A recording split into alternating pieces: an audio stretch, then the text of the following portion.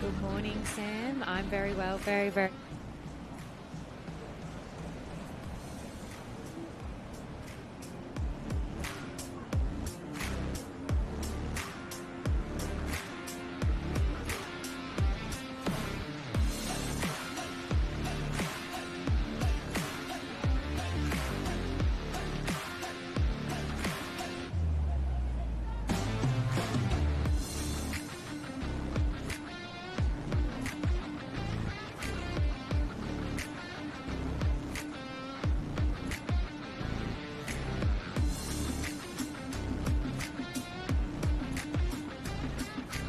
Day 3 of the Australian Surf Lifesaving Championships here at North Kirra Surf Lifesaving Club. It is a gloomy day and there is pain ahead for the athletes that are on the line. We are straight into the thick of the action today with the Open Ironman semi-finals before heading to the Ironwoman semi-finals as well.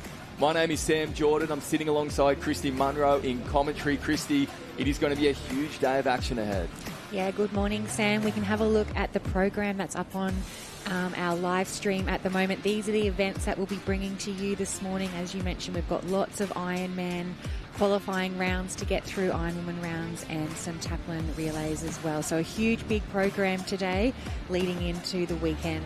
Yeah, that's exactly right. It is a tense atmosphere down on the beach at the moment because, as you can see on screen, we are going through the semi-finals of the Open Ironman as well as our Open Ironwoman, our 19s Ironwoman as well.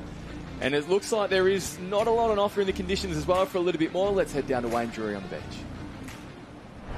Good morning and welcome to North Kirra Beach on Friday morning. It's day 3 of the Open Championships and we've got plenty of action happening here today. North of me, the surf boats will be underway shortly with the Opens and the Under-19s. And here at right behind me, the competitors are warming up, what will be a great day of action. We've got a mixed bag of surf sports events. We've got Taplan relays, ski relays, board rescue, rescue tube rescue. Plenty of action here from our Under-17s, Under-19s and Opens. Just south in the red area, one of the more traditional events in surf lifesaving kicks off today, the R&R, and we wish those competitors all the best as they begin their championships. We've got the 2x1 kilometre beach run happening at the moment. Good luck to those competitors, and later the beach action moves to the sprint relays and the mixed sprint relays. Again, good luck to those competitors and those clubs. Conditions-wise, a little bit overcast today, a little bit cool on the beach this morning with a slight offshore breeze. The swell will probably go about a 1 foot gentle wave. It will clear up today, I'm told. That's what the forecast is. 27 degrees will be the top temperature, but at the moment, a little bit of shower activity, so make sure you bring an umbrella and a jacket. Again, all the action here at the Australian Surf Lifesaving titles, and we wish all the clubs, all the competitors, the best of luck. And if you can't get down here, tune into our YouTube channels. We've got 2 happening. We're live streaming the surf boats, and we've got all the action here at North Kirra. Have a great day. Thanks very much. Australian Surf Lifesaving titles. Thank you. Thank you very much for the update, Wayne. Some valuable insights there, but Christy, it was what Wayne wasn't saying, what we could see over his shoulder that really tells the story today as well. Iron racing is never easy. Today, that is amplified even more. It is flat, it is long, and it is a grind out there today. Yeah, we've seen the length of these races over the last couple of days. A lot of the competitors have been commenting on just how long they are. We know Aussie racing is always that traditional course, so not much assistance out there. You mentioned you've been for a swim and long waiting, but not a lot on offer for our competitors. Absolutely nowhere to hide, that's for sure. We have seen a wave come through at times throughout the first 2 days of open racing. However, you cannot be prepared to sit back and wait for it. You have to be ready to put yourself out there and hurt and lead from the front, because there are a long time between sets, so these athletes won't be sticking around to find out. Now, what we are seeing on screen at the moment is the first of 2 open Ironman semi-finals. They will be running in the same area, so semi-final is on, number 1 is on the line, with number 2 to follow afterwards as well. We're seeing some of those athletes on screen. Look, let's take a look at the start list right now. In alley number 1, it's Sean Riley from Burleigh Heads Mowbray Park. 2 is Nicholas Middleton from Wanda. 3 is Lachlan Merchant from Surfers Paradise. Matt Bevilacqua from Northcliffe. Tex Dixon from Burleigh Heads with his clubmates Ben Carberry and Corey Fletcher alongside him. Cooper Williams from Alexandra Headland. Tannen Linden from Burleigh Heads Mowbray Park. Kai Harland from Northcliffe. Kai Taylor from Burleigh Heads. Jake Morris from Northcliffe, the defending champion, Daniel Collins from Redhead, Adam Palmer from Maroochydore, Wes Gould from Northcliffe, and in alley number 16, it is Nathan McKenzie from Surfers Paradise. Look, there's never going to be an easy semi-final at the Australian Surf Life Saving Championships, but there is talent right across this as well. Christy, they're on the start line, they're waiting now, they've had their final instructions. We're seeing Ben Carberry on screen. What's going through these athletes' minds at the moment? I think they'd just be preparing as though this is the final, because there's no point saving energy for Sunday if you're not there. So these athletes will have done a really thorough warm-up this morning, knowing that they've got probably one of the hardest races on the program, the semi-final of the Ironman. The final is where everyone wants to be, so they are just going to have to race with everything on the line this morning. As you mentioned, we've seen long races, not a lot of assistance, but those competitors who have gone really hard from the start have often been rewarded with just the littlest of runner, and you want to put yourself in that position, particularly on that first leg, being the board leg.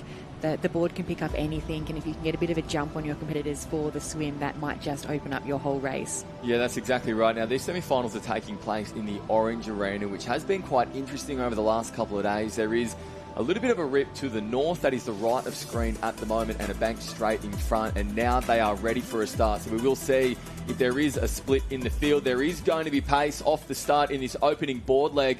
Semi-final number 1, 9 to go through to the Australian final, and they are underway and flying across the bank. A lot of the athletes opting to try and run that a little bit further than what they usually might, and there is the dividends for it. Jake Morris from Northcliffe and Adam Palmer from Maroochydore on the bottom side of the screen. They are out in front. Yeah, Adam Palmer on that maroon-coloured board, just having a fantastic board start. And you can see on the top end of screen on that striped board is that Matt Bevilacqua up there as well. You mentioned there are only 9 going through, and we've got 6 in this first semi-final from the Burleigh Heads Club. So very, very stacked there from the Burleigh Club. We can see 2 packs forming there with our leaders and everyone slipping in behind, but we've certainly seen an increase in pace than we have over these last couple of days. That's right. You mentioned Burleigh Heads Mowbray Park. They are driving the pace out at the moment. In front is Tex Dixon from Burleigh Heads in 1. On his right on that yellow board is Corey Fletcher in 2. You go back to Sean Riley on the top of screen in 3, with Adam Palmer sneaking alongside there as well in 4. That pack is really starting to stretch out now as well. That is quite a drawn-out field as they head around to that first black and white can. You go all the way to the back there at Stan Collins, the defending champion, at the back at the moment. But out in front, it's Tex Dixon. He's still on his knees, and geez, looking strong as well, the former Australian board champion. Yeah, as you mentioned, only just lying down now to navigate that turning can. It's fairly tight, but as you mentioned, more spread out than we probably expected with our leaders there, just getting a little bit of a breakaway, working together as a pack. They would know each other so well. Obviously, clubmates there from Burleigh Heads. You can see just the traffic around that last of the board turning can, and everyone just really wants to give themselves that best chance. They'll start to spread out now, we would expect, so that they're not running up the back of each other when they feel those little bumps start to form. There's a little bit of a squeeze coming on into that green and yellow can. Adam Palmer from Maroochydore just doing enough to get his nose there, and he'll get the first opportunity at the runs as well. 4 wide around the cans. It is Maroochydore and 3 Burleigh Heads Mowbray Park competitors, Dixon, Fletcher and Riley out in front. And now starts to see a few nervous looks over the shoulder as well, because we will see whether this wave, it is a long time between sets, but it could have a big influence as well as one starts to stand up. And there will be 6 athletes down the front of it as well. Wow, just like that, a huge lead opens up. Yeah, that's the one you want. You can see them now all just sitting up, getting as much oxygen as they can. They know that has just been not great fortune, that they've put themselves in the right position to get that runner home. And what a relief being on that front wave. That's 6, and they'll be knowing that there's 6 there, but still a long way to go in this first semi-final. So it is Morris, Palmer, Fletcher, Dixon, Riley and Bevilacqua will be the one who leads it into the opening transition flag now, looking very comfortable. He had to do that the hard way in terms of paddling back to the front of the field, but he did an outstanding job in doing that. So they now round that second transition flag and heading into the water. We will be keeping an eye on just how far they do run down. There wasn't much movement of that sweep that we do know here at Kirra, but Christy, it's always there. Yeah, I don't think they've allowed too much for it, so they've obviously thought about that throughout the warm-up and happy to back themselves with a fairly straight run this morning. You can see probably Adam Palmer was the one who ran it the furthest down to the south, so he's just starting his swim now, and they're quite spread out, that lead pack. They've all obviously decided on which alley they're wanting to take and just backing themselves. Yeah, that's right. So it is Bevilacqua out in 1. Palmer heading a little bit further south. So that's Bevilacqua on the right-hand side of screen. He's now, there he is there, dolphin diving. And dolphin diving quite a long way as well. Christy, what are the considerations for these athletes? Because we can see some of them a little bit further back starting to swim, but out in front, Bevilacqua opting to push it as long as he could. Yeah, Matt Bevilacqua doing a fantastic job across that bank. It's a lot more taxing wading and dolphin diving, so starting to swim is probably more strategic in terms of conserving some energy, but as we mentioned, you don't want to conserve much in this semi-final, so Matt Bevilacqua was leaving absolutely nothing to chance. He worked so hard across that bank and has got himself probably, we can see there, maybe a body length buffer ahead of the rest of the field, so he's happy to lead out this pack. He'll draw those chase competitors along with him, but he must be feeling confident to take it out the way that he is. Yeah, that's exactly right. We know how fit Bevy is. He's had an outstanding season as well, always towards the front of these races, and we didn't expect anything less here today as that field really starts to draw out now. This is a little bit surprising in terms of just how spread out they have been. The field came in over 3 waves on that opening board leg. And Christy, it's a balancing act now as well, because it is a long swim, as we have mentioned. There is, of course, the ski leg still to come, but some athletes are really opting to put their head down and try and use that energy now, because, as we saw in that board leg, it can just change in the blink of an eye.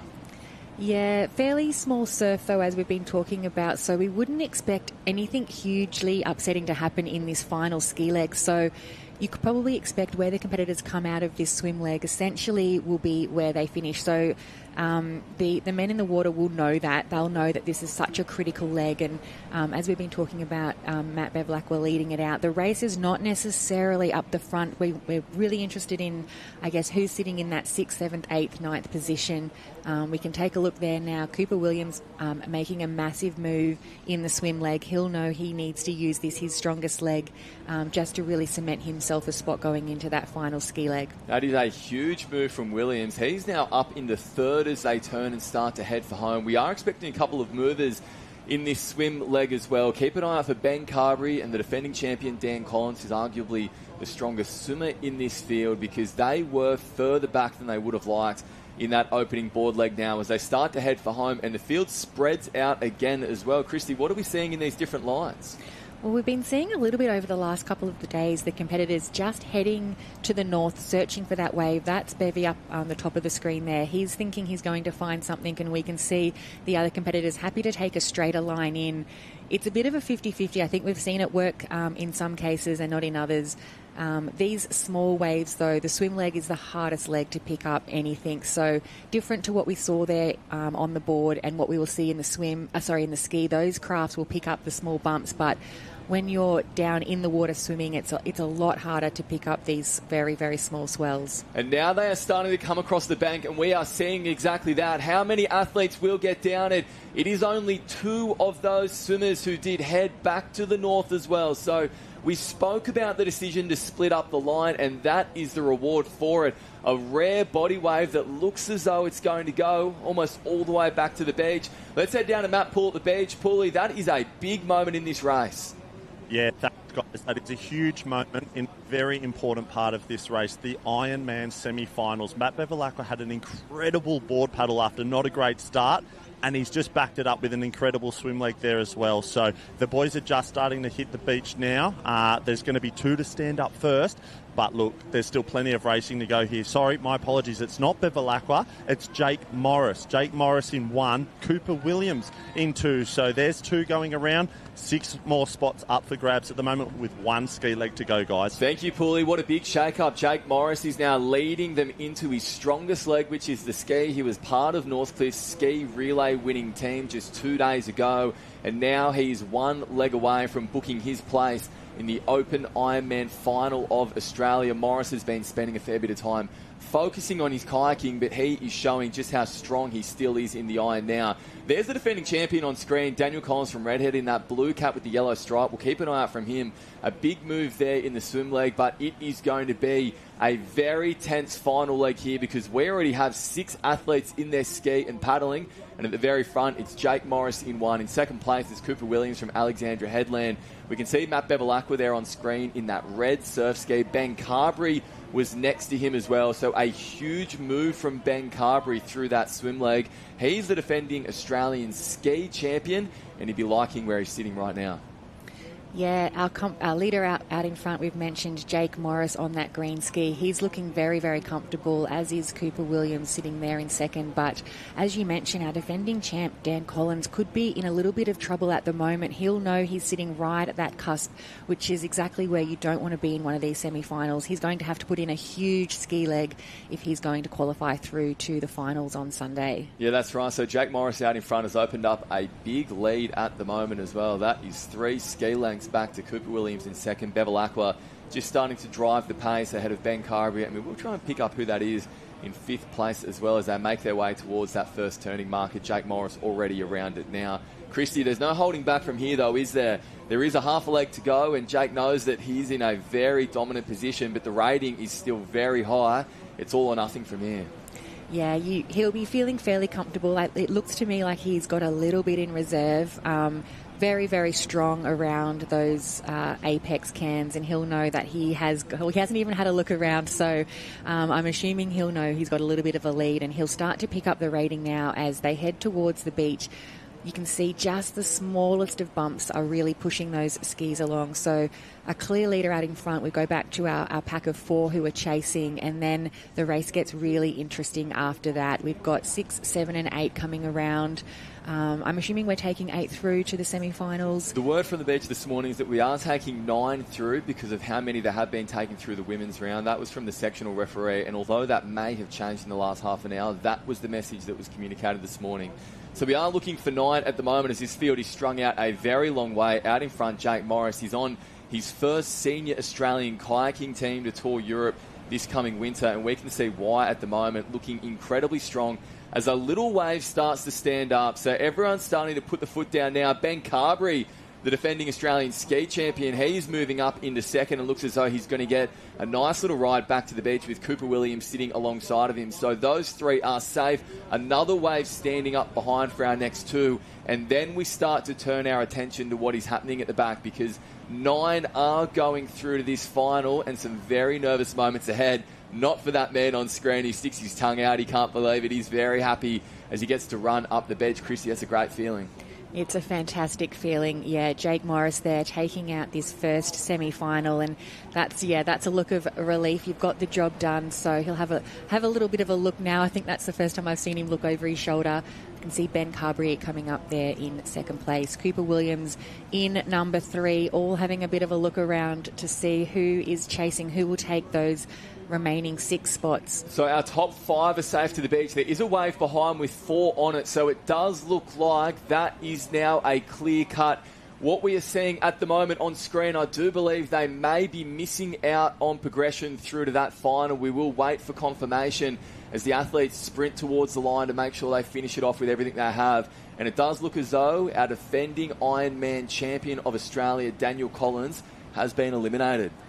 Yeah, we'll wait for those final results to come up on screen just to see how many did sneak across. His head is down, so I'm not sure if he knows either just where he has finished. It would have been very, very close. He might have been just close to that 9th spot, but we'll wait to confirm for you if our defending champ has done enough. I'm not quite sure. It doesn't look like it has. Yeah, that is official now. So the sprint finish that we just saw was for 10th place. All of those athletes missing out on progression. So to confirm the results that we do have now scanned in on liveheats.com, in 1 was Jake Morris from Northcliffe. In 2nd was Ben Carberry from Burleigh Heads Mowbray Park. Cooper Williams from Alexandra Headland was 3rd. Adam Palmer from Maroochydore was 4th after that outstanding board leg to set his race up. Matt Bevilacqua from Northcliffe in 5. Wes Gould from Northcliffe led that second wave. Sean Riley from Burleigh Heads Mowbray Park. Kai Taylor from Burleigh Heads in 8th. And our final spot in the final is Nick Middleton from Wanda Surf Life Saving Club. Corey Fletcher was 10th, and he was the first to miss out. But there is not long to look at those results because we are already on the line and about to start now in semi-final number 2 of the Open Ironman. That's Charlie Verco on the right-hand side of screen. Keep an eye out for that orange board from Newport. He's one of the best board paddlers in the country, and we are about to see why as well, as that right-hand side of screen, the southern end gets the best of this start as well. To run through some of these names in semi-final number 2, there's Morris, Jay, Brennan, Askew, Day, Miller, Piper, Borg, Parrish, Steiner, Hendy, Collins, Maggs, Morris, Timperley, and Verco. Christie, there's no easy semi-final at the Aussies, but wow, some heavy hitters in this race.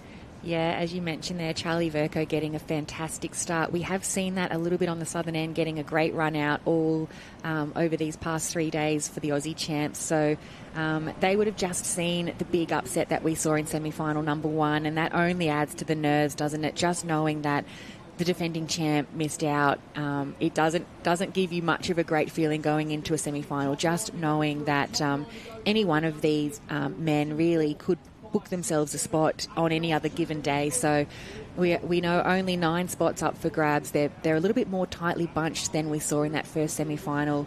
So everyone down just taking a moment to rest their legs, knowing that they're going to have to give it everything on that board paddle home. And what it does go to show is just how important it is to get away well. Those athletes that we did see in the top 4 coming around the cans in the board were all through to the final as well. Led by Jake Morris from Northcliffe. He won the opening semi-final, and he's standing by with Matt Poole down on the beach. Yeah, thanks. A star-started semi-final in the Open Men's. Jake Morris, just tell me about that. Yeah, it was good. It's been a while since I do an irons. I only just rock up to get around. I wasn't even going to do the iron this year at Aussies because I've just been kayaking full-time and haven't been doing any swimming or board paddling. So, yeah, I just thought I'd go in it for fun, and I've actually shocked myself. It's probably the best I've ever gone in irons this year. Mate, I wouldn't disagree with that. A gold in the Open Men's ski relay only a couple of days ago, but then a couple of days later now, you're winning your quarterfinals of the men's Ironman and then backing it up with a win in the semi-finals. That's got to be a little bit of confidence. How are you feeling now for Sunday? Yeah, I feel really good for Sunday. In these conditions, I always back the ski last. I've got, probably definitely my strength under fatigue. And that ski relay was so good. We 2 Olympians. We just had the goal, start the season with Kevin Northcliffe, that we're going to win.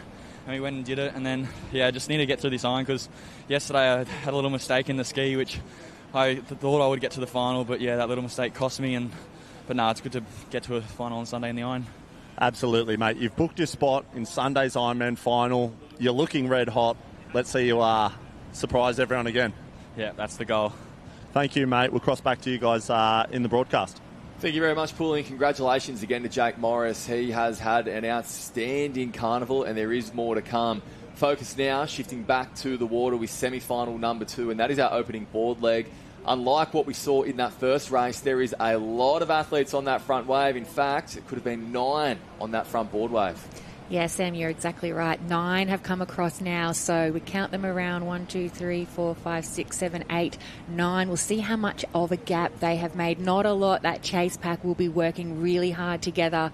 They will have also been counting those numbers to know that they've got to get up on the feet of that front pack if they've got any chance of clawing back those positions in the ski leg. So there's our top pack of 9 making their way across the bank, choosing to dolphin dive, as we saw that really worked in that first semi-final. So yeah, your lungs are burning after a board paddle, but if you can work really hard across that first 50 metres, it really does set you up.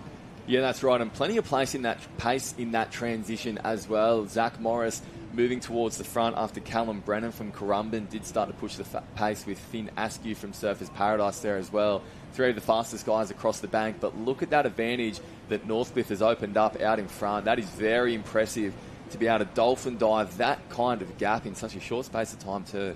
Yeah, Zach Morris, I believe that is leading out our leading pack at the moment. They're happy to, they're trying to just jump onto the feet of him there, but he's really, really setting a fast pace. Now that he's into that green water, he can sight those cans and just take it from there. I think we have another interview down on the beach with Matt. Yeah, guys, I'm here with the defending Australian Ironman champion, Dan. I mean, that was just testament to just how difficult they are. Talk us through what happened then. Yeah, for sure. It's short, sharp and hard racing out there today. Didn't get away to the best board start and then just couldn't work my way back into the front pack and ended up, I think, 11th. So, yeah, unfortunately the fairy tale's over this year, but back again next year. That's it. We'd love to see you back again next year. What other events are on the program for the rest of the weekend? Yeah, looking forward to getting the Open Taplan underway with 5 of my best mates under the red cap and have a good fun hit out in that and hopefully make the final. And then got a board rescue with Coscat and swim final on Sunday already. Look, it's not going to be the same without you in that Ironman final, but who's your tip, you think, now? Who's looking really good going into that Ironman final for Sunday? Yeah, obviously depending on how this race, the second semi goes, but Ali's really hard to beat, especially in flat conditions like this. So I was in the series the year that we raced at Kingscliff and not conditions dissimilar to what we have on offer today, and he won all 6 rounds. So I'm sure he'll be right up the front of the races. I'd love to see a couple of New South Wales guys really challenging at the front too. Connor Maggs as the next generation coming through, obviously fresh off a series win and in this second semi in a pretty good spot going towards making that final. So it'd be awesome to see the New South Wales guys up the front of the race again. Obviously last year it was awesome to have a win and to have the top 4 from New South Wales was something really special to me. So yeah, go New South Wales. Absolutely. Love the passion, mate, and we love to see racing until next year. We'll try and see you again. Thanks for that, Dan. Thanks, Pulley.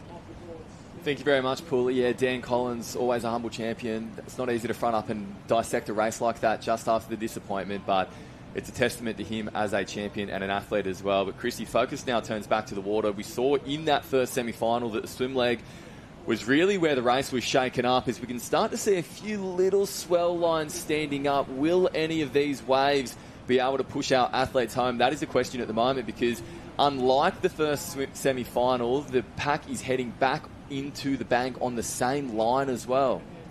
Yeah, they've chosen to swim fairly straight in. We can see there a big move from Noah Steiner from Wanda. So he's just in the middle of that front 3 pack. Maybe just get a little bit of a lift. Not much standing up there for them. They know that they're approaching that bank. We can see, I think that's Callum Brennan deciding to get up and do a few dolphin dives just to get a little bit further in. I don't think this one will even be big enough to pick them up. It may be for... Oh, that is outstanding body surfing from Noah Steiner from Wanda. He had a big move in that swim as well to come up to our front 2 leaders, and that is the reward for it. It didn't look like that wave was going to stand up at all, but it has taken him almost all the way back to the sand. Yeah, we heard Dan there say, go New South Wales. We've got 3 New South Wales competitors in this second semi-final, being led there by Noah Steiner from Wanda. So a big move from him in that swim leg. He's set himself up going into this last ski leg, and he'll have a handy little lead. So it is Steiner in 1, opening up a comfortable little gap at the moment, but the job is a long way from finished as well. In second, we have Callum Brennan, Zach Morris, and there was a Surfers Paradise cap there. When they come back on screen, I do believe that could have been Ali Day, who made a big move there as well. And now the pressure starts to rise. Christy, The body's hurting. What are these athletes thinking as they make their way around this transition? There's Ali Day, as you mentioned, another big move. So he's sitting there in fourth. They're not really thinking about the pain at the moment. They are just counting numbers. It's all just a numbers game in these semi-finals. So they'll be looking at how many are in front, how many are behind, and how much gap they've got. So this is where the urgency really comes into play. You can see the speed around transition. A lot of these athletes there are probably sort of thinking, we're really out of it now. We've got to make our move. So mistake-free paddling is what our leaders are looking for at the moment. Steiner is out the back. We have Day, Morris and Brennan chasing. Finn Askew had moved up into 5th place, and then the tension starts to rise. We are taking 9 through to the Australian Open Ironman final on Sunday afternoon. But the challenge is, of course, getting into that final, and that is what Steiner is doing a great job of at the moment. He has a big lead. It's the biggest lead we've seen so far today, and it doesn't look like he's slowing down either. No, what an impressive performance. Noah Steiner from the Wanda Club taking out the lead in this second semi-final of the Open Ironman. This is a red-hot semi-final, and to have a gap like that must be giving him some enormous amount of confidence going into these finals. And it just goes to show, if you put yourself up into that front position and are able to jag a little bit of a wave, it can really open up the distance here at North Kirra. Not much on offer, so if you get one, it makes a massive difference. Yeah, that's right. So Noah Steiner's lead is going to be, at least a 1-can lead out the back on the ski. That is very handy. Ali Day isn't prepared to sit back and find any wash. He is also putting the foot down as well. And that is why you can see that pack has really started to come back together. Given that we are taking 9 through to the final, there is going to be a big squeeze on as Noah Steiner lifts the rating. A wave starting to stand up out the back. It won't be enough to take him all the way in, but he is getting a very good lift out of it. The rating through the roof as he gets that run, and that lead gets extended even further. So Steiner is in 1, Day is in 2, Morris in 3, and then the pack is starting to come. 9 through, it's all going to come down to this finish. Yeah, apart from Noah Steiner from Wanda there, the rest of the pack is still very, very bunched up. It will all come down to a wave. You mentioned there Ali Day pushing really hard in second place. He would love to get a wave on his own. He doesn't want to have a sprint finish up on the beach. We can see that's our leader. That's the gap they've got. Probably maybe 5 or so ski lengths lead back to Ali Day there of Surfers Paradise. Ali's working so hard. You can just see the urgency in every stroke he's got. So Steiner is on a little run. He's going to get a chance to rest into the beach, and he is through to the final. Day is also getting down a wave. So too Morris. So 1, 2, 3 have booked their places, and now we will wait and see what the ocean is going to serve up, because a little wave starting to stand up, and there is 6 athletes coming in on that. So that will be, if I'm not mistaken, our top 9 through to the final. It's Steiner in 1, so he gets the chance to jog up the beach and soak up a really impressive performance through to the Ironman final. But we will wait and see just what the rest of the race has served up, Christy. Yeah, here's our final competitors there. I think there may have even been 10, so I'm thinking one of these athletes may miss out. We can see, is that Finn Askew just running up the beach there, potentially 9th or 10th.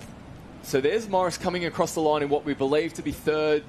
Jackson Borg, Noah Maggs coming across the line there. Brennan coming through. I think that could be Finn Askew, who is squeezed out. Jai Timperley just missing out as well. We will bring you those results in just a moment, but for now, we are heading straight down to the Pink Arena, because the Open Iron Women's Semi-Final of Australia, the opening semi-final, is underway, and out in front, there's a familiar face. It's Tiani Massey. Yeah, Tiani Massey doing a great job. She's had a fantastic season on her board, so we would expect a strong start from Tiani, and a phenomenal swimmer too. So she's really, really backing herself, not waiting for that pack. We can see the chase pack coming there now. So we've got 2, 3, 4, 5, 6 girls who will lead that around a little bit more spread out than we've seen in those opening semi-finals of the men. So we'll wait to see who is sitting in that 7th, 8th, 9th position. Yeah, that's right. Now, we've only moved 100 metres to the south down Kirra Beach, but we can see that there is quite a big difference in the conditions as well, whereas a lot of our Iron men had to wade and dolphin dive, a lot further than that. The women can run right out through what looks to be ankle to knee deep water before they start to swim. So longer run transitions here, Christy. Yeah, we love that about North Kirra Beach. As you mentioned, 100 metres can make such a difference with the banks and the gutters that we have here.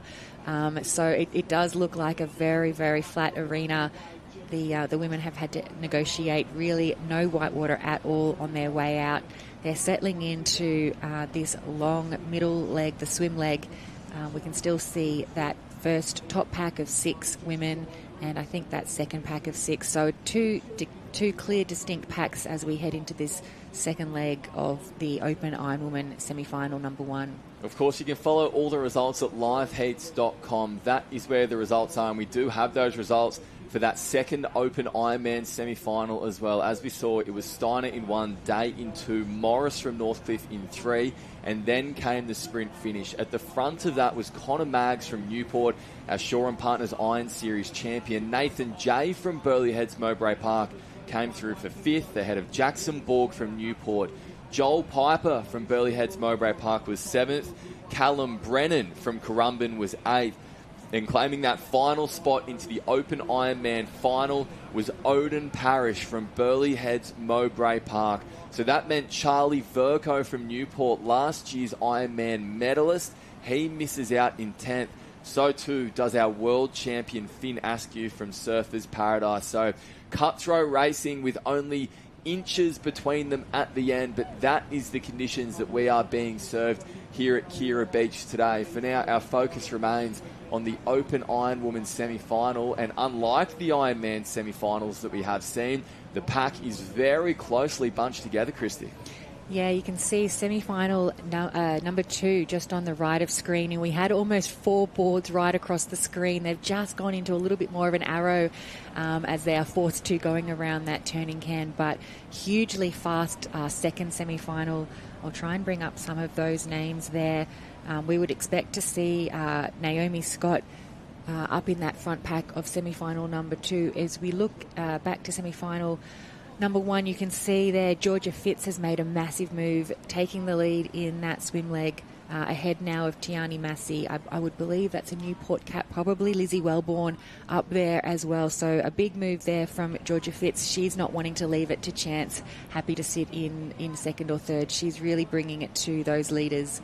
Especially in what is her final competition as an athlete as well. Of course, Georgia announcing that she will be retiring after these Australian Championships, bringing to a close her glittering career, her Hall of Fame career that has seen her inducted there, and she wants to go out on top, and she looks as though she's putting herself in the best possible position to do so at the moment. So that is Fitzsimmons in 1 at the moment from Northcliffe. On the right-hand side of screen, of course, we do have Open Ironwoman semi-final number 2.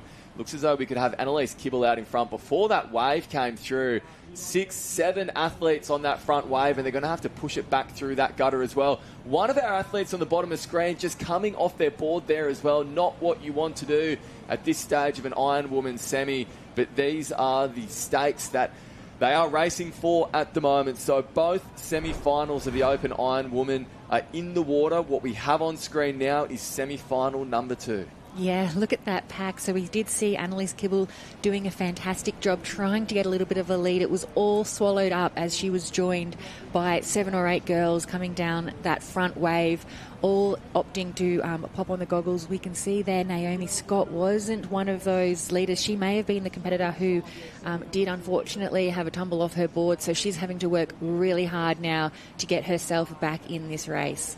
Yeah, that's right. Christy, talk me through what it's like as an athlete when something like that happens, because it's easy to get stressed out, but in a long endurance race like an Iron event, that's the last thing that you can allow your body to do. Yeah, and it can happen so easily just with the fatigue affecting your concentration. It's something you can afford to sometimes make those small mistakes in the heats or early rounds, but a semi-final can be very unforgiving if you let anything like that slip. So we would expect Naomi, though, going into the swim leg, one of her strongest legs, she'll be working overtime now to make up for that error.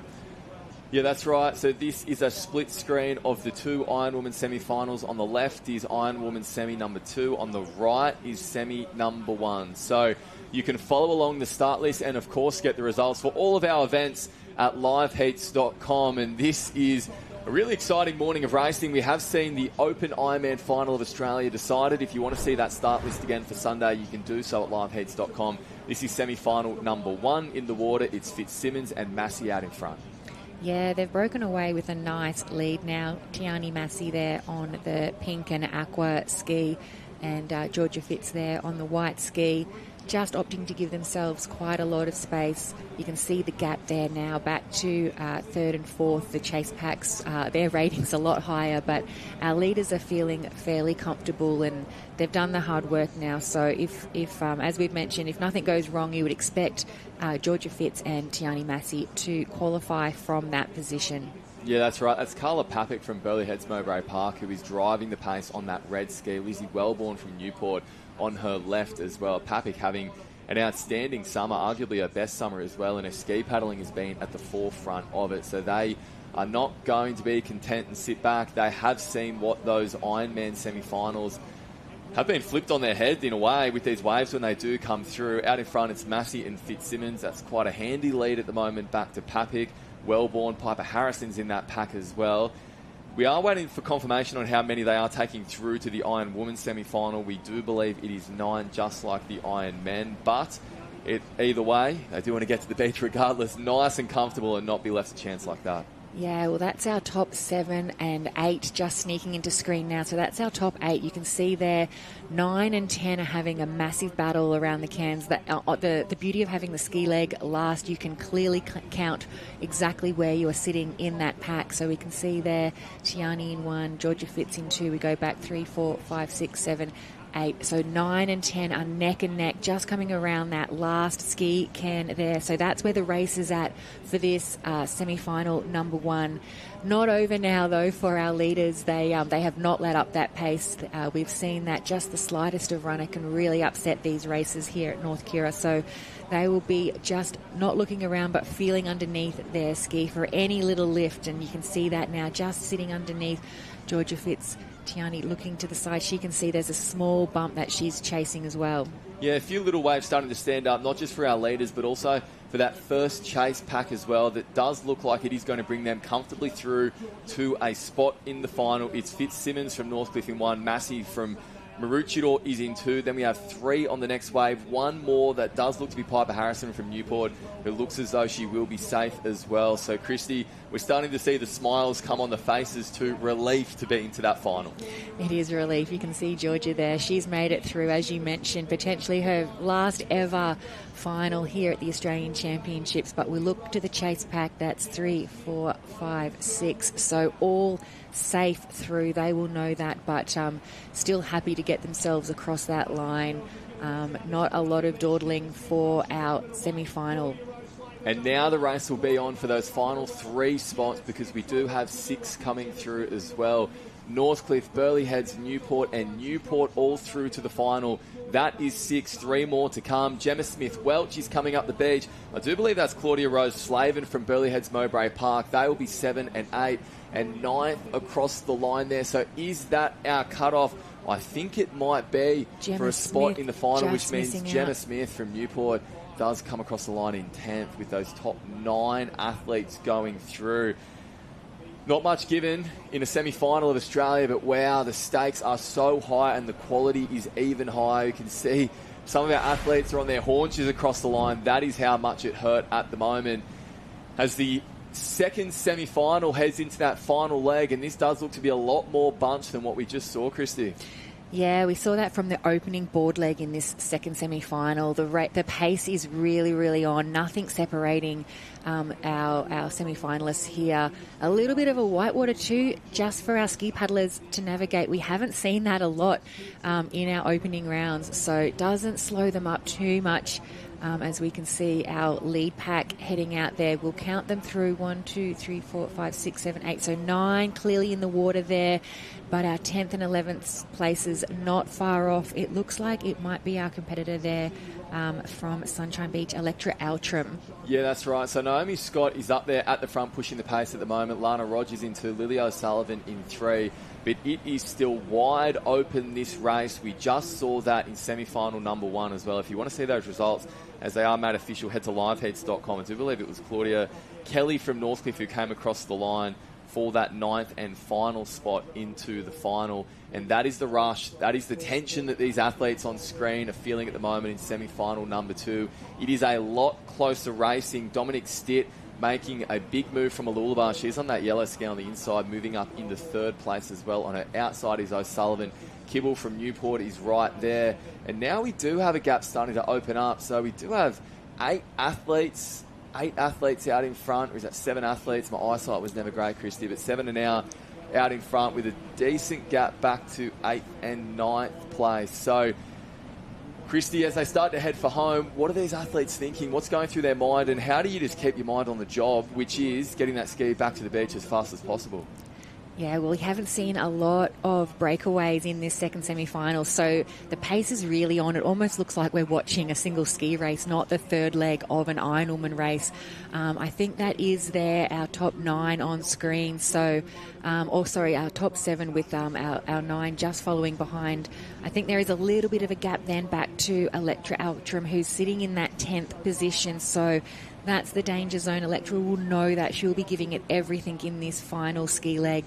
As we take a look up for our lead 5, just looking for that little tiny bump. It looks like our leader might just pick that up. Impressive paddling from Lana Rogers. She knows exactly what to do when it counts, and she has done that just now. She is going to hit the beach in 1. Then we have our next wave of 4. That's Kibble, Stitt, O'Sullivan and Scott. So our top 5 are going to be back to the beach nice and comfortably. Carla Papik from Burleigh Heads Mowbray Park just sliding back ever so slightly. Sorry, that wasn't Carla Papik. We've just seen her go around in the first semi-final, but on the red ski there. Our top 5 all safe back to the beach. Job done, Christy, but now comes the rush for the next 4 places. Yeah, great paddle there by Lana Rogers. She's looking really strong. She often knows how to get herself ready for these Aussie titles. She's had a little bit of an up and down season, but looking in fine form. So she'll take out semi-final number 2. We'll see the next sort of 5 come across fairly comfortably as well. So that's Lana Rogers on screen. Here comes Electra Outram. I was calling her in 10th. I don't know if she has made her way any higher up in that ski leg. We will have to wait and see for live heats. She looks like she's just going along to that second line, so we might have just seen Electra Outram miss out. We'll bring that to you when we can, but for now, Matt's down on the beach with our winner from semi-final number 1.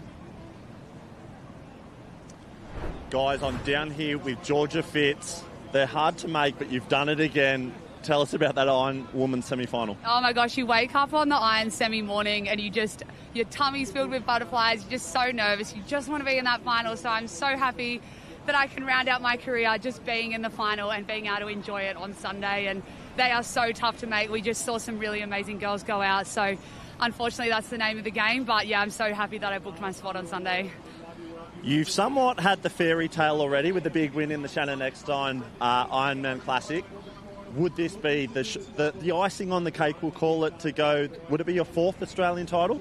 It would be my 4th, yeah, and I don't think anyone's ever done that before. So it would be like the ultimate cherry on top. Not even the icing, it would be the cherry right on top. But it's really hard to get that fairy tale finish, and I do feel like I had it in that Shaw and Partners Shannon Eckstein Classic. And my whole career has been a fairy tale, really. I've been so lucky to be up the front of the field and have amazing teams and just share these moments with my whole support team. So, yeah, it's so much fun being here on the beach, seeing everyone. Everyone's been so great with my retirement. I'm just so excited, and I'm ready for that next chapter, though, that's for sure. Not having these nerves. I don't want these nerves anymore. Look, I feel like myself and along with everyone else, we've watched you forever now, dominating the Ironwoman scene, and what an incredible career you've had, Georgia. The women's field won't be the same without you, so everyone on the beach, I think, is cheering for you come Sunday. So good luck, and let's put the cherry on the cake. Yeah, fingers crossed. And yeah, thank you to everyone for being so supportive. It's been a hell of a ride, that's for sure, and I've loved every single moment. Some not as much, but definitely loved it, and just loving being here with BMD Northcliffe. And yeah, thanks so much for saying that. I don't want to cry on camera. Me either. I don't want to cry, so we're going to cut the interview. Thank you very much, guys. Georgia Miller there, yeah, it's all starting to sink in now, isn't it? Through to her final Ironwoman race. Matt Pooley knows the feeling all too well after finishing up just a couple of years ago. And just like that, our Open Ironman and Ironwoman's finals are set. What we are seeing on screen at the moment is the first heat of the Open Taplan Relay, and this is the event that everyone wants to be in. The final race comes Sunday, and no doubt the biggest as well. Teams of 6, 2 board paddlers, 2 swimmers, 2 ski paddlers going around, and it's always cutthroat racing, even in these heats, Christy. Yeah, the semi-finals, as you mentioned, of the Ironman, Ironwoman are done now, so those final spots are booked. The men straight backing up now to the Taplan quarterfinals. We can see here quarterfinal number 1 being led around by the Cronulla team, Team A. So giving themselves a nice lead. Really spread out this first leg of the Open Men's Taplan. You can see that chase pack of board paddlers. The rest of the field almost coming in on a wave together, but what a phenomenal job our front 2 teams have done. You can just see the gap that they have got ahead of the rest of the field coming around that turning flag now. Yeah, and there's not much room being given around those turning flags either, scrapping for every single spot. So we have 3 heats of the Open Male Taplan Relay. We do believe that we will be going through to 2 semi-finals, so those progressions aren't quite clear yet, but you would think they would be taking 10 through, and that isn't stopping any of our athletes, because we can see just how close it is, especially with that board leg first as well, going around those black and whites. It's a short course, there's tight racing and ferocious racing as well. So heat number 1 of the Open Male Taplan is on screen. I do actually have to go down to heat number 3, so I'll be stepping out of commentary now, with Josh Minot taking my place. I did think you were starting to get a little bit nervous there, Sam. So we'll see Sam in action, as he mentioned, in heat number 3. Get down there and get ready. Good luck. So we are bringing you now the heat number 1 of the Open Male Taplan, being led there by Cronulla, ahead of the team from North Bondi. We've actually got 2 Cronulla teams in this first quarterfinal, so a massive lead there to our first teams, although it is being a little bit clawed back there. You can see our chase pack of 3. I think that might be the team of Northcliffe there in third. Yeah, the guys are doing a great job. Hey, thanks for having me. Welcome, Josh. Thank you for running up. There, I bolted up. The guys come down and around the corner there, and the action so far have been up in the girls' area. 2 Taplans, 2 Iron semi-finals have been fantastic. Lots of racing. Talk me through those Iron men's semi-finals, because I haven't seen them yet. How tough were they? They were extremely tough. We saw probably, we were always expecting a bit of an upset when such quality fields across, and we did see defending champ Dan Collins miss qualification. So, a massive, massive upset there. And we also just had a beautiful interview with Georgia Fitz and Matt Poole down on the beach. Georgia talking us through this being her last Aussie title. So she's really hoping for a fairy tale finish. She'd love to get that 4th Ironwoman crown to her name come Sunday. Yeah, that is exactly right. And what a tough way to start the day. The most stressful. You'd know better than anyone. You've done it. You've been there. You've won the Australian Ironwoman final. How stressful are those semis for the guys and girls? The tension on the beach is just a little bit higher. Everyone's a little snappy. Nobody's sort of enjoying it. But as soon as they're done, the pressure just comes off. Yeah, they're the most stressful. Just saying that you've made it through to finals day is a huge achievement. So for those athletes, they'll be really relieved that those semi-finals are now done. We thought we saw a little bit of an upset too with Gemma Smith missing out in semi-final number 1, but I believe there was a DQ, so Gemma just grabbing that 9th position, so she will live to see another day in the iron racing. But yeah, so happy that they are done now, and they'll have another lift of energy coming into these Taplans, because you're not just racing for yourself. Obviously here you're racing for your mates and your clubs, so they'll brush aside the pain they felt in those semi-finals and bring a whole new energy into these Taplan quarterfinals. And I'm going to say I could almost guarantee that Ironwoman field is not set, because I think the Burley crew, there will definitely be a protest on that one, and it's a pretty harsh disqualification for Claudia Rose Slavin. I think it has something to do with Life Eats bands, that sort of thing. I'm not 100% across it, but I guarantee that's probably not the end of the story that we've heard so far. Yeah, we'll keep an eye on that. We did not see, what happened from our position up here in the booth, so definitely keen to keep across that down on the beach, and we'll bring that I suppose, confirmed final list to you as soon as we can. Yeah, that's exactly right. Taplan relay time, especially down here, these start to get brutal as well because just like the irons, doesn't matter if it's a quarter, a heat, no matter what, you're going to have to go hard. You're going to have to empty the tank and absolutely sort of rip in. And this is what it's all about. You've got to go off the jump because these teams, you might have a Northcliffe, a Burleigh, an Alexandra Headland who've won it before, done it before, but all of these clubs want to be in that final. You want to be in the final event of the carnival on Sunday afternoon, so they give it everything they've got, and you start to worry about a Cronulla, a North Bondi. We're looking at this one here and maybe go, I don't know if they can win it on Sunday, but I'll tell you what, they can cause some upsets in the earlier rounds, that's for sure. Yeah, we've still got Cronulla leading out this quarterfinal ahead of North Bondi. We can see the cap there of Northcliffe. And then a bit of a pack chasing them. As you mentioned, we'll expect to see a lot of those faces that we saw in those Ironman semi-finals making up these Taplan teams, but there'll also be a lot of our specialist ski paddlers, specialist swimmers and specialist board paddlers. So some of these competitors will still be fresh this morning as they jump into these quarterfinals. A little bit less of a gap to our leaders. I'm not quite sure who our swimmer there is. That's Jay Finesse, head coach Cronulla. at Cronulla as well. So showing the young guns how it's done. A great Ironman in his time, and I think Australian board race champion a few years ago. I'm going to say 2021, somewhere around there as well. So Jay can get it done in a couple of legs, but sometimes you've got to fill a gap, and that's what he's doing here. They mightn't have had a second swimmer. He puts his hand up and says, okay, if the job's got to be done, I'm the man to do it, and he's doing a really good job. They're out in front at the moment. Top three looking very, very comfortable there of Cronulla, North Bondi and Northcliffe, and then a gap back to the rest of the group. That's not where you want to be because basically the entire field's tacked on, aren't they?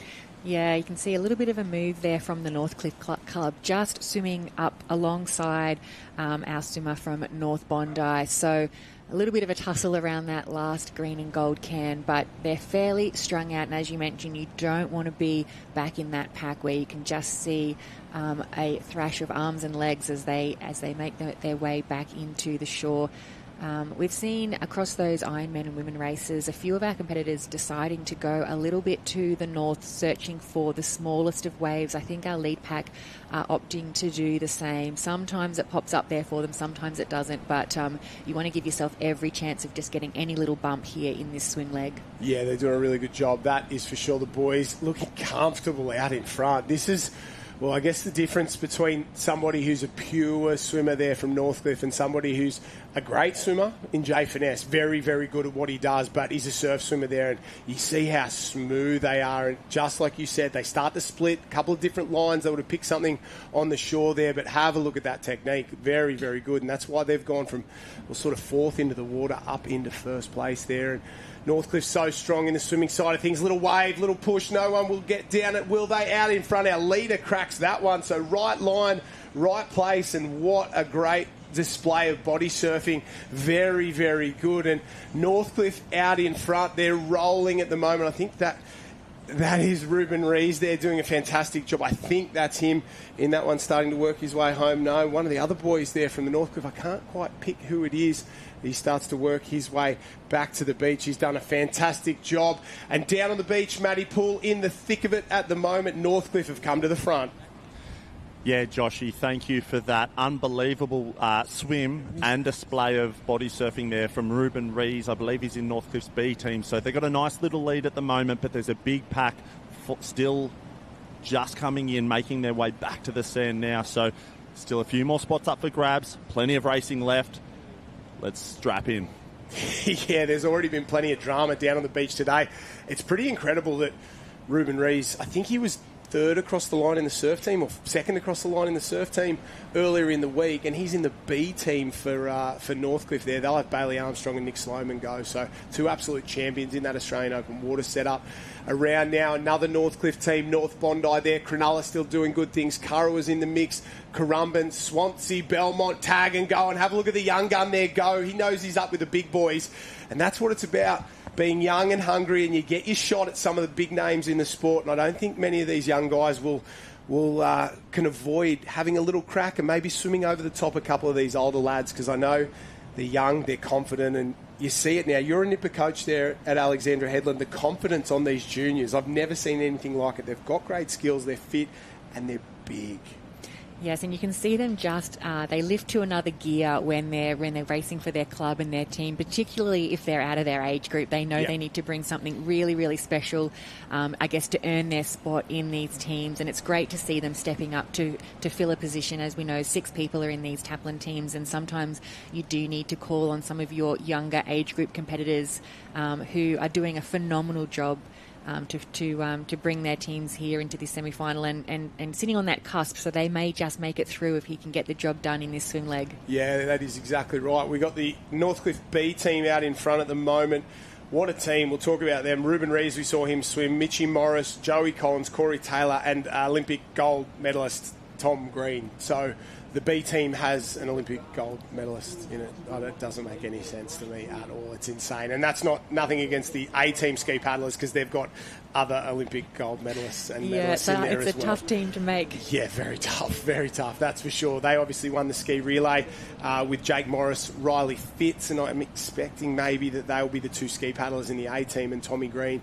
He's done a fantastic job this week. He was in the sport up to his eyeballs for a long time, had a bit of time away, went to the Olympics, won a couple of medals over 2 Olympic cycles. He's back now, and we're glad he's back because he is one of the best paddlers in the world, and they're doing a very, very good job out in front. And the next group, interesting there because we've seen a couple of back and forward. Cronulla was doing a great job early. They sort of drifted back ever so slightly. We've had a couple of teams come through.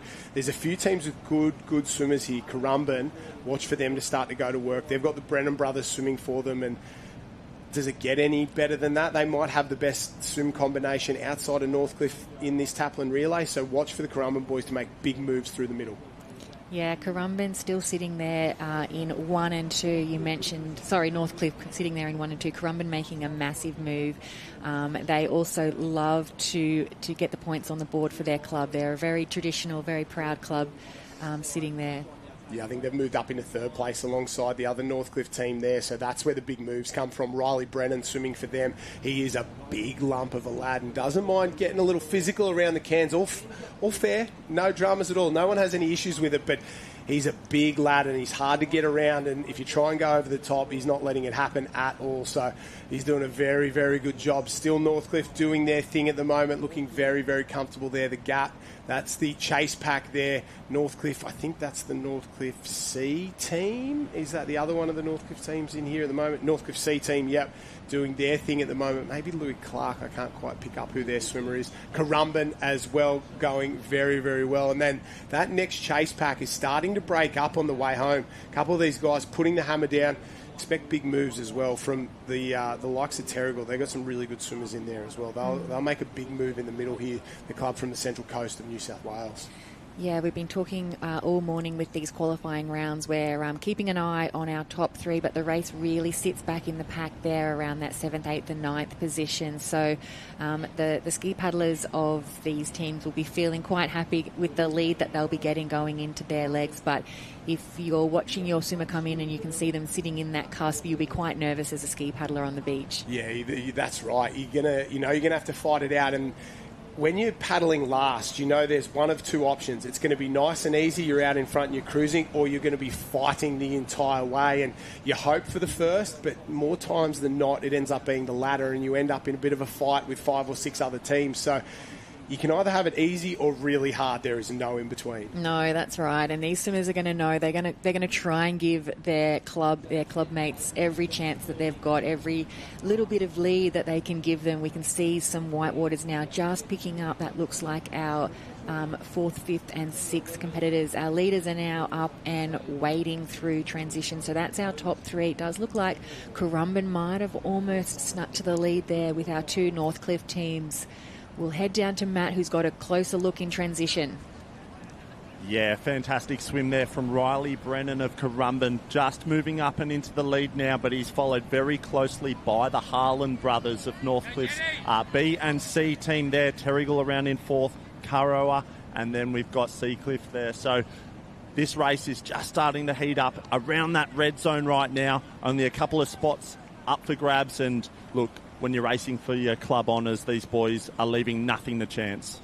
Yeah, you're spot on there, Matty. There, this is where it's going to be super tight. Warilla Barrack Point go around through the transition. They'll tag Jacko Collins for Kurrawa. Centre of the screen, blue and white ski, yellow cap. He's the one to watch because I think he will go straight onto the tail of the Terrigal paddler, up alongside him, and then try and tack onto these boys up out in front.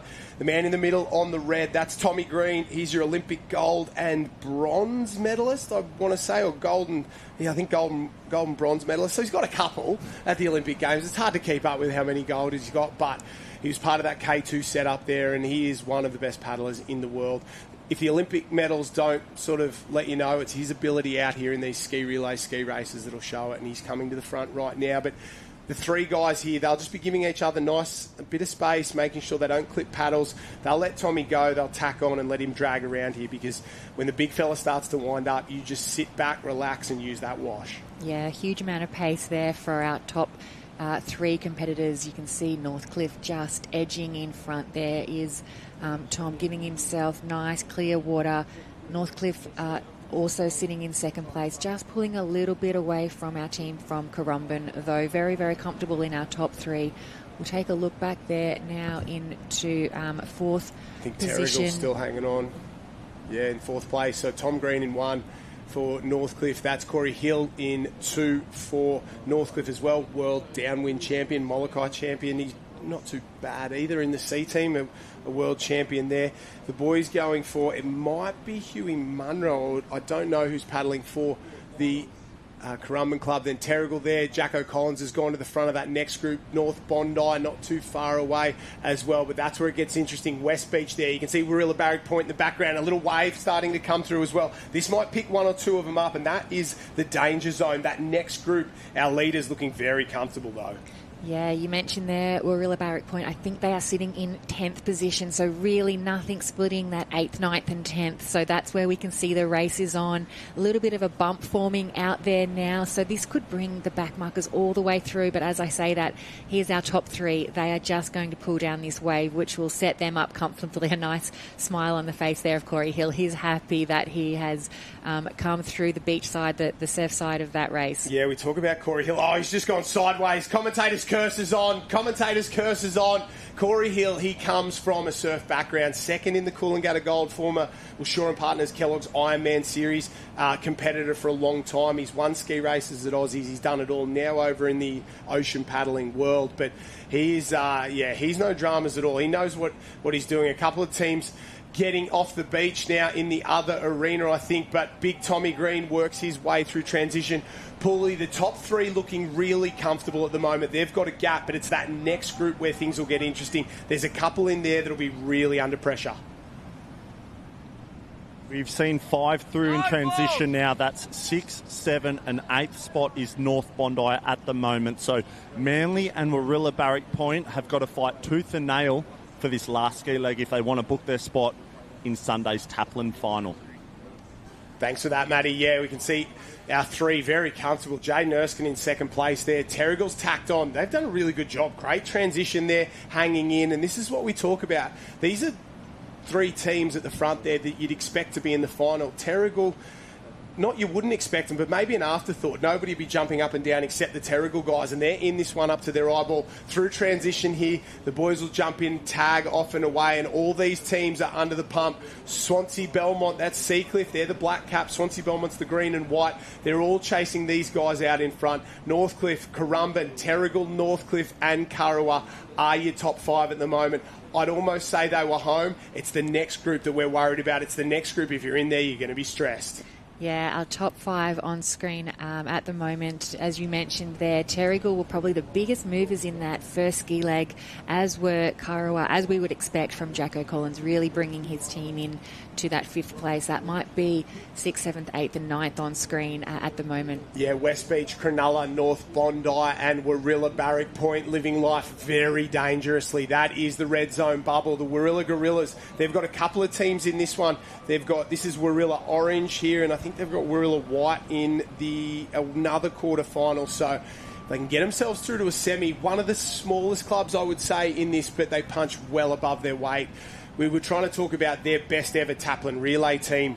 If you had everyone from their club, and it's one hell of a team. You've got your Carberries, you've got your Ali Days, your Hayden Whites, your Dave Smith, Olympic gold medalist in the kayak in there as well, and a hell of a lot of other guys you could sort of throw in there and tack in. And they're a club that continues to produce great athletes year on year, and they're mixing it with the big boys here. They're tacked on the tail. It's a young squad, but they know how to get it done here, and that looks like the qualification picture at the moment. The top 9. 10 is Seacliff there. Manly's in 11 as they come around, and they've got plenty of work to do. But Jaden Erskine, coach of Currumbin, goes to the front and he's leading by example.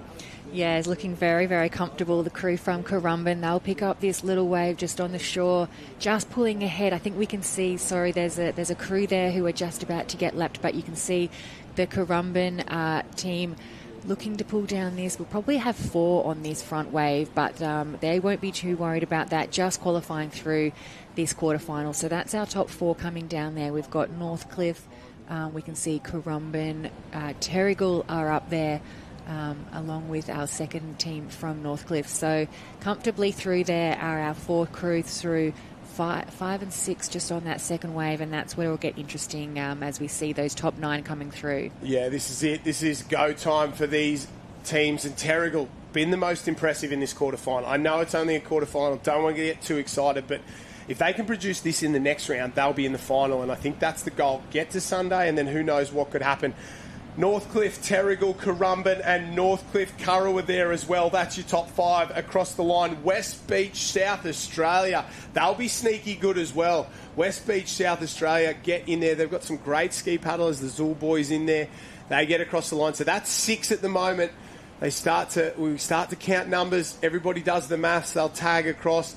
Warilla Barrack Point, they beat North Bondi home, and I think Warilla will get there. North Bondi, Benny Walker comes up and across, son of Olympian Jimmy Walker in there. So Benny does a great job at the North Bondi Club. And here we go, the race up the beach. It looks like Swansea will beat Mermaid, but I don't know if it'll be enough. Seacliff right on the edge there.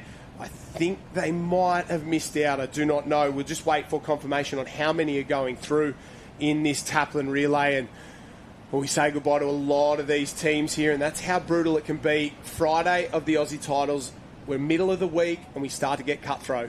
Yeah, it gets a little bit serious now. All of these teams, such high quality. You were right, as you called it across there. Warilla Barrack Point, we're in 8th. North Bondi, we're in 9th. And Seacliff, we're in 10th. So we'll wait to see exactly how many we're qualifying through. But Warilla Barrack certainly safe there in 8th position. We'll take a look at the results there. Northcliffe, but a big shout out to Terrigal, Cummins, Montgomery, Garhart, Barker, Green and Graham. They've got some young guns there that'll go well. Their swim leg's very good. Currumbin, ditto as well. They've got a couple of great ski board paddlers. West Beach in South Australia. Northcliffe B, they'll be in the hunt come Sunday afternoon. I can guarantee that. Curraway, if you give them a shot onto the ski with Jackson Collins, wow.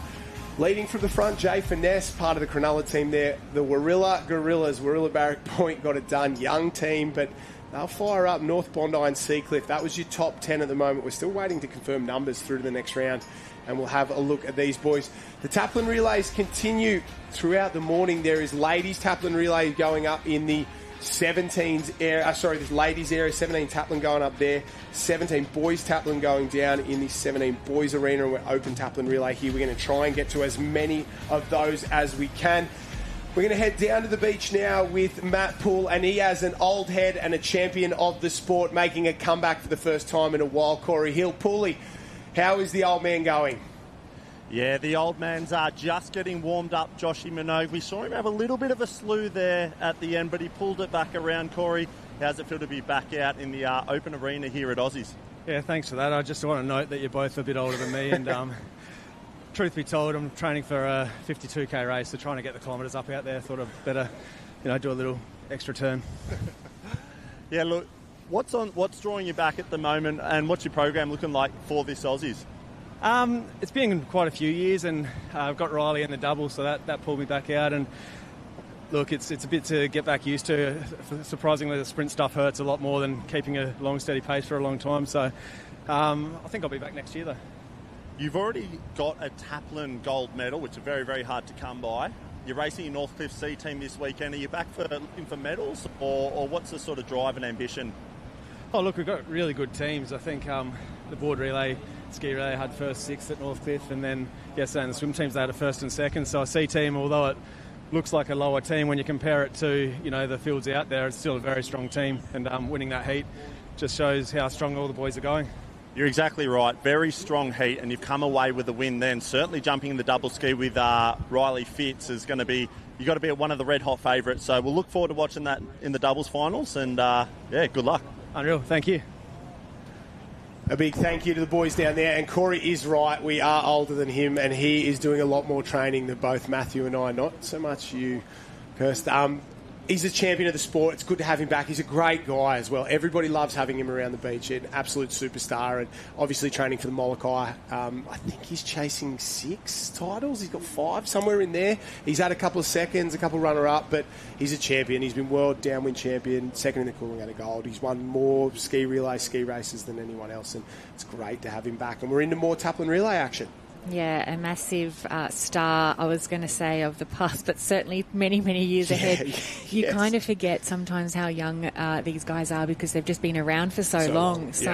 And great to see him still doing incredible things in that distance paddling and then jumping in here in a short course race as well. And it's like Naomi Scott. We think of Naomi getting to the end of her career or something like that. Naomi Scott's mid-20s, but she's been here since she's 15. So you feel like you've seen a whole career of Naomi Scott. She's probably got that to go again. Like, she's halfway there, and she's just hit the best form of her career. And you wonder why, and you think that it's because she's finally sort of developed into that athlete. We've just seen her for so long, and we're going to see that again with the Pippi DePagna and Katie Reese, those girls who are that good and are going to be around for 15 to 20 more years. So sit back, relax, and enjoy it, because you're going to watch that full arc of an athlete for those ladies. Yeah, sometimes I'm still surprised when I hear their names called out in under-17s, and I think, how can that still be? But we're bringing you now here. We believe this is quarter-final number 3 of the Open Men's Taplan Relay. A huge bunch around that can. We've seen, I can't quite pick up that cap, but one of the competitors has had a massive struggle around the inside cans. Really, the competitors giving them absolutely no room in this quarterfinal. That's what I like to see there. No love in the cans, especially in the Taplan relay. Alexandra Headland have gone to the lead. I'll run you through the start list here. Alex, Team A. Mentone, Team A. Coogin Headland, watch for them early in the board, especially Sorrento. They'll be good on the back end, ski and board. They'll be very, very good. Actually, Allura, Team A. Surface Paradise, Team A. They've got one hell of a team there. Redhead, Team A. Swansea Belmont, Team A. City of Perth, Team A there. Southport, Team A. North Bondi, Team A. Sunshine Beach, Team A. Alexandra Headland, Team B. Burleigh, Team C. Maroochydore, Team A. Noosa Heads, Team A. Wanda, Team A. Newport, Team A. This is tough. North Burleigh, Team A. This could be the final. I don't like this one. If you're in this one, drama and panic stations. You've got to get going. 10 through, 3 quarterfinals. This one, there is no holding back. You've got to empty the tank, and it's Sorrento that'll lead around there. Paulie, having a look at this semi-final down in the sand, this quarterfinal, this is as tough a quarter as you will ever see. Yeah, Joshy, you're exactly right. Absolute drama. There is 12 guys on that front wave and only 8 spots. So you do the math, mate. My numbers are saying 4 to miss out, and that's a very, very close field. Yeah, I think we're taking 10 through on this one there. We just got word through, but you're spot on there. With this many teams sitting on the front, this quality of competitors, and like we said, there's a couple of teams here that you probably don't expect, but in the last 12 months have gotten really, really good. Sorrento being one of them. They got a third in the ski relay. They've got good board paddlers, great swimmers, and I watch for them late in this race, and with the likes of Newport A, Alex A, Wanda A in there as well. All of these teams, they're fighting it out for the win on Sunday afternoon, so they're going to be going at it here. Yeah, you said this quarterfinal could be a final, and we are seeing the results of that. Just such a bunched up field.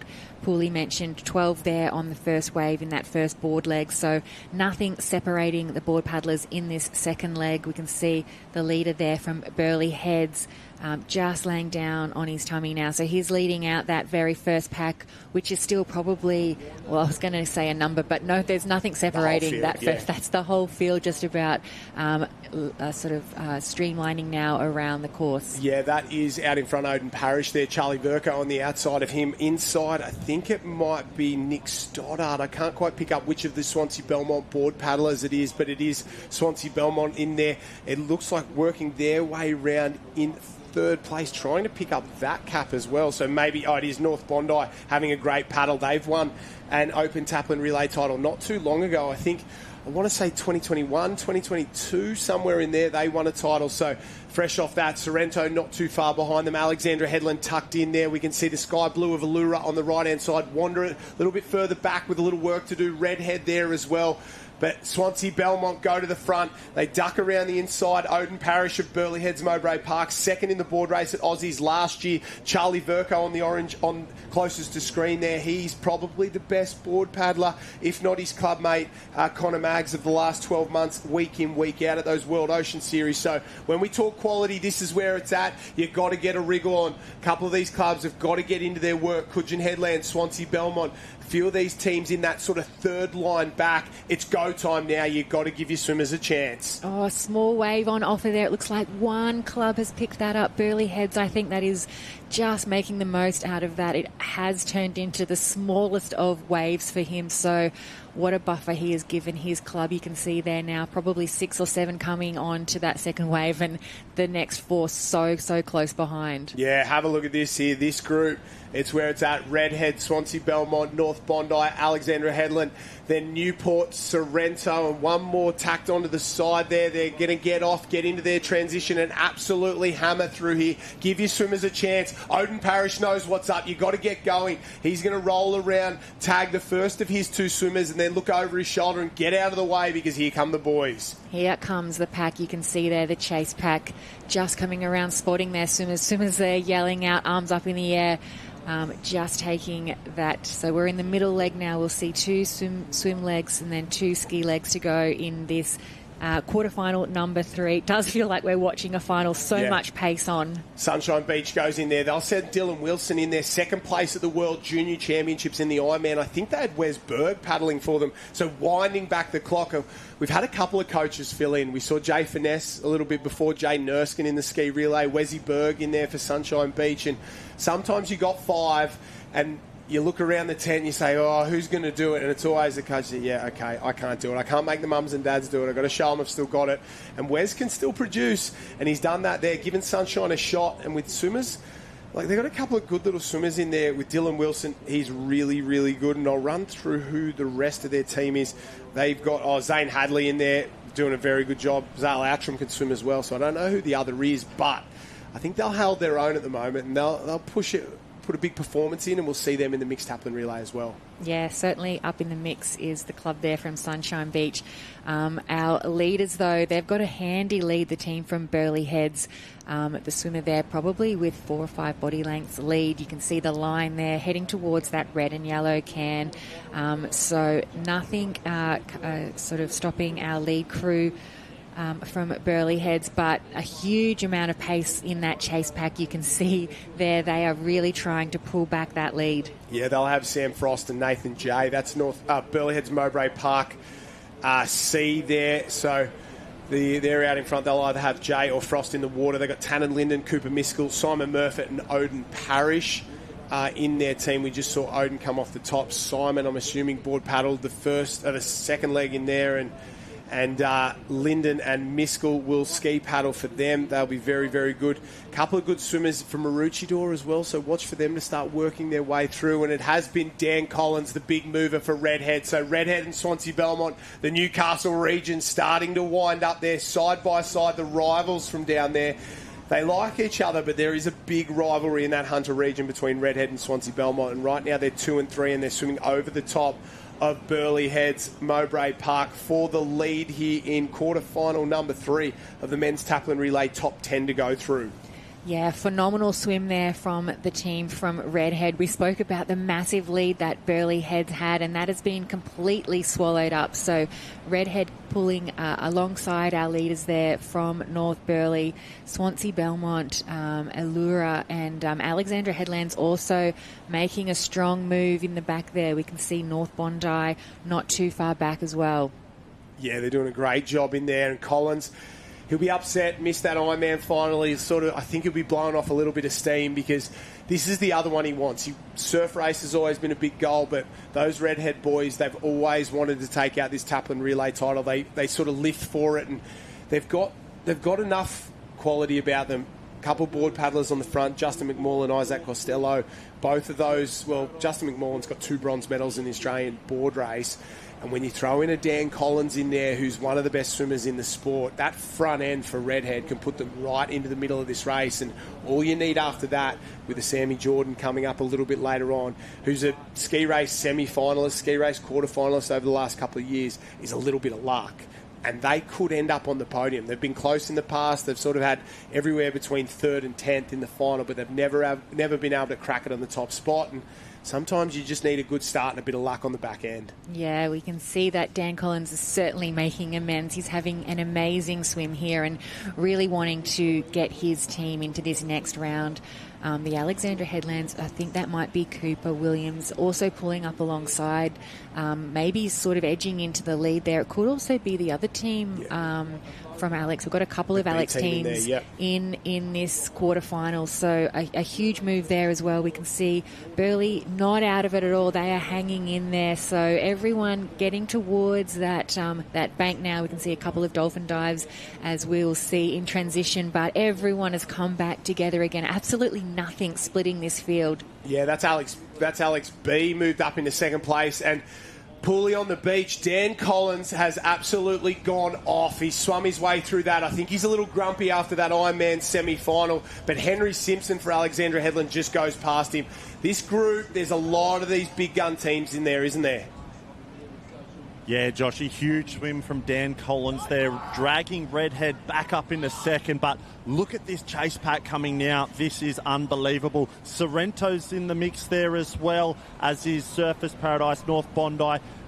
There is so many good ski fellas. Having a look along the line here, we got Murray Stewart, Mitchell Trim, Noah Havard as well. So this is going to be a flying finish to this quarterfinal of the men's Taplan. Oh, isn't it ever? That is for sure. The boys going to work across the bank. You can see they try and wade all the way out to the bank, but they are just unable to. It's probably run, duck dive, swim for a little bit, duck dive again, and then get into your work out the back. And Alex, what a swim from Henry Simpson. That B team there, he's had a big summer. He's gone on in leaps and bounds. Still a junior athlete up in the Open Taplan and in the B team, and maybe trying to prove a point for Alexandra Headland that maybe I should have been in that A team. They've got, I think, Zach Tabawai and Cooper Williams swimming for him in the A, and that's as good as it gets just about. But young Henry, he had a hell of a swim. Yeah, Alex B team leading it out there at the moment, taking a little bit of an inside line, choosing to go a little bit further south than our other two chasing teams, but a nice little lead there for the Alex B team. I'm not quite sure who our swimmer is in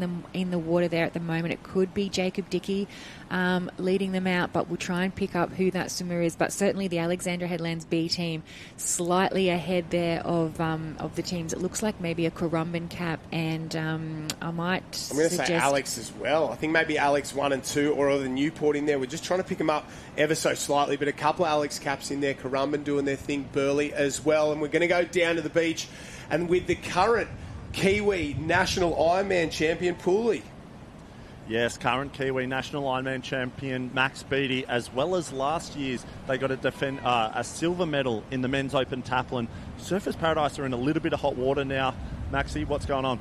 Yeah, there's not a lot of waves here, but that little one that does pop up every now and then causes real havoc. So we've kind of found ourselves in the wrong spot at the wrong time, but we've got a lot of good guys in the water. Dan Calibert at the moment, Finney Askew just came out, and obviously Ali Day next. So still holding out plenty of hope, even though we're in a rough spot. I just had a quick chat to Ali Day. He said that he switched the order, last-minute switch. He was going to go last. He said you guys are in 12th at the moment. He's put himself into 5th, so he's going to try and do his best to pull you out a bit of hot water. What's the logic behind that? Yeah, we had to call an audible. Mitch Stitt, who's going to paddle last for us, is one of the fastest guys in the game. So obviously you want to get Ali in the water as soon as you can, but it's a real treat to have somebody as fast as Mitch Stitt. So we're going to keep that up the sleeve just in case we need it. Absolutely. Look, we're going to keep watching to you guys. This is going to be on this final ski legs. Oh, it is going to be on, and Ali Day doing Ali Day things, and sometimes you got to go, well, if I leave this any longer, we're going to get in a little bit more trouble, and I think Daisy will go absolutely ballistic out there. It's Alex 1, Redhead 2, Alex 3, Burley Team C in there as well, and then all over the place behind that. That is an absolute fight in the back. You can see Surfers Paradise. They're in that next group, so there's 1, 2, 3 out in, or 1 and 2 out in front.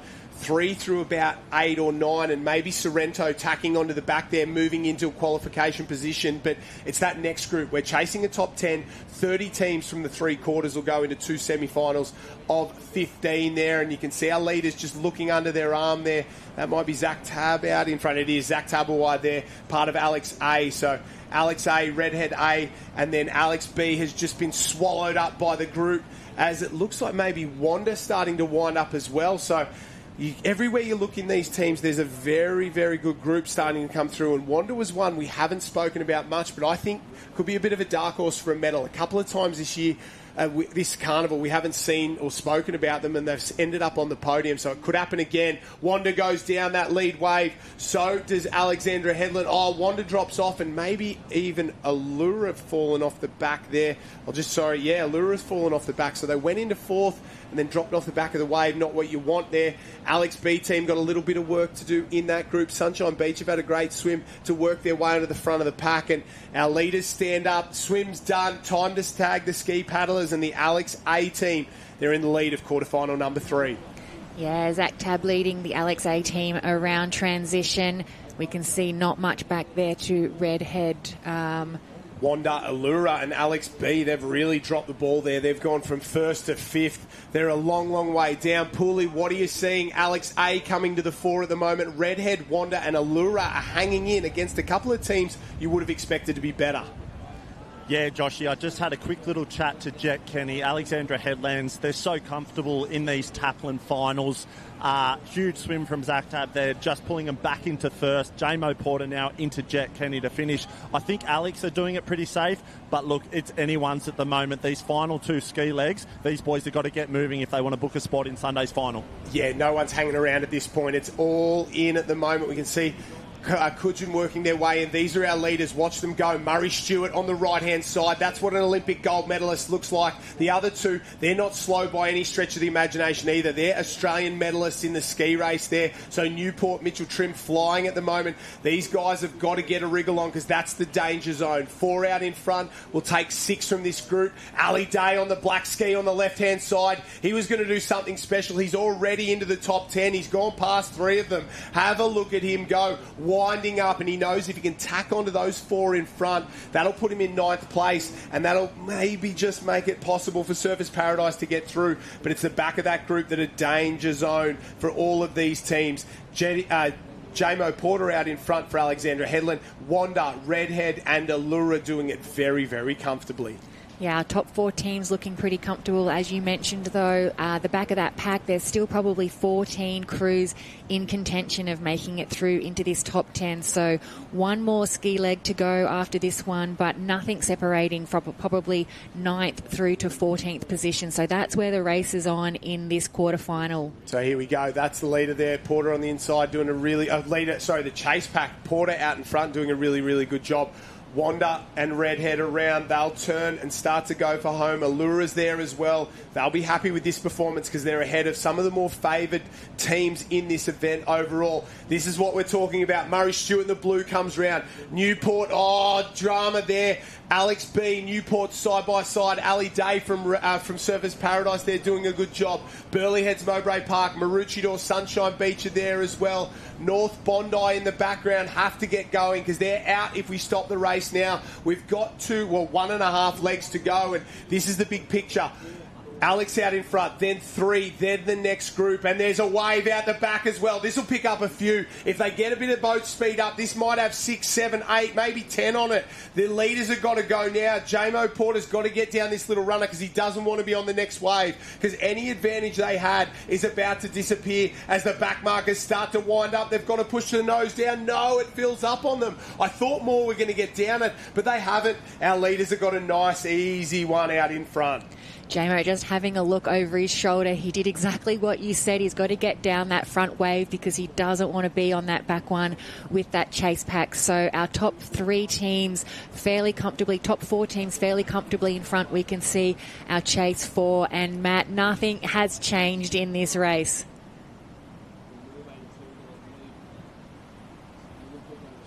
Matty Poole, are you on the beach as they go through transition? The top 4 sitting pretty, but the next group, that is stressful.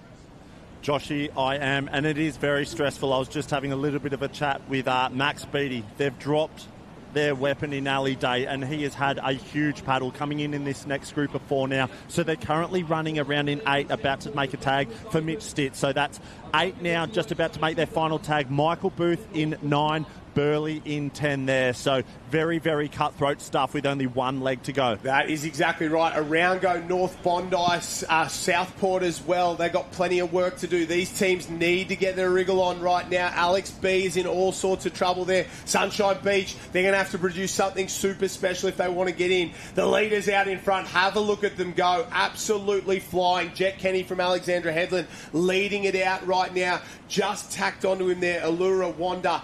Very comfortable. Redhead as well. No dramas at all. We got 4 in the front group. Another 4 in the next group. So that's your 8. 9 on his own. And 10, 11 and 12 all hammering it out. And only 1 will survive from that far chase pack on the left-hand side. That's the picture at the moment. If you're in that front group, you're sitting pretty. You're happy. You know when you go around the can, you'll take a quick look over the shoulder. And the whole equation will become pretty simple. Get to the beach with little drama and you're through to the semi-final. Newport sitting in 5. They're dragging that second chase pack up onto the leaders, and I think the gap's closing. It was 5 ski lengths. It's down to probably 2 now, if I'm completely honest. Yeah, a little bit less urgency as we can see our top 4 rounding that apex can. They might start to pick it up now. They do. Jet Kenny just leading out in front. He turned the engines off, but they're back on again now. He can feel a little bit of a bump underneath his ski. So Alexandra Headland's out there just ahead of Allura. And Wanda and Redhead, yeah. We can see, as you mentioned there now, even that 9th and 10th position are really starting to close up the gap. So we had 2 distinct packs. They've closed up again into 1. And we'll count them in as we see them rounding those apex. Yeah, Alex in 1, Allura in 2, Wanda and Redhead 3 and 4. Then we go back to Newport in 5, Burleigh Heads Mowbray Park in 6, North Burleigh in 7, Surfers Paradise hanging on in 8. So that's them in 8th place on their own, starting or trying to get back into it right now. Then we've got 3 teams chasing just 2 spots as they really start to wind up. I think Maroochydore are in a little bit of trouble there as well. So this is where it's going to get super interesting. That next group is under pressure. Jet Kenny looks so comfortable out there. He's rolling at 50% at best. He's found a little wave, starts to wind it up nose. If he can push the nose over the top of this, that is booking them a spot in the semi-finals and the top 30 teams in the country. Wanda trying to join them. Allura should have no issues at all.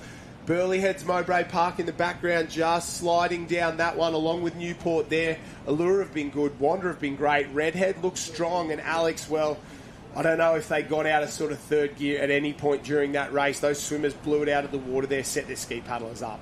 Yeah, Alex, Wanda, Allura, Redhead coming through now. That's our top 4.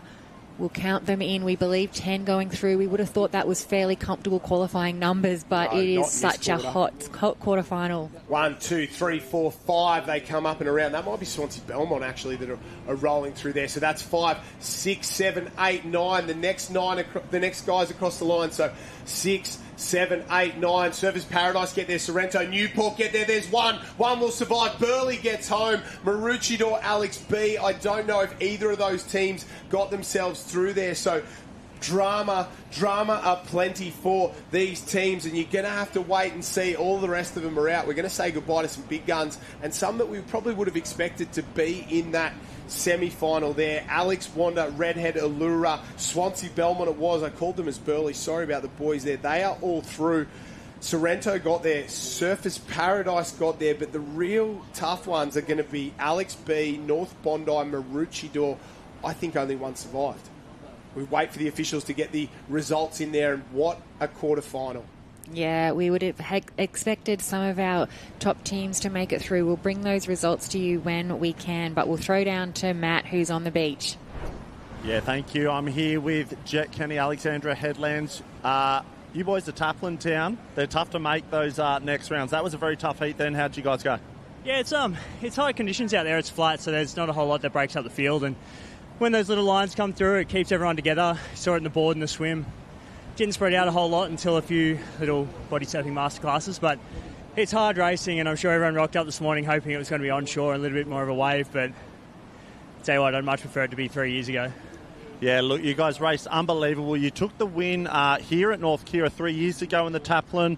How are you boys feeling leading into Sunday if you get that spot in the final? Yeah, look, we're feeling pretty good. We've been claiming Taplan Town all year in the last few years, and I think there's a few clubs coming for our title. But look, there are a lot of good teams out there, Newport, Northcliffe, and then there's a few smoky teams as well, which will be a red hot chance. And in this stuff, it's going to be very difficult to sort of break away, and it'll take a lot of magic from one person to sort of make something happen. And yeah, Sunday's a different story. We could get here and it could be falling out of the sky, so who knows? You're absolutely right. To win these Taplans, it takes 6 pieces or 6 disciplines of magic, doesn't it? So, look, you're through the quarter final, you're on to the semi. See you guys in the final, hopefully. Yeah, one more to go, and hopefully get through to the final. But you know how hard it is to win a Taplan. I do, I certainly do. Thanks for that, Jet. If we could get through a Jet Kenny interview without him having a stab at somebody on the beach there was 2 stabs at Pooley because Matthew has not won a Taplan relay final. I think, I'm not 100%, he's got 4 or 5 silvers, 5 silvers, 6 silvers. So a big shout out to Northcliffe there for handing out the silvers to Pooley. So Jet's just tried to stab Matthew on TV there. Not the best stuff, but we love his work anyway. He's a hell of a ski paddler and he's a funny guy. Alex, Wanda, Redhead, Allura, Swansea Belmont, North Burleigh, Surfers Paradise, Sorrento, Newport and Burleigh Heads, Mowbray Park. We say goodbye to Maroochydore, Alex B, Southport, North Bondi. I would have said 3 of those 4 would have been in the final, and they're not into the semi-finals. So that is drama stations there. We're off into the ladies' open female Taplan quarterfinals down in a different arena now. So from the men's Taplan to the women's Taplan, still quarterfinal action, and that distinctive Northcliffe cap, 2 in the top 3, doing their thing at the moment and looking very, very comfortable. Yeah, we'll try and bring this one to you. I think it might be quarterfinal number 3 here in the Open Women's Arena. We believe the first 2 might have been completed. So this could be the Northcliffe, potentially Team B here. I'm not quite sure if that's Georgia Fitz out in front. Yeah, it is. Georgia Fitz in 3rd. I think she's just working her way through there at the moment. I don't know who that is leading, but it's Southport in 2nd place. Yeah, we'll try and bring more of these clubs to you. A couple of Northcliffe teams in this quarterfinal. We've got Emily Doyle. Oh, it could be Lana Rogers. Yes, we would expect to see Lana Rogers. That's actually Northcliffe Team C. So talking about the depths that some of these clubs have, it's almost like a toss of the coin which team you could name A, B and C for some of these teams. So Northcliffe out in front there. Looks like they may be joined by, I'm not quite sure if that's the team there from Southport or Clifton. Southport, it might be that dark navy cap there with the yellow dot on the centre. Yeah, definitely. They would have had a good opening board leg from Brodie Trinket, the Australian board race champion, there to set them up. Probably Mia Feltham there swimming for them, and they'll have Chelsea Jentz on the back end. So Northcliffe B, Northcliffe C there, Lana Rogers, Georgia Fitz. I would hate to see who's in Northcliffe A's team. I'm assuming that Naomi Scott will swim for Northcliffe A. We've already had a couple of these quarterfinals, 1, 2, 3, 4 quarters. I'm expecting probably 8 to go through. So Newport, Burleigh, Sorrento, Northcliffe A team, Surfers Paradise A, Manly, Burleigh Heads, Mowbray Park E team, and Manly B got through in the second. And in the first, Avoca, Newport, Coogin, Alexandra Headland A, Mermaid Beach, Southport, and Avoca. Alexandra Headland, I think they're chasing 4 straight female Taplan relay titles. They've had Lani Pallister for the last couple of years in this. She will not be coming round. She's just got off the back of a altitude camp in Colorado in the US. I think got big goals over the next couple of months in terms of swimming, so we will not see Lani Pallister for Alex. Makes them a little bit more vulnerable, and that streak of 3 titles now, it becomes under pressure. They've lost Lani Pallister, Emma Woods due to injury, and Ali Bull due to kayaking commitments. That team alone wins 9 times out of 10, but without them, Alex are going to have a big, big task ahead of them. Yeah, it really opens up the field. Huge task for Alex, but opens up for some of our other clubs. Plenty of strength coming through as well. We can see just bringing the leaders through. We've got two just pulling down a wave here in quarterfinal number 3 for the Open Women's Taplan. Trying to grab those caps. It looks like it might be the cap for Northcliffe and Northcliffe. Southport just dropping off the back. They'll be still comfortably in 3rd position. Yeah, they're doing a really good job there. Very, very strong. We can see the girls. And a great swim from Southport to sort of hang in with a couple of those girls who are absolute guns. Next up the beach, you can see another 4. They're starting to sort of get into their work there. Trig Island comes up and around, and big transition there from Southport. Very impressed with that. A wonderful performance there. And I reckon Southport, they'll be sneaky good in this final. Chelsea Gents on the back end and Brodie Trinker on the front end. You know they're going to be in the mix early on with Brodie Trinker. Chelsea Gents is a very, very good ski paddler. Comes out of that sort of kayaking South Australian program now up here on the Gold Coast, and she can hold her own with anybody in the sport. And they've gone into this final leg in front, and if they can give her that in the final, they're not going to catch her. So watch for Southport. I think maybe winning, I don't know, but I guarantee you they'll be in there for the medal, and if they have the day of their life, they can win this one.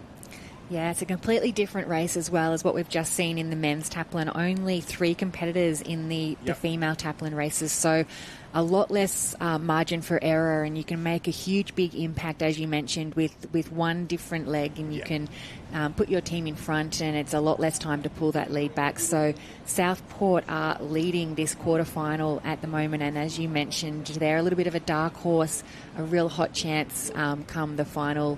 We can see Northcliffe sitting there, and Trig Island have made their way up into 3rd position. Yeah, they're very, very good. Trig Island, Jasmine, Shipway Car. So they had Negus, and Shipway Car, the Trig Island crew. So that's their A team. They'll be good as well. Always around the mark, that's for sure. We can see Burleigh working their way up into 4th place. That is the pink and green of Jazzy Raywood. Has had a huge program this morning. Those under-19 irons earlier on. She'll be in the 19 Taplan. She'll be in these open ones as well. So big programs. When you've got some superstars like this, it's a big, big weekend. But and it must be tough for her because she's in race after race after race. Just like your Pippi DePagna, your Olivia Clues, Katie Reese, you name it. They're in both open and age group racing all weekend long. Jazzy Raywood, and as you've just been talking about her, she is really pulling back these leaders with every stroke she is taking. She is gaining on them, so such a handy competitor to have in your team events. So she's having a very, very strong ski leg. You can see there Southport, Northcliffe, Trig Island, Burleigh heads back to Northcliffe and Burleigh heads. So a little bit more spread out in this quarterfinal. We believe there's 8 going through, so not a huge amount of pressure on this lead pack of ski paddlers coming in for this final leg. Claudia Kelly at the bottom there for the Northcliffe B team. The Kiwi, she's had a breakout season. It's been unbelievable to watch her go from a good athlete who everyone knew was very competitive to winning ski races in the Shaw and Partners Iron Series, and on her day is as good as anyone in the sport. So she's had a real breakout year, and the tough test for her is to continue it on next year, because when you have so much improvement in such a short amount of time, you can't continue with that trajectory. You're going to get your ebbs and flows, your ups and downs, but if she continues like that, she'll be one of the best in the sport in 12 months, 18 months' time, and it'll be interesting to see whether the Kiwi can continue that on. Yeah, it's always a fantastic year when you're on the rise and you're feeling those improvements, but holding that form, as you mentioned, is one of the toughest jobs, as we can see here now. This is our top 5 crews coming in on this last leg of the Open Female Taplan quarterfinals. So these 5 are very safe. The next 3 on the next wave. I think this is going to be the cleanest Taplan we've seen all day. 5 on the front wave, 3 on the next wave. Thank you very much. Sign us off, send us through the semi, because we look like we're chasing 8 at the moment. So the girls roll in and around, and interesting. That's the only way to describe it right now. Southport have sort of put their foot down and said, we're a shot here. Burleigh B, very good. Northcliffe sort of B and C, you know, they're going to be close as always. Kurrawa up and across the line. Brown and Massey for the Kurrawa club. They will be very, very close. And Pooley down on the beach. That quarterfinal of the ladies Taplan was pretty clean, wasn't it? It was clear cut, sort of, your 8 teams very comfortably through.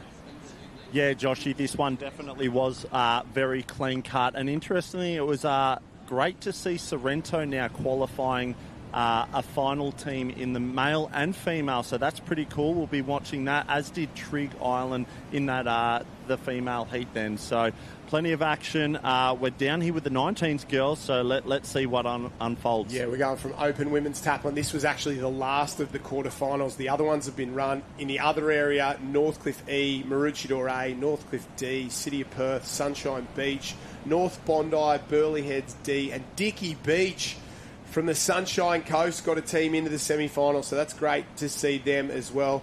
So that is all she wrote for the ladies. Taplan Relay quarterfinals, and we might be moving on to some semi-final action. No, more quarterfinal action for the under-19 girls Taplan Relays as well. We had that sort of real spike in adrenaline this morning, open work for Ironman and Taplan Relays, and now we just sort of, it comes down again, and we've got some heats, some quarters. We're just rolling through the rounds. It's all about survival, and the intensity between a quarter and a semi, it's a palpable change, isn't it? Yeah, and we mentioned there that we were watching finals earlier this morning of the Open Ironman. They will probably be relieved to come into some team events of those Taplans. We saw 10 going through, so a little bit more pressure taken off. They'll be able to just flush out some of that lactic acid they would have built up.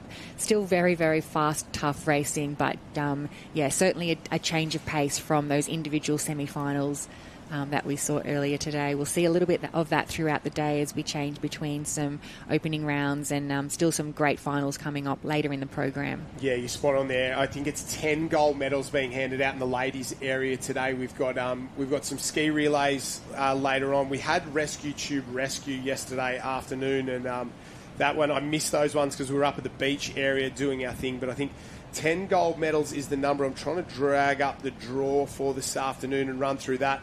We have the 17 female Taplan relay final, the 3 ski relay, 17, 19 and open, the double ski for 19 and open ladies, the belt races for 17, 19 and open. So there are your 10 gold medals in the ladies arena today. On the men's side of things, not the events that you sort of look to at the start of the program, but some big team events there. The Rescue Tube Rescue for both 19 and open men, and then the board rescue, the one I'm waiting for, Charlie Brooks, Connor Maggs, chasing 3 straight titles there. It's never been done. I'm almost certain never been done. There was 2 other teams. I think Spoon from Northcliffe, who was involved in a double back-to-back, and then Nathan Swift and Tezza Allen had back-to-back as well. So Connor Maggs, Charlie Brooks, they've had back-to-back. They're looking to become the first team to win 3. I think that is the run. Down in the 17s area, Taplan Relay Final, Ski Relay Final, Belt Final. That'll be a good one in the under 17 boys arena later on in the day. So if you get the chance, jump onto Live Heats, check out all the action. R&R's going on as well. I know you're a big R&R fan down there. I don't quite get there every year. I can't. Always something on when the R&R finals are going on. But a big shout out to all those crews. And we have sprint relays this afternoon on the beach track. We had 2x1k runs this morning. We got sprint relays this afternoon, and they are always really good. Men's and women's early on, mixed later in the day. Love those mixed events. Mixed Taplan, unbelievable. Mixed beach relay, as good as it gets, because you got the guys and girls running at different times, big changes, and some of those littler clubs, they turn it on down there. Big things from obviously Northcliffe, but South Maroubra, they've been on fire down there at the beach track.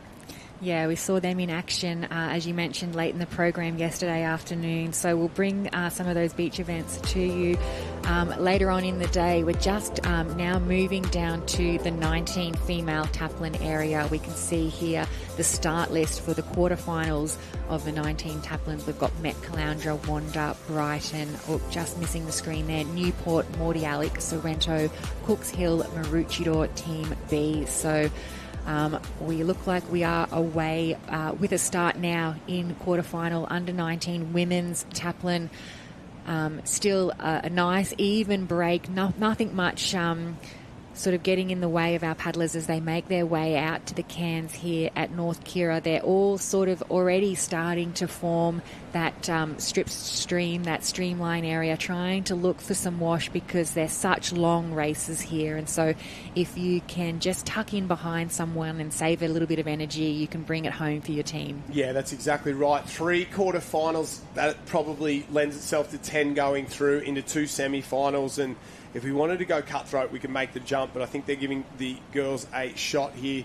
They're into their work at the moment and looking very, very comfortable, starting to sort of, you can see the ones at the front on their knees, girls at the back or in the centre there, down on the stomach, because that's where the moving water is. And if you're a couple of washes back, there's stuff from your right, stuff from your left, all coming in there, and it sort of makes it up and down tough to do, and that's why you'll see the girls on their stomach there and sort of taking a safety first option. But if you're out in front, in that clean water, doing that thing, you've got to be up on the knees. The leverage that you get is just so much more.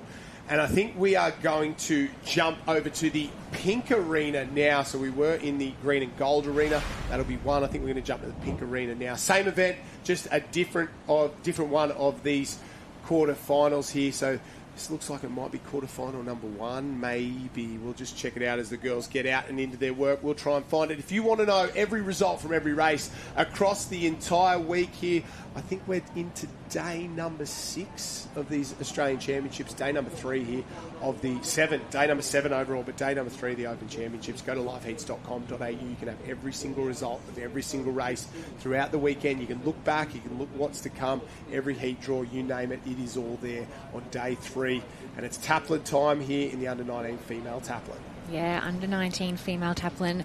Opening leg, board leg. You can see our competitors heading out towards these cans. Fairly strung out. We'll try and bring that lead cap to you there. It's a dark coloured cap, just trying to pick that up. But, yeah, certainly a lot of pace in these under-19s. We believe we've got 3 quarterfinals. We're hoping that we've got 10 going through. The team might be out in front there. Met Caloundra doing an amazing job, just dropping down to the stomach there. So we've got the Met Caloundra A team. It is there on that orange board. So they've got their team into an early lead.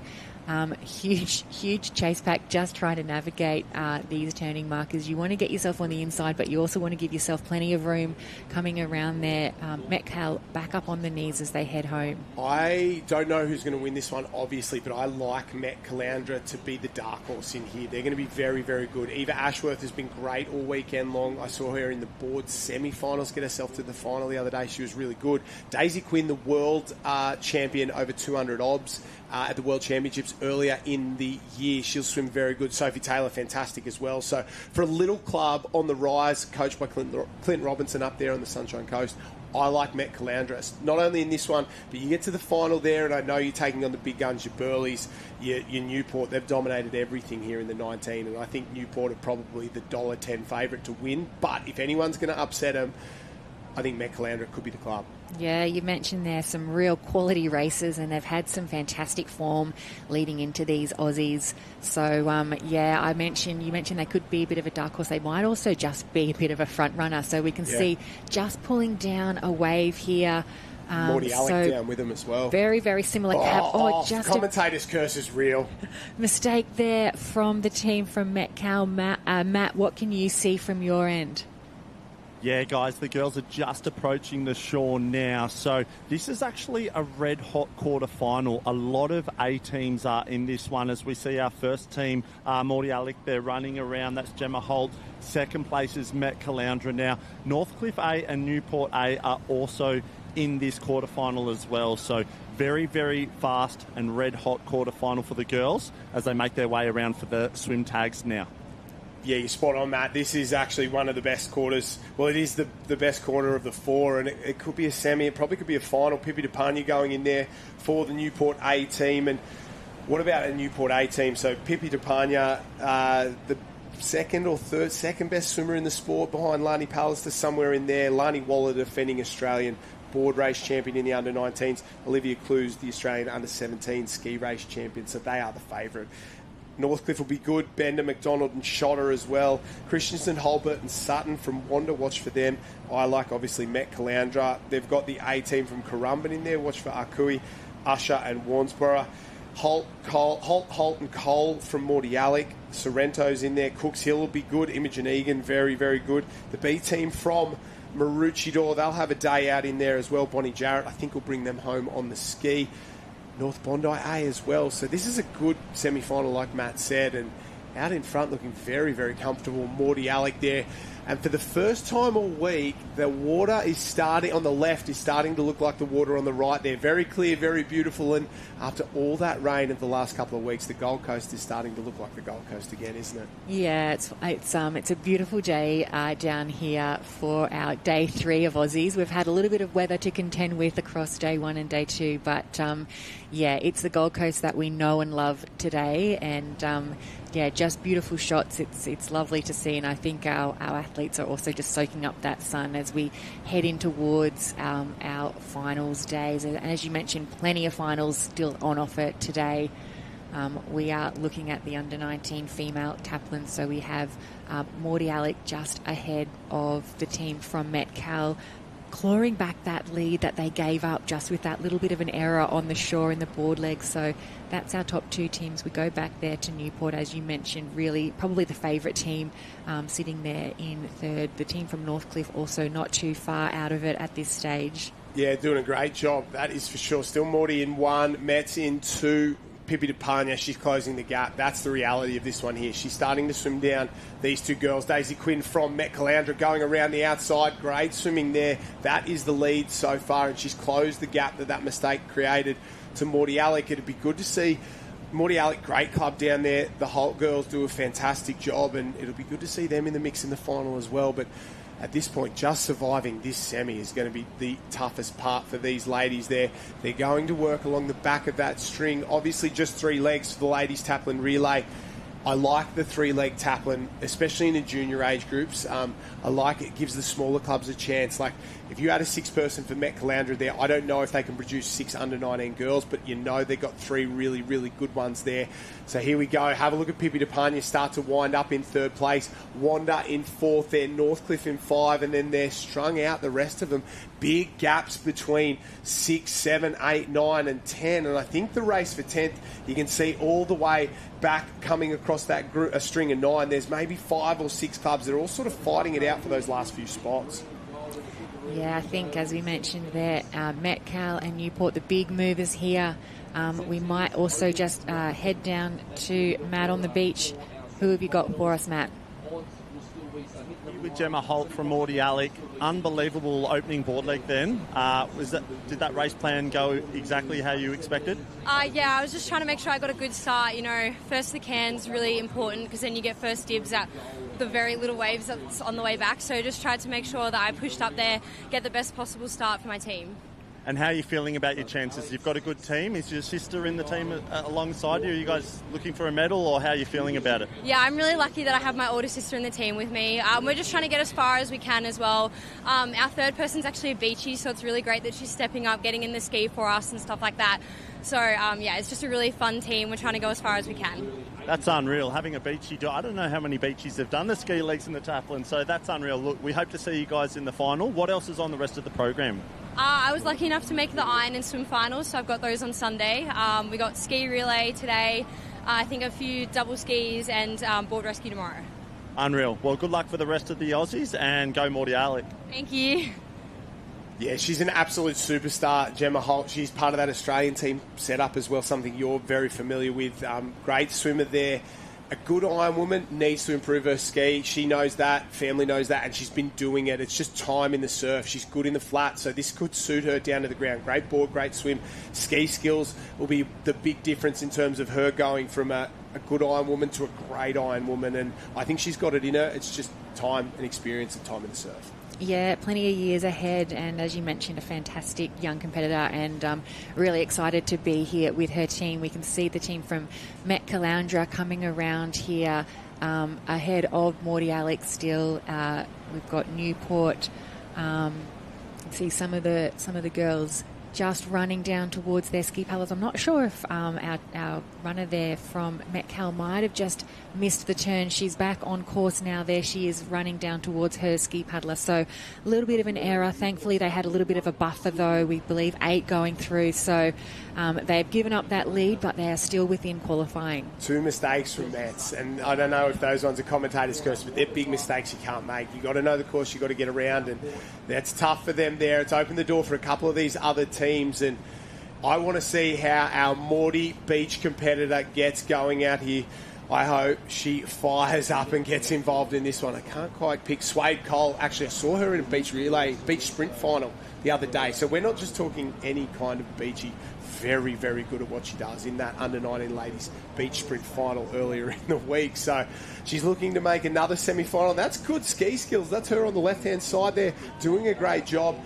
Out in front, Olivia Clues from the Newport Club, Wander in second, and Morty Suede Cole getting it done, especially for a, well, do we call her a beachy now? She's part-time beachy, part-time water competitor. Yeah, if we weren't given that insight there, we would not have picked her as a beachy, as you mentioned, not just a beachy, a first-class beachy, and she's looking right at home there on the ski. So they are doing a fantastic job. Morty Alec hanging on to that third position, and she is not losing an inch there. As you mentioned, the favourites, Newport, going around just ahead. So Newport ahead of Morty Alec and the team from, I think it's Northcliffe up there as well. So we'll look back now to our 4th, 5th.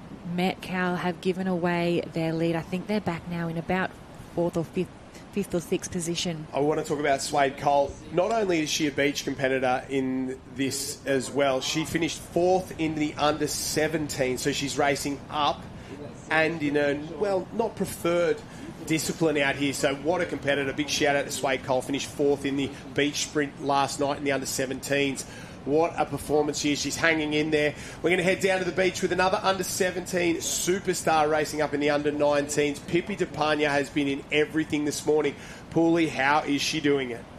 Yeah, Joshy, I was going to say future star, but she's already shining. Pippi DePagna, you just qualified for the Open Ironwoman final this morning as well as the under-17s. It's been, I think, 1984 the last time that was done. Are you just soaked and are you running out of energy? Yeah, I'm really happy to make the Open final. It was a bit of a goal of mine to make both finals this weekend, and yeah, I'm super happy. I'm feeling a little bit tired right now, but not as much, so yeah.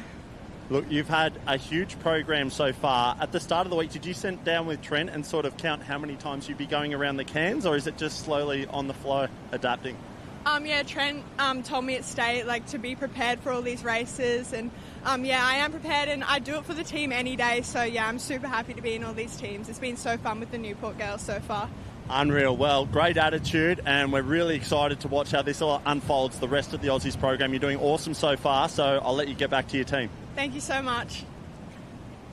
The girls making their way in there, and of course, Pooley's alluding to the Grant Kenny Junior Senior double there, 1984 or 82, 80s, early 80s, before I was born. Grant Kenny won both the junior and senior Ironman title. It's been attempted by a lot, never replicated. There's been a couple go close. Pierce Leonard, Kai Hurst, Shannon Eckstein all have a gold and a silver. Kai Hurst actually gold in the Open, silver in the junior. Pierce and Shannon, silver in the Open, gold in the junior. I don't know on the ladies' side of things. I think there might be one or two that have got a medal in each but never won one. Pippi DePagna, that would be something truly special. It's going to be a tough afternoon, a tough ask, that's for sure, because normally we separate the 19 and the Open finals because you think the 19 girls might be jumping up. We've never separated the 17 and Open semis, and she literally went back-to-back in the semis this morning. So that was unbelievable. Now she's got 19 Taplan, 17 Taplan, probably an Open Taplan as well. It's a big program. You've done it before. You've won that Open title. Can Pippi DePagna? I think she's got a fantastic chance. She's probably going to be going closest to it that we've seen in a long, long time. the year that I won Opens, I was second in the 19s. Okay, so you're the one. I came close, and you'd think the 19s would have been easier to win. I did it at Kirra, and the surf got in my way, but Pippi's not going to have probably the surf upset here, so it's a fantastic beach to be able to have a go at doing the double because the luck's not going to come into it as much. It's just going to come down to a lot of that skill and speed. So, yeah, I think she's got a great chance. She said to me this morning that she's focusing on the junior race. Well, you've lived it. Talk to me. What was your thoughts going into it? Were you focused on the junior? Were you focused on the Open? Obviously, the junior was first back then. Did the disappointment of that result spur you on to the Open title? I was definitely more focused on the junior race because I think you naturally think you've got a better chance at winning your age group. So, yeah, that was 100% my focus. And then when I came out of that and, I had come second, I guess the pressure of doing the double was taken off. So, there wasn't so much talk on the beach about doing that. If I had have won the junior one, I think I would have felt the pressure going into the Opens. But all the pressure was taken off, so I just went into that with no expectations. And often that's the case when you have your best race. And who beat you in the junior? I'm thinking it was Christy Cameron back then. I'll have to what year stretch. This would have been 2002. Can you bring up those results from the under-19? Jenkins? Oh, yes, Kirsten Jenkins. From Wanda. Big yes. shout out to Kirsten Jenkins, destroying dreams and fulfilling her own. Well done. Great job there. And you were chasing back-to-back 19 titles as well that year. So very, very tough. I'm just dragged it up in front of me here. When you're that good, that young, it must be so tough to handle the pressure, to deal with all that. We'll talk about that in a minute. We'll head down to Pully on the beach with the Morty crew. And, well, our superstars down there, they are doing it both on the beach and in the water. Yeah, Joshy, I'm down here with Swade from Morty Alec. Gemma said that you were a beach paddler, but when we watched you jump in the ski seat, then you didn't look like a beach paddler. Yeah, I do a bit of the sprints and flags, but yeah, board and ski as well. Just anything but the swim, really. Unreal effort. Are you guys stoked to make the final? Yeah, pretty happy. I think we've still got a semi after this one to go, but yeah, hopefully make the final. Of course. Sorry, a little bit ahead of myself at the moment. What else is on the program for you? Are you heading back up to the beach events, or is this it for the water? So I've got the sprint relays later today and then the beach flags tomorrow, so pretty excited for that one. Unreal. Well, we'll let you get back and get ready for the semi-final. We hope to see you guys in the final. Yeah, thank you.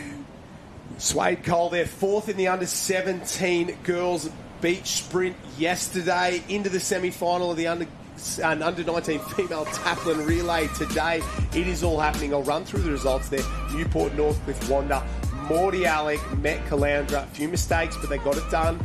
Doesn't matter how you get there as long as you do. Maroochydore, Currumbin, Sorrento. I think North Bondi, Brighton will have survived as well. We're going to say goodbye to a couple of teams here. Cooks Hill, Bulli, Northcliffe and North Bondi. Back to Ironwoman talk. You're a junior superstar. You handled it with the grace that we all hope we could. What do you say to these girls? You're on the beach a lot. You'll see these girls floating around. Your Katie Reese, your Pippi DePania, your Isabella Tate, your Olivia Clues, Lani Waller, Bianca Raywood, Sienna Bush, Zoe Woods. They're the sort of that group. What do you say to those girls first and foremost, how they handle the pressure the way you did? Oh, I think you just got to remind yourself that you've got a long time in the sport. Yep. When you're that young, you sort of think that every year is the most critical year, and it feels like it at the time, but I think you've just got to sort of look ahead and know that there's always going to be another race when you're that age. Well, you hope so anyway, and so you don't want to just think this is, the be-all and end-all, whichever race you go in, and obviously you're going to give it your best shot and hope for the best, but it's not going to always fall your way. So I just think trying to have a bit of a bigger picture aspect, and it's really hard to do when you're young, to think that there is a bigger picture out there. And the other interesting group I want to talk to you about as well is that group of girls that we don't talk about enough is the next sort of group in there. And I put Charlotte Hart in there, but I shouldn't, because she's a red-hot chance of winning that under 19 Ironwoman. I think she's probably the favourite. But the girls who don't get enough love from the commentary booth because maybe they don't have the reps or maybe they don't have the results there, there's another group just behind them or in the mix there as well. And Charlotte Hart's won in the 19s, but there's plenty in the under-17s, a few from Alex, plenty from New South Wales as well. If you're in that group and nobody's talking your name in the booth and nobody's sort of rating you as highly as the others, I like to think maybe it's a better spot to race from because you're chasing those girls in front of you, the pressure's not there, and the trajectory is so much higher, right? What do you say to that group that maybe doesn't get the love that the others do, but wants to be a Christy Ellis, wants to be a Georgia Fitz, wants to be a Hayley Bader? I think really just like one of the biggest things that I often say to people is like, what's your one piece of advice? And I think it's just that persistence. And so often I say that, champions don't have anything wildly different to anybody else. They just stick at it the longest. Yeah. And so, we've seen so many people rise to the top once they get into those open age groups, and sometimes not even at the start of open age groups. It can take years and years and years. And so I think sometimes you can have a further or a longer career when you don't start at the top. So, don't be disheartened if you're still just chasing that lead pack. And I bang on about Ali Dane more than I probably, he's a champion, but I bang on about this story, and it's he didn't get his first Australian medal until the under-19s. I think it was a double ski with Hayden White in there, and that is the perfect example. He has had as good a career as any athlete in the sport ever, and he's in that GOAT conversation and all those sorts of things. But he wasn't a champion at 17. He was good. He was in finals. He was out of finals. He had a chance of winning, but he didn't. And he had all those sort of ups and downs and trials and tribulations. And I think that made him better, and it extended his career because his age group had some of the best we've seen. Some Kendrick Lewis, some Hayden White, a bunch of others. I think it's Hannah Linden in there for a while as well. So they're some absolute champions in the junior age group that don't get the love. And I'm looking at a couple of these girls here right now. Sharp from Coogin, Dakota Luke from Burleigh. These are girls that I'm talking about that are at the top of the sport, but just don't get the love week in, week out because we're so busy talking about your Pippi DePanyas, your Izzy Tates, your Katie Reeses. And I like that. If it was me and it was my kids, I'd say to you, no, you're in the right spot, you're doing the right thing, you're in the right place, just keep it going. And sometimes consistency is more important than winning. Yeah, no one has a crystal ball, and we're talking about some of these superstars of the sport, but nobody knows where they're going to be in a couple of years' time. So, I think everyone's just got to take their journey as it is on their own, and you're only racing against your best, and as long as you're improving against your own benchmark, that's all that really matters. And you don't know where it's going to go as well. Like you have 1 year and you make this massive jump, and all of a sudden you're competitive in the Opens, and it happens at some point, but nobody knows when. And for some of us, it never happens. We're never competitive in the Opens, but we still hang around long enough. And I think, that longevity there. So if you're sitting at home, you're listening, you're a parent, your kid's somewhere between 4th and 44th, don't dismay at this age. Doesn't matter even if it is under 19s. It's a long path to the top there. And these athletes, they'll do... if you work hard enough, I think that's the key there. So we're into the next quarterfinal, the under-19 female Taplan there. Coogin Headland doing their thing out in front, rolling along. We're going to say goodbye to Christy Ellis just for, a few moments. We'll say hello to her in a few moments' time. She's got plenty more work with us. And we're going to say hello to the man who calls the sand. And he did a fantastic job yesterday afternoon in those beach sprint finals. I'm talking about Nathan Breen, and we had a couple of beach sprint finals yesterday that were very, very good. We actually just saw Suede Cole do her thing on the ski out here in the water arenas. And talk to me about those beach sprint finals yesterday afternoon. They were very, very good, weren't they? Mate, they were very, very impressive, and it never ceases to amaze me, the multi-talented athletes we got, even in the distance runs as well. There's people rushing back to the water to try and get themselves in for the Taplan and the board relay yesterday as well. So it just continues to show how versatile our athletes are here in surf sports. But those beach sprint finals did not disappoint. We talk about the ski paddlers and the quality we got here. Same as well in the beach section as we look at the under-19 female Taplan quarter-final. Yeah, this has been really tough. The first few have been really tough. Coogin doing their thing out in front. You've been down at the beach area this morning. Obviously, go to liveheats.com.au if you want to check out all the results. We've had the 2x1k beach relays earlier on today. One of the easier events on the program. It sounds miserable to do. It's one of the shorter events. 3 minutes of running. It's too much running. Yeah. It's too much running for a lot of people down there.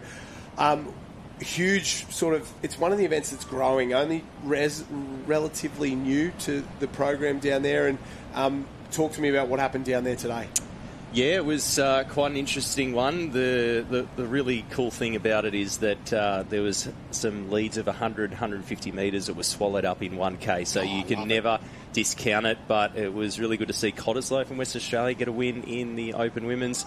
And in the Open Men's, it was Wanda who outbeat us, Cronulla, unfortunately. But it was a close should I one. have not brought it up? Are you silver medalist? Silver medal, Congratulations. Yeah, it was a close one, but the rivalries continue there on the beach section, same as what we do in the water, and it never gets easier. People are able to just dig a little bit deeper, but there's always a surprise packet, and there's always someone who just comes out of the woodwork as well.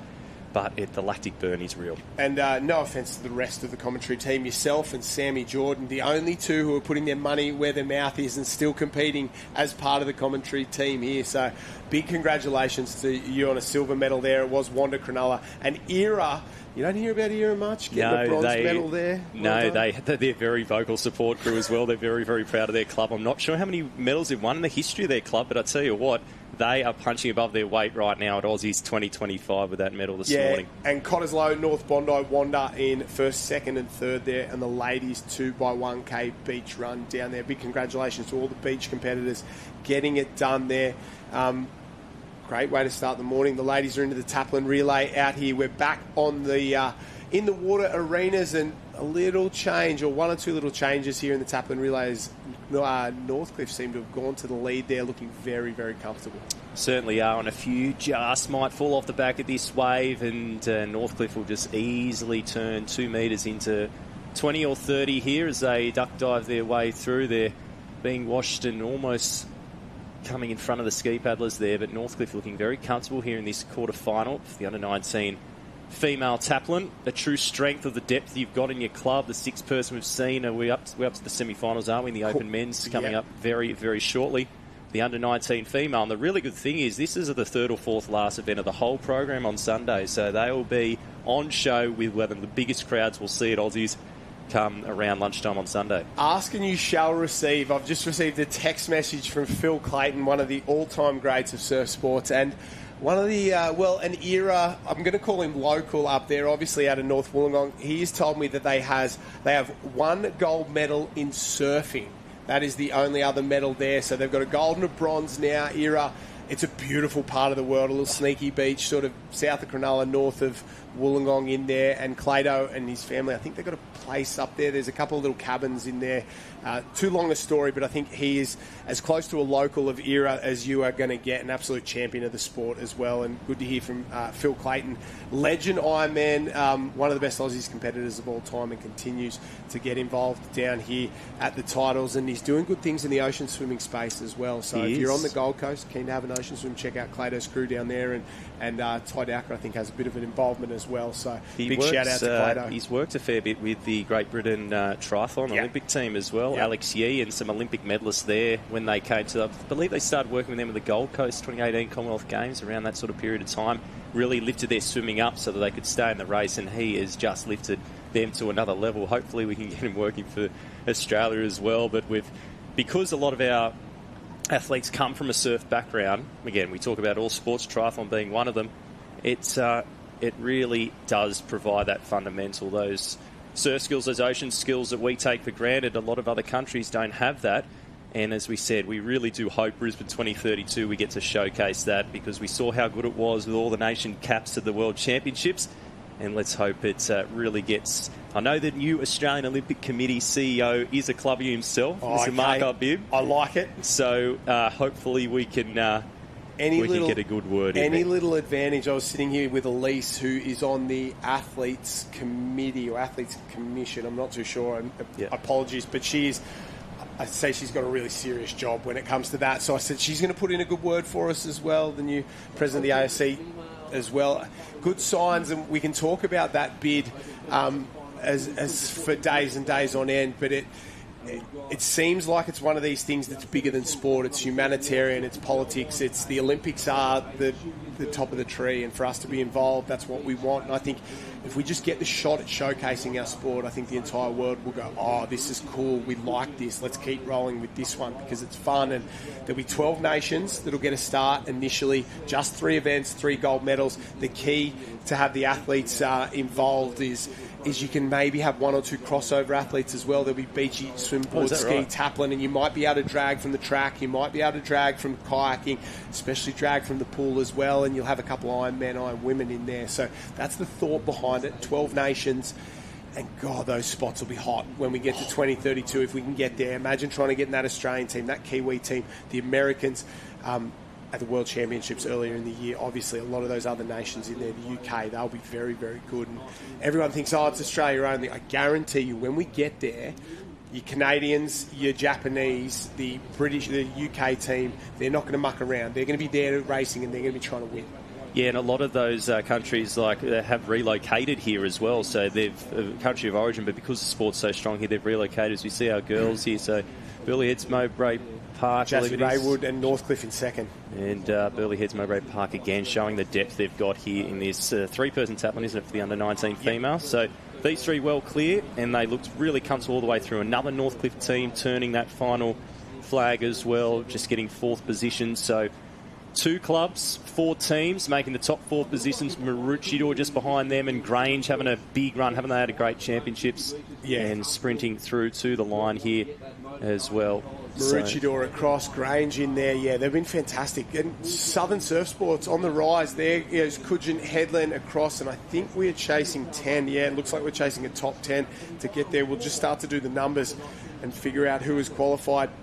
Southern Surf Sports on the rise. Victorian, South Australian, Tasmanian, in the last 12 to 18 months has just gone through the roof. And we've had champions over the years, your Bevel Aquas, your Harriet Browns. And I'm talking in the surf, not so much on the track. Always been good on the track. Your Angleseas, we saw how good they were yesterday. Was it Clifton Beach I've seen who've started to really make their presence felt in the water section? I've seen a lot of their caps here as well. Spot on there. And I think the Rays, the beginning of the Southern States Showdown as part of the World Ocean Series there, a couple of other things have really sort of gone on in leaps and bounds. Your Super Surf Teams League, your Interstate Championships always, but it just, Southern Surf Sports is in a good place and we love to see it, and that's what it's all about. And when Lucy Derbyshire is the best Ironwoman in the world out of South Australia, Matt Bevilacqua arguably is the best Ironman in the world out of Tasmania. That's good signs for the sport. And it was good getting some insights with some of your interviews yesterday as well, some of the Tasmanians and what they go through in a winter. Because I can't possibly get myself to that point mentally. But it shows how much they want it, shows how much they really want to be competitive here at the Aussies, and they're showing it. And I'm a coward now. I wear a wetsuit on the Sunshine Coast. I'm gone. The days of cold water, I'm too old, too slow, can't do it. But these young, hungry athletes, and I'm the boys from Burnie, I'm on the kayaks in the river, and it gets to single-digit temperatures in the winter. It's dark when we get on. It's dark when we get off in the afternoon. You've got to want to do it. And I said this in an article. If the Queenslanders had to do it from down there, they wouldn't have done it. So hasn't the professionalism gone up a notch in surf sports? But I don't know, Shaw and Partners getting involved as well. In the last 2 years, everything, it's really realistic to make some sort of a career out of it. And it's really good to see. And hopefully, as we said, that Brisbane 2032 bid, as we see beautiful shots of where we are right now on the Gold Coast, and what better place to host the Australian Open Surf Life-Saving Championships. And we will pass now to Matt Poole, who's with Jazzy Raywood. Yeah, thanks, guys. I'm down here with Jazzy Raywood, winner of the quarterfinal for the under-19 girls Taplan relay. You mentioned to me then that you wanted to get the win. Then what's behind that? Well, I've seen some waves doing some odd things. There aren't many, but when there is one, it changes things. So I wanted to make sure we were in. And also, I just really don't like losing, even if it is a heat. So I was like, we are winning this thing. I don't really care. And it's setting a good precedent, and we're going to win the final. So, mate. I love that. It's a quarterfinal, you want to win, and it definitely gives you a little bit of confidence. So you've got a very big program coming up now. How are you juggling it all? I think I have 11 ski races to go today. I'm feeling great. I'm very excited. I love ski. Just a really good vibe here, and I'm never going to let my team down, so I'm feeling good. Unreal. Positive attitude. We love to see it. How are you feeling? What's your most excited event for? What do you really want to try and get the win in? All of them? All of them. Lovely. Love to hear it, Jazzy. Well, I'll let you go. You've got a big program, a lot of racing to go, so good luck for the rest of the carnival. Thank you. Yep. Thanks very much, Paulie, and don't we love to hear it as well, the confidence, and it's rare you'd see an under-19 make that statement, put it out there. We're going to win the final. I think with you, Jazzy Raywood, you can make those statements. I like it. And we spoke about Jet Kenny before, having a laugh and a joke, and he likes to dig in on a couple of these interviews. It's just good to see some personality. Yeah, exactly. For some of the athletes, it's hard to sort of open up when you get down and do your interviews, but Jazzy there, she's young and confident, and she's got the ability to back it up as well. Sometimes, like, I could say things, not back it up. She can back it up. So we have a look at the results here from that quarterfinal, the under-19 female. Quarterfinal number 3 with Burleigh Heads Mowbray Park, first and third, Northcliffe. That's the B and C team, second and fourth, and Maroochydore in fifth position. Remember, we are taking top 10, which are showing now on your screen. Grange, Coogin Headland, Terrigal, Dickey Beach, and City of Perth through to the semi-final. And Kurrawa, Trigg Island and Tallabudra just missing out, unfortunately, there. But a great effort in the under-19 female Taplan. Yeah, they did a great job. All those teams were set in terms of our semi-finals, and they're going to be very, very tight. Like we were talking about before we went to the interview, the space of surf sports, it's in a good, and I think all areas are in a good place as well. The media side of things, the 10 Talk boys are doing a great job in terms of podcasts. All of a sudden, we've got 5 or 6 surf sport podcasts. People are writing articles. There's plenty of other stuff going on. Surf sports is on the rise, and I think the thing that'll tip us over the edge, you get that Olympic start, and we get that legitimacy in all other areas of the media. At the moment, we're an Australian-only sport, but they don't see the inside. They don't see what we do at the World Championships. It's the visibility aspect, isn't it? And these boys on screen right now, this Open Men's Taplan, we're down to the semi-finals. So very, very hard to book your spot in the premier team event on the program. It will be the final event on the final day.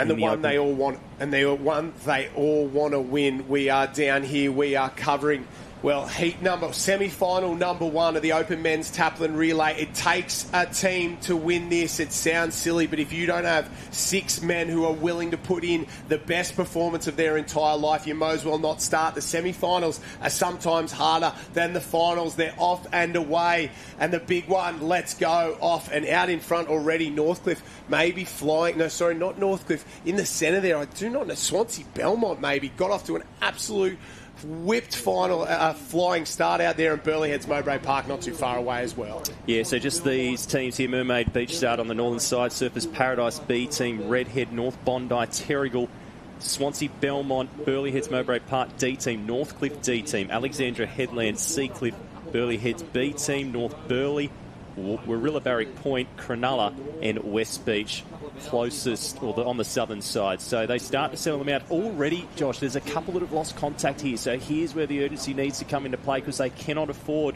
to get it any further away than that as this lead group start to get closer together. I don't like either of the semi-finals. They're tough either way you like it. Semi-final number 2 is as stacked as that. Might as well be the final. It is unbelievable. Semi-1, there's a couple of teams in here I think can win the final on Sunday afternoon. Alexandra Headland being one. North Burleigh, they might be a dark horse in it as well. A couple others. But you look at semi number 2, Northcliffe, Kurrawa, Burleigh Heads, Surfers Paradise, Newport, Sorrento, Manly, Currumbin, a couple other B and C teams in that second one, and we're going to see some casualties. The only guarantee is a couple of teams who think they can win this won't even be in the final. Exactly. Redhead in a pretty good spot now. They're sitting in second, and we've also got right up there North Burleigh in the top 4 positions now. So they start to string out here, and this is where you want to be in the ideal position.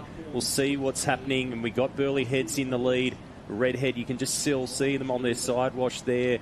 And we got Alexandra Headland coming through as well. Swansea Belmont, North Bondi at the back of that group. Cronulla right in the centre of the pack. Warilla Barrack Point on their heels as they start to head home. Yeah, West Beach, they've got a little bit of work to do. So did Terrigal on the tail. They've got some good swimmers. They've got a shot. You need to get yourself onto the wave there if you're the back of this pack. So find a way to tack on as the swells start to build. Pick the board speed up and get onto that lead wave. That's the key there. As the leaders start to wind up, they can feel a little lump underneath them. I don't know how big it's going to be. We got 1 down it, 2 down it, maybe 3 down it on the front. They're going. Down they go. A great paddle there. Oh, one off the back. One off the back in the centres, just dropped away. Our leaders from Burley and Alex have done a fantastic job, and not what you would have wanted from Redhead there, because every little inch is going to make a massive difference here. Alexandra Headland, that was an incredible surge, and you saw it coming from a mile away here as well. So very interesting to see if these two are able to pull away. This second wave has probably got a bit more momentum, but these 6 clear. How many we got going through in this one? I would say top 8 at the moment. Burley round, Alex round, just like that. Side by side, the Razor Casamento goes to the front.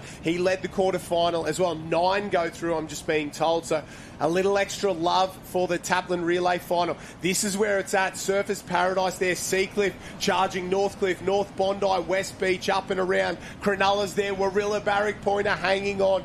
This is the group that's got the top 9 in it at the moment. There's sort of 5 or 6 out in front and then 7 and out. We've just got a split screen at the moment. So semi number 1 and semi number 2. And have a look at semi number 2. Newport gone to the front. There's Northcliffe. A couple of the Northcliffe teams. Burley Heads Mowbray Park as well. And we're down into the other semi-final at the moment. Number 2 there. And this is the really tough one. This one's going to be interesting here. And some of the big guns already under pressure. They are, and it's very interesting to see who's able to get through this cleanly, because we've probably got 4 or 5 a bit clear at the moment. On the knees they go, nothing on offer yet. Pretty similar conditions, you would say, to yesterday. Very different to day 1 as they start to push forward. So who's going to get in this chase back? Who's going to be the aggressor here? Who's going to try and close that gap? We talk about effort and timing that effort as well. Chucky Brooks on the front for Newport there, ahead of both Burley teams, not too far away. So that's Burley A and Burley C behind him.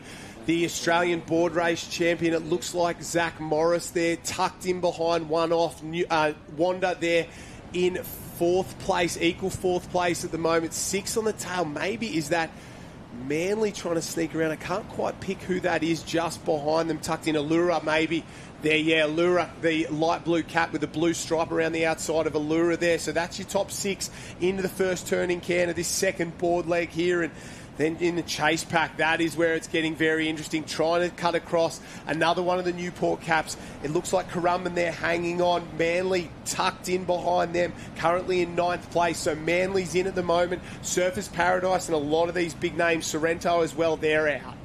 So the wind's picking up here. Who's going to get a runner? So Newport pushing forward, trying to extend this lead here. They're all on the wash and no one's really taking a different line. That's what probably the difference we've seen. Little bit of a runner coming. The rating's up. The Newport rating is substantially higher at the moment. He's the only lay-down paddler in the top 3 or 4, and he's starting to push through.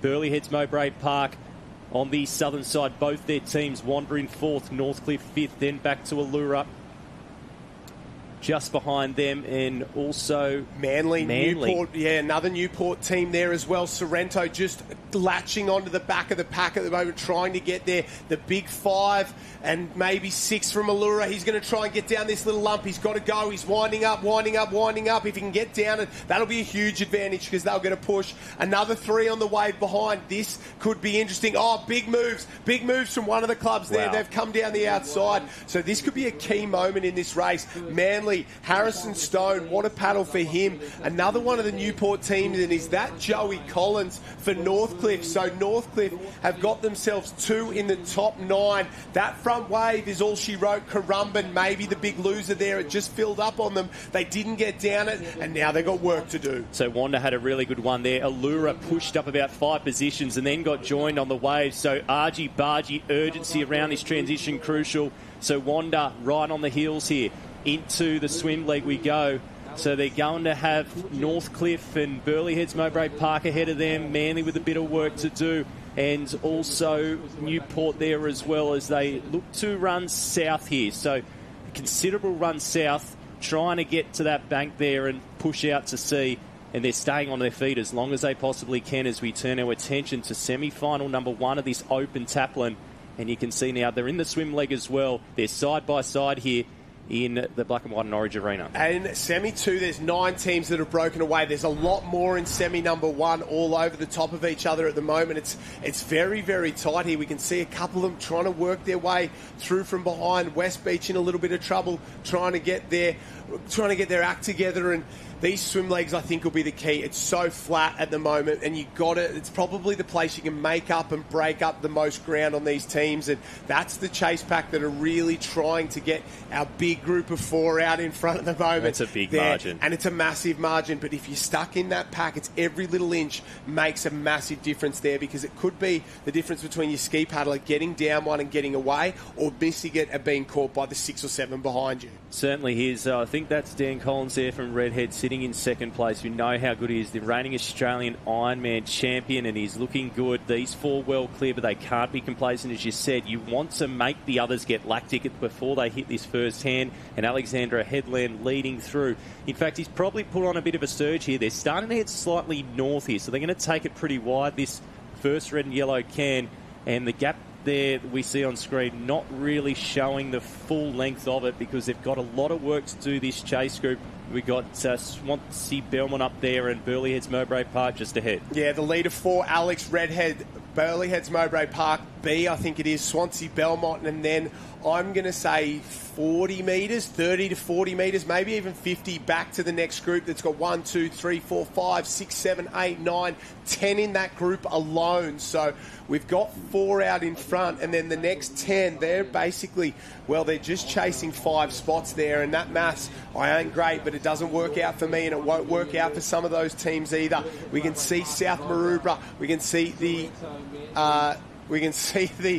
team working there. That might have been the 19s there working their way across. A couple other of these clubs really trying to fight themselves to get back into it there, get across and get themselves into the most important final of the entire weekend, the men's Taplan relay, along with the women's Taplan relay, the final 2 gold medals we hand out of the entire carnival, the one that everybody wants to win. Certainly is now, and Dan Collins takes the lead here for Redhead, starts to head south, separates himself from the group. The other 3 are trying to stay relatively together on that northern side, but Dan might have seen something here. He's purposefully separated himself from the pack, and he's edged ahead by half a body length. And we saw him in the quarterfinal do the exact same thing for the Redhead team. I think he's swimming angry. He's lost his Australian Ironman title this morning, goes out in the semi-final.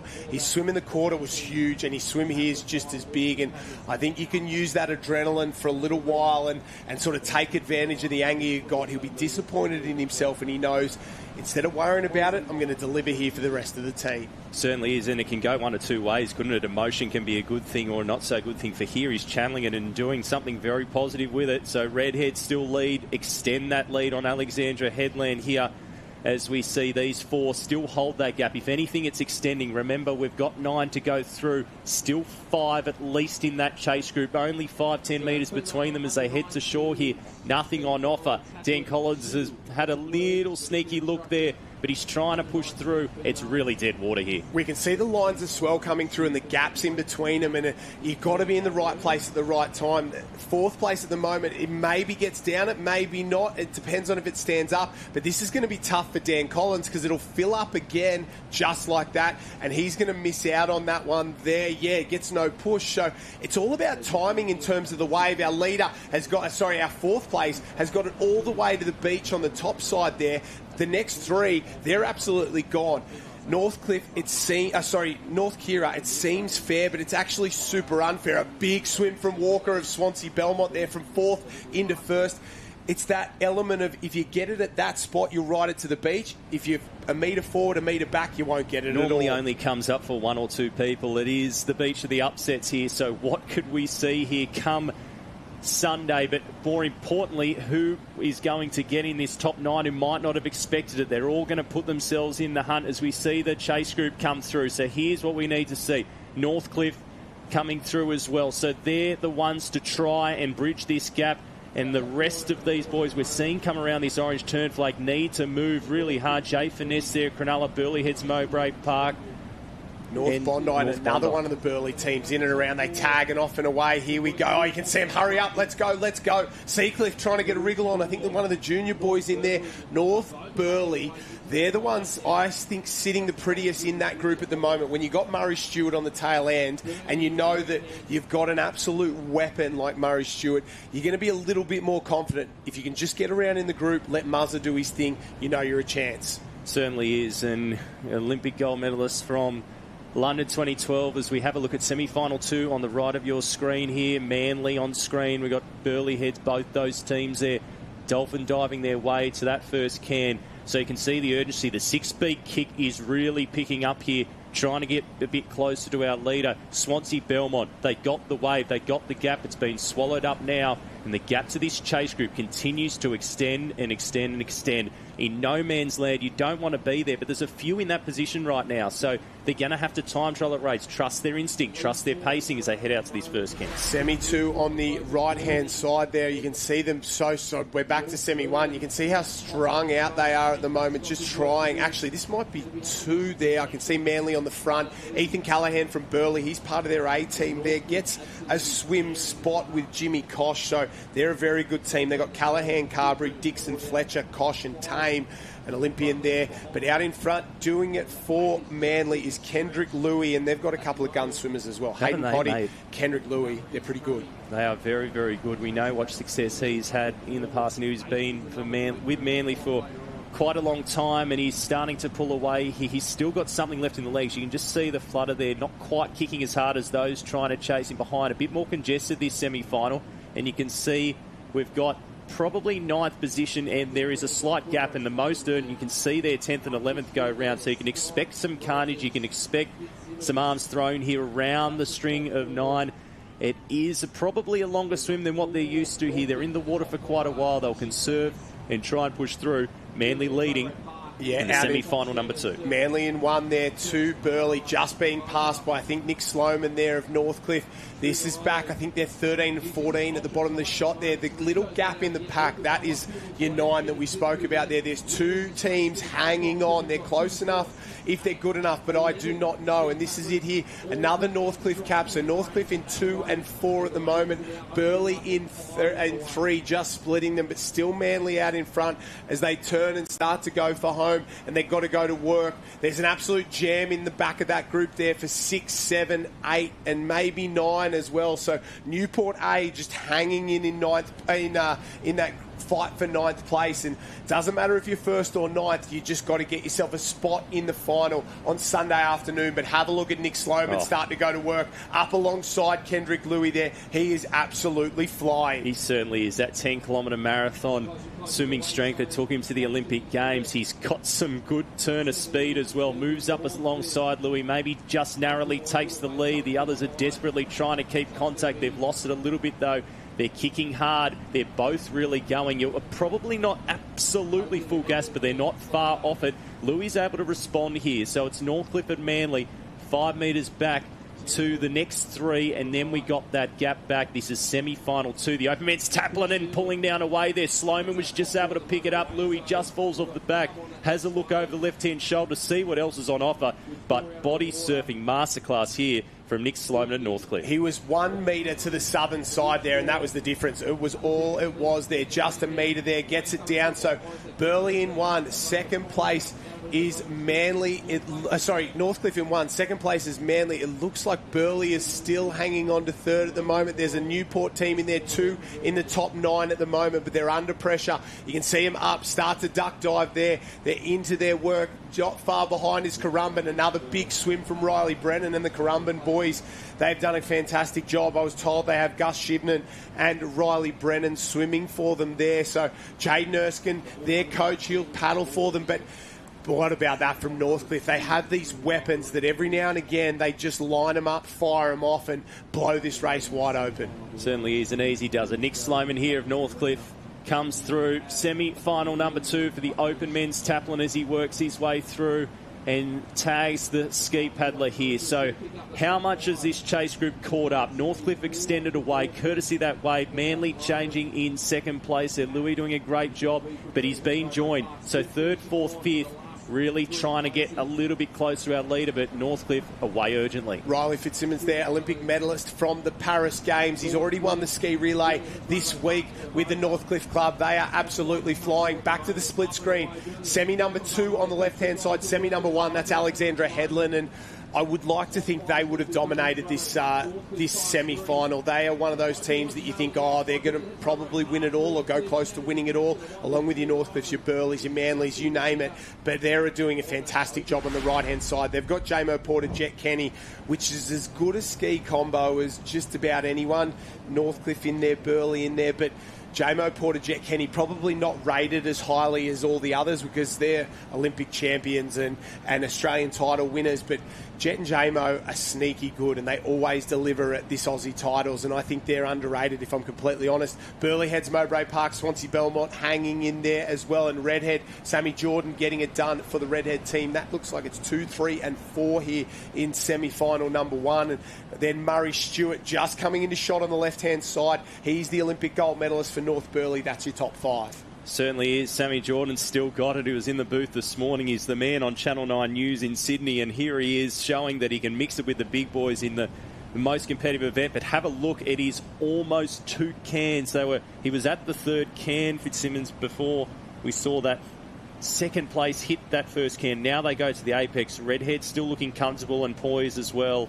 And we've got Burleigh Heads, Mowbray Park just ahead of Sam, and also Swansea Belmont, that could be just leading this group coming through. So a little bit of a gap after our group of 5. Remember, 9 to go through. This final of 18 is going to be so hard to make. And those two just lost contact there. So I'm not sure if there's a little runner that just came up for our leading couple of athletes, but it's Redhead and Sammy Jordan on the northern side trying to hunt down our leader. I thought Redhead, Swansea and Burleigh was sitting pretty now, but what Murray Stewart's done is drag that entire group up onto the back. So the race now for your top 9 spots becomes a little bit more stressful there. Alex is home. They'll get there nice and easy. For Redhead, Swansea and Burleigh, they can hear Murray Stewart, the Northcliffe team, paddling up alongside them. Behind them, Mermaid. I saw Warilla Barrack Point, a couple other teams there. We're chasing 9. So the next wave, there's a little lump. Murray Stewart starts to come down it. That'll be 5. The wave after it, if you're not on that, you're going to be in all sorts of trouble. So Alex out in front, 4 on the next wave. The next wave after that, just out of shot's got a couple in there as well. So that's going to be interesting. 1 behind them, top 6 on their own, 7 and 8 on the wave.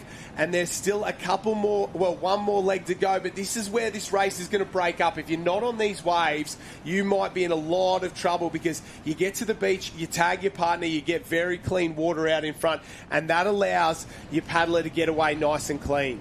So Alexandra Headland here, can they hold on to this lead? They've extended it out. They've got a very good buffer zone. And they're going to pull well away here as we see 2nd through to 5th position round the bend. And Sammy Jordan absolutely flying here. I didn't know he could run that quick, but he's doing a really good job as we head into the final ski league of semi-final here in the Open Men's Taplan. Yeah, you can see how much it means to the boys. They're absolutely giving it some there. Just a final effort for this Taplan relay. Tag, get on, get away, and they're starting to fight it out. This is interesting. Surfers Paradise sitting right on the edge at the moment, not where you want to be. You're in that sort of 6, 7, 8, 9 spot, somewhere in there, where if you have a good paddle, you're in. If you make one mistake, you're done. Certainly is effort areas here. 2nd, 3rd and 4th, and Redhead trying to stay close to Swansea Belmont. And also Alexandra Headland. I reckon they're closing ever so slightly on this lead. You can see the rating up, the blades flying here as they try and get close to our leader.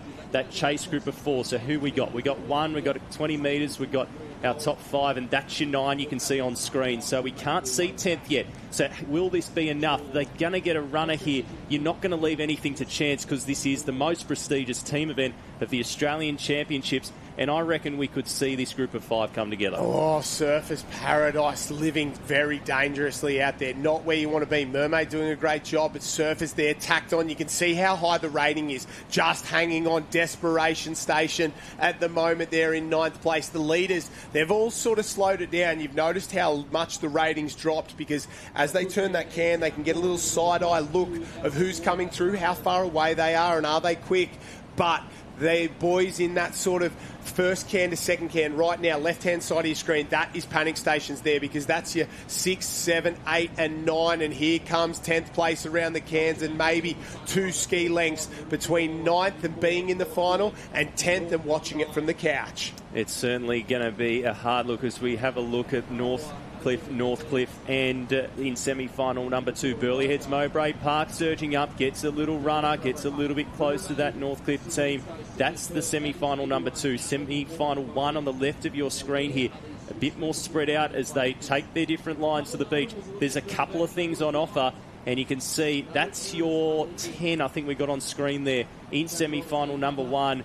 And you can see the urgency, the desperation. People are normally able to lift a little bit more for these team events. Burleigh Heads Mowbray Park trying to get a surge. Northcliffe again away in semi-final 2. Semi 2 is going to get interesting now. We're starting to make our way into the beach. Northcliffe, Burleigh and Northcliffe will be fine on the front there, but that next wave has a lot more than can qualify. It's just been broken up by a wave. 1 or 2 have come off the back, so 6 sitting pretty. Newport looks like they're there. They'll be comfortable as well on that next wave. And as they hit the beach, they are going to go, because everybody knows how important these dying stages are. No issues for the 3 on the right-hand side there. That is semi number 2, the stacked of the 2 semis. Semi 2 boys hit the beach. They're still going to get going there. Newport on the second wave. I think there may be 2 Newport teams on the second wave. Alexandra Headland takes the win in semi-final number 1. Jet Kenny did it very easily there. And the Redhead cruise up and across the line there. So does Surface Paradise. Did North Burleigh get there? Burleigh Heads Mowbray Park.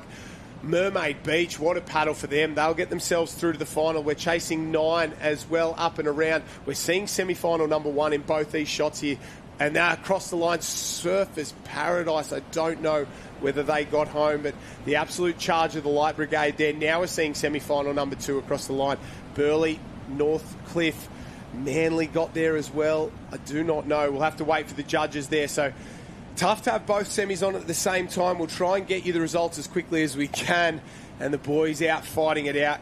Absolute chaos for not only the athletes, but for the commentary team in here as well. And the guys behind the scenes from Big Voice Media do a fantastic job here, bringing us both semis. We're across, obviously, every area on the beach. We're going to get as many races in for the day as we possibly can. So a big shout out to the Big Voice team.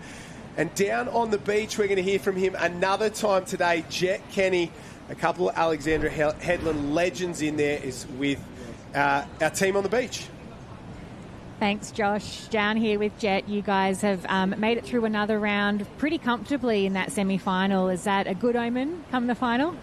I hope so. It's easy going last when you've got such front-end speed like Cooper, Zach, Braden. I mean, they all made their respective finals in their legs. And, J-Mo got knocked in the quarter and I got knocked in the semi of the ski. So we're kind of relying on the front 4 to get us away. But, yeah, look, happy to make the final. Last race of Sunday. It's the race everyone wants to be in. It's the race everyone wants to win. But the atmosphere down on the beach in an open Taplan is incredible. Like, you've got 18 teams with 6 people all standing on the water's edge. Everyone's yelling at you. The crowd's all there.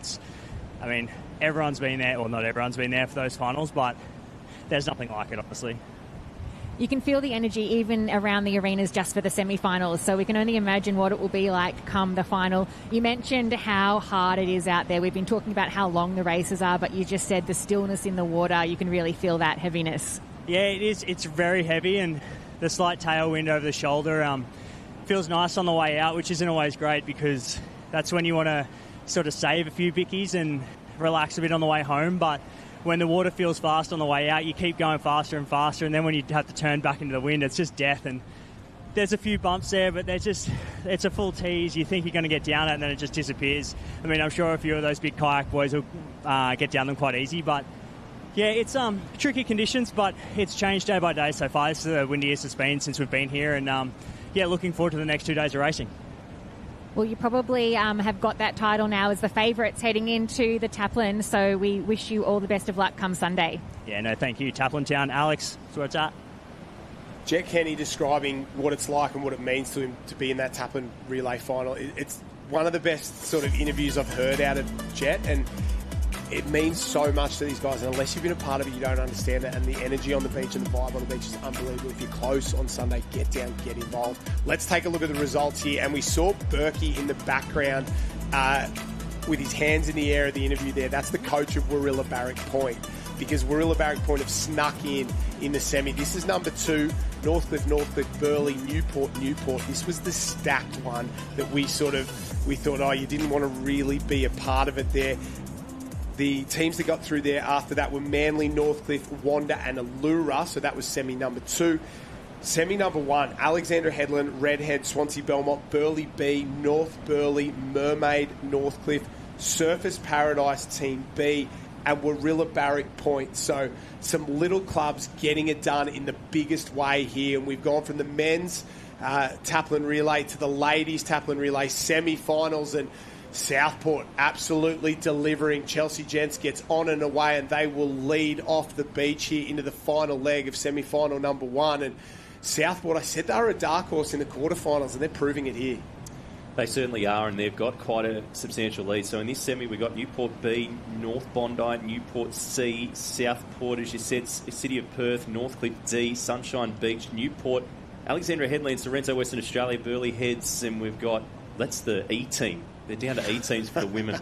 Incredible. Karawa and Avoca Beach B team, Maroochydore, Mermaid Beach, who we saw get through there in the men's as well, and Coogin Headland as well. So this is some great paddling here by Southport. So they've extended this margin. That was 10 metres. Now it's out to 30 or 40. This group of 4 are trying to get themselves organised and get a little bit closer here. Do you want to know what's hectic about the Burleigh Heads Mowbray Park E team? They've got Gracie Otto in there, so she is a Shaw and Partners Ironwoman Series competitor. So in the E team. In the E team. That's something else. Haven't they built up a culture over the last couple of years? Yeah. Like it's gone from, they've always been something, but they're coming very, very quickly to the top of the tree here. And Michael King obviously is the driving force in there, but I spoke to King the other day when we were wandering down, and he said they're just good kids. They get along, they want to do well. He said there's not a big partying culture in there either. Like, no. They're good role models. They turn up to training, they do all the right things. They're professional athletes, and then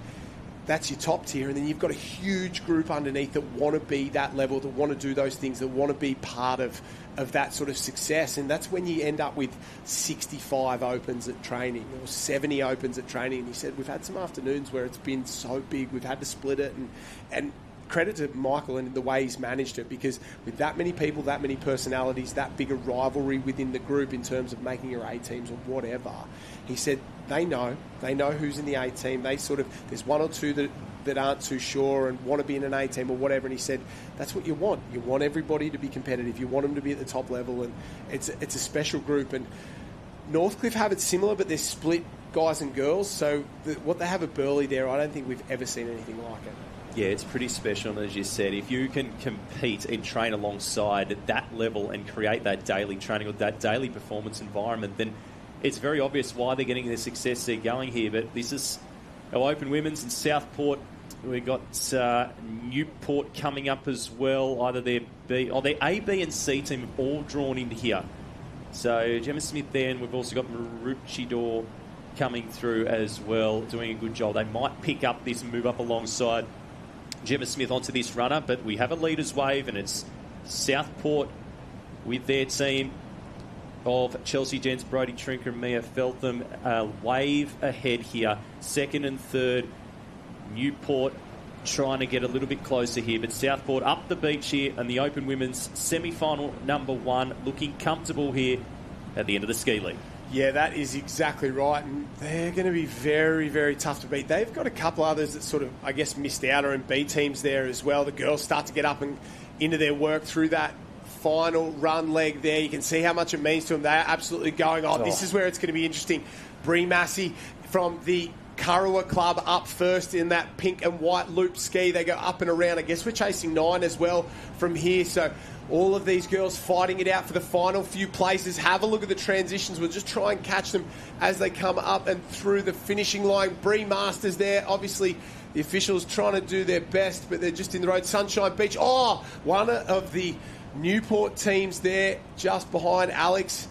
North Bondi as well. Your guess is as good as mine. Which of that? I think that might have been the B or C Newport team there that had... No, it might have been the C team that had Piper Harrison in there. So that was Lani Waller, Olivia Clue. So tough. We take a look at the results overall. Two of those three in the C team won the under-19 women's Taplan yesterday as well. So some of the juniors stepping up. So massive, massive programs by these athletes here as well, as we see City of Perth, I believe, come through as well in semi-final number one. Coogin got there in the end as well. They were ahead a couple of those teams, so very dramatic. I think we got Kurrawa home, and maybe not that extra Newport team, North Bondi, and the Alex team either. So very, very tough, and we're just going to hear from a couple of the girls down there in not too short a time. There's Ella Beer from the Evoca Club. She's trying to make her way up and around and across that finish line there.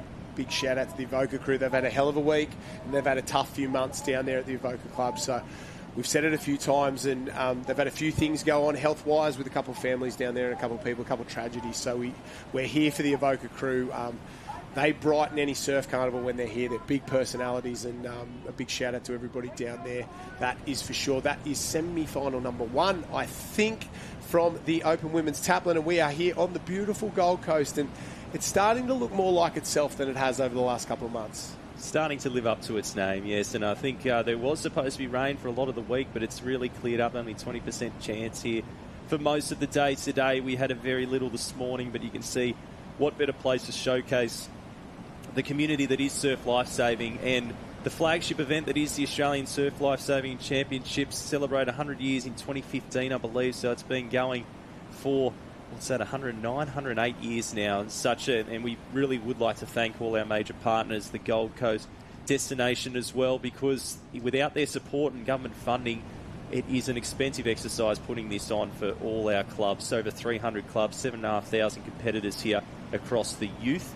And it's really good to see the under-13s and under-14s get their opportunity as well. And in the not-too-distant future, we'll see them step up to the Open Championships and compete on the same beach. One of the unique things, they can be on the same beach almost at the same time as the heroes. They're heroes in the sport. Results are in from that opening semi-final of the Ladies Taplan. Southport, Maroochydore, Newport, Northcliffe D, Coogin Headlands, Newport B, Kurrawa A, Mermaid Beach, and the sprint up the line, Sunshine Beach gets there over Newport in the end. So 9 we're thinking going through there, and it seems like Newport C, Alexandra Headland A misses out. That's the big one. The 3-time defending champions gone from this one in the semi-finals. That's got to be the biggest upset we've seen. Admittedly, a different team to what we've seen. They don't have anyone backing up from the last couple of years, but they won in 22, 23, 24. They will not win in 25. We'll head down to the beach now with somebody. Well, this would be a short paddle for this lady after paddling around Australia. Christy's with the very, very impressive Bonnie Hancock. Yeah, thank you, guys. They just mentioned a short paddle for you, having, done your lap around Australia, but you mentioned just the quality of that field and how much you had to put in to get your team across the line. It was amazing. I mean, I lined my ski up and looked along the line. It could have been a ski final, to be honest. So I had a feeling it was going to be a run up the beach. I've been doing a little bit of iron training with Kai Hurst at Mermaid, so I was very grateful for that. When it came to the run up the beach, hard. Well, you've banked yourself a spot now in the finals. So we've spoken about how much pride goes on the line with these team events, and just it means so much to you. And so good to see that. Like, there's no real end to the sport. You can keep doing lifesaving for, I don't want to say forever, but you're looking as good as you ever have. Nearly 35. And just to get a team on the line this final for Mermaid. I've been in the club for nearly 5 years. I haven't had that, so Kalani and Imogen, 2 young competitors. They're amazing. Boy, semis, so get them in as well. It's fantastic for Mermaid, and Hurst and Andrew Murphy, the coaches there, are wonderful.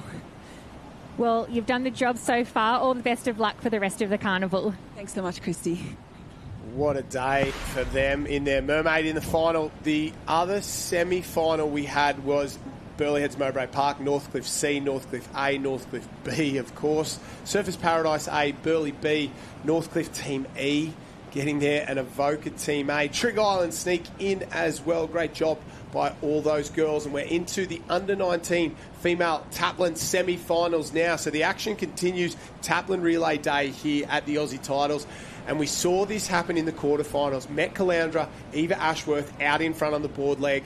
Met Caloundra, they're going to be sneaky good in this one. If they can make no mistakes, they made a couple in the quarter that really cost them there. But if they have a clean run, Met will go close. They certainly are. And Eva Ashworth, she had not necessarily the best run of luck all the way too, but still made it happen. Talking about making your own luck, this lady out front knows exactly how to do that. And she is such a good mover on the board. Got such range. She's put a bit of a space in the chase group here. We've got Newport in there, Manly, I believe, Redhead, 2 Burleigh Heads teams. Northcliffe on the back there. So there's 2 Newport teams as well. And someone just on the south just trying to pick up that cap as well. But they're starting to accelerate here, starting to press the pace even further. But it's Metropolitan Caloundra, a little bit of a wave starting to push up. I reckon we'll get 6 on this, 5, and then our leader in the board leg of the semi-final. Number 1, under-19 female Taplan. Yeah, what a great way to start getting one of these waves. It is a comfortable ride home, knowing you've done your job, you've set your team up. It's now up to the swimmer and to the ski paddler to get them home. You can see the girls accelerate. They won't take it easy, that's for sure. Big transitions required from all these ladies. So 2 from Burleigh Heads, Mowbray Park there, up and around Redhead. Big transition in the middle from Manly. What a transition so far. So they've gone from 6th up into 2nd place. So Burleigh, Manly, Redhead, Burleigh, Newport, and our original leader, Met Caloundra, will go round. That's our top 6. We're chasing 9 in the final. So these girls have got themselves off to a fantastic start, and that's your job if you're leading off. Get on the front wave at an absolute minimum and run hard in transition. It's that simple.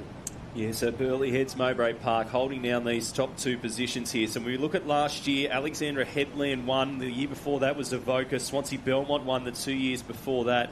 So again, a good mix of clubs here.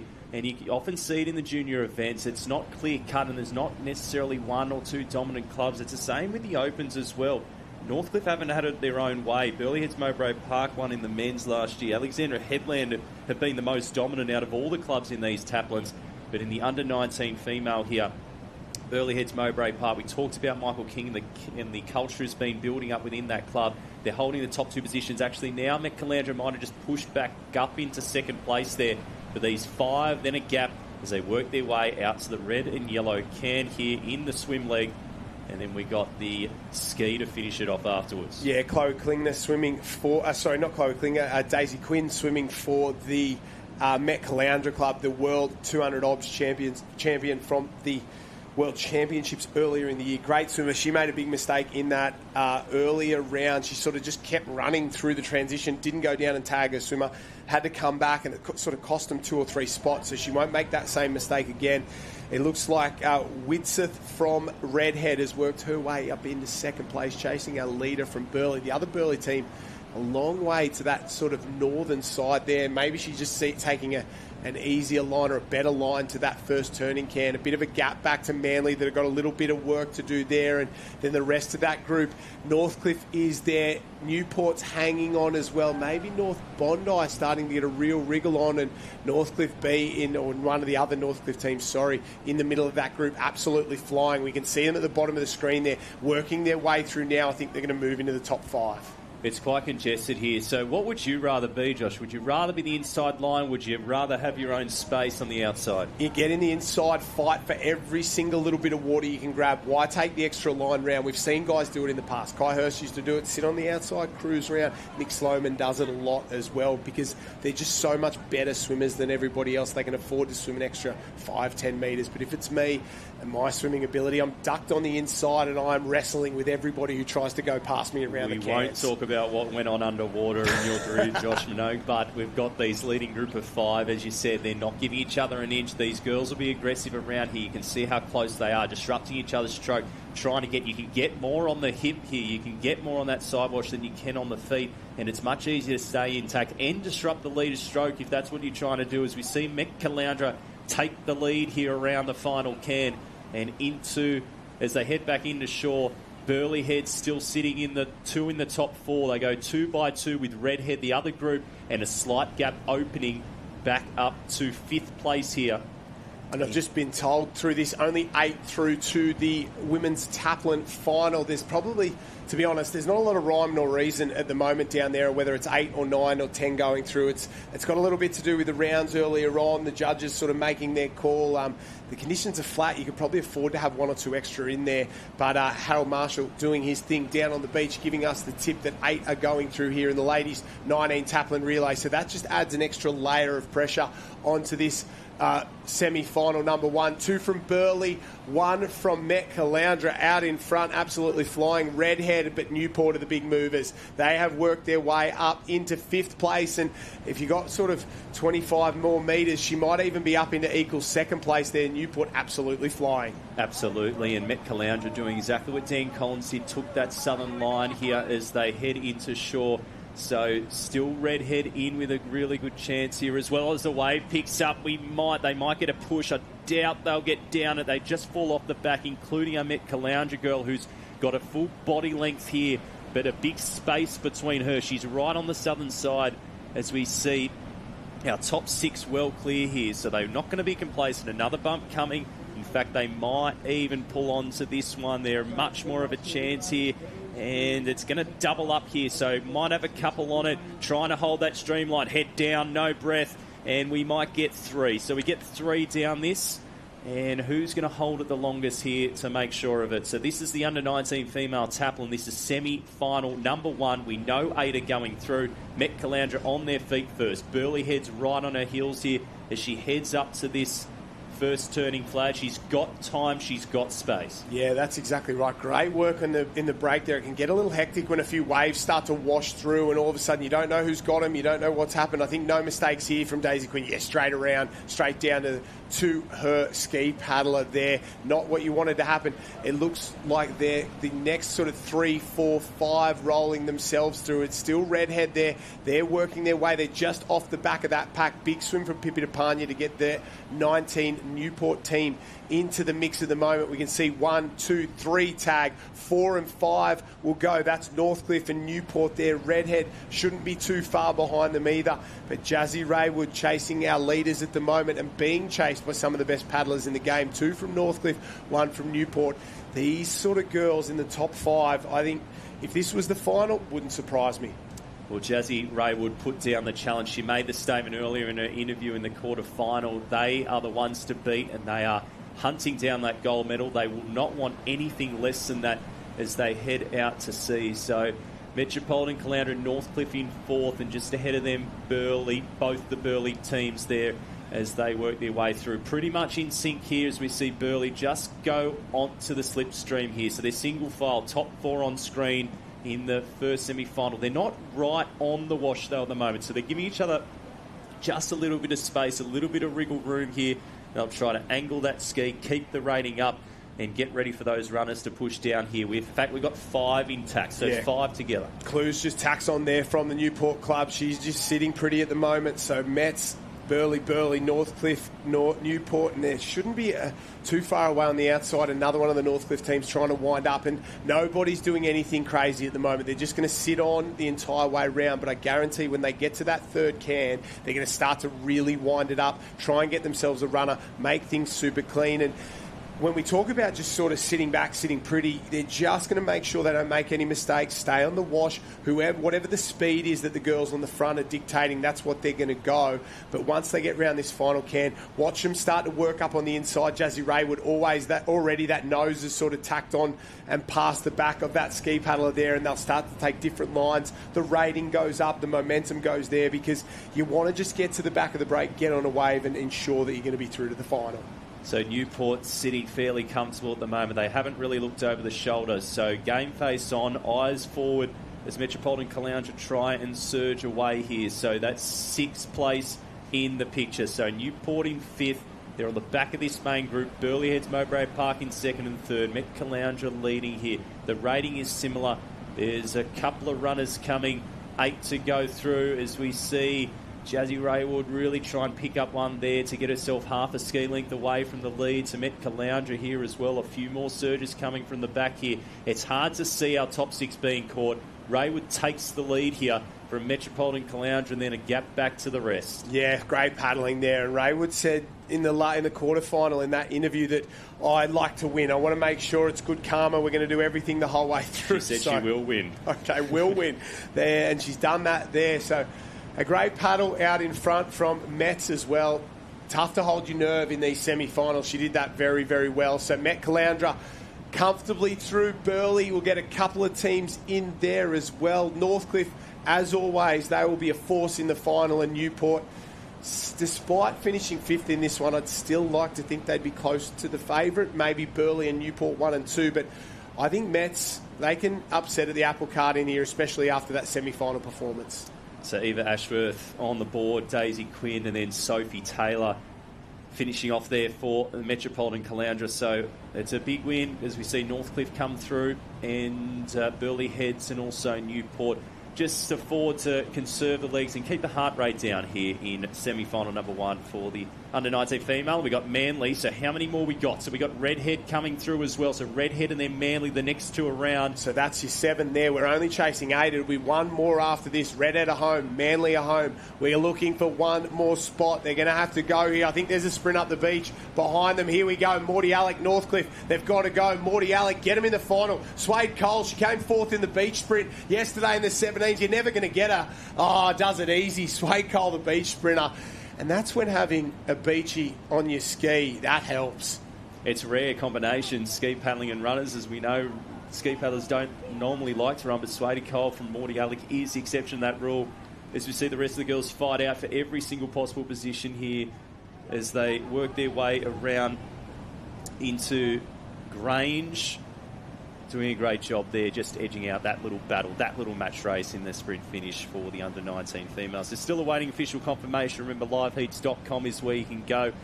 Seeing shots now of Surfers Paradise in the distance. There's a little bit of wind up and hasn't really affected the swell too much. But a beautiful destination we've got here on the Gold Coast on the 3rd day of the Australian Open Championships, as we have a look at the replay here from this under-19 female Taplan relay, and it was Metropolitan Caloundra who set it up really early here, Eva Ashworth. Yeah, what a paddle. She did a great job. She did it in the quarter, she's done it in the semi, and she'll be hoping to do that in the final. You can see that full sort of 2 or 3 board lengths out in front, and there's no mugs in there, that is for sure. We got the defending champion Lani Waller in there, the defending board race champion Lani Waller in there. The Burleigh girls are so good on the board as well, and obviously Redhead, fantastic. So Eva Ashworth, watch out for her in the board race final as well a little bit later on. That is the result from semi number 1, and we've locked in the first 8 teams into the final, and those girls will be happy. The final 19 event of the carnival later on in the program will be the 19 girls Taplan relay, so they'll be very happy with their performance.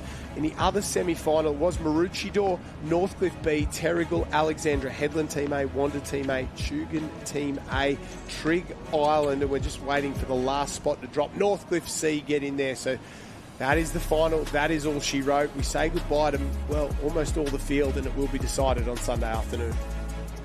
Certainly will be. So who's going to take the title? We head to the green and gold arena, and that's where we are here at the Aussies for 2025. If you're just joining us on the live stream, what is it? It's Friday. It always feels like a weekend here. Is it Friday? Who knows? Friday? It's today. That's all I know. We've been here for 6 days now, 7. So if you haven't looked at the live stream, if you've got a lunch break at work and you're just wanting to catch lunch break. It's 11:19. I've got 2 screens at work. Everyone knows how that works at work, don't we? And I don't have a real job, but if I did, that's what I'd be doing. You certainly do have a real job. No. It's great viewing. I tell you what, it is hard because we've got so many things happening at once. It is hard to sort of keep up to date with absolutely everything that's going across the beach. We've got our surfboat action happening. Our beach events start in about 40 minutes' time as well in the beach arena, and we're all pretty much on one spot this year as well, which makes it easier for those sort of wanting to get between things, between events. Looking like it's getting cold down there. There's a few jackets going on. I think the wind's picked up. Today's the first day since the junior program sort of last weekend where the wind has actually been blowing. It's offshore at the moment. It's beautiful. Makes things tough on the way home, as we heard Jet Kenny say a little bit earlier on. But the last 2 days it was raining, but there was no wind. Today, it's going to be very, very tough for these girls, and I think it's time to hand out some gold, silver and bronze medals. An under-17 female Taplan relay final is the next event on the program. So gold, silver and bronze up for grabs. When we have a look at last year, Alexandra Headland again won. It's not just in the Opens where they've dominated. They won last year as well. Redhead won the year before that. Northcliffe the two before that. And Alexandra Headland won in 2019. They've got a team featured here. So do so do Redhead. And Northcliffe, I don't think they've got a team here. So the under-17 female. Next up on the program here at the 2025 Australian Surf Lifesaving Championships. And this one's going to be set up in the opening board leg. It sounds obvious, but the board paddlers here, I think we'll have Katie Reese for Swansea Belmont, Izzy Tate for Coogin Headland, a couple others, Macy Waller maybe going for Redhead as well, Britt Ackley probably for Alexandra Headland. If you are not on that front wave, these girls are too good to let them go. Millie Cock for Trig Island, you name it. I think maybe Imi Dowk or Olivia Dotty, I'm not too sure, for Burleigh Heads, Mowbray Park. But you start to list these names off. These are the top 5, 6, 7 girls in the board final for the 17 girls. If you're not on that first wave, the rest of these teams are too good. That board leg will decide this one here, and it may not decide the winner, but if you're not on that front wave, you're not getting a medal. Certainly, and you've got to be within striking distance the whole way round as well. But as said in the lead, we've seen some people take the transition a little bit too cruisy in the past, and they've sort of paid the price in the ends. And we're going to go down to Christy for the introductions of your finalists here in the under-17 female Taplan. I'll run you through the start list. The 17 female Taplan, we've got the team from Terrigal, Maroochydore, Sunshine Beach, North Burleigh, Tugun, Burleigh Heads B, Burleigh Heads A, Trig Island, Northcliffe, Swansea Belmont, Alexandra Headlands, Papamoa from New Zealand, Alexandra Headland Team A, Cooks Hill, Redhead and Coogin. So that is our start list for the 17 female Taplan final. Well, here we go. We're about to find out who is the best in the business in the under-17 ladies arena. The one you want to win. It takes a club to win a Taplan relay. And 3 of these girls are about to live out their dream. We are going to have one of the best board starts you have ever seen, because there are some weapons in this. And if you can't get away clean, that makes it so much more tougher. I don't want to pile the pressure on these young ladies. They're just 15 and 16 years of age, but you've got to be good off the jump. Katie Rees in the centre there, that is her in the green cap. Out on the edges as well, Coogin, watch for them. The girls are in and away and into their work almost immediately. Rees in the centre, bang, they're hit by 1. If you get through clean, that's a big advantage. And it was a pretty even start, but already Rees on her stomach there on the middle of the screen, and then Coogin Headland on the bottom side have got off to an absolute flyer. They certainly have, and the urgency there from Coogin Headland was there for all to see on the northern side. Don't have 2 bodies around you. Some people like that line on the outside, but they are absolutely flying here. They're going to have to push through. There's a couple more bumps here coming through, so there might be something on the way in for these girls, but already look at the gaps. You talk about how explosive it's going to be on the start, the rating, the knee paddler versus the lay-down paddler. Yeah, Katie Rees there from Swansea Belmont. I think it's Izzy Tate. She's just on a different board there, so I'm not 100% from Coogin Headland. Maybe Millie Peterson tacked in behind from... It's definitely Alexandra Headland. I just can't pick up who the paddler is there. We'll wait and see. Just behind them, Trig Island there. It looks like Cooks Hill are stuck sort of 3 wide. Northcliffe there as well. Terrigal in 7th or 8th place, and they're going to go round with 3 wide outside them there. That's not what you want to be, the jam on the cans. But the lead at the moment, Katie Rees, Isabella Tate, Swansea Belmont, Coogin Headland 1 or 2, Alex in 3, Trig Island have worked their way into 4, Terrigal in 5, Northcliffe in 6, and then maybe Cooks Hill in 7. The rest of the field are tacked on close enough if a wave comes through. Certainly is, and Coogin Headland knows that, and they're going to try and push up alongside Swansea Belmont here. The gaps are starting to appear. You can see between 3rd and 4th, 4th and 5th, the margin's starting to increase. These 4 are going hell for leather here as they turn this final can and head for home. The rating goes up again. Swansea Belmont on the knees for Coogin Headland in 2nd.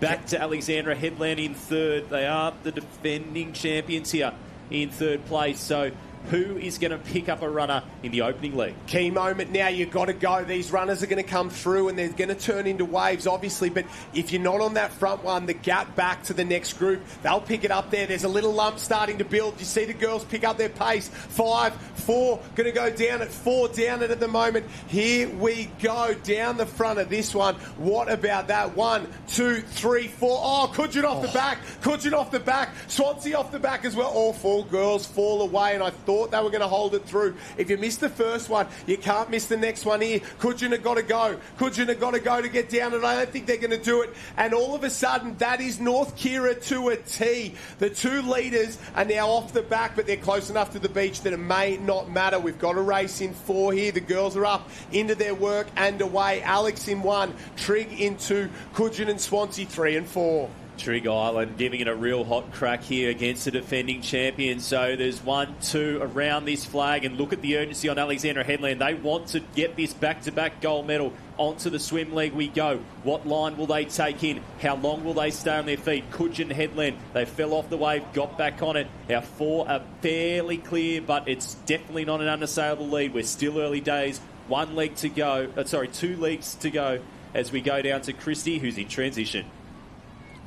Yeah, we're just seeing the last of that final coming around the second turning flag now. That hard work on that final leg of the board made all the difference for Alexandra Headlands, Trig Island, Swansea and Kudjin. It's a race in 4 at the moment. Yeah, those top 4 girls, you can see them. Nobody's sort of tacked on. They've all taken their own line out there. They're backing themselves as they start to go to work. Alex on the southern side, they're absolutely flying at the moment. She's probably got a lead of body length or 2, and now line to the can makes a difference. You've got to look up. You've got to look for the can. It's that red and yellow first turning can. They'll swim the 9, the string of 9 there, and maybe Alex have gone the furthest down because they think that wash is going to take them back. A couple of the girls potentially having to swim back on. The big movers in this one, Burleigh Heads, Mowbray Park, they're up sort of into 4th place. They're trying to bridge the gap across to our lead pack, and at the moment Alex hanging in there, but Trig Island coming up alongside them. Certainly is, and this is going to be something special if Trig Island are going to get on the podium here and really push to some of these huge clubs we've got here, these leading 4. We saw how, as you said, Josh, so many different lines. Now they've converged right back together, not giving each other an inch. So Trig Island on the northern side, we've got Kudjin Headland, and then we got Alexandra Headland now starting to separate herself here as well. So she wants a bit of clean water, but Trig Island here doing a brilliant job in this leading group of 4. And then we got 1 who's moved away from this chase group as they head towards this red and yellow can. And these girls are doing a fantastic job there. The gap is exploded open. I thought they were closing it down. And we're going to head down to the beach with Christy, and I was calling her as Izzy Tate. It was the other Izzy in the team there that did the opening board leg, and what a board leg it was. She's got to be stoked with her performance. Yeah, stoked and still a little bit nervous as this race is unfolding, but you've put your team into a great position.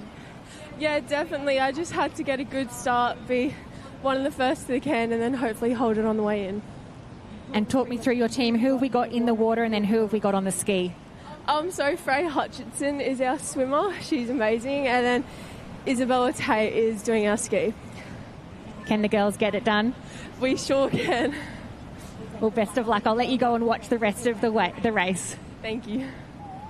Yeah, she's done her job, but the nerves don't go away. Izzy Argos, great performance by her. She did a fantastic paddle out in front. Have a look at this swim from the young lady from Trig Island. She is blowing this race to absolute pieces, has gone away from the rest of the field now, and I think it's, 2, 3, maybe 4 body lengths, and those girls in 2nd, 3rd and 4th, they're going back to the pack. Trig Island, the gap stayed from 1st to 5th, the exact same distance. It's just 2, 3 and 4 that are drifting away. Certainly, and she's barely even brought in the legs here, so she's still got another couple of gears. So we've got Eleanor Flowers here, who's pulled away. What a swim leg she's had. We're only about 200, 250 metres into it, and she's put a space into some of the top surf swimmers in the country here in the under-19s. So she pulls away, she extends the stroke out more. The rating is kept the same. She still hasn't brought the legs in. She might now with this little wave, and she just falls off the back there. So she could have extended it even further to 50 or 60 metres here. but she has got a really good gap here, and Trig Island, and they're going to be going ballistic on the beach. Good. Trig Island have had some success in this 17s and 15s the last couple of years. They got a board relay win at the Aussie titles last year, and it was something truly special. Here we go. I thought she was going to get down that wave, and it's been the rating. Her rating is so much higher than the other girls. They're long and strong and great swimmers, obviously, but she has just absolutely gone all effort on the way home. I'm going to empty the tank to the back of the break and hope I find something. She might end up swimming all the way to the beach at the moment because it's just gone flat. It doesn't look like Eleanor Flowers even minds. She's swim all day at this pace, an absolute machine of an effort. Absolutely incredible, and you can see the hit the dead water. This is where her strength. She looks like she's such a strong athlete. Now she changes direction here, so much dead water to contend with. Probably second, third and fourth moving a little bit better than what they were now as she tries to pick up something. It must be frustrating. She's being very patient. She's going to stand up soon, starts a dolphin dive, and realise that she's got her team at Papa Zone. They are in the gold medal position. Trig Island, make some noise if you're from that club, because they are in the gold medal position here. The Australian title is going to be decided in a few minutes' time. Trig Island in one. They turn the flag, pump the arms, get the most out of this transition. We know swimming speed turning into running speeds, like breaststroke into freestyle, getting ready to tag the ski paddle. They've got a good lead. Grace Atkinson will paddle for Trig Island here. Here they go. Swansea Belmont on the beach in second place. Alexandra Headland around in third. Big movers from the rest of the pack there. Here come Coogin Headland. They'll come around and tag. Izzy Tate will go in. Burleigh Heads. What a swim from Burleigh Heads. What a swim from Northcliffe. They're in this one. Up to their eyeballs as well. Another one of the Burleigh teams. Cooks Hill come around. So the race for third place is on. That's the gap. Second and third. Trig are gone. They're off and away. Grace Atkinson is in clean water, hasn't been hit. The rest of these teams are still in the hunt if they want to get a medal. Swansea in second, Alexandra Headland in third. Have a look at Burleigh go. Have a look at Coogin start to fire up. They are Coogin. They've been in the hunt all the way through here. They got a really good start in that board leg, and you can see how much they are in the hunt, as you said, Josh, in this ski leg, the final leg to go. The under-17 female Taplan Relay Championship of Australia is what we're watching right now as the girls try and dig deep. We know how athletes can rise to the occasion, particularly in these team events, but can they catch our lady out in front?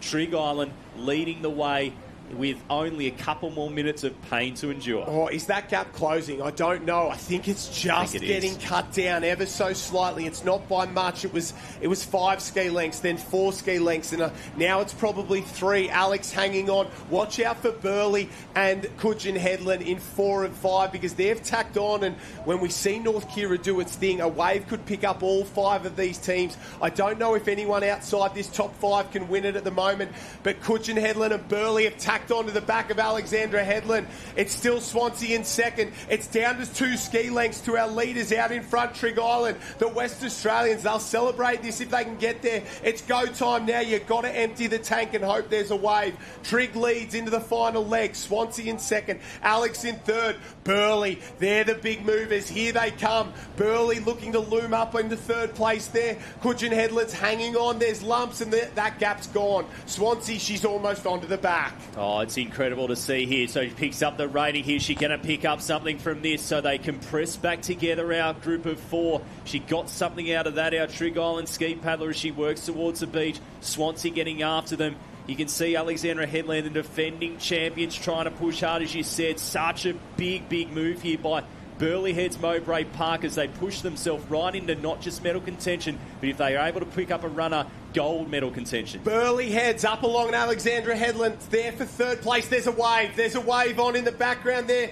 Trig's in no man's land. She's got to go for a broke. There's a little lump underneath her. There's a wave coming through. Burleigh's on it. Alex is on it. Swansea Belmont's on it as well. Here we go, but I think Trig might have done enough. Trig might sneak away from it. You can see the gap starting to close. They're coming down over the top of her there. She's got to get off and get going. She's up into her run. Trig will be first on the beach, but Swansea's there. there. Alex is there as well. So is Burleigh Heads, Mowbray Park. Oh no, here we go into transition. Swansea come around. They've hit the lead for the first time in the entire race. Burleigh's there as well. Oh, there's a stumble from Swansea. She's done her ankle. She's still got there across the line. Alex in second. What about that? Injury and all, she rolled her ankle in the final stages and managed to get home. That's the best finish of a Taplan you'll see in the junior ladies area. What about that one? Oh, when I saw Trig get up, I thought it's hers for all money, but there, the tenacity, that's showing 90% mental, 10% physical. She rolls her ankle. Hang on, there's an Australian gold medal up for grabs here. I'm not slowing down for anyone. I don't care what pain I'm going through. You could see the hurt on her face, but the adrenaline kicked in and she just went for broke the final 20 metres. I'm not sure if the others just behind her realised, but what's a run there. Swansea Belmont deliver. You can't write this stuff, Josh. It's just unbelievable. I can't wait to hear from that team because that was an incredible way, and what a memorable story to have for years to come, how you won the under-17 female Taplan Relay Championship of Australia. That finish, I cannot believe it. Trig should have probably got there in the end, but the run from Swansea, amazing, then does her ankle with 10 metres to go. Hobbles her way to the line, and both Burleigh and Alex almost got there. I think Alex got silver, Burleigh bronze. It wouldn't surprise me if it was the other way around. Our eyes would soon focus on that. That was as much drama as you will ever see in a Taplan Relay final, and well done to all the ladies involved. A fantastic performance. Big shout out to Trig Island. They deserve more. Yeah, so Coogin got away so quick on this side here. Swansea Belmont and Coogin were the two aggressive starters here. And you can just see them fight for every single runner. Then we got a group of four. This is the story of the race, the opening leg. Group of four. Coogin just fell off the back from memory there as well. And then we see the Trig Island athlete here as well, just behind Alexandra Headland at that point. So Alexandra Headland passed on to the swimmer. They had a little bit of a buffer zone, but then they came back together. They took those different lines, didn't they? They really wanted their own time and space, except for Coogin Headland trying to push through. Dolphin dies we go. Trig Island, you can see how much it means to these athletes, and I thought Trig Island were going to get there in the end. They set it up so well. They did everything within their control right, and that's all you can ask for. What about that paddle from, I think it's Olivia Dottie on there. What about that? The most unbelievable, actually it might be Bianca Raywood, the most unbelievable paddle I've ever seen. She was so far down, and this is where it all started to happen. Swansea come up and around, and we think they're home. Easy work. And just there, goes down. Oh, done her ankle. Got to get to the end. They're coming, but still manages to get there. Let's head down to the beach and hear from our Australian under-17 Taplan Relay champions. I'm here with the team from Swansea. A little bit of drama. What a way to finish. Xanthi, I've got to go straight to you. Was it your ankle that just in those dying metres? Oh, it was something with my foot. I'm not sure. I was just running and it just felt like I was giving out, but I knew I just had to keep pushing to get the win for the team. Probably one of the most dramatic finishes we've seen for a really, really long time. The team set it up. You were sort of in that front bunch the whole time. How much does this mean to you? It means so much. Thanks to our coaches, Tim, Jeff and Matt, and Coatsy especially for swimming. And got the team off to a fantastic start. Was this the goal all along? Yeah, definitely. We wanted to try to get away good, but that didn't happen. But I'm lucky enough these teammates worked super hard and got us back to the front. Well, Xanthi, we'll let you go and rest up. Have you got events to continue on with this afternoon? Yeah, we've got the ski relay, which we're also hoping to medal in, so that'll be exciting. But yeah. Well, maybe grab some ice, have some rest, and good luck for the rest of the day. Thank you. Well done to the Swansea Belmont team. That's Xanthi Carlo of Kalia Kingston and Katie Reese down there. Alex, in the end, get the silver just. And when I say just, that's probably as tight as it's ever going to get over Burleigh Head. So Ackley, Peterson and Gibson from the Alex Club.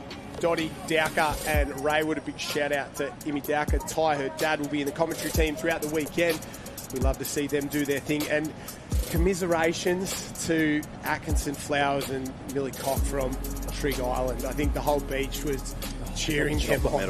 What a finish. Like, what do you do? Hutchinson, Argos and Tate were very, very good for Coogin as well. And then it was just that opening leg. All these teams had a great race, but they were just never sort of in it after that opening leg. Burley's ability to get back into it after that was something special. Imi Dowker in the swim there, and I don't know which of the girls ski paddle, but unbelievable. Because if you weren't in that top 4, the fact that they got into it was super incredible.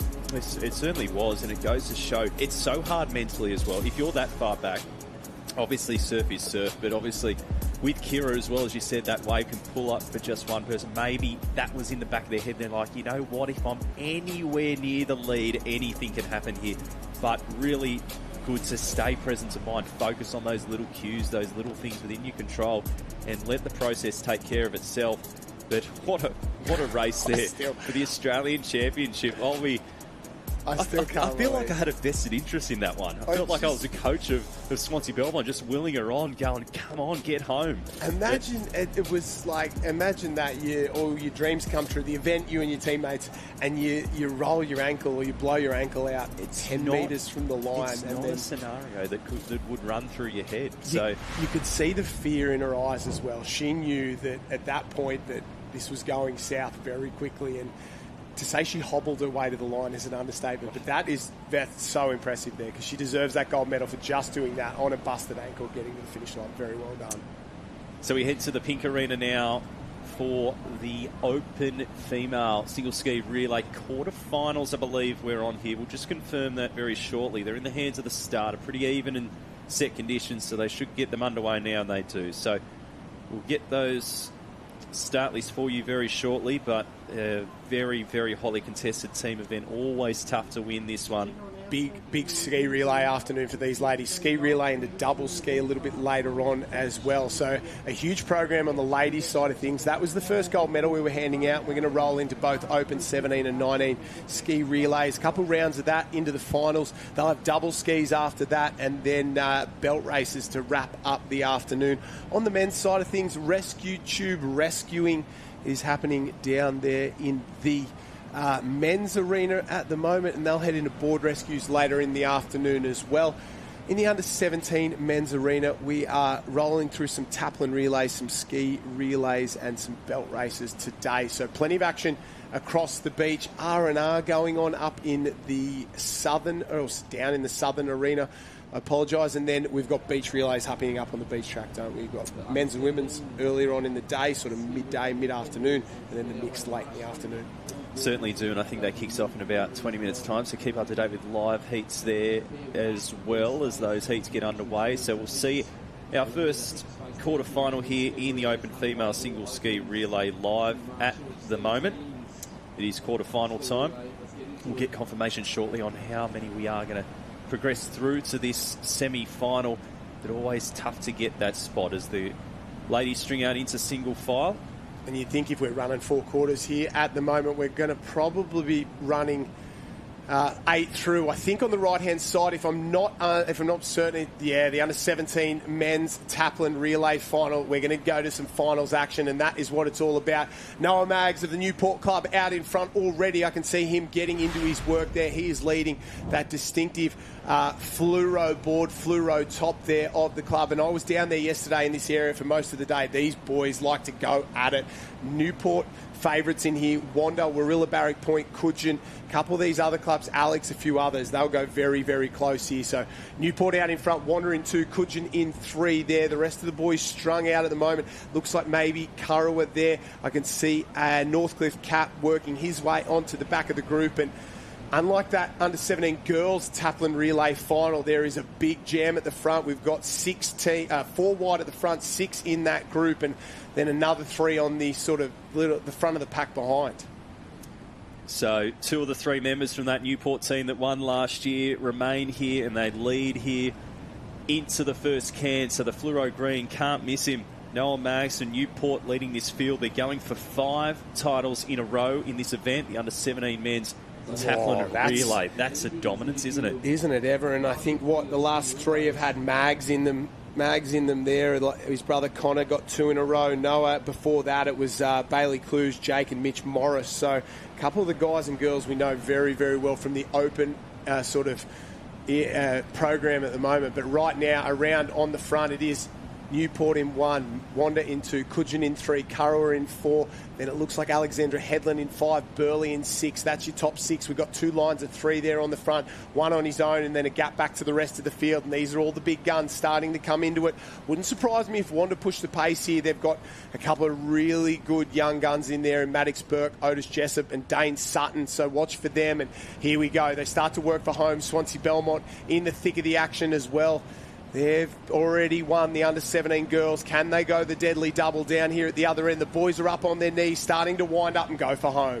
So Newport on the northern side. Wanda up alongside them, just having a little bit of a look to see who's going to try and pick up this run, as well as Coogin Headland here as well. So the teams in this one, there's not much separating them as they went through the quarterfinals, semi-finals. We see this wave. So Coogin and Newport, Wanda maybe just squeezed off it, unfortunately. So it's Newport, Coogin, and then we got a wave. So Wanda will get that secondary prize there. They'll still stay somewhat in contact if he's able to get through again. It's so unpredictable where it's going to fill up and where it's going to break. It's all about craft speed on the way home. If you drop off the back, you've got to rate up nice and high, keep the board speed going there. It hasn't done too much damage, but you can see the difference a quick transition makes. Noah Maggs, he is gone. Have a look at him up and around. He'll head down, tag his swimmer. Look at this wave at the bottom. There's the rest of the field that have been picked up by this one, almost the rest of the field, and they're into their transition as well. Being quick across the sand, so vital in these team events, especially at North Kirra. The runs are so long as they go up and around. Warilla Barrack Point, Kurrawa, North Burleigh, Sunshine Beach, they all come round and tag. Avoca's there as well, Mermaid, Maroochydore, watch for them in the swim. Those boys will go, the Maroochydore boys, and they're into their work and flying, but they're all chasing our leaders at the moment. It's Newport, Coogin Headland, Wanda there as well, and Swansea Belmont. So Swansea Belmont, we saw how impressive they were in that dramatic victory in the under-17 female. Could they possibly get it done again here in the under-17 men's? But a bit more of a lead here, extended. Coogin Headland and Wanda's in third.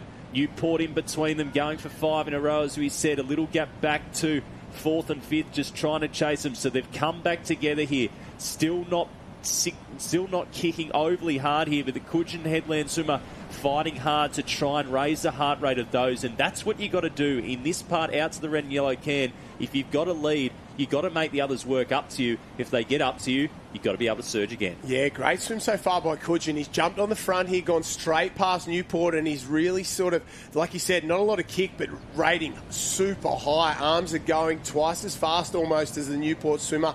He's getting into his work and absolutely hammering. Wanda starting to come up, challenge for second place as well, and Alexandra Headland have moved up into 4th. They've gone past Swansea Belmont at the moment, but our leader, he's gone away on his own, and maybe 2 different lines.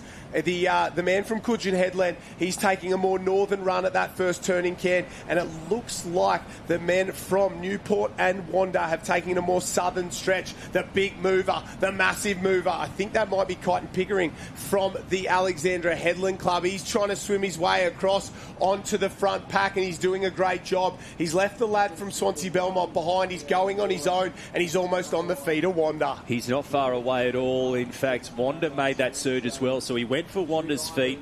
Wanda's surged up alongside. I'm not sure he could feel him coming from behind him here, but as they turn the red and yellow can, Coogin Headland still a body length and a half back to Wanda, and Newport and Alexandra Headland, as you said, have made up the deficit here. Swansea Belmont trying to hang tough. The elastic band, the proverbial elastic band, has not been broken yet. He's in 5th place. So as they work their way along, Coogin Headland still looking like he's going to hold this, but as we know, the pace turns up when they go through past this green and gold, and the race is going to be on with our top 5. Coogin still in 1, doing a fantastic job there, hanging on. Still Wanda and Newport side by side, and that gap has the entire rest of the field in the chase pack, basically. They're all there. They're all sort of one wave behind, I would say one wave potentially 2 waves depending. And what about the go off the cans? Here we go. They turn for home. The boys accelerated and absolutely went to work. Alex all of a sudden's gone up alongside third place Newport. And what about Wanda? They've gone up alongside the leader, Coogin Headland. So we've got 2 groups of 2. Coogin and Wanda in the lead. Newport and Alex there. Swansea hanging tough. This is a tough swim by the Swansea lad. He's just hung in and hung in and hung in and refuses to go away. And if a little wave starts to come through, maybe they'll get across. There's big movers from the other group as well. They're starting to close the gap, and all of a sudden it's gone from maybe 5 or 6 body lengths down to 2 or 3. It certainly has. And talk about responding to surges. Coogin Headland have been able to do that a couple of times. It wasn't a gradual turn of speed. Wanda just exploded. And have a look at the move now coming from Alexandra Headland up alongside our 2 leaders, Wanda, Coogin Headland. Now it's Newport trying to hold on, keep that 5 in a row alive here as a wave picks up. Who's going to get a run? The second one just behind. Who's able to get the rating up? They're all 6-beat kicking right now. And it was a massive, massive move. How about the margin that Alexandra Headland have made up on this field as he heads south? From 5th place to 1st place, Alexandra Headland in the lead on the southern side. Big moves from Coogin as well. They've decided, big moves from Newport. They've decided to take the northern line away from everyone else. If a wave stands up, they might get it on their own. There's a little lump. It'll go underneath absolutely everyone there. So Alex in 1, Wanda in 2, Coogin and Newport, not side by side, but together in 3rd place. But very, very different lines back to the beach. If a wave comes on that northern end there, that's Newport's ticket to ride because nobody else is going to get it. Here we go. Wave on for Wanda. They'll get it down there. Coogin get a little push on it. Alex might be the only one. Oh, no, he's missed it. I thought he was going to get it broken, but they're almost on the sand. Oh, I think he lifted his head up slightly earlier, but he's okay at the moment, so he's still going to hold a lead. Just depends on how much. It's going to be interesting to see here. So Coogin Headland are trying to stay away from this wave. They're going to have to jump on it here and move up alongside. So as they turn around the flag in the under-17 male Taplan relay, make some noise for your teams here as we see Alexandra Headland going for broke here, trying to make the most of this transition. They're in the gold medal position. We got Coogin Headland coming up, Newport fighting hard in behind them as well, as we see them work their way through to the ski paddle in the final leg here in the under-17 male Taplan relay final. So up and away, raiding through, punching through those first couple of breaks here. North Burleigh goes through. Sunshine Beach has had a hell of a swim. They've got themselves up into kind of medal contention in that next group. You can see the boys jumping on, getting away there. Maroochydore not too far away. There goes Kirra in and the tag. It looks like maybe Terrigal as well. The Newport boys start to wind up again. Avoca's in and away. Warilla Barrack Point start to tag. Maroochydore again and North Burleigh on. Currumbin's there. Northcliffe's there. Everybody's off and away and they're all chasing this man out in front. That's the lead Alexandra Headland has. It's maybe 5 ski lengths at the moment. Big gap here at the quarter mark. They're at the first turning can here of the ski race, and they're looking to break that Newport stranglehold on this under-17 men's Taplan relay. They're chasing a 5th straight title. Will Alex be the team to break it up? Well, 2016 was the last time that Alexandra Headland won this title here, and I think that might have been on their home beach or right next to it on the sunny coast. So let's have a look and see if he can hold it. You wonder what's going through his mind at the moment. It's so hard to pace yourself when you've got the adrenaline, all the emotions flowing here as he heads towards them past the first blue and white. I reckon that gap might be closing just a fraction. Just a fraction. The race is on. It looks separate at the moment, but I reckon we're in for a huge finish here in the under-17 male Taplan relay final. First, second, reasonably comfortable. Look at the race for third there. There's 1, 2, 3, 4, 5, 6, 7. I'd say if a wave comes through, could pick that up, potentially run up the beach for the bronze here. Alex turns for home. They start to wind up. Coogin are around. Wanda next to turn the can, and these 3 teams are headed back to the beach. I think the gap's closing as well. I think it's closed up. It's still 4 ski lengths lengths, but it's definitely coming back here. Alex starts to wind up. You can see the rating starts to go through the roof. Maroochydore, Kirra around the cans as well. Mermaid Beach, Newport, Sunshine Beach, Burleigh Heads, Mowbray Park. Big run on from Coogin there. That gap's down to 3 ski lengths now. Alex still have this gold medal in their hands, but one wave is all Coogin needs. That's all they need, and you almost want to say that it is between these two, but never ever say never. Rating up here for Alexandra Headland, looking for this gold medal in the under-17 men's Taplan relay. Coogin picked something up here. Coogin are picking something up. I reckon it's got a bit more speed, this wave in behind them, so we'll see if it's got enough. We'll see if he accelerates ahead of it, but it's Alexandra Headland 1, Coogin Headland 2, with not long to go at all. You got to keep going now if you're Alex. That wave's going to die out. You're almost on the beach. Just get it going. Get the boat speed up. Coogin will come over the top of it there. Now it'll come down to a run up the beach, but I think the gold is going to Alex. He's up first. The big fella's got it done. He had all the pressure on him in the final leg, and he delivered big when it mattered most. Coogin did everything they could to drag that one back, but ladies and gentlemen, breaking the curse, Alexandra Headland win the under-17 men's Taplan relay. Coogin Headland in second place. The race for third is on. The boys are up and around. They're absolutely flying there. Up and across the line. Wanda going for it. Maroochydore out of the clouds as well. I think Wanda's got there. Maroochydore will finish fourth. Kurrawa, Burleigh, Mermaid Beach as well. A little push and shove there in the minors. But what about that from the boys of Alexandra Headland on the Sunshine Coast? Big result, big performance. That is exactly what you want to see. Byron Oliphant, Kyton Pickering, Jack Whitford there. A big congratulations to the entire Alex crew. Oh, it certainly is one to celebrate as well. The Taplan relay is the one they all want as we see the boys sprinting, and it's not just first, second, third. They really want to fight for every single position in this final, and it's such a privilege to just qualify and be on the starting line. But Alexandra Headland, too strong. We thought that lead was narrowing, but he did all the right things. He pushed down the right effort areas in the right times in the race there in that final ski leg when it started to look a little bit, not dangerous, but like it wasn't over. But it got closer than you would have liked. It came down to, 2 or 3 ski lengths in the end and the one wave behind. And if that wave doesn't come through for Alex, that's when it gets stressful. It was all Noah Mags early, and Newport faded a little bit. They haven't had the best of luck in these Taplans. They had 2 girls' teams disqualified in the quarterfinal because they accidentally tagged the wrong swimmers. They were in the same quarter. Both got DQ.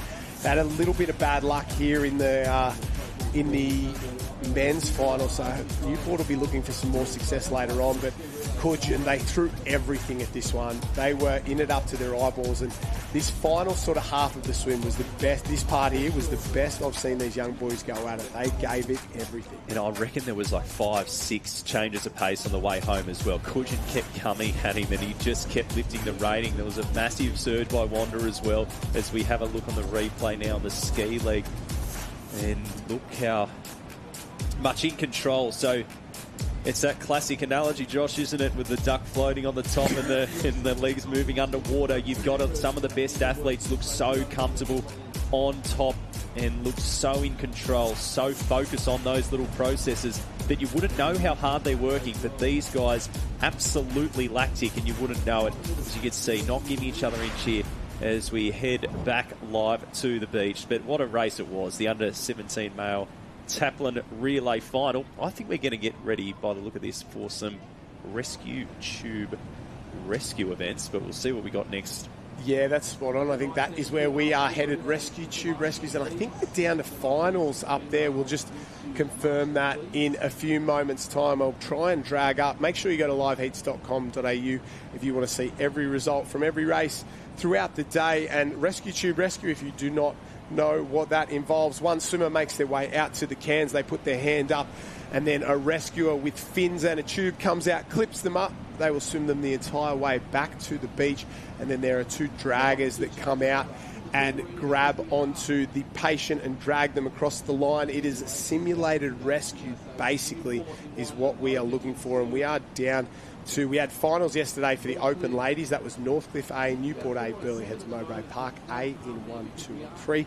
in today, though, we're looking at the men's competition here, and we got a 19 final coming up in not too long a time, and an open men's final coming up in not too far away either. That should be the next event on the program. Northcliffe B, Manly A, Northcliffe C, Mermaid A, the Currumbin crew A and B, Northcliffe as well, Noosa Heads, and then Burleigh Heads, Mowbray Park. And then there is a Kiwi team I want to talk about, but I've got to get the pronunciation.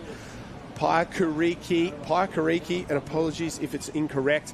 They are from New Zealand. They're into the Open Rescue Tube Rescue Final, and I'm told by Jenny Parry that 10 years ago they planned it back based on when the brothers would be old enough to sort of do this event. They wanted to win the New Zealand title. They didn't quite get there, but they're in the Australian Championship final this year, and I think they're pretty stoked. So a big welcome and shout out to all our Kiwi friends watching from over the ditch there, and the boys from the club. I will not say that name too many times. Paikariki in there.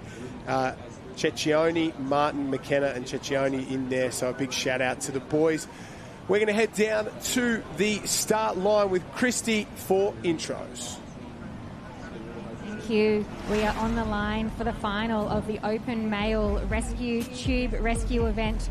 I'll let you know our start list. In lane number 1, we've got Northcliffe. Next to them, Manly, Northcliffe Team C, Mermaid Beach Team A, Paikariki from New Zealand, Currumbin Team A, Currumbin Team B, Northcliffe Team A, Noosa Heads, and Burleigh Heads, Mowbray Park. That is our start list for the final of the Open Male Rescue Tube Rescue. A big thank you and a big good luck to all of the teams lining up here today. We're going to take a look at the boys on the start line. They'll head out to the can, arm in the air, and then the rescuers will come to get them not too far away. We've got some big guns lining up in terms of draggers. You find your 2 biggest ski paddlers, lumps of a lad, and you get them to drag the patients up the beach. I'm talking sort of big Tommy Green, an Olympic gold medalist in kayaking. He's a large lump of a lad. He will be the man dragging up the patient for Northcliffe Team B. Who else have we got in there? A couple of these big boys out there. Jaden Erskine getting it done. Josh Brown for Currumbin. He is a huge man. Led down Tom Scott. Riley Fitz, another Olympian, in there doing the dragging. Tannen Linden doing the dragging for Burleigh Heads, Mowbray Park. We can see the team there. The Carroll brothers for Noosa, they will swim. So both of these boys, we can see Noel and Carroll closest to us on the left-hand side of the screen next to Bailey Armstrong, heading over, and he is going to attempt to make the Swiss team for the Olympics in open water swimming. He's had a crack at the Australian thing. He's close, but just not close enough. Their family, obviously European, they've been over here in Australia, and those 2 boys, Nolan and Killian, are going to try for the Swiss open water team. That's Nolan. They're very, very good at an open water swim there. Really young, but very, very good at what they do. And I think they'll be a sneaky team in this one there. Probably not the reputation a couple of other clubs have, but I think they'll be pretty good. He's only a small slip of a lad.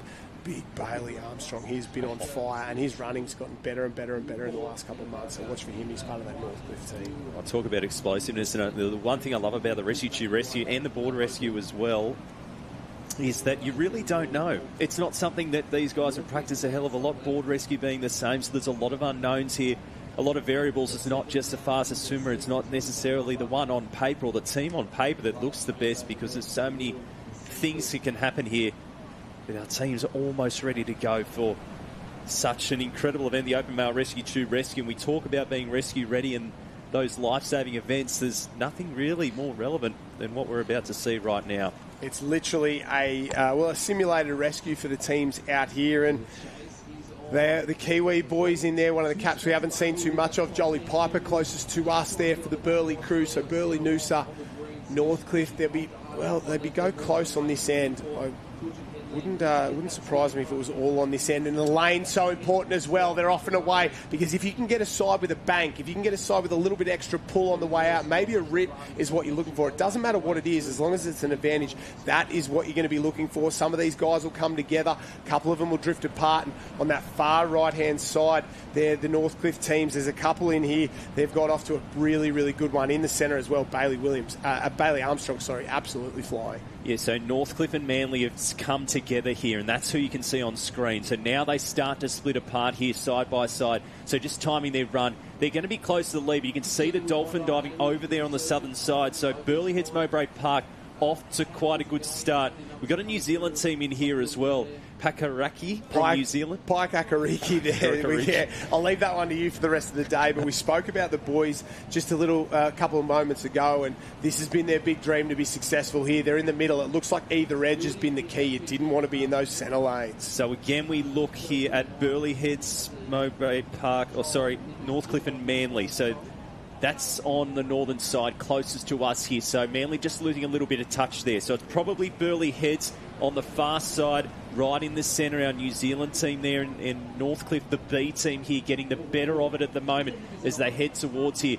Really hard to tell who's going to get there in front, and it's going to come right down to who's got the assertiveness. We see a couple come through. I reckon Northcliffe team C's pushing right up as well. They've started to make a little bit of room, but all separated here, all trying to time their run, time their effort. You think out to the can, Josh. You think it's such a short, explosive effort, but today it's quite a long swim. It might be a couple of the Currumbin teams there on that sort of top side that have done a really, really good job. We'll wait to see who the first to go is there. Maybe 4 in from the bottom edge there. It's one of the Currumbin boys that'll look to hit the can first. You can see them heading towards the cans there. As soon as they hit, the arms will go up, and you watch the rescuers absolutely give it some on the way out. Here we go. Left-hand side in, and as soon as those hands go up, the boys will go bang, 4 in. Currumbin's gone, 2 of the Currumbin teams.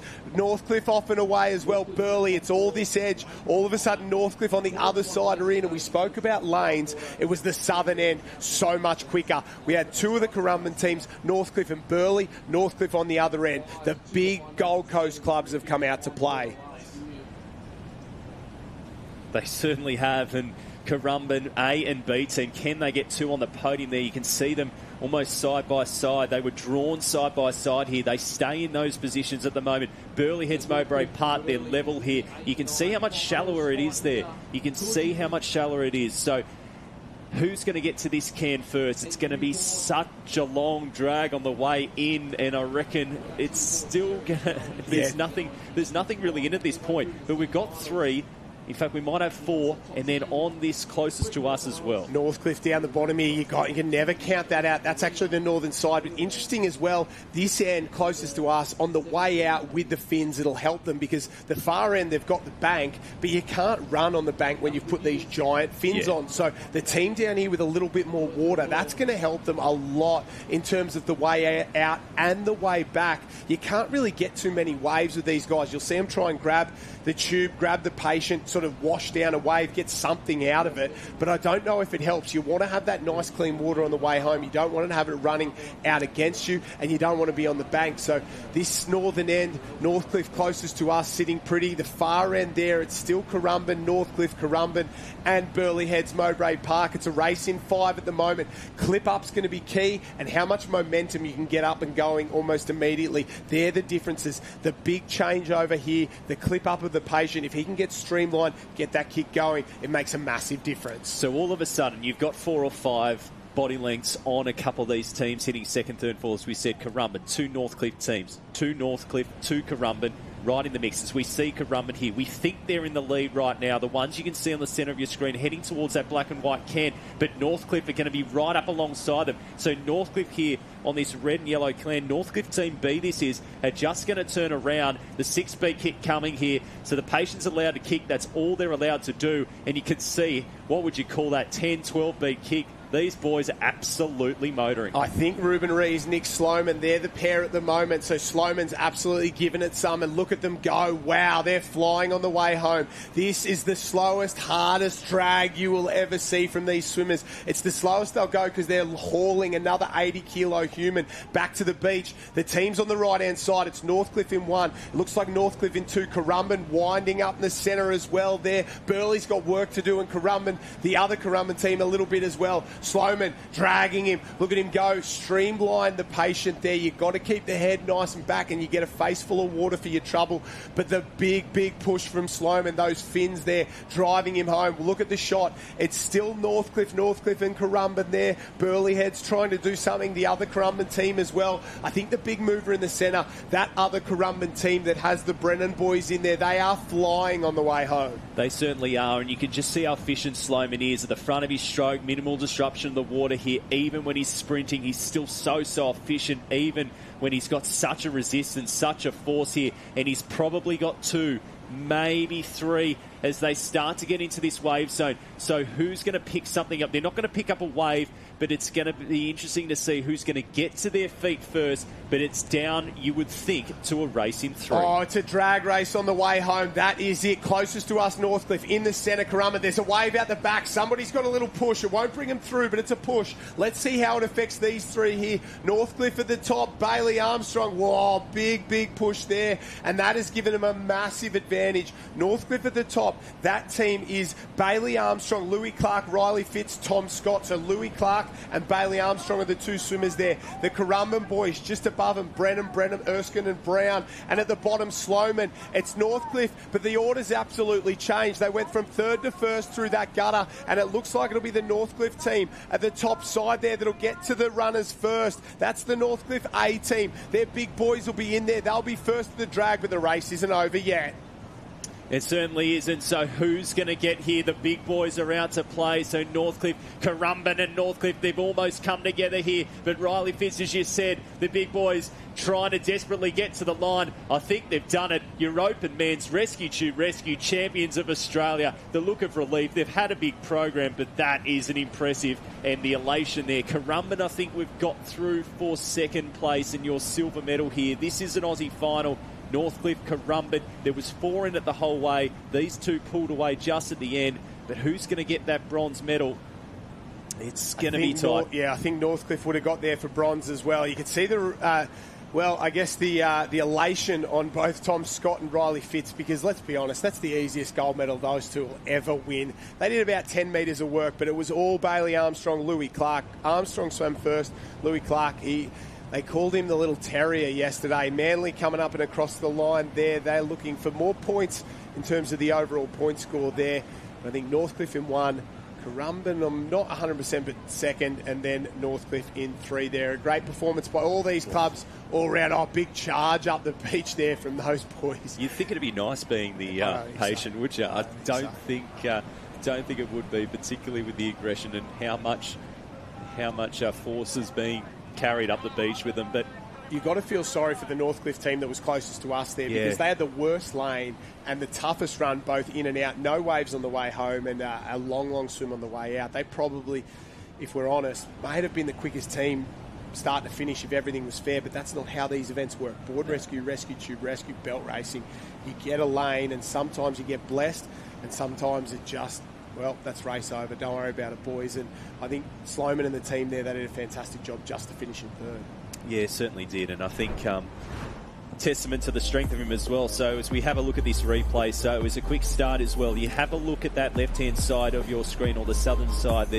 That was where you could see and all 4 of them there. So all 4, and then at the southern end, and then on the northern side, Northcliffe, the only one to stay with them. And you can see that's how they went through with the 2 Currumbin teams. Burleigh was right up there early, faded a little bit late, but the 2 Currumbin teams unseparated as they headed out on the swim. What a change it was for Northcliffe here on this side. Sloman did a fantastic job on the pickup there. Riley Brennan was unbelievable. He worked his way through. The pickup was fantastic, went to the lead, and then this is where it happened now. We get into that wave zone, and I didn't think the waves had caused that much of a difference, but in the end they got a big push down, and I guess it just takes the pressure off the patient for a second, and that's enough for the swimmer to get away. You can see what both Bailey Armstrong and Louis Clark did there. There's Louis left in the water going, you go boys, I'm done, I did it all.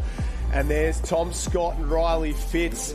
Well, they got a gold medal. I don't know how much of it they deserve, but they did a great job. Jaden Erskine and Big Brownie there taking CJ Brennan up the beach after Riley dragged him all the way back. What a race, what a performance. They're getting final results down there, so we will grab those and just double check that it was what we thought it was. there. Yes, it was. Northcliffe, Currumbin, Northcliffe 1, 2 and 3. Currumbin get 4th as well.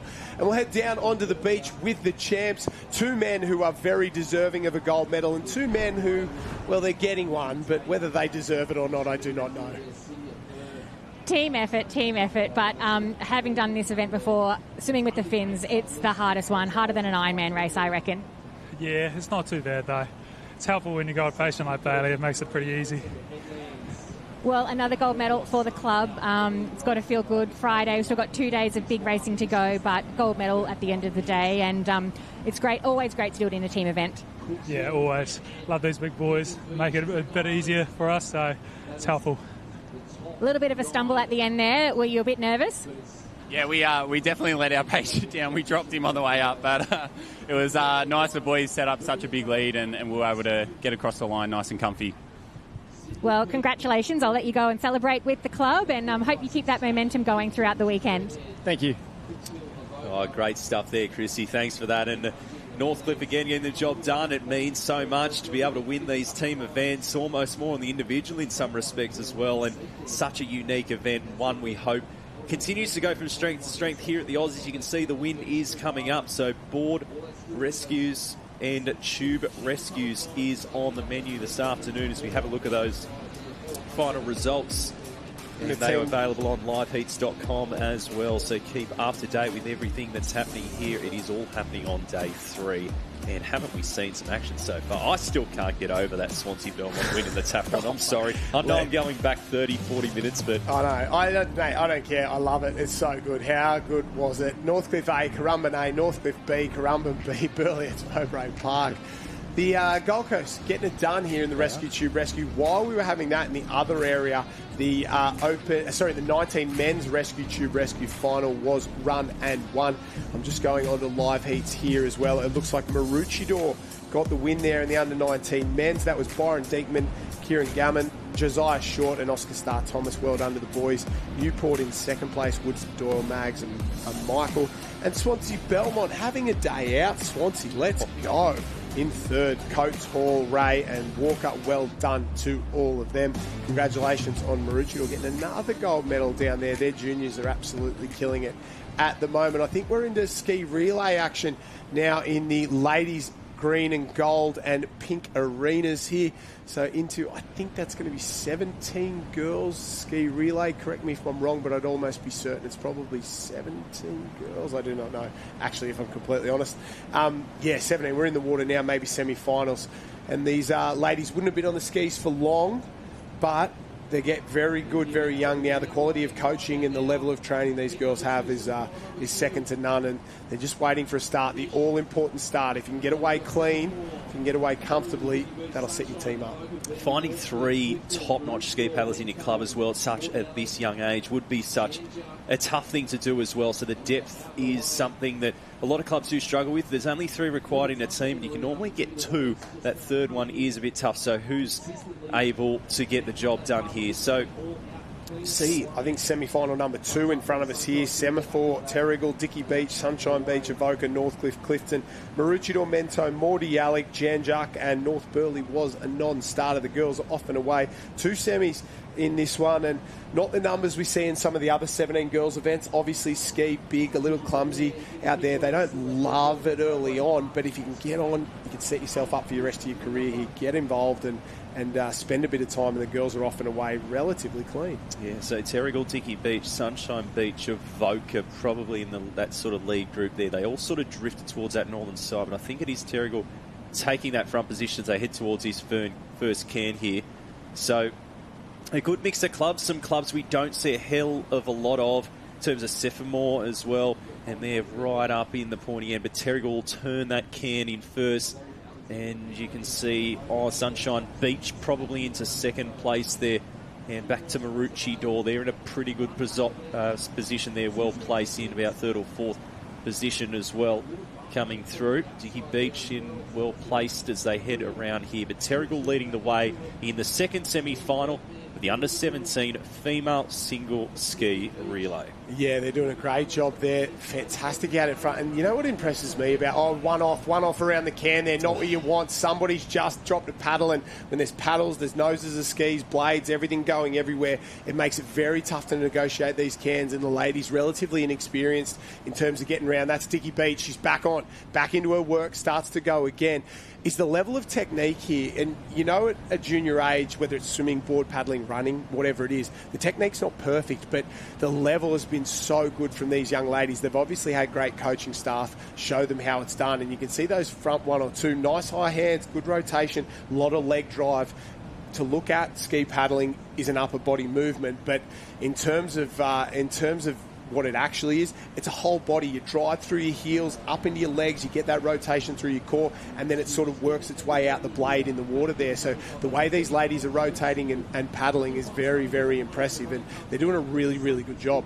Yeah, and it's a transfer, as you said, that all, if you can get that core right, if you get that range of motion right early, and then the strength comes on top of that, because you can't be lifting heavy, doing too much stuff in the gym at that early age, but that comes later as they get towards the 19s and opens, where their body's developed and they can get through some more of that heavy sort of resistance training sort of work. But our two leaders here have pulled right away in this opening leg. They got their own little wave, and they're going to move well through in this second semi-final here. So they turn the can. They got Sunshine Beach there just behind Terrigal. There you're leading to. Bit of a gap back, and we're going to have some congestion third through to sixth position there as we see them come round. Maroochydore, Northcliffe coming through there as well. Clifton Beach, Janjuk not too far behind, so a good mix. Clifton getting it done, Janjuk down there as well. Semaphore will come in and around there. That cap works through. Looks like Goolga maybe there. It's a similar cap to the Semaphore there. So a couple of clubs, which makes it tough for us up here on the beach. A couple of clubs looking very, very similar out there. Bernie, Alex, they're all those yellow with a couple of stripes in there. But Semaphore, the red and the black stripes. As the girls work their way out on that second leg, and they've all got away reasonably clean out there. That's what you want. Tag your paddler, let them get through the break.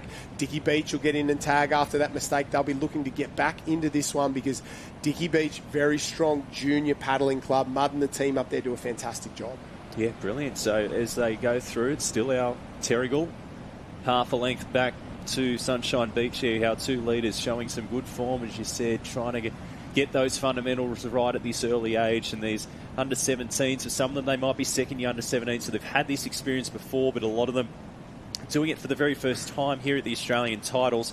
In Queensland, again, there's not a hell of a lot of opportunities that they would have had necessarily to compete at the highest level. The Queensland Championships were cancelled. New South Wales were able to have theirs, but Terrigal still leading the way and looking comfortable here. And for a couple of these age groups, like for your, let's say your 17 girls ski relay and all your 19s events, this might be the first time they've done this event. The 19s, this is the first time they've raced each other all year if you're outside of New South Wales and some of those other states, because World Ocean Series, they don't get an opportunity. It's all open racing.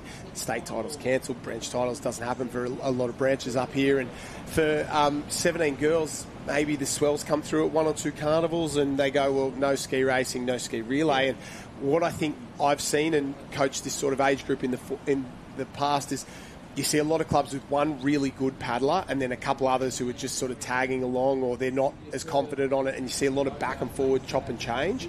And that happens a lot in these sort of junior ski relays, is where you don't have a club with three absolute guns. You have one really good one, a couple that are just getting around trying to build their skills and surviving here, and you tend to see races sort of swing and they yo-yo back and forward, and you have different leaders, and they actually make for really exciting races. And in the past we've seen a couple of really good clubs and they've been really successful, but the general sort of curse you see in this age group is they get pretty dramatic at times.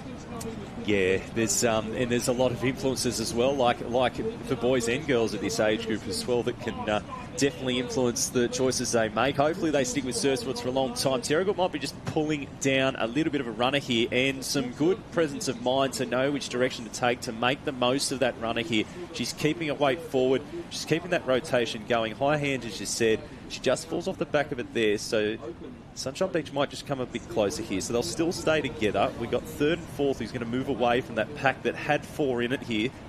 but I think we definitely got 8 through. We know that. And I think what's been so good about Terrigal, Sunshine Beach, have done a fantastic job as well. Grace Davis stands up there, but no mistakes.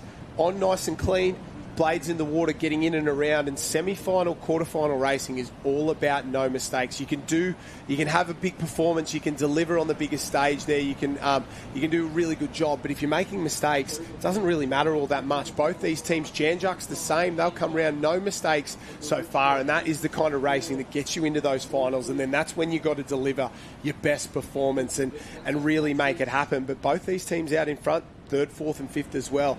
Relatively clean, nice and comfortable, and that's exactly what you want. Yeah, people think, yeah, you're right, like people think they need to put something extra special, something that they have not done before, but sometimes it's that mentality, right? It might be Australian Championships, but you treat it like it's any other race. And hopefully these girls have the maturity of mind, and no doubt their coaches will be in their ear. Just focus on it. It's exactly the same as what we did at training.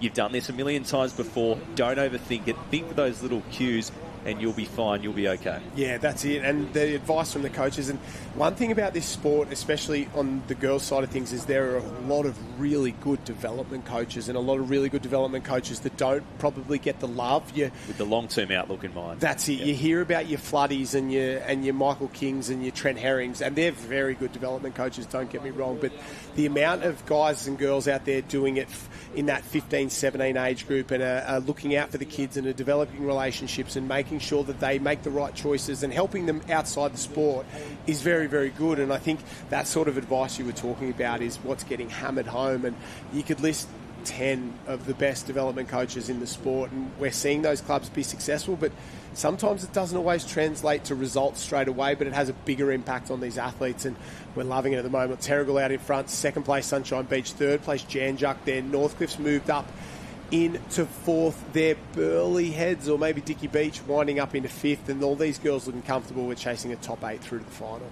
Certainly is here, and you can see they're just starting to get slightly turned on there around the back, so just balance so crucial there as a head along the back. But Terrigal have had some good results here at the Aussies. These three starting to pull away here. So remember, semi-final number 2 we're watching. From that opening semi-final, we had Coogin Headland through. They won that one. Burleigh Heads, City of Perth, Redhead, Alexandra Headland, Avoca Beach, Trigg Island and Cooks Hill through to the final. So those 8 teams have booked themselves a spot through, but Terrigal, they've led from start up until this point. They have not put a foot wrong here. They look very much in control. Again, they might be feeling a little bit more than what they're showing, but they're absolutely, and all the girls here in this leading group of 6 we can see are looking quite comfortable. Sunshine Beach, again, hold that 2nd place. Janjuck, as you mentioned, they're in 3rd. Northcliffe back to Maroochydore in 5th position. Yeah, they're doing a really good job. Clifton Beach as well, starting to dip into that sort of top 6 right now. To be good to see Clifton Beach getting it done, and that's probably the only surf sport I'm doing down in Tasmania, on the ski, out of the water, that's for sure. The girls have been great. Zara Green, Catherine Kearney and Molly Lang for Terrigal, led from the jump, have looked very comfortable, and they'll be a force in this final. Couple of big guns in that other semi-final. You gave us the results of there, and they will be very tough to beat. But they've done a fantastic job here. Terrigal down to the 3rd leg of the 2nd semi-final. Here are the ladies. Under 17 female ski relay. Sunshine Beach in 2nd place. Senna Greveling bringing them home. She's done a great job to get around there as comfortably as she has. A little bit of pressure on these girls in the 3rd leg especially. And out they go around. Terrigal will book themselves a spot in the 17 girls ski relay final, and they will do it in style. I'm going to be honest, that was as comfortable as I've seen a semi-final win be all day. No dramas, no issues, very comfortable, low heart rates all round for coaches, family and friends. The cap, just casual and comfortable as you like. A little bit more urgency from Sunshine Beach, Janjuck as well. So maybe there's a few more that have joined them here just to make sure of this one. And Janjuck will come through. Clifton Beach there. Great job by her. Northcliffe across the line, Maroochydore there as well. So big clubs and some of the littler clubs getting it done here in the ladies 17 ski relay. That's what we like to see. So the action continues here in the single ski relay section. Just a reminder, liveheats.com to place to go. We've got our beach relays happening on the beach. Live Heats, keep up to date with that. The female section, we've got the female single ski relays. We've got our Taplans later on today, and we've got our Taplans as well for them. Oh, sorry, our male rescue tube rescues that we've just seen on the course here. And haven't we seen some action so far here today? The wind is up. The conditions are testing without being ridiculous here, and North Kirra haven't and Kirra Beach, hasn't it really shown exactly what it's known for? The wave to come up every now and then just for that one or two that could really cause an upset. Yeah, it was a completely different place on Wednesday. Wednesday was the North Kirra that everybody wanted. There was rips, banks, waves out the back, punchy on the back bank. Today is the North Kirra that we know and love, and it's probably a good day for foiling as well. It's that sort of unfair conditions out there. It's fair because it's nice and flat. Everyone gets an opportunity, but one wave can pick up the entire field. One wave can pick up one person. It just does not work when you're racing. Nobody loves it, but Wednesday was very, very good, and if we can get Wednesday, that's what it's all about. And I think the big fella there's got a bit of a rudder and a prop down the bottom there. Does this guy know that there's about 15,000 people watching him on the YouTube live stream channel? Yeah, I hope so. I think we're into 19 and open ski relay semi-finals coming up in just a few moments' time. So we've got, well, the big guns coming out to play in that ladies ski relay. We're not too far away from those ones. We've had the 17 girls ski relay semis run and done, and we're going to run all these finals today. So 3 more gold medals to be handed out. 10 gold medals in the women's arena today. It's Golden Friday down here for the ladies, that's for sure. Not as many for the men, and only a couple down there in the under-17 men's arena, just the 3 for the day, but that's enough. And we're going to get an interview in not too distant future, and then it's going to be goodbye from both yourself and I for the day here on the live stream, but there's going to be plenty more action. Let's head down to Jenny Parry on the beach with our winners, the Terrigal girls. They did a fantastic job. Oh, yes, I am down here with Terrigal. I think we prefer the Terragals down this way. Now, you through to the final looking really, really good. Was this the plan, just to get through nicely? Yeah, just one race at a time. And defending champs as well, does that add a little bit of pressure? Yeah, a little bit. Now tell me about these amazing paddlers you've got with you. Oh, they're so good. It's just, yeah. I love them. A lot of love down here for the Terragals. Now, after such an amazing heat, such amazing qualification, how are we rating our chances for the final? Just like not putting too much pressure, just taking it one step at a time, just focusing on what you got to do. We're not going to change the order or anything wild like that? No. Well, there you go, Terrigal, quietly confident heading into the next round. Congratulations, ladies. Thank you, Jen. Yes, they'll be taking that confidence into the next round. Just having a look at some of our beach shots. We've got a few more ski relay rounds and semi-finals to go before we'll be into some of those gold medal events this afternoon. Very excited to be giving out gold medals on a Friday. Back in the booth, joined by Matt Poole. So we've got the lunchtime shift here. Very excited, just getting out of that weather as it's starting to turn down there at North Kirra. Yeah, we've had 4 seasons today. It started off blue skies, and I thought after Wednesday that we might have seen the last of the rain, but sort of just poking its head back in a little bit now. But yeah, it's been a good day, a great day in fact.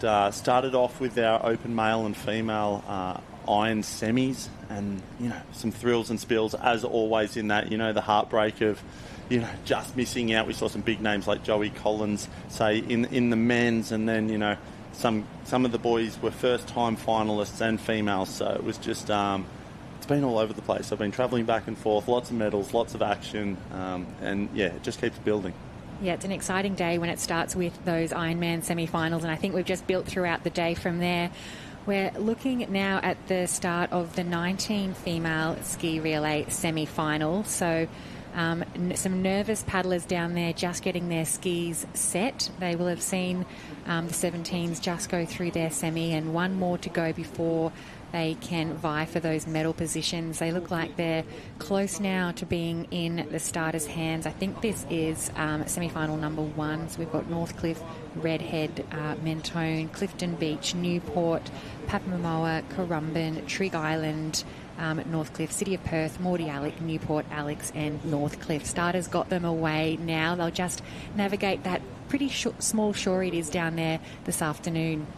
Yeah, it is only a small little shore break. Joshy was just mentioning before, the swell has well and truly disappeared, but it's still playing chaos for some of the areas, as we're seeing now that with North Kirra facing so north, it's a southerly wind, and the male and female athletes, especially on the ski, they fly out towards those cairns because they've kind of got a bit of a tailwind going out. I know that's very strange. Waves coming in, but tailwind going out to sea. And then you see when they round the third cairn on their way home, that's when it actually slows up a little bit. They get a bit of that breeze in the face. There's not many waves on offer, and every now and then we see one sort of rogue wave come through, and it seems to be just levelling the whole field or bringing the whole field through, which makes it very, very difficult, very challenging. So a lot of strategies sort of coming into it now. Do you lead on the way out, or do you try and wash ride and then, try and drop the hammer on the way home? As we can see here in this one, in the purple ski out in front, that is Olivia Clues of Newport Team A. Very, very strong ski paddler.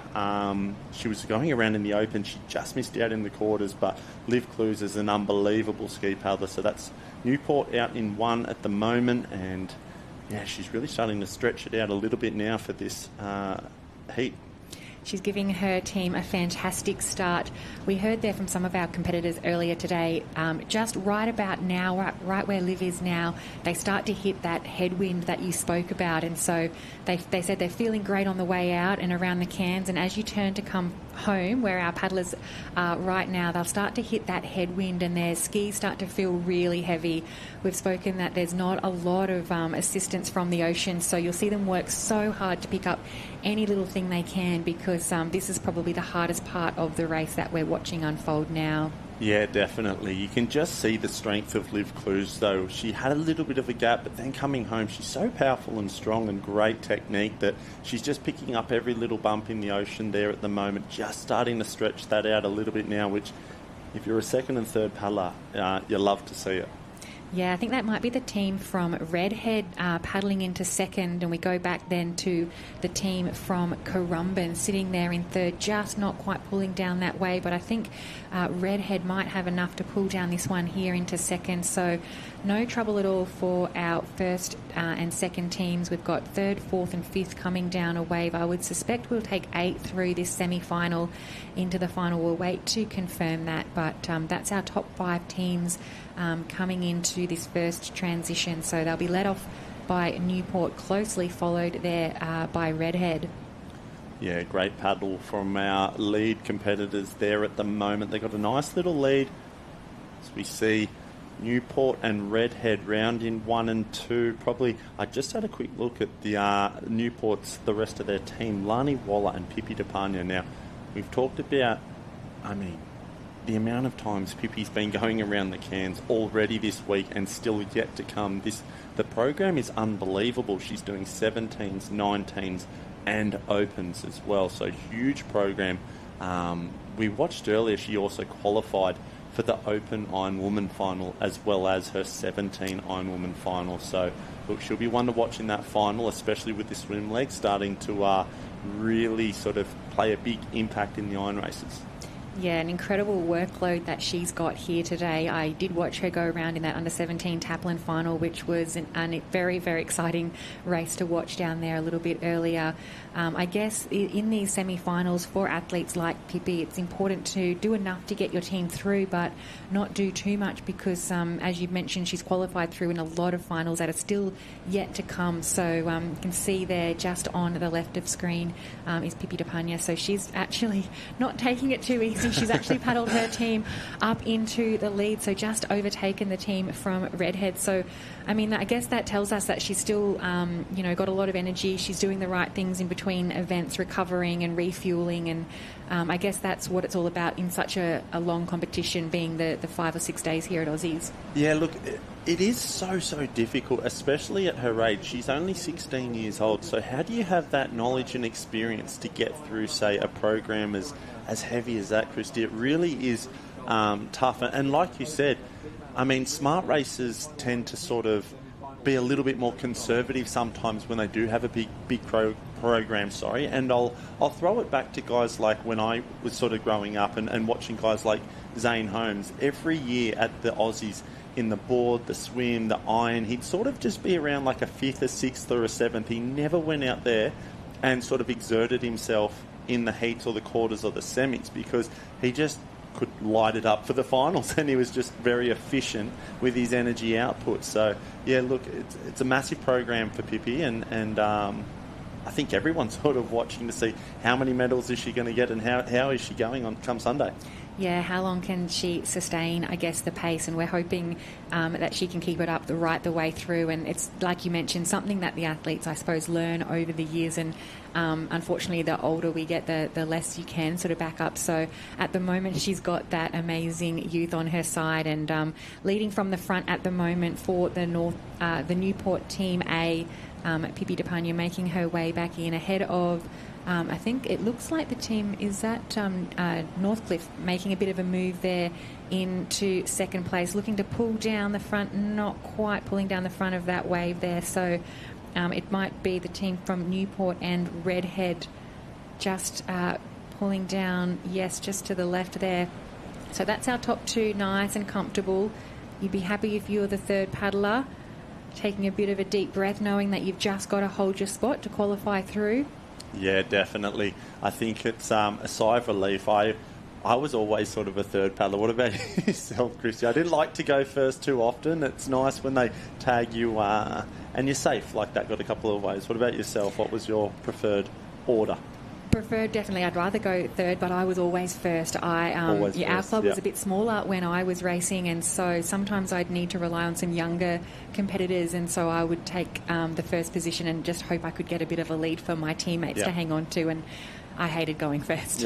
So, I envy these girls, although come a final, and if it's a close one, I don't know if there's any good positions, and perhaps the third paddler then has all of the pressure on them. So we'll wait to see these finals a little bit later on, and we might probably say they'd rather go first than go last.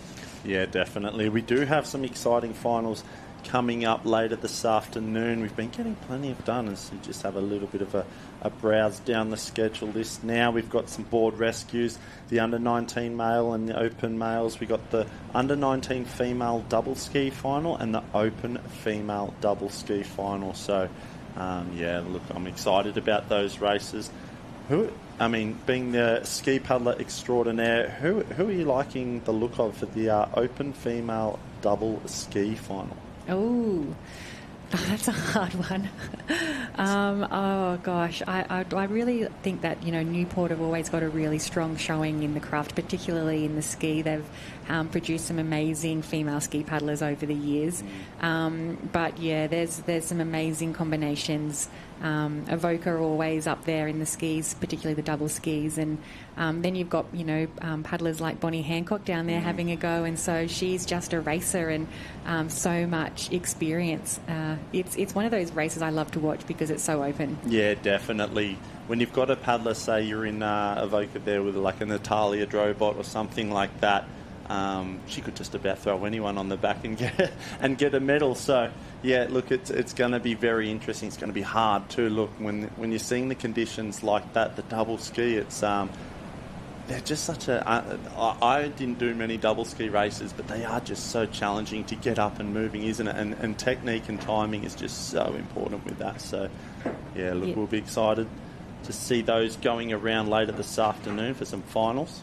Yeah, I think the conditions that we have here today at North Kirra, it's all going to come down to who gets off the beach the quickest, no matter whether we're watching the surf races, board skis, particularly those double skis. They're too hard to paddle around out the back, so if you can get a good start, and we've seen that unfold here in the 19 ski relay. The Newport team just hit it so hard from that first leg and really just set your race up from start to finish. We can see here the third paddlers just making their way back in. Newport taking the lead just ahead there of the team from Northcliffe, doing a fantastic job. Maybe closing the gap a little bit. Not that there's a whole lot of urgency. They will know that they're pretty safe through. We can see the top seven now just rounding the last of that ski can. So a little bit of a race on there for 8th and 9th position. That's where the danger zone will be in terms of qualifying for the final.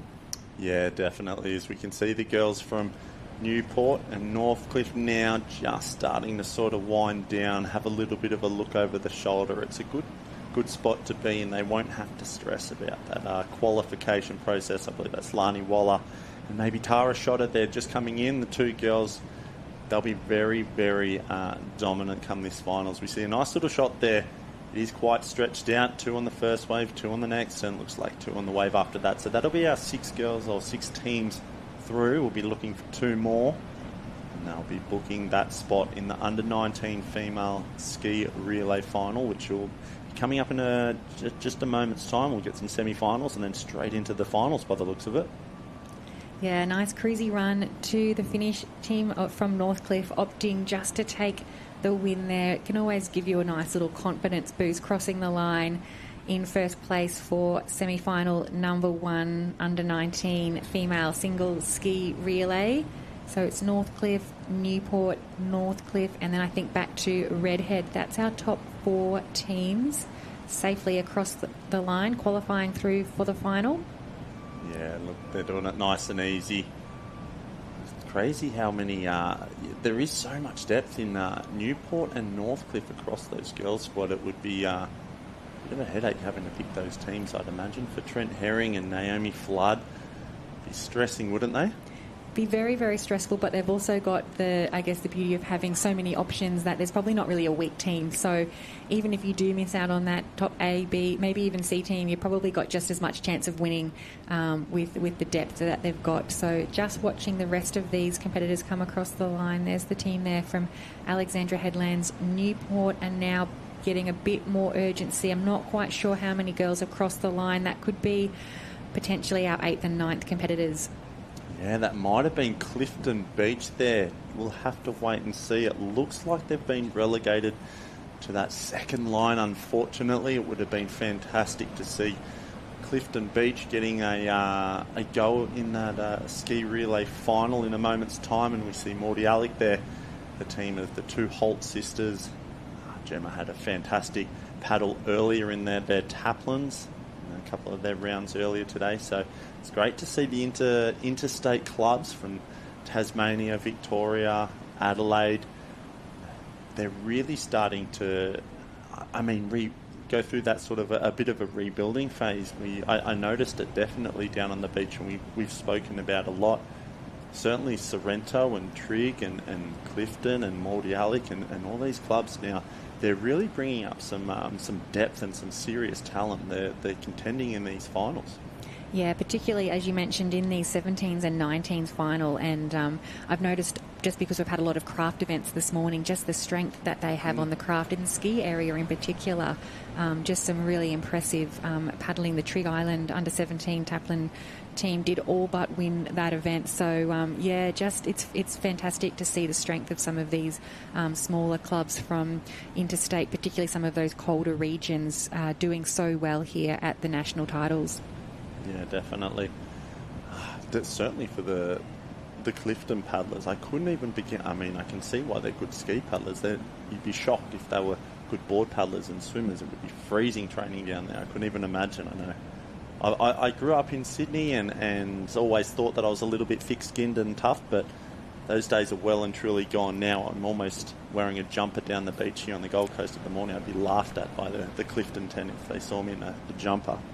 I know, we do think it starts to get jumper weather by April, so I'm very spoilt here in Queensland, and wonderful to have our national titles hosted here on the Gold Coast where, it's a little bit chilly in the rain but balmy compared to a lot of other places. So just recapping the results there from semi-final 1, it was Northcliffe, Newport, Northcliffe, Redhead, Papamoa, Northcliffe, Currumbin and Alexandra Headlands crossed the line there in 8th. So if they're taking 8th through, Newport will have just missed out ahead of Clifton Beach. So we'll bring those finalists to you when we have them. We're just now turning our attention to semi-final number 2.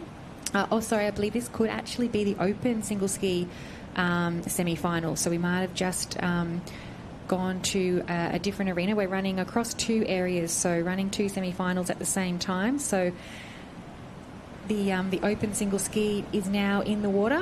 While we're watching that unfold, we'll head down on the beach with Jen. Thank you so much. I'm down here with Georgia from Papamoa. So good to be through. How are we feeling? It's good. It's a relief to get through to the ski relay final. It's really exciting. Now, it's always a tough semi as well. But you've got a whole season of paddling behind you. Tell us, how was your New Zealand domestic season? It was good. So we've already had our nationals back at home. It was very cold, colder than here. And all the girls and boys raced really well back at Nationals. Yeah. And now we're hoping for what, top 5, maybe a podium here at Aussies? Yeah, that could be good. It's just fun making it to the finals, you know. Well, we're stoked to have you here. Give a big wave down to the camera. To everyone who's watching at home, very, very proud of these girls. Good luck. Thank you. Thank you, Jen. We spoke about how tough some of our paddlers are from Clifton. I reckon the Tassie paddlers are pretty tough as well. So great to see the representation there. We can see now the first leg of the Open female ski relay turning that last third apex can for the ski, making their way back home. A bit of a race in 4 up the front. Just trying to pick up those caps for you. It looks like it could be... I think it might be Avoca. It could be Natalia Drobot. I'm going to say it's Natalia Drobot for Avoca there in 1. We've got Northcliffe in 2. Gemma Smith down to the southern side there of Newport on the pink ski. That's Gemma's beautiful technique there. She's just sort of pulling up alongside that lead there, and just behind her is Brianna Massey of Kirra there. So yes, our 4 competitors, or 4 clubs, just out in front at the moment for this opening ski leg. They're not saving much, leaving anything to chance now. You just can't risk it. We've seen time and time again when these little waves come through, they can play a spoiler, but just like that, our lead 3 competitors so pull up alongside each other. We have Northcliffe, Avoca, Newport, and Brianna Massey just hovering at the top of that wave. Might be joined by the one behind by one other competitor there. Yeah, can't afford to save any energy when you're the opening ski paddler for a semi-final. We might head down to Jen in the transition area. Jen, how are you seeing it unfold down there? Oh, Gemma Smith is up and away. She had an incredible board relay for Newport earlier in the competition, doing it again for the ladies in the ski. We've got a nice break here. We've got Newport, we've got Northcliffe, and then we have Nat Drobot from Avoca Beach. But the chase is on. Massey is coming through from Kurrawa, Burleigh heads Mowbray Park, Roberts from Sorrento, Trigg and Dickey Beach all in the mix together. You've got to think these are the ladies that are going to be fighting it out for those qualification spots. This is a semi-final for the ski relay. Cannot wait for the final, but still a long way to go. So much traffic down there in the transition area. I guess the main objective just to get on and get a clean start so that you avoid any of that build-up. Can see paddlers coming in, paddlers going out, also handlers trying to, get themselves out of the way. So we can see there a clean changeover. We look like we've got about 8 or 9 skis now in the water. We would expect 8 to go through, so the urgency is coming from the back of that pack. Our top 3 are fairly clear and safe now. We can see Newport, Northcliffe and Avoca doing a great job. Yeah, that's Jazzy Lock out there for Newport at the moment. Pushing to the front, Georgia Fitz is jumping onto the side wash there. Again, Georgia's had a very big program today. I spoke to her earlier. She said very happy to have made another Open Ironwoman final. We do know that this is Georgia Fitz's last and final hoorah. This will be the last that we see her. She's just been one of the most outstanding athletes and just a great role model and lovely, lovely girl. So wouldn't it be an unbelievable... I mean, she already had the fairy tale somewhat, didn't she, with the Shannon Eckstein Ironman Classic, when you could see the emotion on Georgia to win that, how much it meant to her. But she did say that this would certainly be the cherry on top. Yeah, there isn't really any races that she hasn't won, so that's a really nice feeling. She's just going into this last competition with so much enjoyment. You can see how much of a good time she's having down there, getting through the rounds. She's achieved everything she really can in the sport. She's in the Hall of Fame, so it's just lovely to be able to celebrate with her as she goes around the Cairns for the last few days. Just hanging on the back there from Newport. So Newport still in the lead here in the Open female ski relay, just ahead of Northcliffe, Avoca. We go back then to Sorrento, Burleigh Heads. I think another Newport team are also in the mix. So we've talked about the top 3 being relatively safe. Still another paddler to go, but the traffic around that last can now, that's where the urgency is really happening. Yeah, definitely.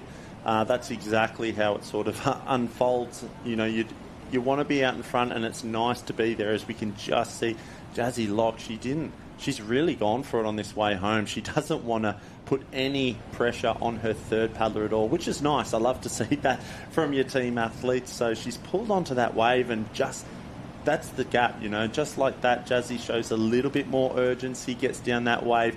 Georgia was sort of just cruising a little bit more now, and she's going to have to paddle probably all the way to the beach, or maybe Avoca will join alongside her. It looks like a little wave there, but the race is certainly on for the minor spots behind that. So 3 are quite clear.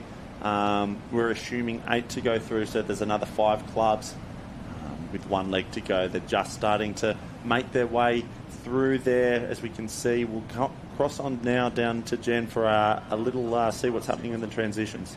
Oh, lots happening on the transitions down here, and the sand is getting really hard. I do not envy the girls having to come up, run around, and then back into the water for that tag, but it is all Newport at the moment. They were dominant in the board relays, taking out the 17s, the 19s, and the opens, and now making a really strong showing here in the semi-final. A commanding lead heading out, and she's just out over the whitewater. The battle, though, behind, we've got Avoca, Northcliffe, Sorrento, a fantastic paddle as well. You've got to think these girls, they're so strong on the ski. Third, of course, in the open men's single ski relay. They're looking good. Burleigh Heads, Mowbray Park, Trigg is around, Kurrawa, Northcliffe, and maybe Seacliff. They're challenging for a position now. We'd love to see those black caps in the final. Yeah, thank you, Jen. Such a tough semi-final. I was just thinking, running through my mind, who is actually lining up in this second semi-final. We would expect Avoca, Northcliffe, Newport, all to be up there in the final, and they're showing the way here in semi-final number 1 of the open female ski relay. You would have to say they're fairly safe from there. Not much to navigate in or out here at North Kirra. We mentioned that there's not a huge amount on offer. The waves are, I guess, causing a little bit of havoc because they do pop up very sporadically, but with 8 going through, I would be fairly assured that our top 3 are fairly safe from here. Yeah, definitely. That's Annalise Kibble of Newport out in front at the moment. She is the current New South Wales Open champion. She actually won she had an incredible state titles. She's only 21 years of age, I believe, but she won the board, the swim, the ski, and the iron at New South Wales state titles. So some would say that Annalise Kibble, although she's been racing all summer long from way back at the World Champs, she's peaking at the right time. She's really coming into the peak part of the season, which is always so difficult, I found, to do. What about yourself, Christy? Yeah, it's really tough to put your season together perfectly. We often see a lot of athletes will have some great form in December, January, and just can't hold it through to the Nationals. But you're right, Elise Kibble has really just improved throughout the summer, and she's had a fantastic campaign here already at the Nationals, picking up a gold medal. We saw how strong she was in the board relay, doing an amazing job here now in the ski relay for her team. Looking so comfortable. She hasn't really backed off. I don't think she's going at 100%, but still, I guess, wanting to make sure she doesn't leave anything to chance to book her team a spot in the final. She looks to just pull down this little bit of a runner. Avoca still chasing hard there in second, back to Northcliffe in third, but hasn't that field stretched out now with such a dominant performance there from the team from Newport? Yeah, sometimes when you get out in front, you just kind of get into a bit of rhythm, get in a sync, and things just work nicely. And I mean, it's good to do them in the heats and the quarters and the semis, but it can be devastating when the final doesn't go to plan, especially if you have a semi-final. Say, when you execute it so well, like as Newport have done here, you're like, it's nice to win a semi-final, but I hope that we can now back it up and do the same sort of, race plan and execute that perfectly again in the final, because, that's when it obviously counts the most. Newport now coming up to round the transition flags for the final time. Yes, we're hoping it's not a false sense of security and they can keep that perfect form going into the final. Sometimes maybe it's better to finish in the 7th and 8th and be really, really hungry for the final, but I don't know. It's nice to cross the line without too much stress. So Newport coming across the line there. Northcliffe and Avoca also just cruising. She doesn't look out of breath at all, so I'm excited to see what level they can go to. We're going to have a final of this event coming up soon, so the athletes will be aware of that. They'll need to conserve a little bit because doesn't really matter where you come in the semi as long as you book a spot. Sorrento coming across there. We've got Burley Heads. Trig Island looks like they've also qualified, and the team there from Kirra. Yeah, look, that's unreal. We're just these will be their final teams just starting to cross the line now. We'll have to wait for some of the live heats to give us the 1 through to 8. But I had a chat with Jazzy Raywood earlier, and it was just I hadn't really thought about it like that, but she sort of went really hard in the quarter-final, and I was like, oh, you wanted to get the win then? She goes, yep, I wanted to win. It makes me happy when I win, and it makes me feel good. And I was kind of like, but isn't it? It is a different outlook. She's got a lot of races, a big program, and Jazzy's still out there trying to win heats and quarterfinals because it makes her feel good and it gives her confidence. And you mentioned earlier that the race feels a lot easier when you're out in front. So maybe there's a really good strategy behind that. You use a lot less nervous energy when you're leading from the front. So you can't get caught up with other competitors. You don't have to worry about the congestion. You've just got to look after your own race and be comfortable and calm. So, yeah, maybe she's onto something there. Yeah, definitely. There's nothing worse than the stress or panic of being in 9th or 10th, and you've just got to really exert yourself in a race where you sort of hadn't maybe anticipated, or you kind of left it to chance and it's a little bit last. We all know the stress of being in a team's race or even an iron semi, and all of a sudden you've just got to really, really work. And certainly it takes a lot to bounce back from that. You know, when you get yourself a little bit flustered like that and you do have a program, it can then sometimes roll on into the day. You know, it is nice if you start the day with a win or a good race. You take that momentum and confidence throughout the day, but you know, if it starts off bad, it can spoil the day sometimes. So yeah, it's great to have that sort of varying outlook across different athletes. Who likes to conserve, who likes to win heats. And yeah, we see on screen now some beautiful shots from the experienced Gold Coast, just panning over the beautiful blue skies, and then to the left of screen there, the overcast on the reality. It's like the Instagram shot versus reality at the moment. But hopefully a little bit of sunshine by the weekend. I think Saturday, Sunday's looking a little bit better. I think so, and although we don't have the beautiful the blue water and the blue skies without the sun down there, I think it's fairly good conditions for the athletes. It's not too hot or too cold, only a bit of a breeze happening down there. So as far as racing conditions go, it's pretty good. As you mentioned, hopefully a little bit more sunshine over the weekend. But yeah, I still think a lot of happy athletes down there, and certainly a lot of happy officials. It's a long time on the beach, and sometimes the sun can be pretty hard to contend with. So yeah, perfect racing conditions down there at North Kirra. You can see the flags just blowing a little bit, so a little bit of a breeze still, I guess, causing a bit of a backwind on the way back in, but no complaints from our athletes. Yeah, look at that. I'm just having a little bit of a scan there. Newport Team A winning semi-final 1, Newport Team B winning semi-final 2. So had a bit of a look over that team.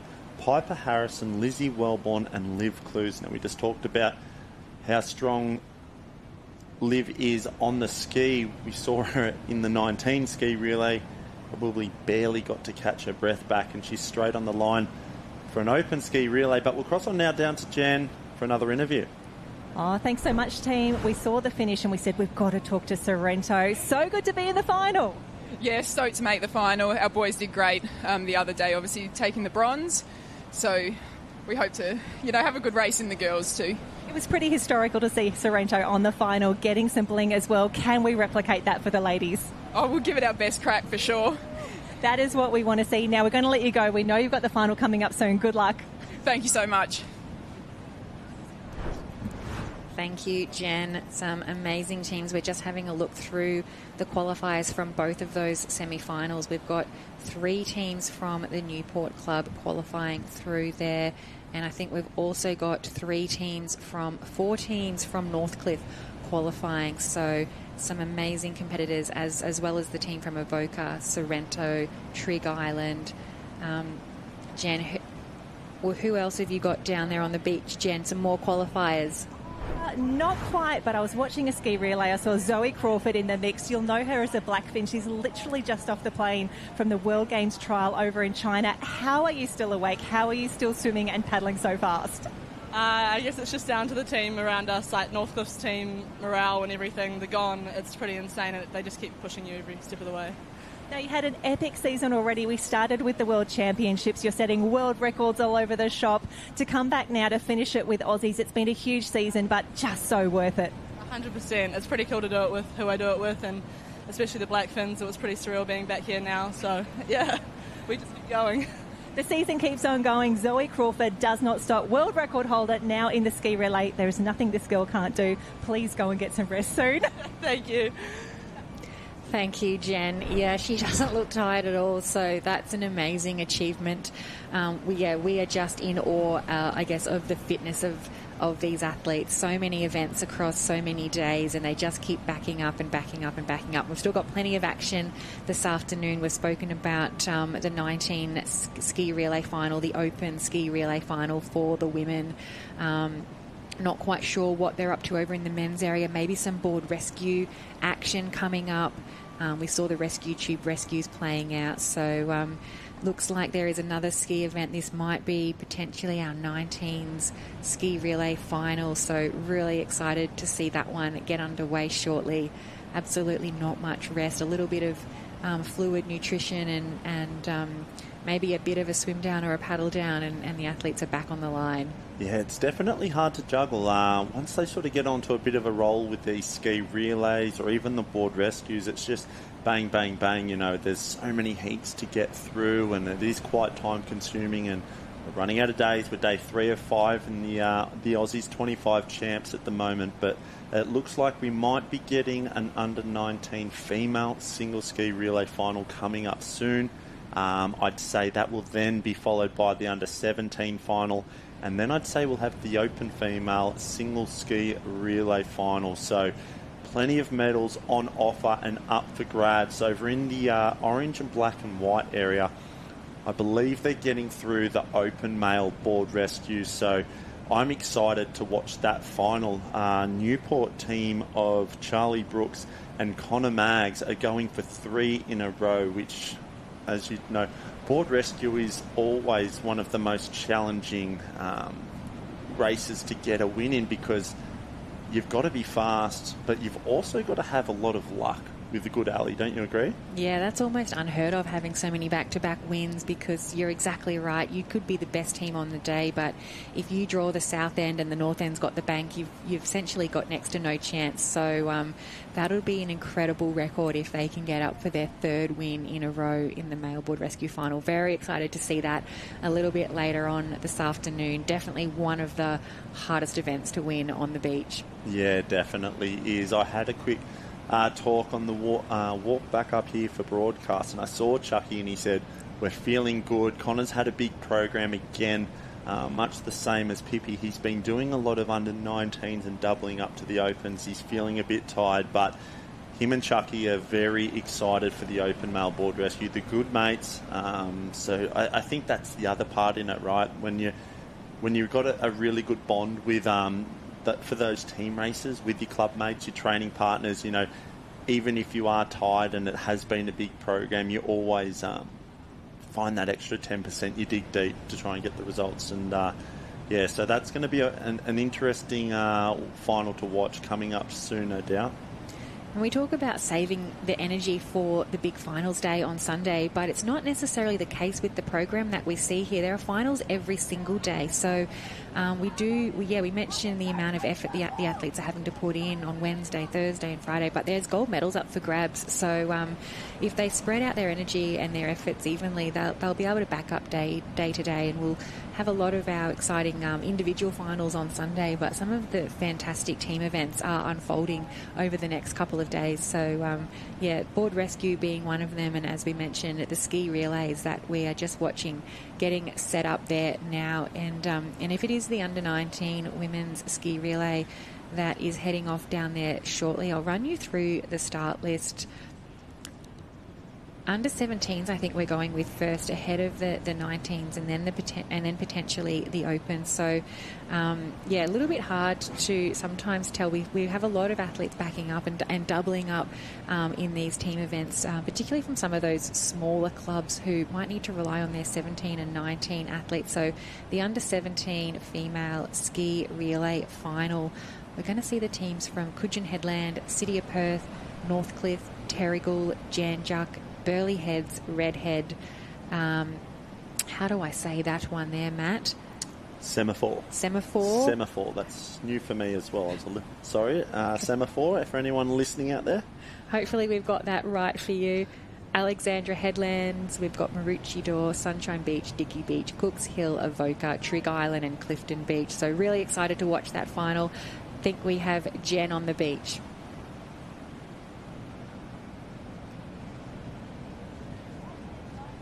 Yeah, getting ready down here. Very exciting. The music is pumping. We are ready for the start of the 17 female ski relay.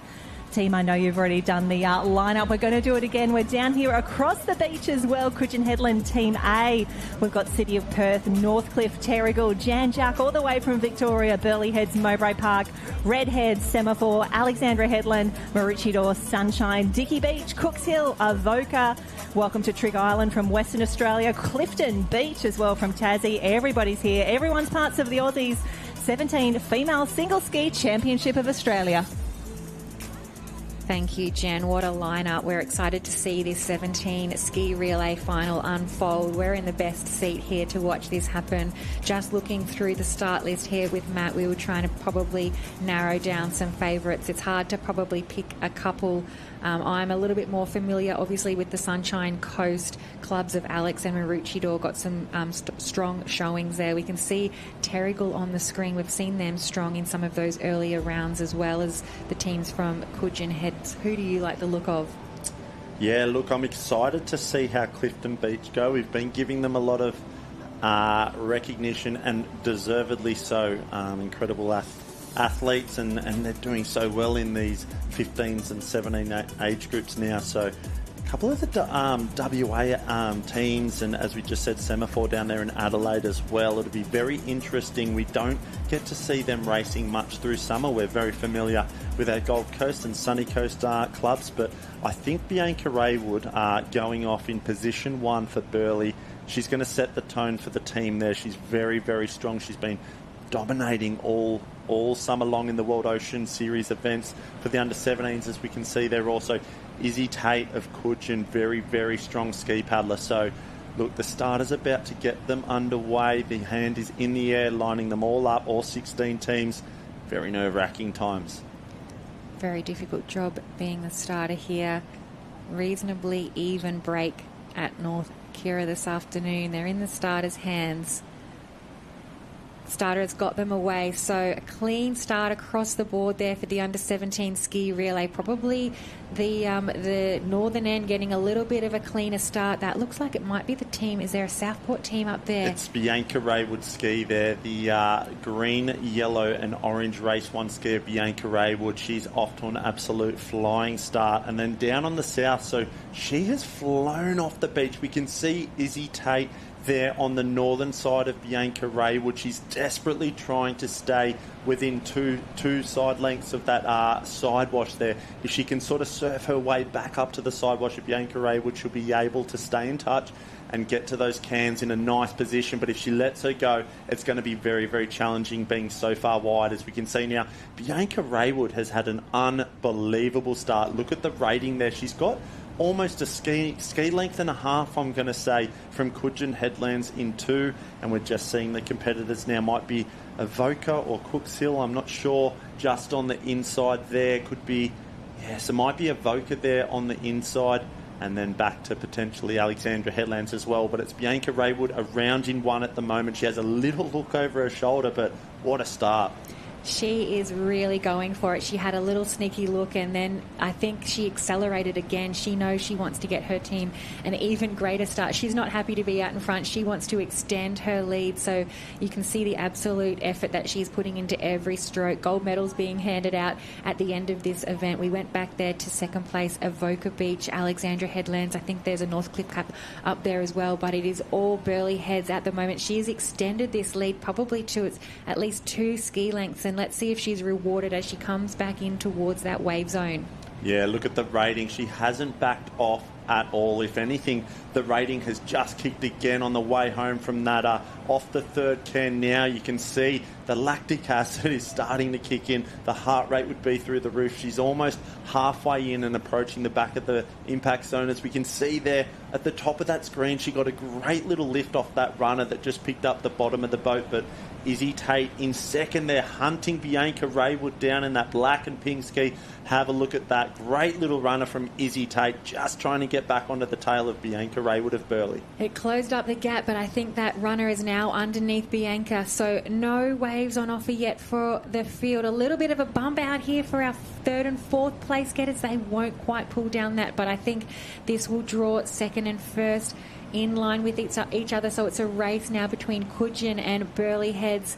Huge amount of work there, paddling all the way to the beach, the Burleigh Heads team, but great effort. She'll hand over now to her second paddler, and they'll have to take it from there.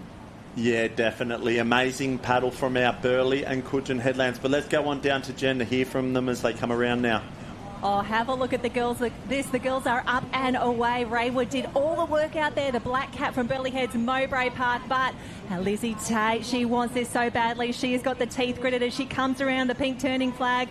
We've got a few skis in the way as well. The girls are going to need to move because we are motoring. Terrigal currently in third. Avoca in the hunt. Alexandra Headlands and City of Perth. That is the top 6 for now. And we can see Coogin just starting to get a little bit of whitewater on the way out. They would love to gap the rest of the field. It looks to be a clear 1 and 2. Coogin and Burleigh Heads, Mowbray Park. Coogin taking the lead at the moment. I spoke to them after their semi-final, and they were really fired up for this final. So they've had a practice run through with the semi, and now they are putting all of that practice into play come the final. So that's Coogin Headland leading the field out there, just slightly ahead of Burleigh Heads, really hanging on. Bit more of a gap then back to Terrigal, Avoca and Alexandra Headland.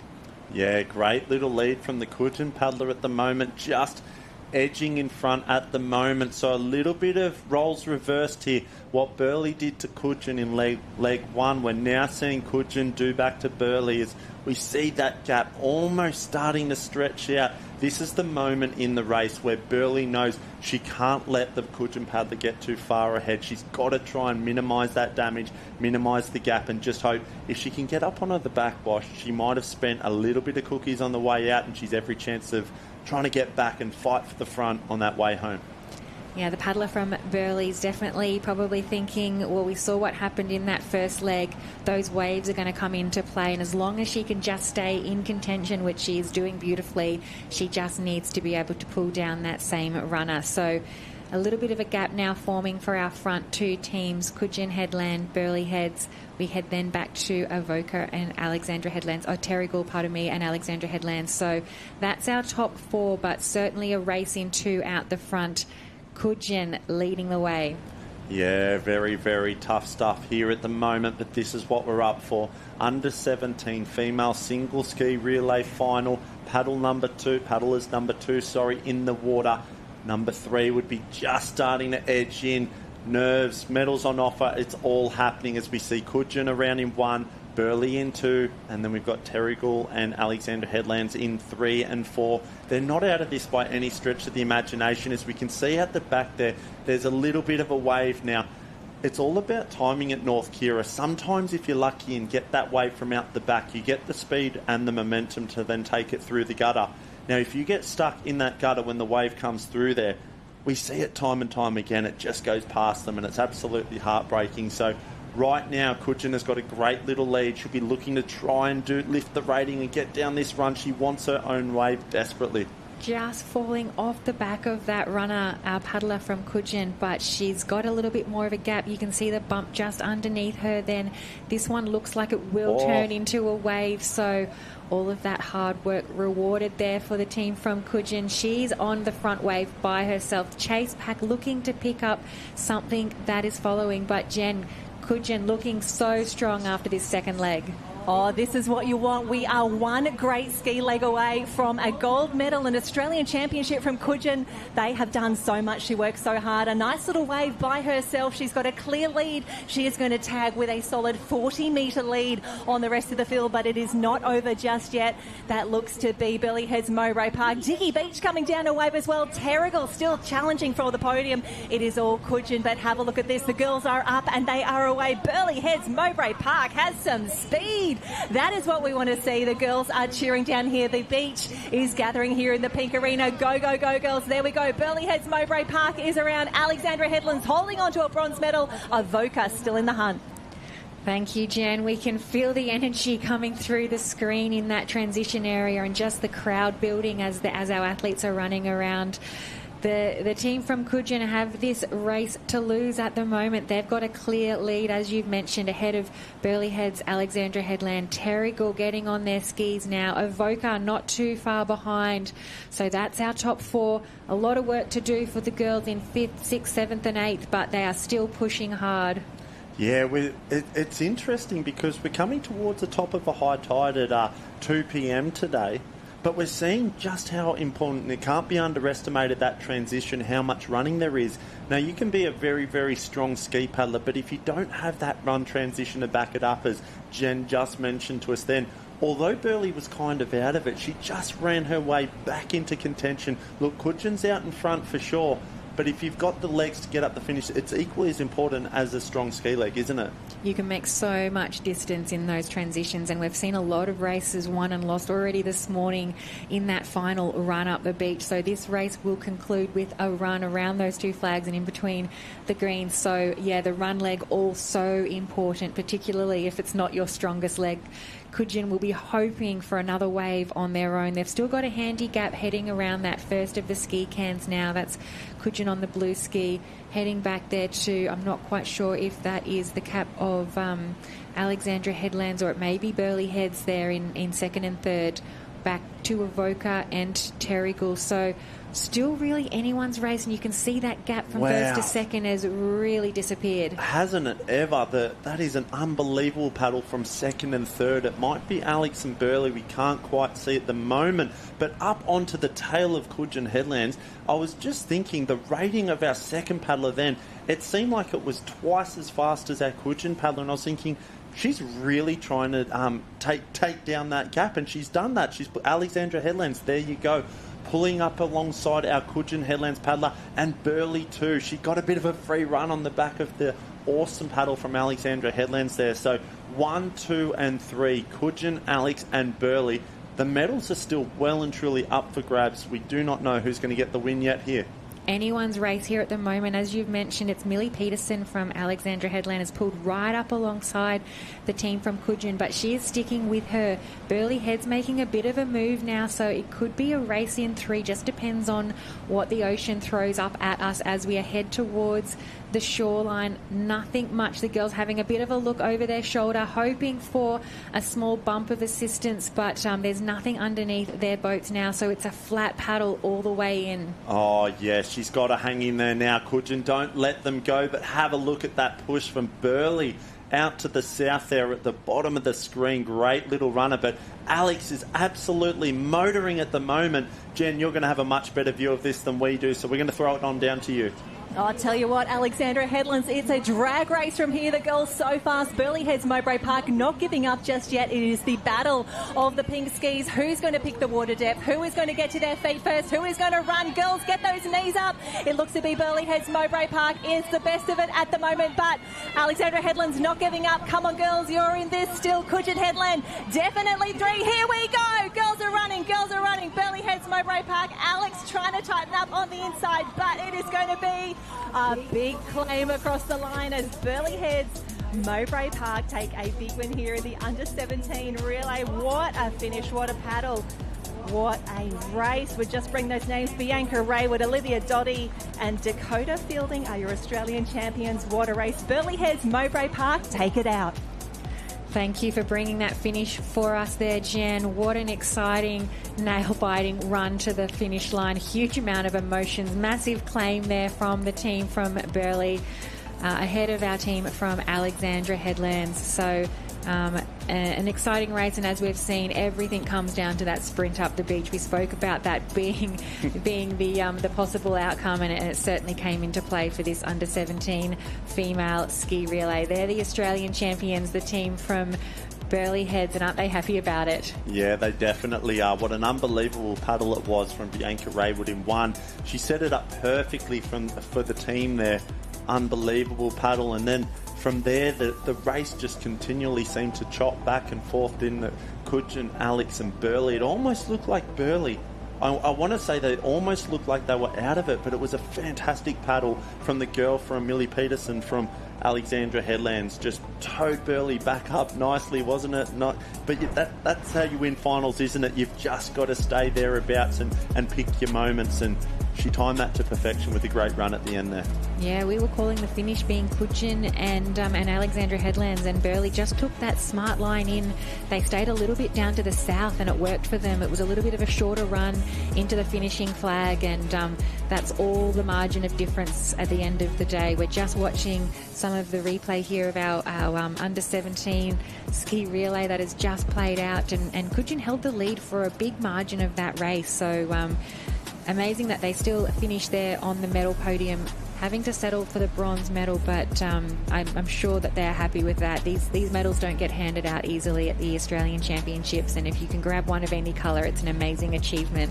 Yeah, it definitely is. It was a fantastic race, fantastic performance, and wow, one of three finals. I think we've got the 19s female final coming up shortly, and then into the Opens, so we're only just getting started, but we're throwing down to Jen for some intros in the green and gold area.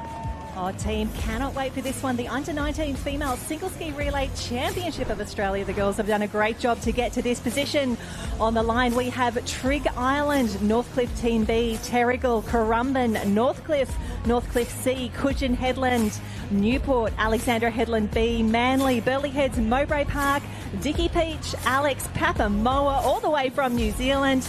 Redhead and Maroochydore round out the field. One of those teams is about to become an Australian champion.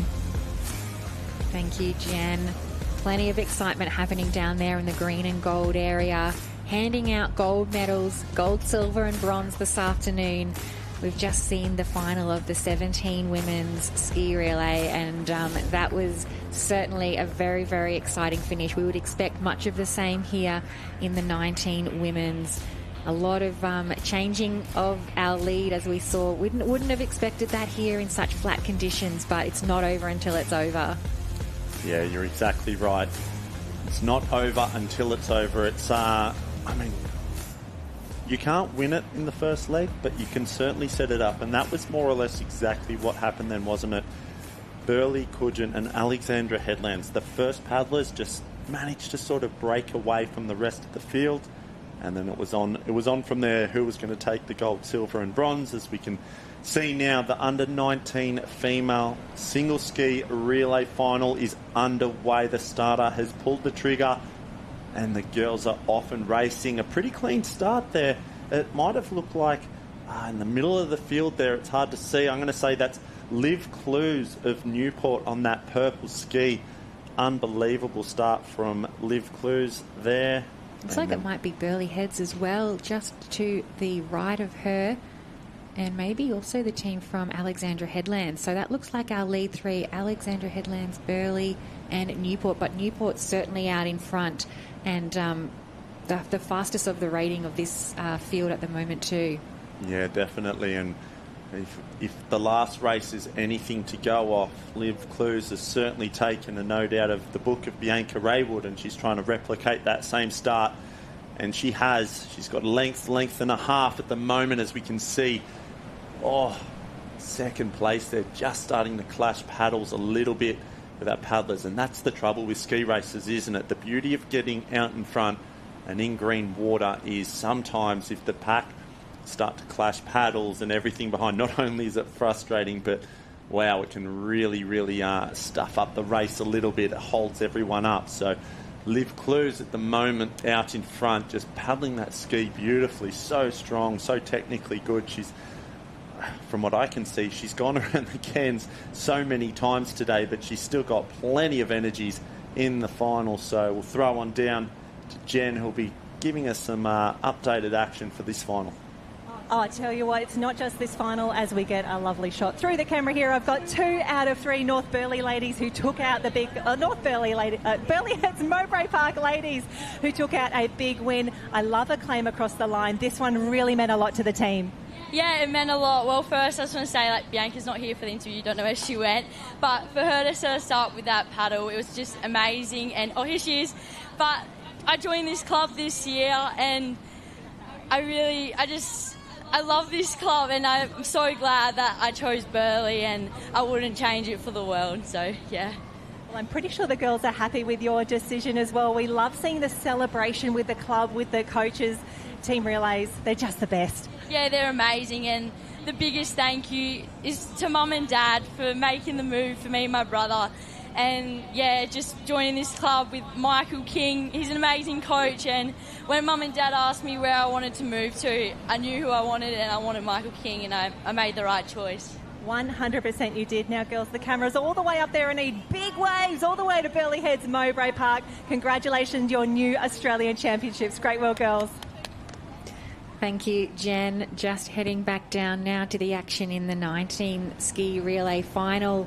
You can see the first paddlers about to make the change there. Newport still in the lead. That's the team there for Redhead. Alexandra Headland's about to jump on their ski. There comes Maroochydorf through as well. So nothing separating our top 4 or 5 teams at the moment, but it's all Newport out in front.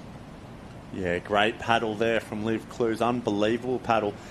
Looked like a little bit of a shore break came in, and that's one of the things that is so tricky with these ski relays. When your runner's running down to make a tag and you can see a wave lining up almost at the same time, sometimes you just can't control it. Do you push out a little bit further? Do you come in so you can make the tag? It's very challenging, and we saw the girls there in second and third just seem to get tagged as the wave landed on their lap. But it's Pippi DePagna now of Newport. Now she's an under-17 paddler paddling up in this under-19 female single ski relay final.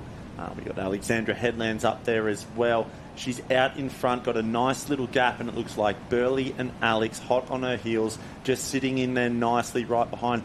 It's almost perfectly in sync then, that stroke work, the paddle work there from the girls. And Northcliffe there in fourth. They're certainly not out of it. They've got a little bit of a gap behind if they want to get back into the medals. They're going to have to keep working. It's a little bit of a rerun of what we saw in the semi-finals with Newport Team A taking out the lead at the moment. Pippi DePagna just navigating that apex can. Burleigh Heads and Alexandra Headlands fighting very hard in second and third place.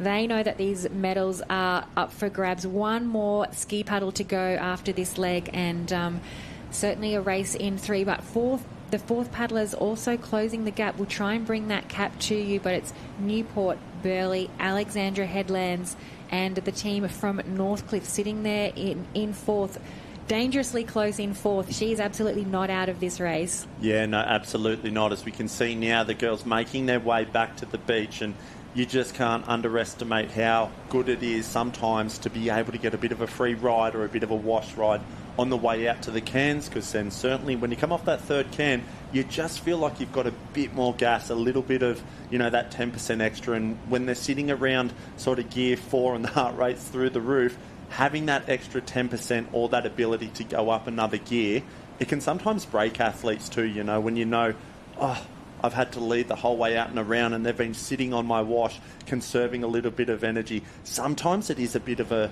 it's a bit of a mental break as well. It's very tough to lead from start to finish without any assistance. So we're going back down to Jen. She's going to call the girls around for us. Oh, here we go. It was a race in 3. Now it's a race in 4. Pippi Tapania, the first to hit the sand. She is up. She is around. She has gone there so many times this weekend. But have a look at this. The speed of Charlotte Hart, the cross-country specialist. So good across the stand. Northcliffe is in the chase. And have a look at that. Alexandra Headland's not out of this just yet. You've got to think the top 4 could be the top 3. This could be the podium. Pippi Tapania leading them around. But wow, Burleigh Heads, Mowbray Park are closing the gap.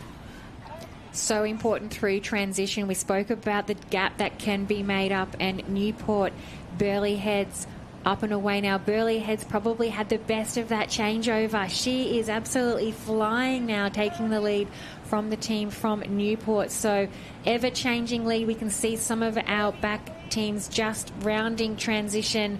You'd have to think they've got their work cut out for them from there. That's the team from Redhead about to make the change, but it's Burleigh Heads now ahead of Newport. Alexandra Headland sitting in there in 3rd. They've got a lot of work to do to catch up to that gold medal position. Yeah, wow. If you're making a tag for the 3rd paddler, who else would you want other than Jazzy Raywood jumping in the ski? You can just see how strong that kayak strength is from Jazzy Raywood. And, I mean, we saw Bianca do it in the under-17s just a moment ago with her first paddle. And now we're watching Jazzy in the under-19s going 3rd. And Lani Waller there, she's hanging on desperately. And we know you don't need to lead the whole way around this ski race, but Lani's got to do everything in her power to stay on that tail wash and take it to a foot race because, look, the way that Jazzy is paddling at the moment, that rating, she's going to be exerting a little bit of energy. So if Lani can take it to a foot race, maybe she's every bit of a chance. So she's got to stay there, though. Jazzy is absolutely flying. The rating is through the roof. You can see the whitewash flicking off that blade. She's pulling some serious water.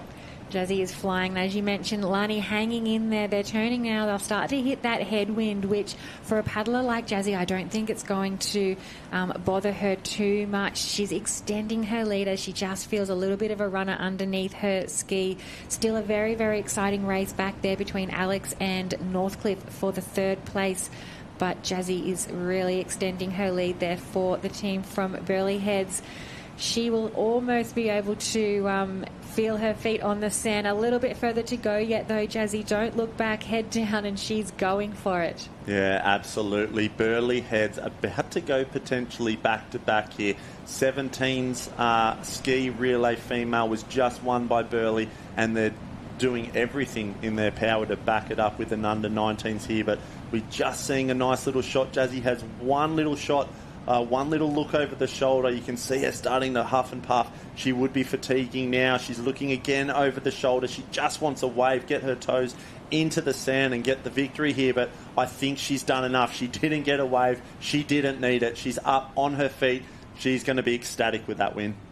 She did the hard way. She paddled all the way to the beach. You can see just how much she put into that paddle there. Jazzy has done it for her team. Burleigh Heads back-to-back in the 17s. Now the 19 female ski relay champions of Australia. An amazing effort for the team from Newport coming in to claim the silver medal. And we'll wait to see who wraps up that bronze. Newport 2nd, Burleigh Heads in 1st. And rounding out the podium, the team from Alexandra Headlands taking the bronze. Yeah, there we go. The girls all high fives, hugs and kisses. What a paddle there, as we can see.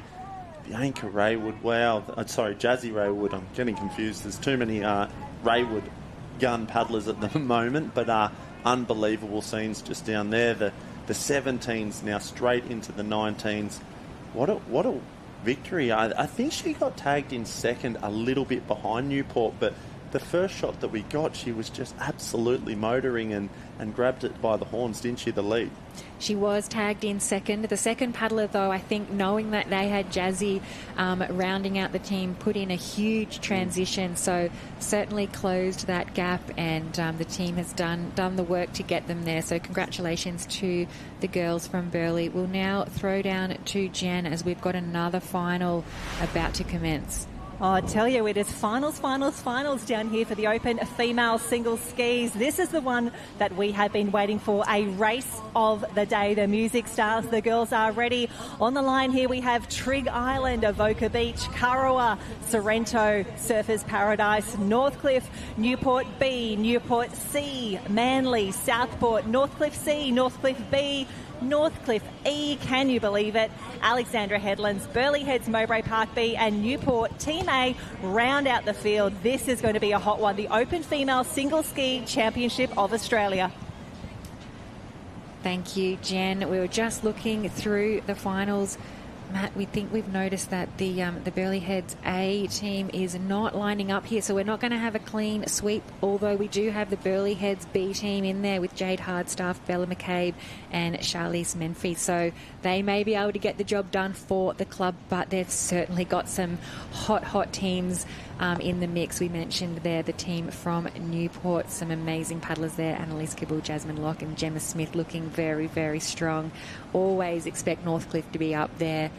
The team from Southport and quite a few teams there from Newport as well. So very excited. It's as we saw in the first two 17s and 19s ski relay, it's going to really come down to who can get the best jump off the start. That middle leg and those transitions also playing such an important role. Yeah, absolutely. We saw Newport do that in the females with the board relays, 17s, 19s and opens, and it was looking like Burleigh was, well, there's still a chance of doing it. They've got the 17 and 19 win and they've got their B team in this final, so there's no doubt they're absolutely every bit of a chance. But as we've seen from the last two finals, you're not going to win it in the first leg, but you know, from what we've seen, you certainly give yourself every opportunity, or you know, if you can just split the field early, get down that wave and get back to the beach, as we see now. The bottom of the southern end there, that's Gemma Smith ski. Newport will have an amazing team. Just having a look at the start list now. Gemma Smith, Jasmine Locke and Annalise Kibble. So watch out for those girls. That is an unbelievable team. Very, very strong, as will Northcliffe. With a couple of teams in there, A, B and C, it looks like. 4 teams from Northcliffe in there. Very, very strong.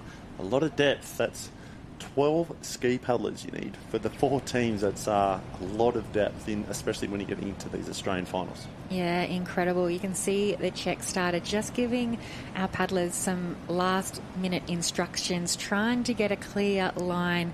See, he's trying to call a few of them back.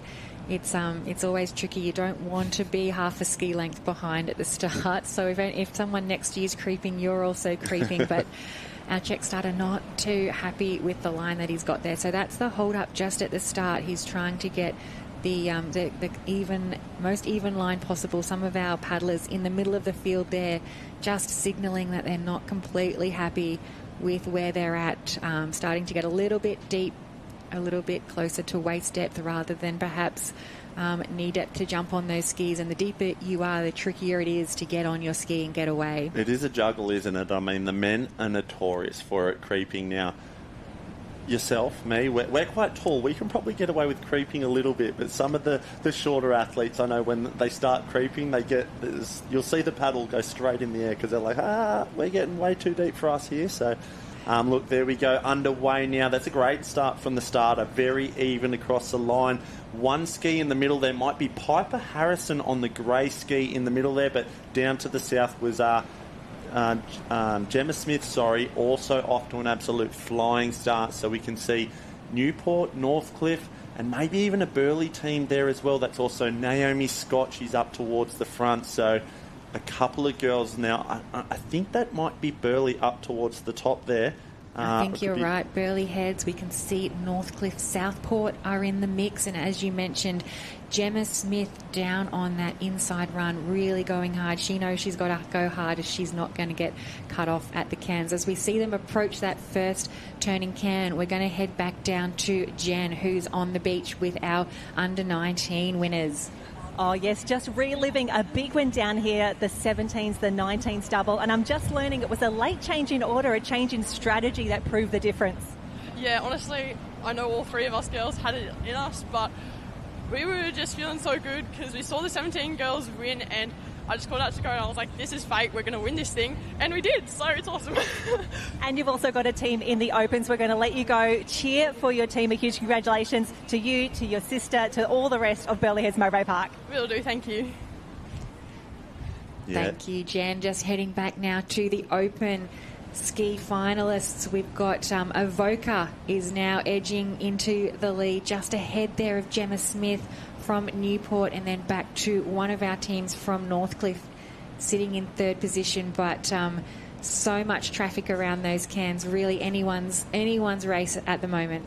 Yeah, and my apologies, it wasn't Burleigh, it was Avoca. It was Ella Beer of Avoca out in front on that northern side off to a flying start, and no surprises at all there. We talk about it time and time again. The depth in the ski paddling club at Avoca is nothing short of astonishing, but it's Gemma Smith at the moment there just paddling absolutely lovely. She's getting that ski up and running. Nice little runner and bump there. Wave out the back though, looks like it's picking up 4th, 5th and 6th. They're not going to turn it in a wave, but they've certainly got a great little run from it, and that is Danielle Richards there of Northcliffe on the blue ski, milking that wave perfect. It's like a flashback right now, the Danielle Richards and Gemma Smith show that we've seen for so many years. It's great to see Danny back racing in the BMD Northcliffe Cup. They're on a fantastic wave there. So BMD Northcliffe and Newport A down on a nice little wave, 1 and 2. We can see Naomi Scott of Northcliffe there. She's up the northern end on that second wave. Ella Beer from Avoca, she's on that wave as well. But let's hear from Jen down on the beach. Oh, this is what you want. At least 5 on the wave here, but look at this. The race is on again. We've seen this rivalry so many times. Newport, Northcliffe, Smith, now Richards. That is a clear one too. The girls are up and away. Newport currently in 1st and 3rd. Northcliffe 2nd and 4th. As ski champ Naomi Scott comes through. Trig Island is in there. Southport in the mix. Surfers Paradise goes wide round the can. Overtakes Avoca. Manly in the mix as well. Massey from Kurra makes her way out. The girls facing into a little bit of whitewater. A set starting to come through down here at North Kirra. It is all Northcliffe, it is all Newport. That is your top 4 for now. Who will take the big prize? Thank you, Jen. Danny Richards doing the best of that transition, but as we've seen the ski paddlers jump on, Newport are not letting this go, so still neck and neck for our front 2 teams. You can see just the flurry of paddlers as the rest of our field are jumping on their skis now, so most of those competitors have rounded the first of those ski legs, and second paddlers are in the water, so it's Northcliffe, Newport, back I think then to the second team from Newport, and maybe even another team from Northcliffe, but a massive gap here, and that was the difference from that front wave, bringing our front 2 teams ahead. So they'll be hoping that they can extend this lead even further. Only one more leg to go. These ski relays are over and done with so quickly. They're such a fast craft. We can see there Northcliffe having the inside run, which will make a little bit of a difference as they head towards these cans. Yeah, I'm not sure exactly who it is. It's either Claudia Kelly or Claudia Bailey of Northcliffe at the moment, and it's Jazzy Locke on the outside there. They were having a bit of a drag race. The 2 girls, neither one of them wanted to concede defeat and go onto the sidewash. They were just side by side, the nose inches in front of each other. So it looks like, though, Northcliffe has made a little bit of a push. It's Claudia Kelly. There we go. We get a better shot. Claudia Kelly now, fantastic paddling. She's been racing unbelievable all summer long on the ski race. She's had some couple of major event wins this summer, so she's in fantastic form. As we can see now, Claudia Kelly leading around Jazzy Locke of Newport, but we see now the girls are going to start to pull wide, find their own water and make a big push back to the beach. Jazzy Locke having to work a little bit harder, being pushed wide there, which is a bit more of an advantage for the team from Northcliffe. We can see there Claudia making the most of that inside run, choosing to head a little bit to the north. They must be thinking that there's a bit more chance of a runner a little bit more to the north. We can see not much distance back there to the second team there from Newport. That might be Lizzie Wellborn. Back then to another team from Kurra. Northcliffe. So that's our top 4. 2 clubs taking out the top 4 positions, but it's a race into as they head towards that wave zone. A little bit of a bump now underneath our leaders. Yeah, definitely a lot of depth from both Northcliffe and Newport, as we can see Claudia Kelly working very hard to push down this little bump. Lovely work there. She's done enough. Wow, Jazzy Locke has missed that. This might be the moment that they'll look back on and say, when did we get the win? That was a fantastic paddle from Claudia Kelly. Let's hear from Jen. You know what, Claudia Kelly dozing her way into this transition now. She's had an incredible season and she is here at the Aussie Championships to take gold. She has got an incredible lead now, the team from Northcliffe ahead of Newport. She is so good at the irons. She's so good on the transition. She knows she's only got 20 metres yet to run, but it is Newport in second and third now as Lizzie Wellborn makes her way up and around. The chase is on though. Northcliffe in four, and have a look at this. Trigg Island is still in the hunt. We would love another Western Australian team on the podium. The Sorrento boys did it yesterday. Can Trigg Island pull off something special now? Claudia Bailey making her way out there for the Northcliffe team. She's got the lead, so that is the position you want to be in coming home for this third and final leg of the Open Women's Ski Relay. But she has got Newport hot on her heels. Yeah, she's got two teams from Newport chasing her down for the win.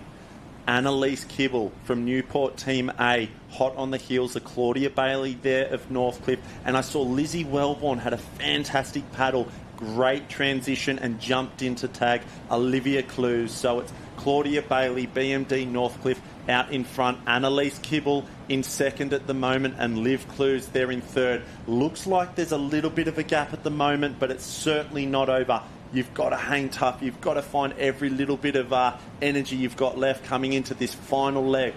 It's fairly spread out, isn't it? We can see them just putting in every bit of effort because we often say the race breaks down into a three-leg race. It's a race out to the can, it's a race around the can, and then it's a race home. So they are wanting to put all of those parts of this race together perfectly. Northcliffe have hit that first can turning marker. They will have probably at least, we'll wait and see, maybe a can lead almost the stretch of those pink cans lead. So pretty comfortable position, but she's not going to be putting that, lifting that pedal off the gas.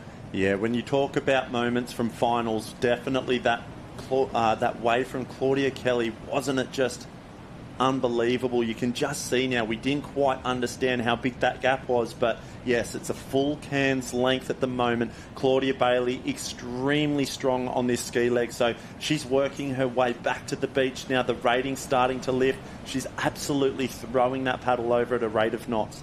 Small little bumps on the horizon we can see as they pass underneath the ski of these paddlers. Claudia's looking fantastically strong. She hasn't taken a look over her shoulder. She'll be just using the feel of the boat to see what is underneath her. There's a little bit of a bump lifting her ski up at the moment, but the ocean's gone fairly flat for our leaders. That's Claudia making her way back in for the Northcliffe team. She is just, she can see how focused she is. Her eyes are just set on that turning marker. A little bit maybe of a run underneath Newport. They've closed that gap, but I don't know if it's going to be enough. Claudia has a look around now. She's on a wave. She has a bit of a sigh of relief. It's a tiny bump, but it's enough, I think, to get her there.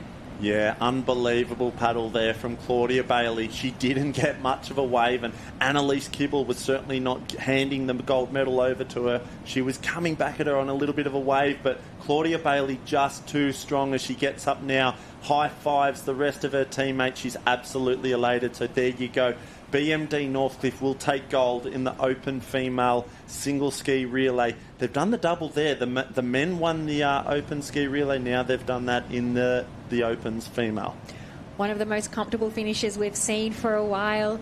The open ski relay being taken out there by the team from Northcliffe. Newport coming in for a really strong second position, and we think it might go back then to the second team from Newport rounding out the podium. So an amazing race, a comfortable win in the end there for the team from Northcliffe. Yeah, definitely, as we can see now.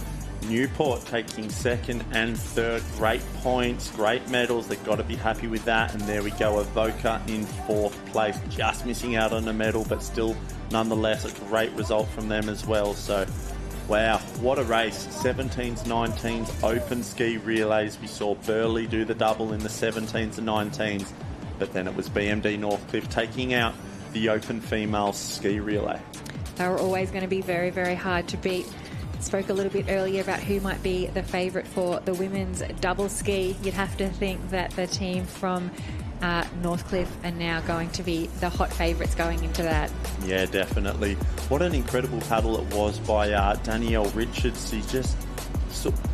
Not that we didn't notice her, but she was sort of really focused in on Gemma and just how good she was and staying there. She's, look, just lurking there as we see on screen now. She's in third and just hit the right time, right moment, picked up that wave and big transition from Danny. So it was, yeah, wow, she gave it everything and they've come away with a win for it.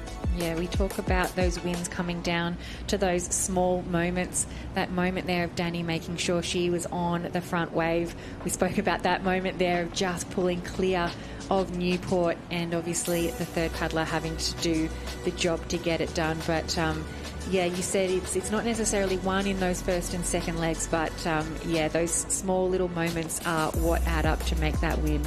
Yeah, you don't get many moments and opportunities in races, and you've really got to capitalise when you do get them. And you know, that's what we see the champions do time and time again. All of a sudden, you blink and there's one runner here or a runner there, or even, you know, a transition. If you let someone just get a little bit in front, they get through the waves and you get clipped.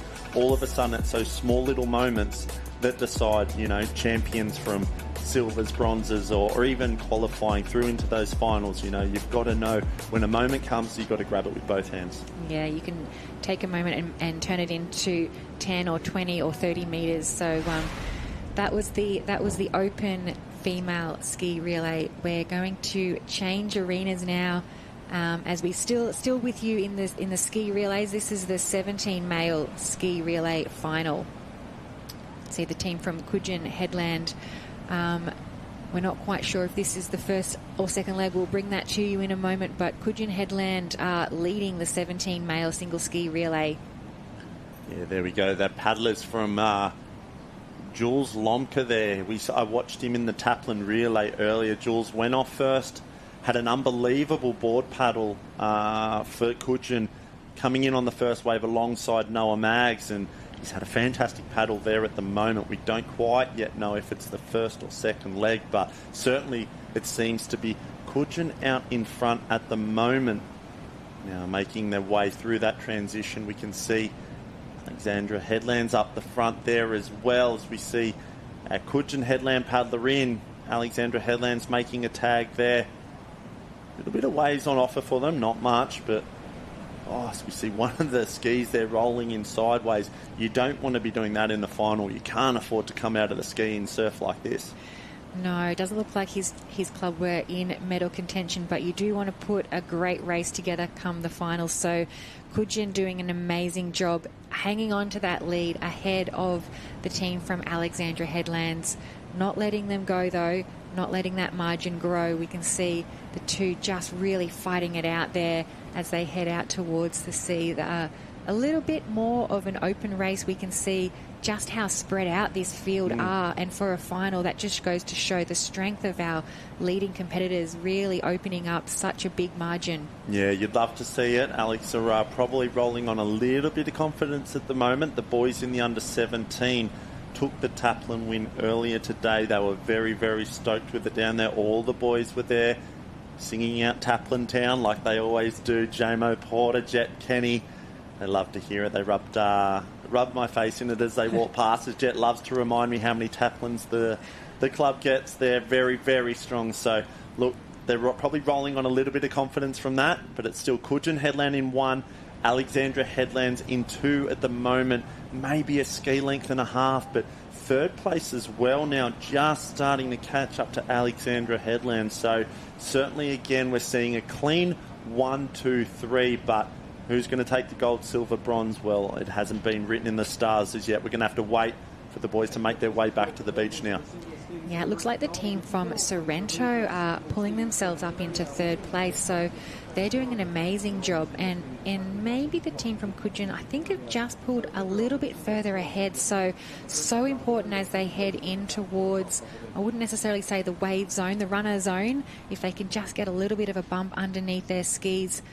Trying to pick up that cap there in 4th. I'm not quite sure if that might be Terrigal, the dark blue cap of Terrigal. That's our top 3 on screen. So we've got Coogin, Alexandra Headlands, Sorrento, And perhaps back to Terrigal doing a really strong paddle there in 4th place. A little bit of a bump you can see there underneath the ski from Kujun. They're the little tiny moments that we're talking about. If you can turn that bump into a wave, that could be the winning margin. So pushing so hard. Just see him being dropped off the back there. This is our chase pack. I think that might be 5th, 6th, 7th and 8th as we can see some of those teams.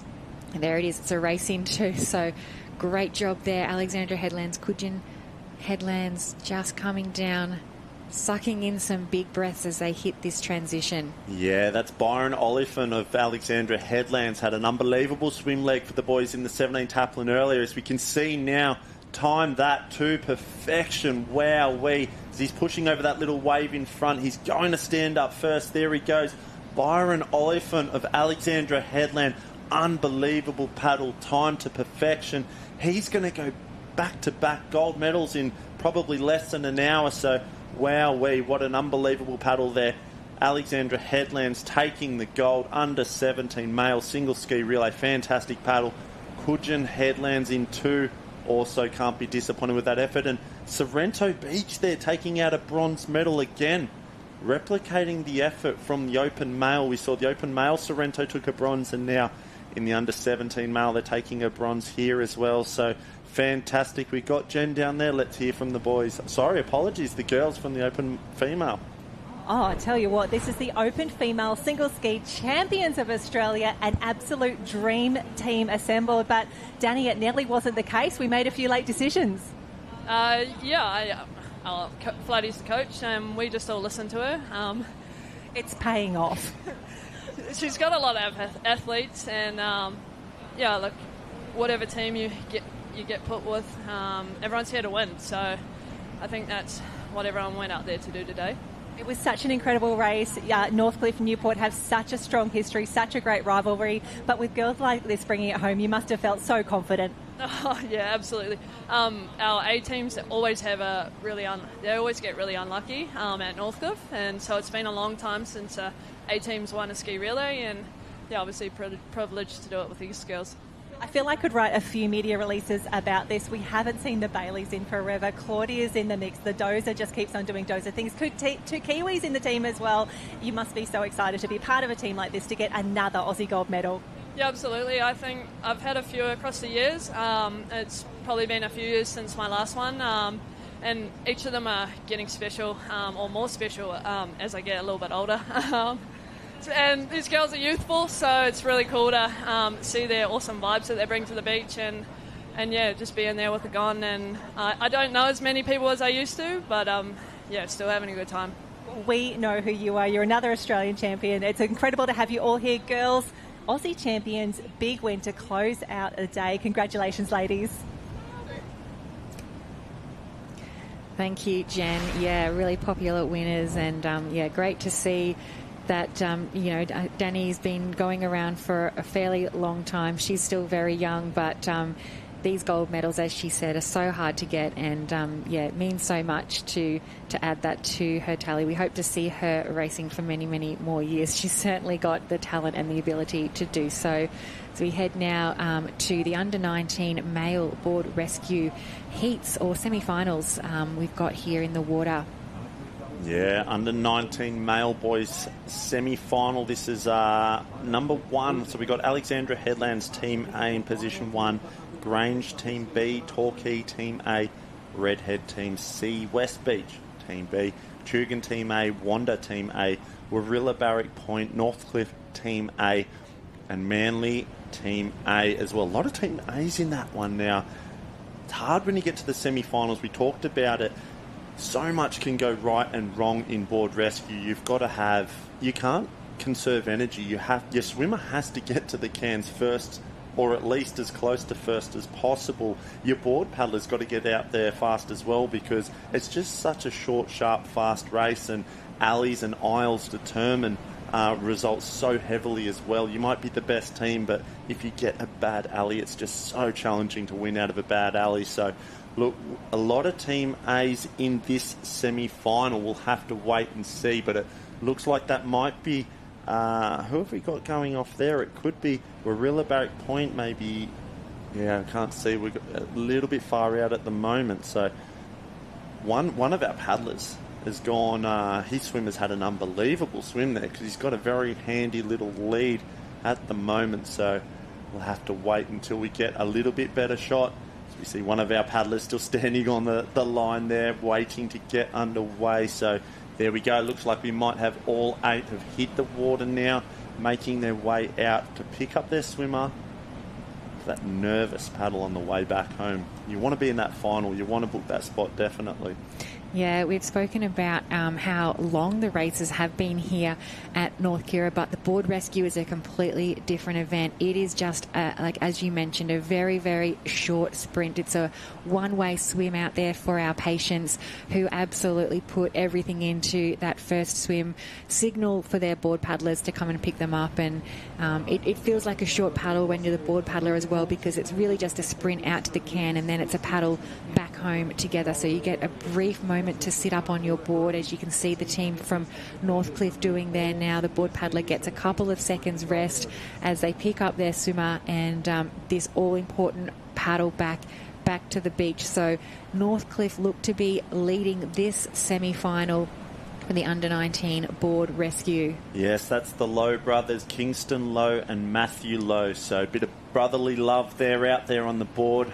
Wouldn't that be a weird one, doing board rescue with your brother? You know, everyone's sort of out there supporting each other, but maybe there's a little bit more aggressive if you don't want to, you can't get angry at a teammate in a race, but it'd always be funny doing a team's race like a board rescue, I think, with your brother. I'm sure they're saying very nice words to them while they're in front, but it might be a different story if they weren't in the lead. So whilst it's all going right at the moment, it's all brotherly love, but if things go wrong, as we see now, they just fall off that little wave there. They've got a very good lead though, good sync, good timing. They're getting that board moving, but it's so difficult to catch waves on board rescue, isn't it? yeah, they're looking really comfortable, and just looking at the whitewater that's in front of them, they're probably at the better end in terms of picking up some swell. Looks like the waves are breaking a little bit more on that right-hand side as they are down on the left-hand side. So that might be a good thing coming closer in towards the gutter, although they have just lost their lead. So they've settled into second. We would assume there'd be 4 teams going through these semi-finals into the final. So our top 4 at the moment, there's Tugan, Northcliffe, looks like a team from Alexandra Headlands, and trying to bring that... Potentially Wanda. So Oliver Dillon and Will Norling there of Tugan paddled that board unbelievably. Oliver Dillon, an incredible board paddler. He's our under-17 Australian board champ of last year. We know how strong he paddles, and just like that, how quickly the results can turn. The Lowe brothers coming across the line, they'll get through, and it might be Wanda in 4th. We'll have to wait for the live heats results. So maybe Tugan, Alex, Northcliffe and Wanda, they could be the 4 teams to qualify or book themselves a spot in that final. We'll have to wait and see. They'll come in any minute now. Yeah, Warilla Barrick were actually up there as well. I'm not sure if they might have snuck in just ahead of Wanda. So we'll bring those results to you when we can. But yeah, certainly the Lowe brothers safe through to the final. If they can put a performance together like that again, they'll be looking good for the final. Yeah, Matt Lowe was the swimmer there. He had an unbelievable swim. Kingston very quick on the board as well, out to make the pickup. And when we talk about getting that board running, it's all about technique and timing. Sometimes I always tell my kids that I'm coaching at Tally, when you're doing board rescue, it's not about rating so fast that your paddler behind can't keep up. You're better off actually pulling it back to 80% and being in timing so that the board runs, rather than having one person frantically paddling, and the paddler on the back unable to keep up. It always creates that awkward rock. And yeah, board rescue was I actually really loved it. I loved that event, but when the board runs nice, it's a great event. But when you're just not in rhythm, it's horrible coming home, isn't it?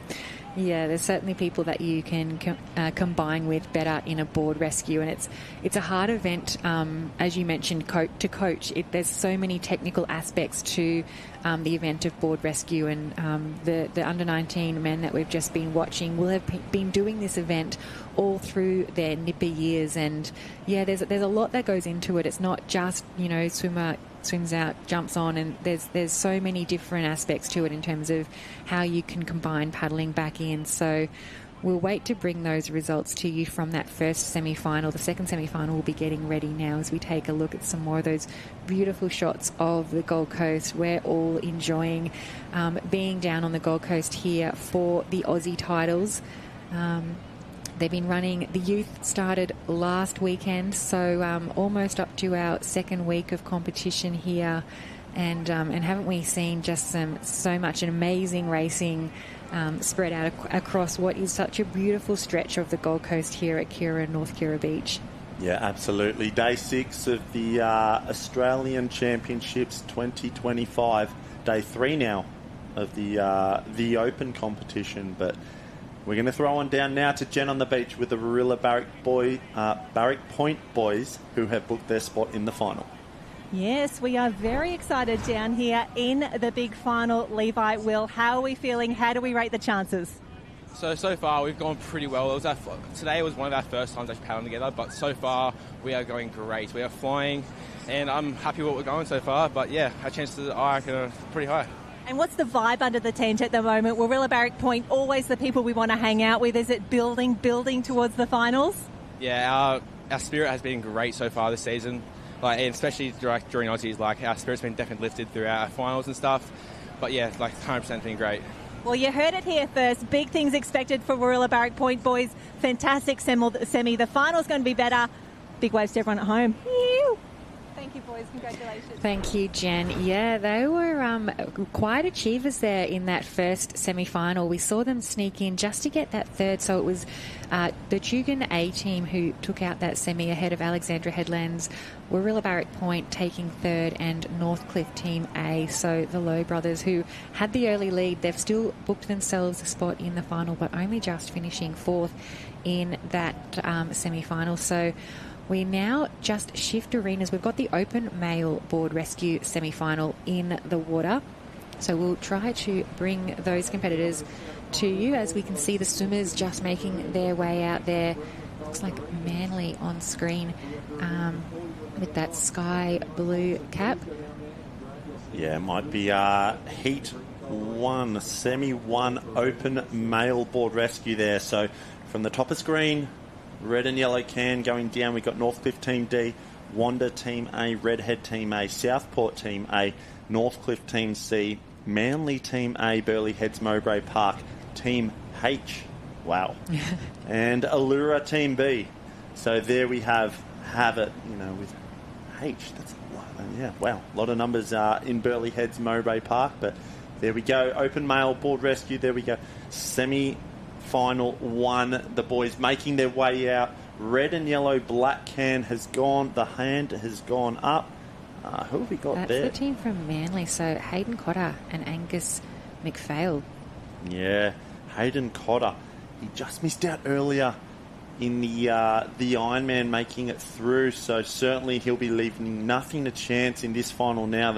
You wouldn't find many quicker at the cans than Hayden Cotter. So Angus McPhail making his way out for the pickup. We've also got the Morris brothers in here as well. Very, very strong team. Jake Morris, Mitchell Morris, Dan Collins and Isaac Costello as well. Again, we saw earlier today our defending Australian Ironman champion Dan Collins unfortunately missed out in the semi-final, and he was a little bit disappointed, but in typical Dan fashion, he was smiling and happy and said, you know what, I won't be in the Ironman final, but I'm very pumped for the board rescue today with Cozzy. So they will be a team to watch because Dan is extremely quick swimmer to those cans, and Cozzy, the lay-down paddler, very, very light, very, very fast to the cans. They'll be a great team to watch if they can book themselves a spot in that final, get a good can and alley. They're every bit of a chance as well. Yeah, they're certainly still in the mix at the moment. The first of our teams picking up there, it looks like the team from Northcliffe who are up that northern end. This is the team from Wanda on screen at the moment, also doing an amazing job, but there's really nothing much separating probably our top 6 teams. You can see just how even they are spread right across the field. Manly still doing an amazing job. Some of the teams from Northcliffe coming through. The team from Wanda, it's going to really come down to which end of the beach might get a little bit more of a wave. Yeah, that's Noah Steiner and Bailey Kostevsky of Wanda Beach. They're paddling very, very nicely on the way home. And now on screen we could just see Zach Morris and Miller McQuinty Brown of Northcliffe. That is the D team for them there. But yeah, paddling very nicely. Zach Morris, current Australian board champion at the moment. Just bearing that nose a little bit there, but very, very good technique. Wanda pushing well, moving along nicely as well.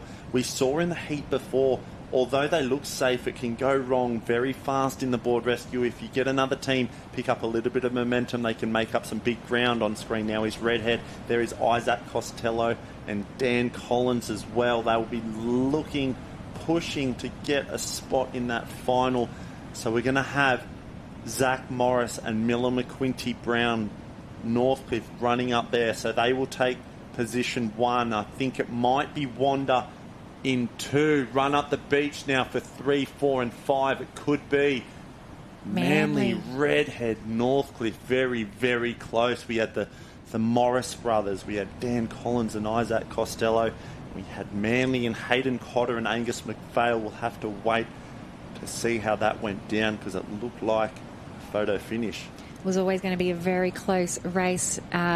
Nobody really got much of a lead throughout that entire race, and it might have just been the Morris brothers who are on the cusp there. We'll wait for those results to come through. That was semi-final number 1 for the open male board rescue.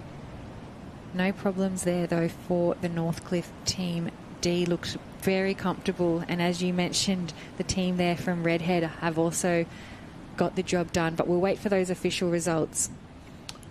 Yeah, they're just starting to come in now. So heat 1, we've got position 1 was Northcliffe Team D, Morris, Miller, McQuinty, Brown. Position 2 was Wanda, Bailey Kostevsky, Noah Steiner. Position 3 was Manly with Hayden Cotter and Angus McPhail. So, only one spot up for grabs. It will either be Redhead or Northcliffe in the Morris brothers. Very anxious wait here.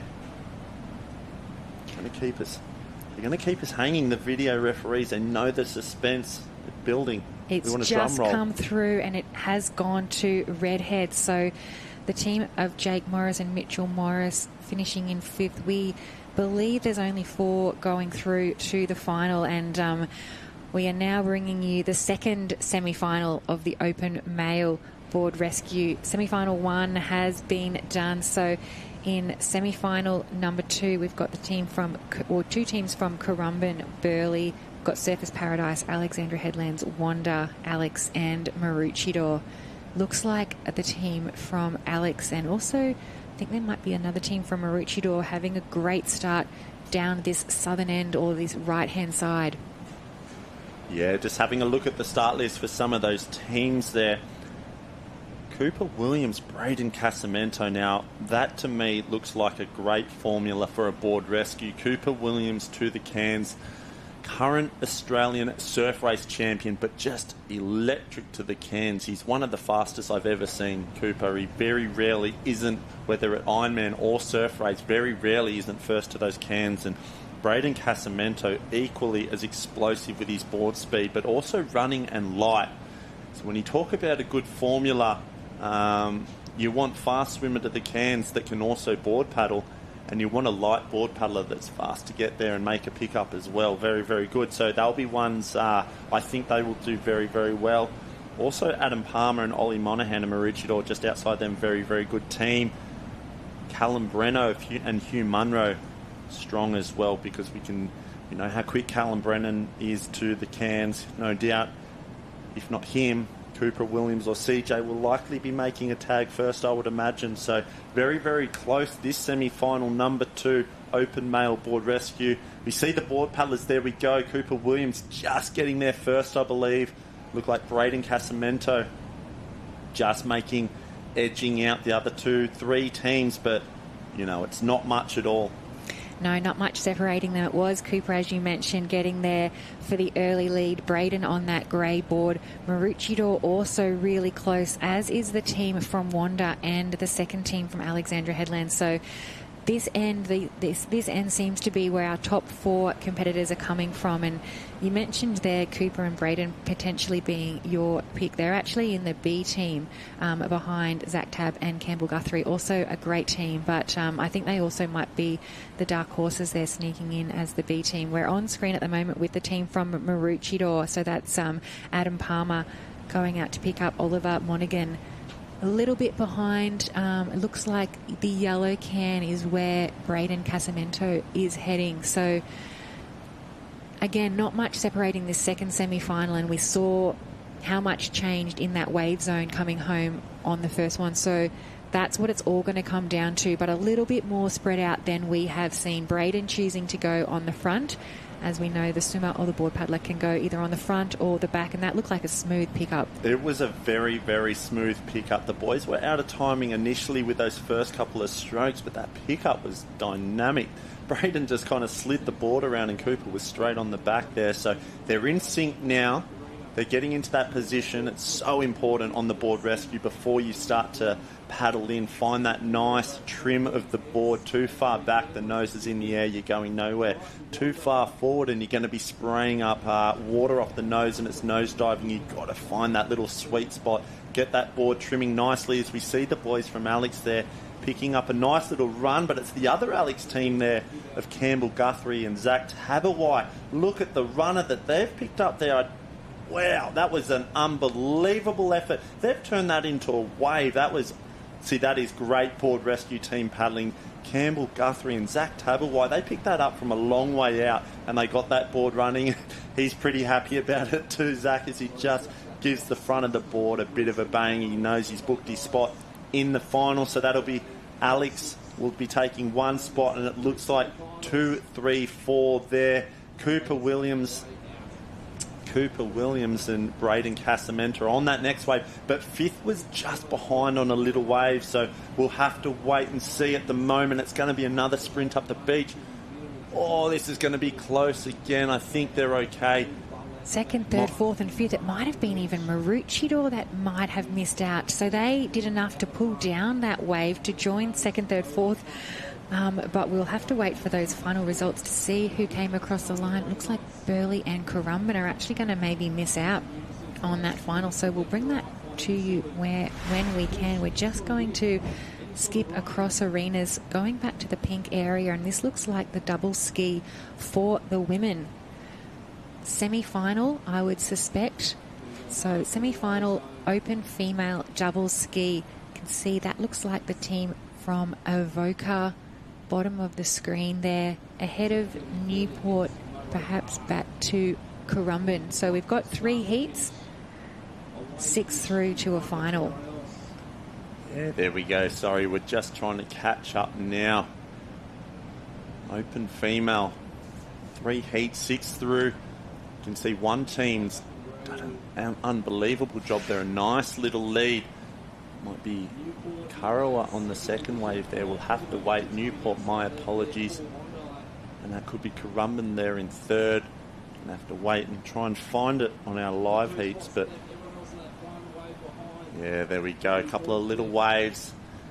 Look at the race on offer now. I'm not sure. So we got only six teams through. Big mad dash to the finish line there for the final teams. Only a couple of spots yet to get through. Fairly cutthroat, only taking 6 teams through. So a difficult job for our judges on the line there. But we're going to head down to Josh for an interview from the board rescue.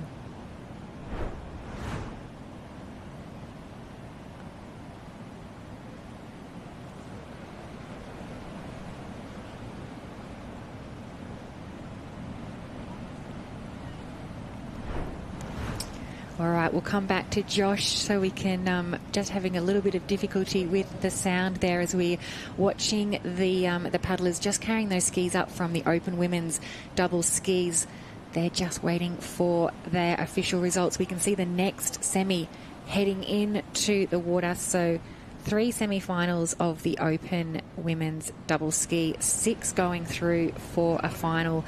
That will be happening later on this afternoon. So more gold medals on offer in the women's arena. So we have another look here. The board rescues. This might be another semi-final of the open male board rescue about to get underway. So much action happening. It could even be the 19 male board rescue final. 19 male board rescue final. Here we go.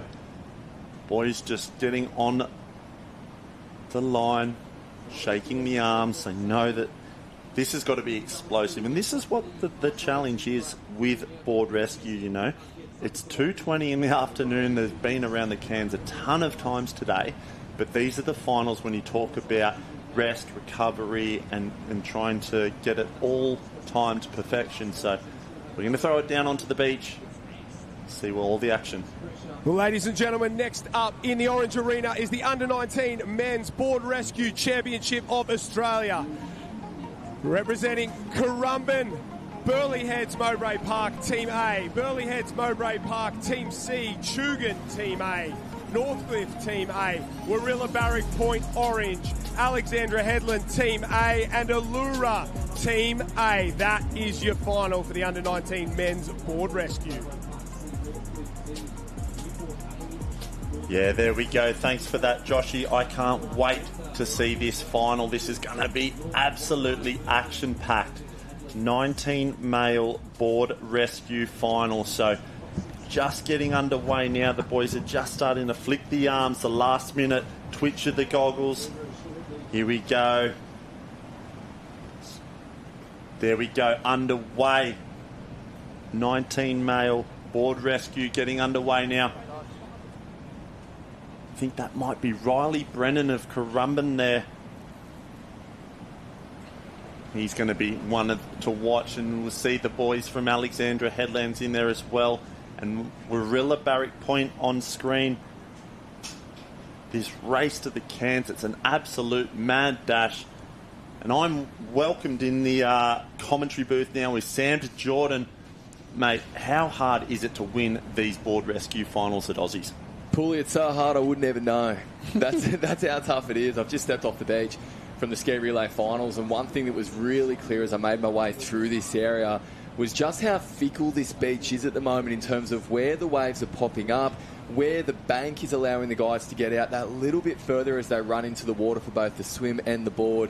And then, of course, what happens at the end with that all-important wave. So Alexandra Headland on screen at the moment, certainly making the best of the early conditions. But right across the line, you can see right there, Pooley, that not only is the field quite spread out, but we have 2 or 3 guys finding each other's feet as they make their ways to the can. It's pretty unusual to see so many. Yeah, that's the challenge of board rescue, right? You've got to not only be at your best at the back end of the day, have plenty of energy and explosive sort of speed, but you've got to get a good aisle as well. Now, we've seen, you talked about it just before, North Kirra. We're starting to come towards that high tide now, but the north side, the right side, there's all sorts of funny sandbanks out there, and even picking up the waves on the way home, they're very, very fickle. So you've got to get yourself into the final, but then you've got to get a stroke of luck and get a good alley or good aisle as well. As we can see now, that's Henry Simpson of Alexandra Headlands. He would have been explosive out of the blocks, making his way towards the cans, as would Ethan Callahan and Riley Brennan. So we'll have to wait to see. The nervous board paddlers standing there, bang, 1, 2 is off. I think that might have been Alexandra Headlands. There goes Currumbin as well, and maybe Burleigh. So very, very close for our first 4 competitors. Yeah, that's right. Heading into those cans, I would have thought that Brennan and Callahan from Currumbin and Burleigh Heads Mowbray Park respectively might have had the best of that opening swim leg, but it wasn't the case with Northcliffe. Certainly doing well out in front at the moment. There is not much splitting this team, as is often the case with board rescue. He goes up and over a wave. That could prove to be very important on the way back in. Yeah, that's the Lowe brothers of BMD Northcliffe. Kingston Lowe and Matthew Lowe. Now, they were unbelievable in the semi-final together. Matt Lowe getting to the can first, Kingston picking up first. Now, they kind of were cruising on the way in, and they ended up just getting 4th in the semi-final, but they look very, very good. And it looks like Matt's done the same again. He's replicated another impressive swim out to that first swim can, and brothers now on the way for the pickup. Pooley on the southern side of that line. Only now we're starting to see the field start to spread back out again. It was Ty Smith who was sitting on the back of Taj Andrews from Burleigh Heads Mowbray Park. We mentioned it in the swim. It's very unusual to see that in the board, someone getting a bit of a wash ride. That is how little is on offer out there. So it does look like Burleigh Heads Mowbray Park and Northcliffe will pick up at the exact same time. And now it becomes a run back into the beach. That is the brothers from Northcliffe on screen at the moment, but it is still anyone's race as some waves start to stand up further out the back. You can see on the left-hand side of screen that there will be waves coming back across the bank, and that could well decide this race. Yeah, what a team that is on paper. Taj Andrews, under-19 world board race champion with swim leg Ethan Callahan. Now, on paper, that is an unbelievable team, but as we've seen there, BMD Northcliffe with the Lowe brothers, as is Tugan as well. Oliver Dillon, such an incredible board paddler as he's driving it home for Tugan now. Wave on offer. Have a look at this. 1, 2, 3, 4. I think we're going to have 5 in a sprint finish. A 5-way sprint finish, but they need to get through the gutter and back to the beach. We can see Currumbin on the far right of screen. Northcliffe looks like they're going sideways. Burleigh Heads Mowbray Park push past them, and Northcliffe get back onto the wave. But how much has that slowed them down? The left-hand side of the line, that looks to be where the pace is going to come from. And out of nowhere, it's Tugan. Tugan are back into the race as well. There's Burleigh Heads Mowbray Park diving across the line. That is an incredibly close finish to decide an Australian title. Tugan, Oliver Dillon and Will Norling. There's some high fives and handshakes across the line, but it is going to be a judge's decision. Tugan came from the clouds, Paul. We hadn't seen them at the front of either the swim or the board, but they may have snatched the Australian title. Yeah, that was unbelievable. We'll have to wait to see the judge's official, because Tugan looked to me like they got it, but Burleigh, did they make contact with the paddler? I saw whoever was on the front was dragging up, and the guy on the back was trying to get the back strap, but I don't know if he got there in time. It's very, very close. So not only could it decide an Australian championship, that decision could also decide whether they end up on the podium at all or not. The iPad is going to get a workout, and no doubt the live stream is going to be able to show a little bit more insight into that finish as well, because that was thrilling. We've spoken all day about the way that these waves can just pop up out of nowhere and throw a race on its head. We will wait and stand by, but you can see on screen at the moment the boys from Tugan, whether they've won it or not, they are ecstatic, and for good reason as well. Yeah, look, I'm not brave enough to call it myself from up here in the broadcast, but the Tugan boys are looking pretty chuffed with themselves. I can see them all down there, high fives and smiles at the moment, so we'll have to wait to see what drops in on live heats. But wow, what a final 5-way sprint finish in board rescue. It's honestly, for as long as I've done the sport, that sprint finish in board rescue is such a tricky thing to do. It's something that we don't spend much time practicing, but then you get to the Australian titles and it can determine a gold medal for you. Yeah, that's right. And look, we can see some of the open male board rescue finalists standing on the line getting ready as well. What do you think they're thinking after seeing that? I think there's going to be a few conversations about whatever we do not drop our head to the very finish, because anything can be decided, and that is exactly what has happened in the under-19 male board rescue. Let's head down to Josh Minogue on the beach. Oh, you're coming down to the beach, guys, but there is no result yet. That was as close as it gets. Burleigh, Tugan, Will and Ollie. I had a look, but I'm not official. How do you guys feel about it? Yeah, we're not sure either. It's pretty close, but I think we might have just had him, eh? Oh, you reckon? Confident? Talk to me about how tough that final was. When you got the wave, 5 on there, what was going through your mind? Oh, it was pretty scary, to be honest, but I knew that we definitely had Burleigh at the end, so I think we've won. The Tugan boys are confident. I'm not as confident as they are, for sure. We're waiting for the judges. We can see them just over our shoulder there, taking a look at the results. Good luck, boys. Good luck to everyone in that sprint finish. Congratulations on a great result, and we still wait for the final result down here. Great job.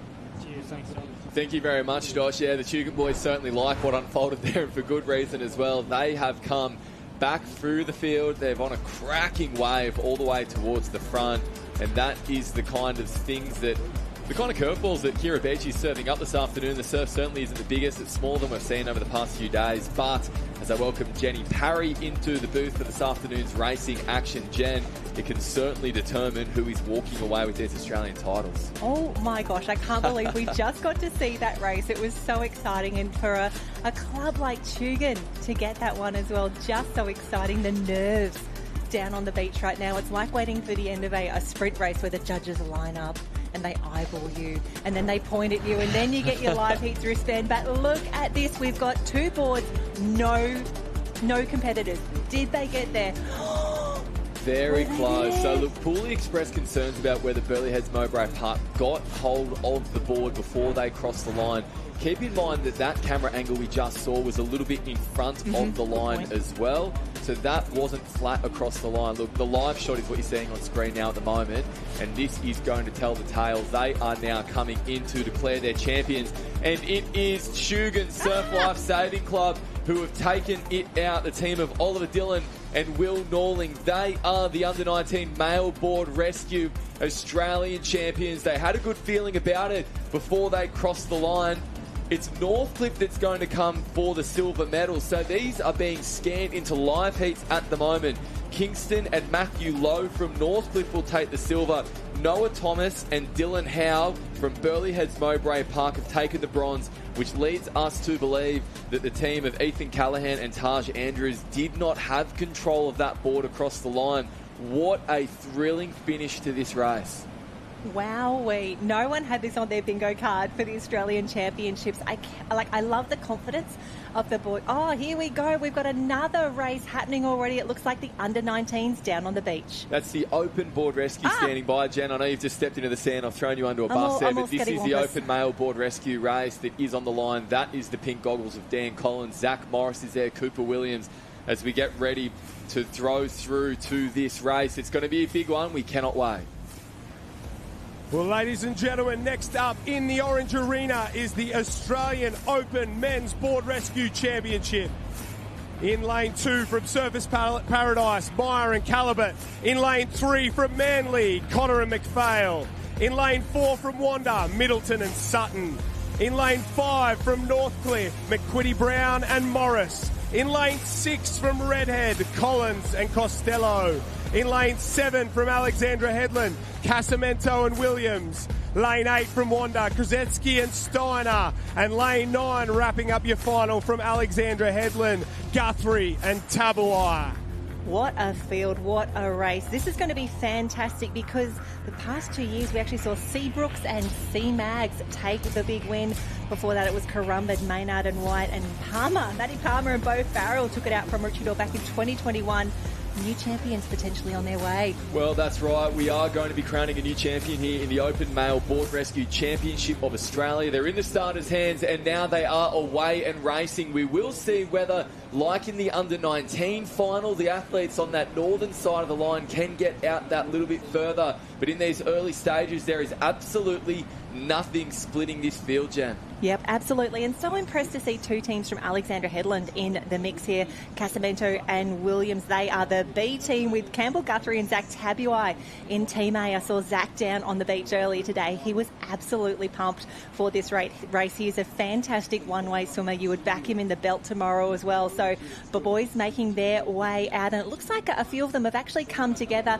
You're not really going to drag or swim in a pack for the board rescue, but with conditions like these, you might have to run up, run down, just work the beach to your advantage. So Northcliffe, it did look like, had the best of that start. You could see Redhead, Daniel Collins there was scrapping to try and get that little bit of a lift. But now that southern side of the line is starting to make their move. Cooper Williams surging towards that front. He's alongside Steiner from Wanda and also Tabuai from Alexandra Headland as they make their way out to the Cairns. That drone shot is certainly giving a really good insight into this at the moment. Jen, the field's spread out, but there is not much splitting them. Not much in them, and I'm looking at the 2 Wanda teams as well.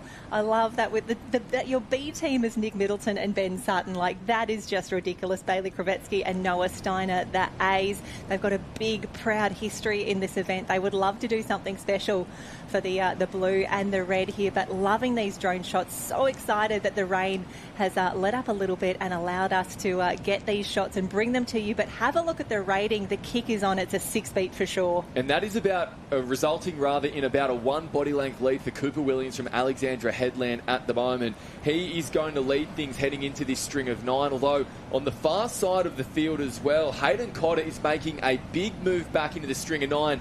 Dan Collins from Redhead there as well. Let's see who gets off the mark.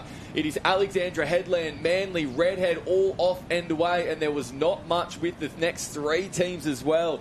It is very tight racing as they get onto the board. Will this wave that is on the back bank decide things? Firstly, on the way out to pick up their patient, and then, of course, on the way back in, the beach is still buzzing after what we saw in that under-19 male board rescue race, and we are about to get another thrilling finish here. Oh, absolutely. Great to see surfers in the mix. And a shout out Darby Meyer, probably one of the youngest competitors in this open field. Great work there. But wow, Cooper Williams just flew off the beach. And again, it looks like we've got a pack starting to form up here. This is not the time for wash riding, boys. This is a time for an all-out sprint. We need good, fast strokes off the beach. And they'll be eyeballing each other. They know the skills in this race are going to be so crucial. And as Pooley said, a lot of these teams, obviously, they're incredible athletes. They have great skills individually, but they probably don't practice this as much as they would everything else. So it looks like a pack, like a group of three now in front. Oh, gosh, Sam, this is what it comes down to. Alexandra Headland will hit the cans in front. We will see who has the cleanest of the pickups. Redhead and Wanda are second and third right in this race as well. You won't have to go too far back to Alexandra Headland's next team as well. And then on the northern side of the line, Northcliffe is starting to make a move as well. So our top three at the moment, Alexandra Headland, Wanda and Redhead. And now they have started to come back together. Wanda now picking up a run and surging ever so slightly in front. Now Redhead's response is to hit the front. Very tight racing as they make their way back into the bank. Will there be a wave to decide this race? Oh, the boys have got to get that stroke rate up, and it's the person on the front, maybe the board paddler, maybe the swimmer. They need to get that stroke rate up because the person behind is forced to follow. You can see the boys having some nervous looks around, but they need to have that momentum going. They need to have the speed up before they jump on the wave. And look at the work out in front. A wave coming through. Two might be able to pull down this one. This could make the difference. Northcliffe is on it. That is the team of Mella McQuitty Brown and Zach Morris. Now, Zach Morris, one of the fastest men across the bank, across the sand. If it's a sprint finish, you've got to be backing him. And it looks like it could be heartbreak for our team that is on the back of that double up as well. So it is going to be a four-way sprint for the Open Male Board Rescue Championship of Australia. The legs are flying as they start to get in. Northcliffe is up. Redhead is up. A slight stumble there for Redhead as they come across the line. And it will be Northcliffe that takes out the Open Male Board Rescue. Miller McQuitty Brown and Zach Morris. We spoke about the chance that a wave would come through. One did pop up and they took their opportunity, and with it, the title of the Open Male Board Rescue Champions. Oh, and wowee, Redhead, they were so determined. You could see how much they wanted it. The team of Daniel Collins and Isaac Costello, I tell you what, they are going to be pumped with a silver medal at the Australian Championships, combining there in such a dramatic finish. But man, when Zach Morris jumped off that board, he absolutely flew. It was all Miller McQuitty Brown could do just to keep up. And have a look at the celebrations on the beach. That is exciting. That is worth celebrating your new Australian Championship. Yeah, that's right, isn't it? It goes to show just how much emotion is invested into this. Northcliffe celebrating. Redhead could only shake their heads and laugh after that. They did all the work to get in front, but you cannot control the ocean, and Northcliffe will walk away with the gold medal as a result. We will wait and see official confirmation as to who snagged that bronze medal too, because it was a tight finish there between Alexandra Headland and Wanda. Look, in saying that as well, we are assuming that Redhead will get the silver. All of this still to be confirmed, but Northcliffe certainly celebrating. They know they've done it, and they're standing by with Josh Minogue already soaking up a gold medal in the Open Male Board Rescue. I'm down here with the boys, and as I walked down, he said, "You lucky dogs," and sometimes it's better to be lucky than good. Well done, boys. Did you believe that when it popped up? You thought it was coming through? Oh, mate, we were pretty cool coming in. And had a look at the rear view mirror. Mirror is nice. Oh, I know, I'm just so stoked right now. Saw the wave came up, and I thought we were on here. Zachy, can you lose this week, mate? Gold, gold, gold, gold. You are on fire. It must feel good to get that one. Oh, we've been talking about it for weeks now. We got time all together about 2 weeks ago, and I've been saying to Milky, mate, we're going to win this board rescue. I don't care what we've got to do to get it, and we just manifested and we won.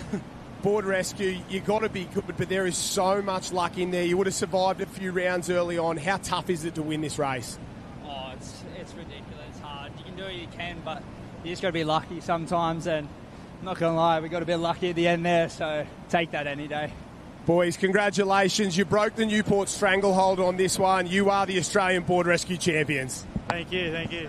Oh, fantastic work and a huge congratulations. It is official now in live heats. We're changing arenas, but just as we make our way a little further down the beach, a little bit of board rescue trivia for you, Sam. So as we said, it was a Newport stranglehold. Brooks and Mags, the past two champions. Would you believe that you have to go back all the way to 2009, the last time that Northcliffe won an open men's board rescue, 2009, and that was the team of Pierce Lennon and Shannon Exide. I can't believe that a team that has been as dominant as Northcliffe in all of these open men's events have not had that same dominance in the board rescue, but it just goes to show how tough this race is, how unexpected this race can be, how dynamic it is, but how good was that? Northcliffe in 1, Redhead in 2, Alex in 3. Isn't it a good example as well of just how much can be dictated, not just in every race, Jen, we say this all the time with Surf Life Savings, but in a short event like the board rescue, that was very thrilling stuff at the finish there. Look, we are still waiting on those official results to come through on live heats. Redhead, the team of Isaac Costello and Daniel Collins, so close there. They could only laugh at the end. They actually won the New South Wales state title just a few weeks ago after what they say not really contesting the event over the past few years. I think they did pick up a couple of Australian titles as juniors, but never in the Open, so they've gotten better with age, those two. As we turn our attention to the female area, we are now up to the Open Female Double Ski event as well. So they have been flying through the program down there today. And just having a look back at the semi-finals, it was Burleigh Heads Mowbray Park Team A, the team of Janaea Massey and Jasmine Raywood. They took out an earlier semi-final, and it was Northcliffe Team A, Danielle Richards and Georgia Fitzsimmons, who took out the second semi-final. So we're expecting both of those teams to feature, but what I'm loving here is how many different caps we're going to have on the start line. Lots of different clubs, lots of different states represented as well. And Sam, what we're seeing on screen right now is actually one of my favourite parts of an Aussie final. The officials gather everyone together, and it's not just about the standard, let me draw in the sand where we're going, this is the course, this is how we'll call the start, but it's also congratulations. You're in an Australian final. I really love that they take a moment to celebrate that, because it is a huge achievement, especially in a race like this where so much can go wrong. The Open Female Double Ski Championship of Australia. I love that we are at the Friday afternoon of Aussies already, but to take us through to celebrate these incredible ladies, we'll head down to the beach and call the start line.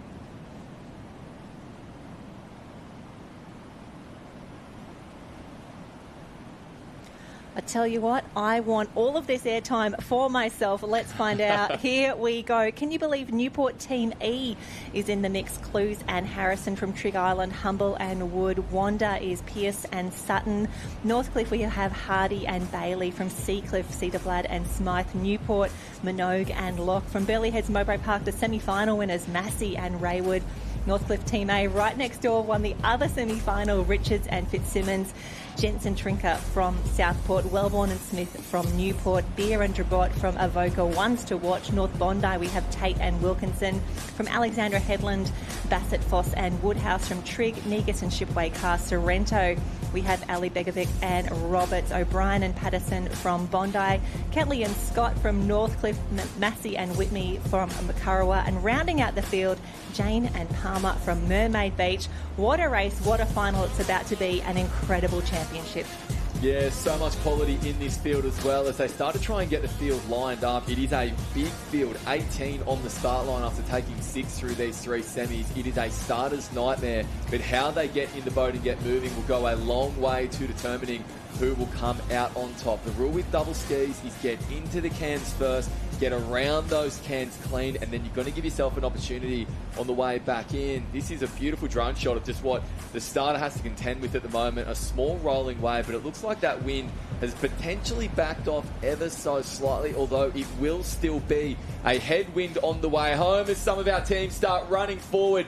Now we are underway in the Open Female Double Ski Championship of Australia, and on the the far left-hand side of the line, it looks like Kirra has made a strong start, Jen. Yeah, that's Kirra, a Team A. We were expecting big things from them. There's a lot of power in that boat. Michaela Whitney and Brianna Massey.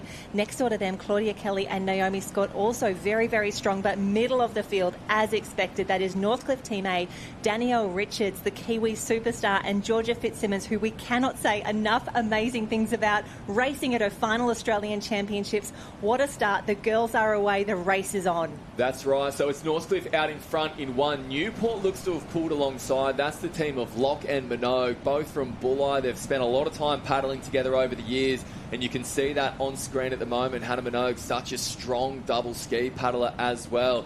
And then it is anyone's guess as to what is going to happen at these Cairns too, as some of the competitors look just to try and get that timing in check. Avoca's starting to make a bit of a move through the pack, but they're going to have plenty of work to do. The team of Drobot and Beer, they were highly fancy coming into this race, but at the moment it's Northcliffe out in front in one, Jen. Yeah, the girls looking really good. I like the work of Southport as well. They're wearing the dark blue caps with the yellow dot on top.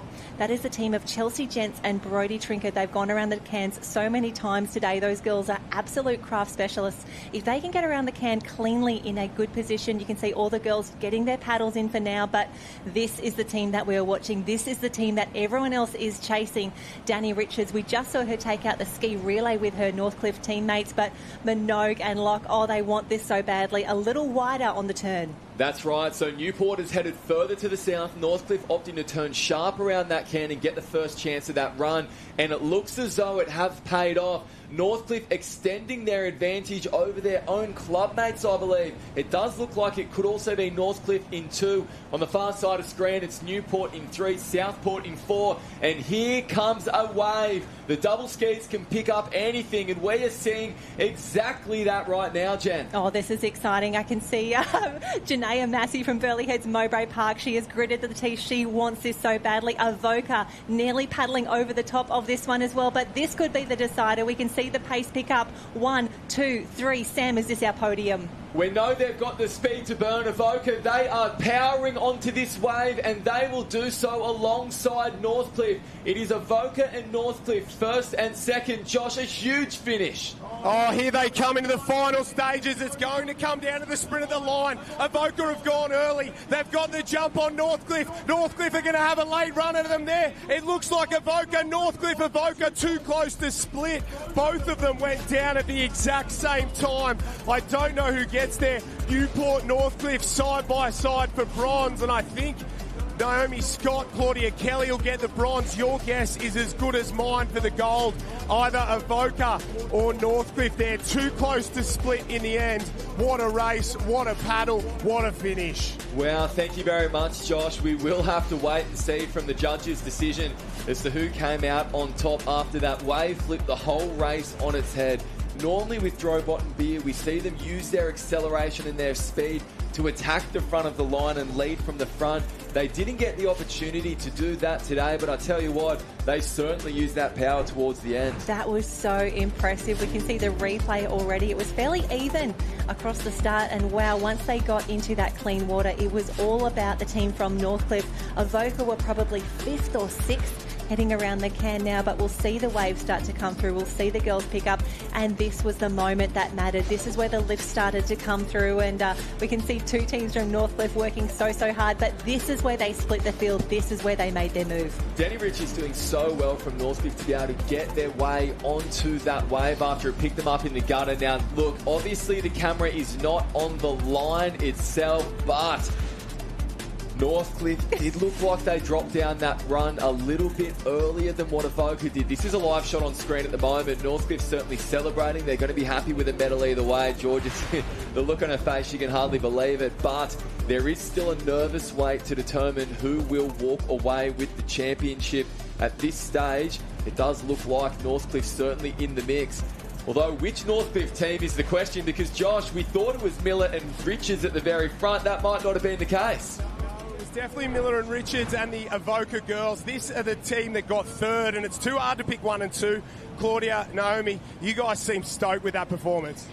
Yeah, that was super cool. I think it's really cool to be able to paddle together after competing in different countries for each other for many, many years. So, yeah, that was really special. Scotty, not the gold, obviously, but so close out there. How tough are these double skis? I'm stoked for the third, honestly. I think, Claudia and I jumped on a double ski for the first time about 5 minutes before our race, so we were pretty stoked to have gotten that. We started pretty far down on the line and just had to work really hard at the start, and we just paddled so well together. It was so awesome to go around the cairns and see the other girls going well too, and that just gave us the confidence to keep going at the end and manage to get third, which is just so exciting. Congratulations. We're still waiting for the result, but you will be on the podium regardless. Enjoy this one, girls. Thank you. Oh, fantastic work, girls. And Sam, there's something really special about a team celebrating making a semi-final, making a final, being in the top 5, being on the podium as well. This is what the Aussies is all about. You can see that genuine excitement from the girls. They just jumped on. And honestly, that doesn't work for mere mortals like us. You've got to be the calibre of Naomi Scott or Claudia Kelly to be able to do that. And we're just waiting to find out, have we seen a back-to-back championship? Has Danny McKenzie, now Danielle Richards and Georgia Miller combined to take the win there? And if it is, I tell you what, Danny McKenzie, that would be her 4th Open Women's Double Ski Championship. Unbelievable. She's one of the greatest ski paddlers we've ever seen, and that was a really good example why as well. But great ski paddlers don't necessarily make champion crews. It's the timing, it's the teamwork, it's being able to move that boat, and that was what we saw from all of our crews out there today. That wave just causing such havoc, Jen, as well. Everyone trying to do what they could. There was a great shot before in that race recap where everyone was scrambling in every different direction to try and get some clear water for a run towards the line. And we will wait and see whether it's paid dividends. There's plenty of conversations happening down on the beach as well, plenty of debriefs. But you're right, I did love that from Naomi and Claudia just then speaking about it. And I actually find that sometimes, just sometimes, this is a coach's nightmare, but I think that's sometimes the best way to do it for new double ski crews, because double ski paddling is so technical. There's so much in it and so much you have to think about. Sometimes it is beneficial just to jump in there and paddle. Stay in time, do your best, and you never know what can happen. Don't complicate it too much. We've seen there. Yeah, that's exactly right. Oh, the girls did such an incredible job, and you've got to appreciate people who can not only win a championship, but to go back to back, to win multiple titles, like Danny McKenzie, now Danny Richards, is just incredible as we get these gorgeous shots back towards North Kirra Beach, and you can see the arena there. But I think that the results are official, and I think Josh Minogue has all the details. Well, ladies and gentlemen, the winner of the 2025 female double ski final, Ella Beer and Natalia Drobot from Avoca. And the crowd goes wild. Ladies, you were thick in that race there. You had some work to do in the late stages. How did you find that run through the middle? Yeah, I think it was just, I don't know what it was, but we had the determination and we found that little wave, which was so lucky for us. And I think we know our start's our best kind of part of the race. So I think it was cool to be able to bring it home strong. The Avoca weight, get out in front, and we thought, it wasn't the start you would have wanted. You worked your way through. What were the thoughts at the last cairn? Absolutely, that's right. We knew that we kind of had to get a good start to be in it. There's a lot of clashing out there in the double skis around the cairns. We ended up actually being a part of that, so things weren't looking too good for us. But then on the way in, this runner just came out of nowhere, and a few of the crews got on it, and we just rode it all the way home. It's been a tough couple of months for Avoca. What does this mean to the club? I think it means a lot, as I think our clubs, we've lost a few good paddlers to Burleigh, but it's been a really nice environment on the beach down here with Avoca, and I think it's, a big win. Absolutely, we're such a close-knit community, and we've lost some really special people to us this last year, and I'm sure that they're really proud of us. And Billy Mitchell was he was part of the first ever male double ski. They were the first male ski champions in the double, and to be able to do this is really special, because when we were able to actually achieve this a few years ago, he was actually there to watch, and he was so proud of us. So this one means a lot. Well, congratulations, ladies. You're the Australian champions. Thanks so much. Thank you very much. Oh, how exciting, how wonderful and how special the team from Avoca to take a big win there. Ella Beer, Natalia Drobot, what a race, what a finish. Just so incredible. And as we're treated to these wonderful shots of North Kirra, we will be heading up to the beach arena very soon. And we thought that Danielle Richards and Georgia Fitzsimmons may have gone back-to-back just there, but I did want to give a quick little shout-out, and it's so perfect now that we're going to the beach arena. Thinking of back-to-back, we actually had Chloe Mannix-Power of Northcliffe. She just won last night, or I should say yesterday afternoon, her fourth Beach Sprint Championship of Australia in a row. Chloe Mannix-Power, an absolute superstar, Stallglyph winner as well. She's won 22, 23, 24, and now 25. Just an incredible period of dominance, and a special shout out Brittany Inga, one of the younger competitors in the field as well, to take a silver medal. And Julia Phillips, I'm such a huge fan of her. She was third from Anglesey. It meant so much to her. It meant so much to the team as well. We are back now on the beach arena. A very quick change of scenery, and it looks like we're back into the beach sprints, the beach relays. That's right. The open mixed beach relay semi-finals are on the line and waiting for a start. From the left-hand side of screen, we have Anglesey, Sorrento A, Anglesey B, North Cottesloe, Stripes, Sorrento B, again, and Northcliffe A. One of those Sorrento teams, that's A rather, so A's on the left-hand side of screen, Sorrento B on the right, and they are getting ready for the first of two semi-finals in this open mixed beach relay. Yeah, excited to see what does eventuate here. And as we said, the fact that we've got two teams from Sorrento in the mix here is just incredible. And a huge welcome back, Jackson Simons from Sorrento. He's an absolute superstar. He's in the WA Hall of Fame just recently from his incredible, I think he's up to about 6 beach sprint titles, but we haven't seen him for a while. He's been out with injury. To see him back wearing the bright green cap of Sorrento is so special. He was 4th yesterday in the beach sprint final. A huge congratulations. Asher Ward took the title ahead of Matthew Lloyd from Northcott and Oscar Smith of Northcliffe. Jackson Simons was 4th. Connor Lofton from Kurrawa in the mix. Jackson Goff. We also had Jet van der Wallen from South Maroubra and Joseph McKinnon from Seacliff. So assuming that we will see some of these athletes feature now in the open mixed beach relay.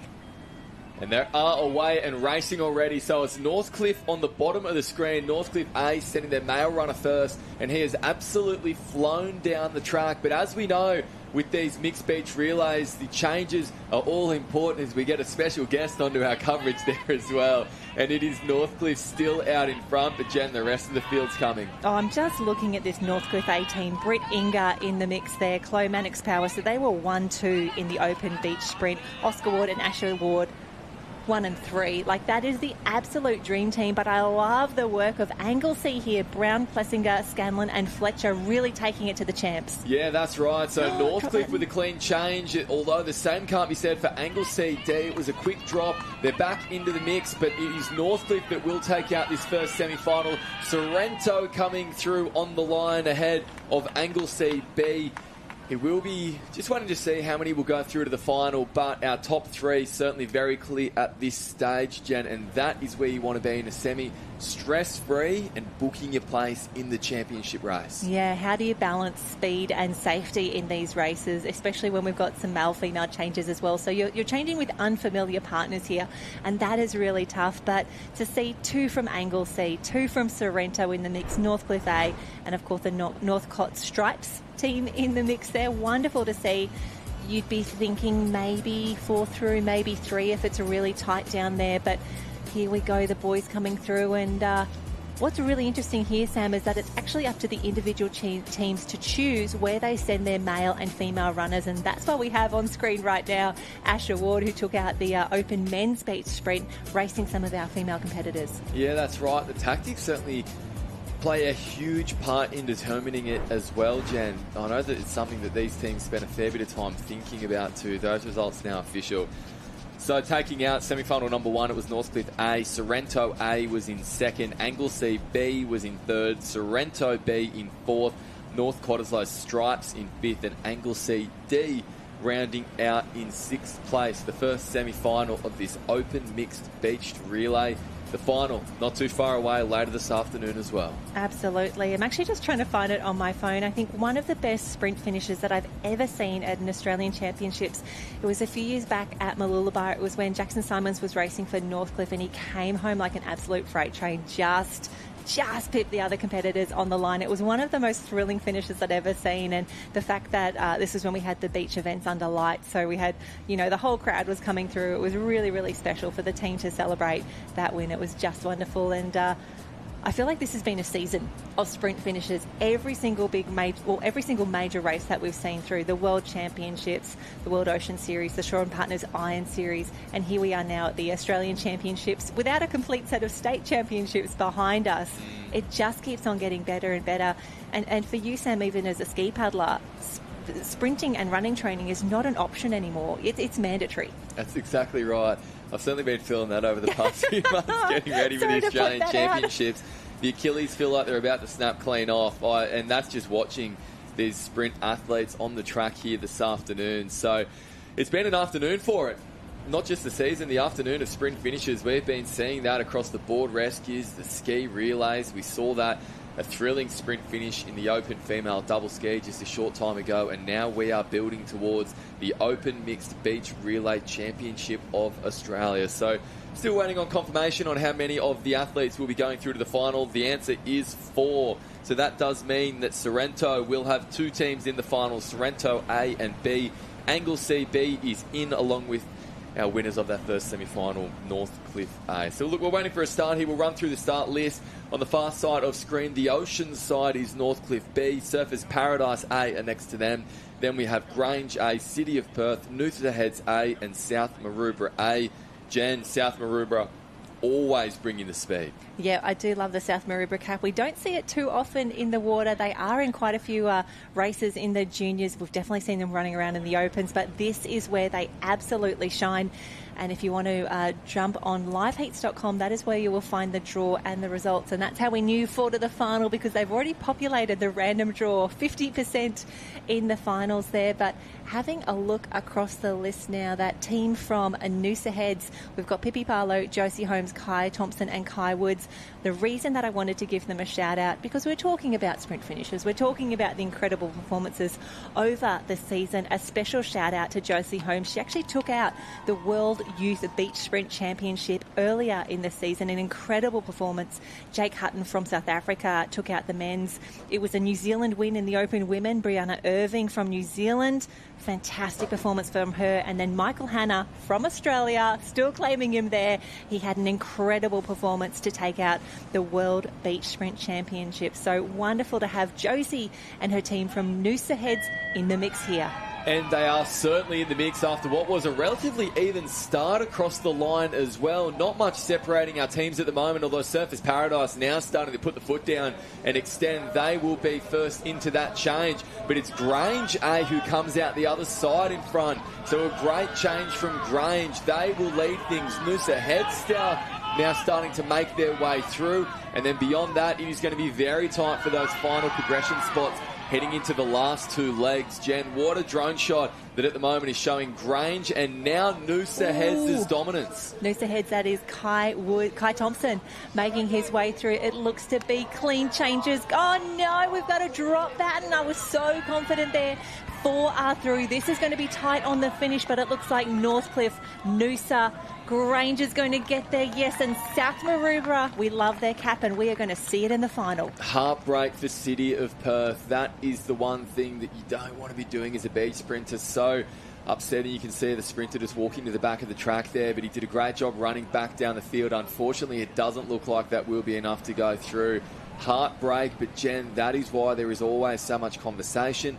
That's why there's so much emphasis put on those changes. Absolutely. I mean, you and I are not in commentary right now for our beach sprint prowess, but we've done enough sessions to know how important it is. And I think that's also why it's so wonderful to be able to celebrate the teams that do it so well. That is why they're not just in a semi-final here. That is why they win Australian championships. And we can see already it's Northcliffe A, Sorrento, Anglesea B and Sorrento B who are in that final. We're so keen to find out who is going to join them, because it's a big day at the office here. But there you go. Northcliffe Team B is through. The team of Carla Bull, Jason Goff, Stephanie Rutherford and Joe Collins. They are through. Noosa Heads, congratulations, Pippi Barlow, Josie Holmes, Kai Thompson and Kai Woods. Grange is in. Leanna Channon, Mia Perkins, Lachlan Sheffield and Joel Dunlop. South Maroubra are through. Ruby Gray, Annabelle Penny, Tom Farr-Jones and Jet van der Wallen. Congratulations, the top 4 make it through. And that is what it is all about in this open mixed beach relay event as well. Once you are in the final, anything can happen, as we just saw in those semis too. So a short rest now before we start to get, underway in our championship events as well in these mixed beach relay finals. It has been a huge day on the beach, and now focus has moved up to the sprint track as well, Jen. Lots happening, and I'm just doing a quick little sneaky check of the live heat system because Joe Collins was in that beach relay. I did hear you say his name, and I thought to myself, gee, surely not. Yeah, that's right. So, look, here are the teams that we are seeing on screen at the moment, and it does have Joe Collins listed in that Northcliffe winning team from semi-final number 2. So Joe, of course, spending the day racing around the Cairns in the water. Now he's up here in the beach. By his own admission, it hasn't been the carnival that he had been hoping for in terms of a few of his key events. However, Jen, this is what the Aussies is all about, and this is what separates the Aussies certainly from so many other of the Ironman events that we see throughout the year, is that it's all about the teams and having fun and jumping in and doing races that you may otherwise not have competed in if you still had your pet events to come. So it's great to see Joey up on the sprint track. I always knew he was fast. Oh, he is quick, and we definitely see that when he races for the New Zealand Blackfins at the World Championships. So no surprises here. Super excited, though, that he does get to back up here. He is going around again, but rather than saying that he's going around the Cairns, he's up and down the beach track. So Northcliffe B, Noosa A, Grange, South Maroubra and Surfers Paradise.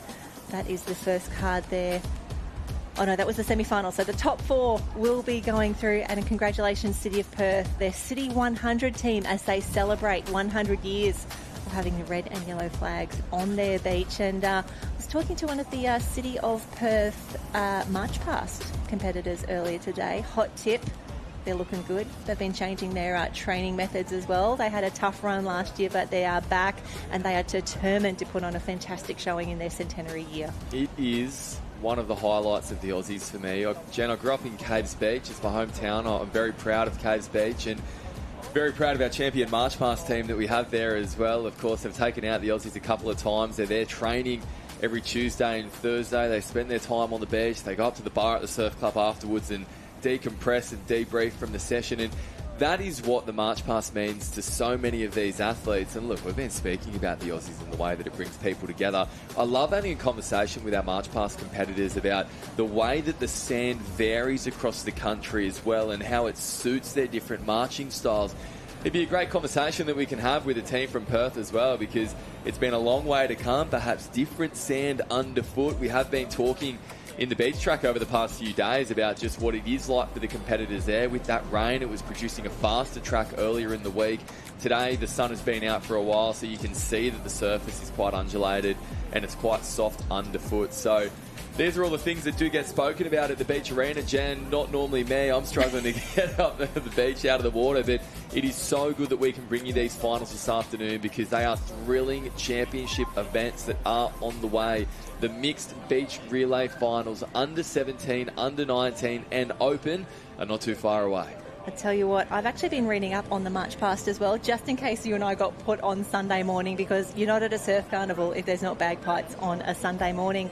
And there's a few teams, as you said, Caves Beach, they won back in 2023, so they've got a big title in the cabinet already. We've got, I remember, as I was doing my reading, Southport, South Australia and Bundaberg are actually in the SLSA Hall of Fame for how many March Past titles they have won over the years. And it's Collaroy, that bright red cap, who have been on an incredible streak. I think they're actually first and second at the previous Aussies. They have a men's team called the Bears and a ladies team as well. So wonderful to see so many people keeping those traditions alive. And just chatting with my City of Perth fans, shout out Penny Cohen, the nerves that go into an event like that. There's so much pressure, but everyone's rising to the occasion and really excited to celebrate with City of Perth their 100 years, and hopefully a fantastic March Past performance on Sunday morning.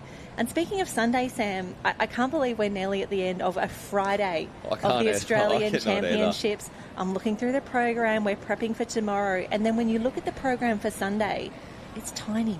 in Yeah. comparison, and, Yeah. and I'm sad. That is exactly right. I've had the conversation at the end of each day of competition so far throughout the Open Aussies is that I can't believe it's over. The ski relay done in the blink of an eye on Wednesday. The singles were done Thursday for us. Thankfully, for those teams that made the Open Taplan final, a race has been locked in on the Sunday.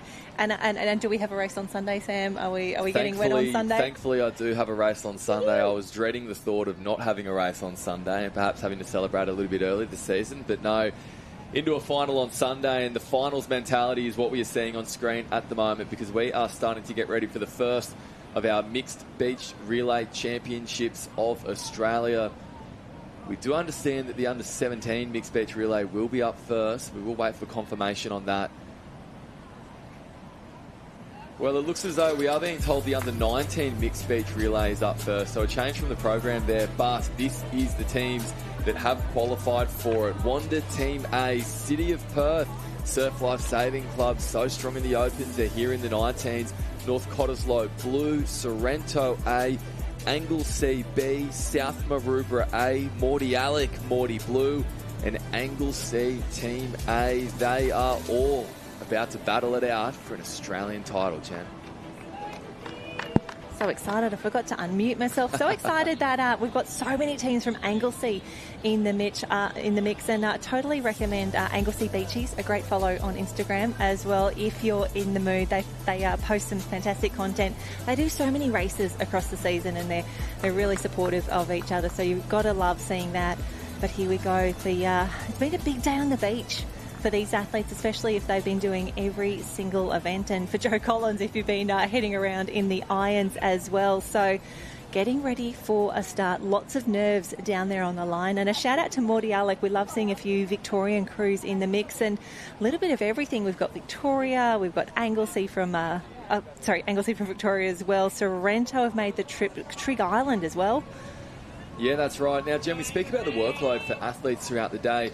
A lot of these under-19 athletes have been racing in their club's open mixed beach relay teams as well. I saw Tom Farr-Jones on screen just before. He's one of the ones that is in South Maroubra's open team. He has just raced in that, and then he's backing it up straight away in the 19. So that forms a huge part of the training program throughout the year, is the ability to have that fast twitch on repeat throughout a 1 hour period. You could be having as many as 5 or 6 runs. Yeah, it's really impressive, and we were reminded of that on Saturday for the Kellogg's Nutrigrain Youth and Nipper Championships. The only races that we were able to complete on the Saturday afternoon were the flags, and of course every Nipper who was entered was like, well, I want to race, so we're going to do the flags as well. They had to do so many runs on repeat over that afternoon in some really, really tough conditions. It was windy, it was wet, it was pretty wild down there, but just the resilience and the just the speed that they showed over time. You know, we think about sprints and flags as a sprint event, but honestly it feels like an endurance sport at times. Yeah, that's exactly right.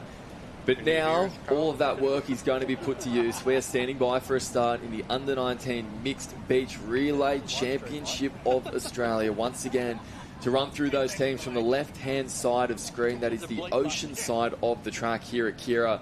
We have Wanda, City of Perth, North Cottesloe, Sorrento, Anglesea, South Maroubra, Mordialloc, and Anglesea A. So the Victorian club with 2 teams in this final. We know that they're a beach powerhouse. They're certainly putting that on show this afternoon here.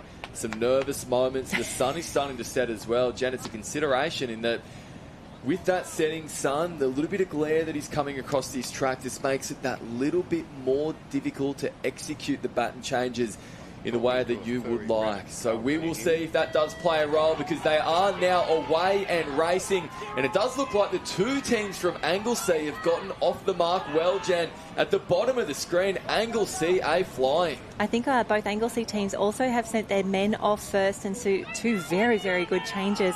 Let's see if they can maintain that lead. They are streaking away. I love these drone shots. It shows throughout the field there. South Maroubra is coming through, as is Sorrento. Anglesea, though, just in the lead. It looks like at the top of screen, Wanda have now moved into the lead as Mordialloc drops the baton. Wanda nailing their transition. Heartbreak for Mordialloc. That is what this race can do. It is a very tight final final transition, the championship leg, and at the top of the screen it is Wanda who are charging away to the Australian title. We will have to wait and see which team comes through there. I think Sorrento might have got it on the line for the silver.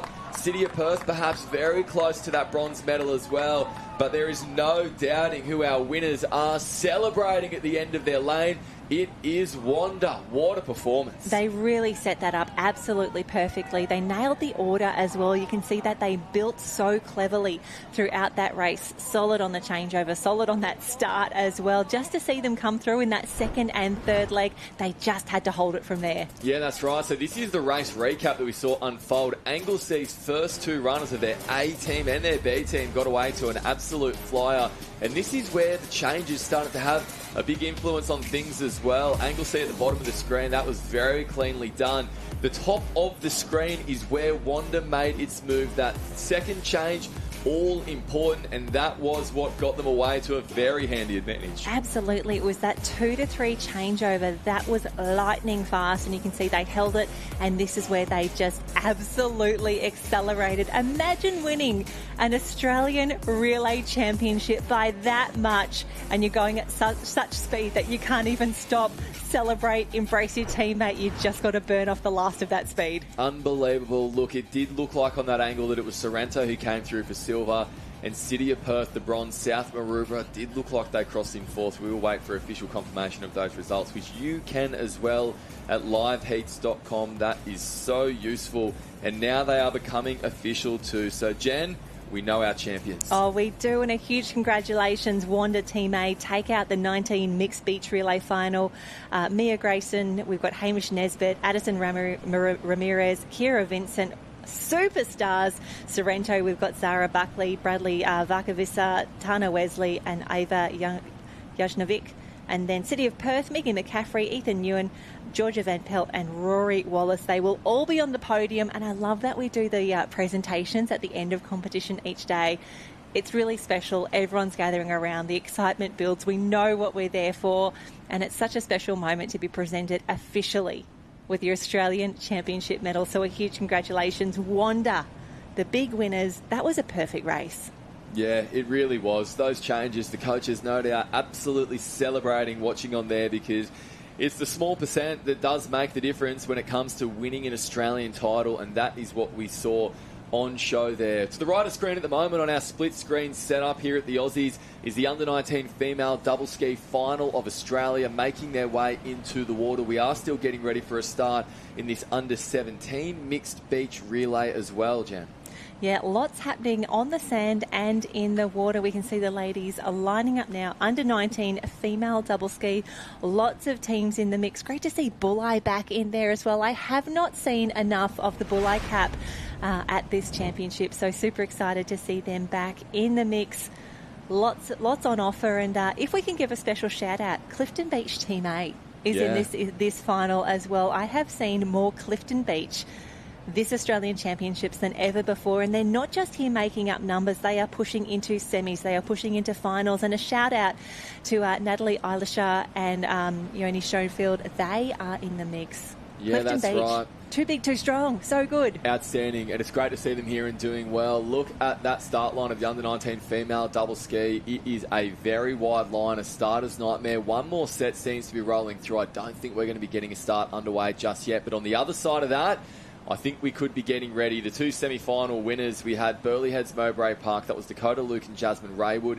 And then winning that first semi-final was Newport, Olivia Clues and Pippi DePagna. So there is plenty of kayaking pedigree in this race as well, Jen. It's something we speak a lot about, but it really does have weight in the double ski races because they spend so much time in team boats, and it's those skills that make the difference in races like this. Oh, absolutely. You can feel the nerves building from here. And just to correct my previous statement, there are two teams from Clifton Beach in the mix here. Kate Klingleffer and Laura Fullerton.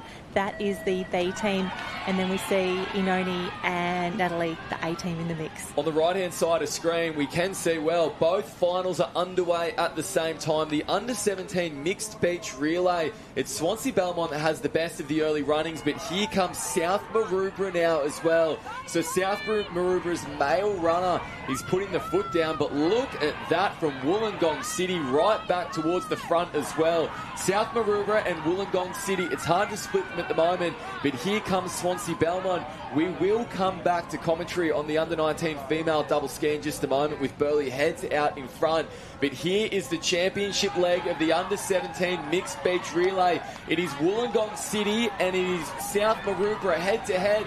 And Jan, it is going to be a thrilling finish, but Wollongong City will get the win and the claim across the line over South Maroubra. We will come back to the judges for our bronze medal, but now focus returns to the under-19 female double ski, where it is Burleigh Heads Mowbray Park out in front. I'll tell you what, we have seen this before. These girls were just unstoppable today. They took out the 17 and 19 women's ski relay.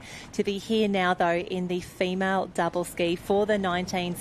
There are some incredible teams in here, and you've got to think that's the A team of Jasmine Raywood and Dakota Luke. Yeah, that's right. It does look to be Jasmine Raywood out in front on the front of that double ski at the moment. But Newport has done very well to get back into the race. That's Olivia Clues and Pippi Tapanya. They're in second at the moment.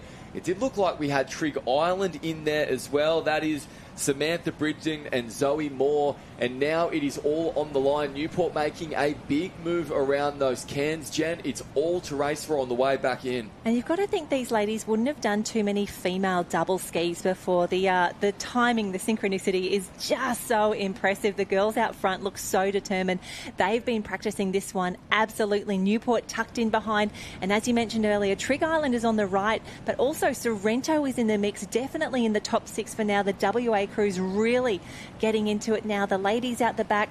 I love that we get this view now because we can really start to see which path home these crews will take. Clues and Tapanya are making a big move to try and push up alongside our leaders, Luke and Raywood, for Burleigh Heads Mowbray Park. They are going stroke for stroke at the moment, but Burleigh Heads is still holding their slight advantage. Now the question will be, what are we going to get in the way of waves? We can see that it's Newport, I do believe, on the far left of screen, are making a strong push back into proceedings, but Burleigh Heads have the chance to get down this wave. Jen, if they can do it, they will win gold. You've got to think this is a gold medal wave because we completely missed as well Alexandra Headland's on the far left of the field, but for now, Josh, what a finish for the girls. Burleigh Heads Mowbray Park will get it done. What a paddle, led from start to finish. They will cross the line. Jazzy Raywood, Dakota Luke. Easy work. The race for second place is going to be interesting. Northcliffe, Trig, Newport. Alex is going to come with plenty of speed late on the far side. Alex, Northcliffe, I think one of those two will get silver. Newport second the entire way. They won't get a medal. I don't think. It was very, very close. Trig Island were there as well, but don't take anything away from our champions. Jazzy Raywood and Luke there, they dominated. A comprehensive performance from Burleigh Heads Mowbray Park. Jasmine Raywood and Dakota Luke. As Josh mentioned just then, they led from the very start of the race. They were challenged at times throughout that event as well, but when the rest of the field started to push up onto their lead, they responded once again, and Jen, they got a wave on their own back to the sand. There's no greater feeling. Oh, nothing better when you know there's no photo finish. There's no doubt about it. A huge win. And we are back to the beach already, but I do need to give a shout out to Dakota Luke. She's been such a strong ski paddler for such a long period of time. She's ex-Dicky Beach as well, made the move over to Burleigh Heads Mowbray Park. We've seen her, we know that she's a great ski paddler. She's been so good for such a long period of time. Her iron is starting to come through. She did the Shaw & Partners Iron Series trial earlier in the season as well. So Dakota, I'm such a fan, and it's so great to see all of her hard work paid off now with a gold medal. However, beach relay, we are back up on the sand, and it looks like our competitors are a little bit bigger and a little bit stronger. It has quite an intense feel to the end of the afternoon here at the Aussies, Jen. We are handing out Australian championships everywhere you look. We did just see the under-17 mixed beach relay final. It was Wollongong City winning a long-awaited gold medal as well. The club has produced so many championships over its history. It is so great to see that maroon and white cap back at the forefront as well. Nicholas Avaliotis, Luke Drewson, Isabella Evans and Zoe Hope, they claimed gold ahead of Francesca Dawson, Christopher Condilios, Luke Nurick and Alessandra Roundsley. They were in silver from South Maroubra, and then it was Noosa Heads that did round out that top three. Pippi Barlow, Hayden Dewberry, Bridie Lehman and Ulrich Visser. Now we are getting ready for the Open Mixed Beach Relay. The fastest athletes on sand are about to go head-to-head. Yeah, this is the one that we have been waiting for. Super excited for the start here. And I'd be very remiss if I didn't say a special congratulations to Noosa. They're in the first year of really building their beach sprints and flags program. A big shout out to Todd McSwan. Swanee, you're an absolute superstar. You're doing fantastic things down there. Congratulations on the bronze medal. I'm getting nervous for this open final though. My gosh. And so are these athletes. We are waiting for a start on the far side of screen. It is Noosa Heads A, Sorrento B, Grange A, South Maroubra A, Northcliffe B, Anglesea B, Sorrento A and Northcliffe A. That is our finalists for the Open Mixed Beach Relay Championship, and we are not too far away from a start. Although, Jen, I can spot that we don't have Northcliffe. Oh, there we go. He was out of frame. I was worried we might have lost one of our teams, but all 8 are now in position and they're ready for a start. And this is where the strategy is just so important, watching the athletes make their way down. Who's gone first? Who's gone second? Who is front or backloading these teams? And have a look at Northcliffe fly. A flying start from Northcliffe A on the closest side of the camera, but here comes South Maroubra and Grange now starting to push to the front as well. Sorrento making its move. They may well change in front. It's Sorrento in 1, Grange in 2, Anglesea in 3 and Northcliffe in 4. With nothing separating these teams. Absolutely. Clomatics Power just took out another Open individual title. She will go through, changing to the lead. You've got to feel good if you've got this man as your big number 4. Asher Wood took a gold in the individual men's. I think he is about to bring Northcliffe home for another big title. The hand goes up. He even gets to take a sneaky look over. I want to say Sorrento in 2, Anglesea maybe in 3rd. And I think that could have been Anglesea B as well. Woo! So we will wait for those official results, but there is no denying who did take that gold. Northcliffe with the most comprehensive win that we have seen on the track today. Wow, that was absolutely dominant, Jen. Yeah, that was really, really impressive. And on paper, they were always going to deliver. Britt Inger, Clomatics Power, Asher Ward and Oscar, all the way from New Zealand as well. He's had an incredible domestic season over there. He's represented New Zealand before. To have him come over and combine with the team is just phenomenal. So excited, though, to see Sorrento in there. So excited to see that the Anglesea Beachies Instagram account is about to go off with another medal there. They'll be up on the dais. They will be celebrating. And 3 different states represented as well. Yeah, that's right. What a day it has been for Sorrento. What a day it's been for Anglesea. And what a day it's been for Burleigh Heads Mowbray Park. They did just win the under-19 female double ski. And our winners are standing by with Josh Minogue. Thanks, guys. What a beach relay final we had up here. I'm down here with the winners of the 19 ladies double ski. Burleigh Heads, Dakota, Jazzy. That one must have felt good. Oh, my God, that was amazing. Especially pushing over that last runner was really good. Jazzy, you've been in everything all day. Both of you have round after round after round. How do you find something on the tail end when it matters most? Oh, I was feeling a bit sore, but honestly, just like the feeling of being in a team with Dakota. We've seriously been in the same age group for our entire lives. This is our first year at the same club and we've won, and it was just that feeling that I was chasing and we got it, so I'm happy. Talk to me about how tough this age group is. There's so many good paddlers and the level just grows year on year on year, doesn't it? 100%.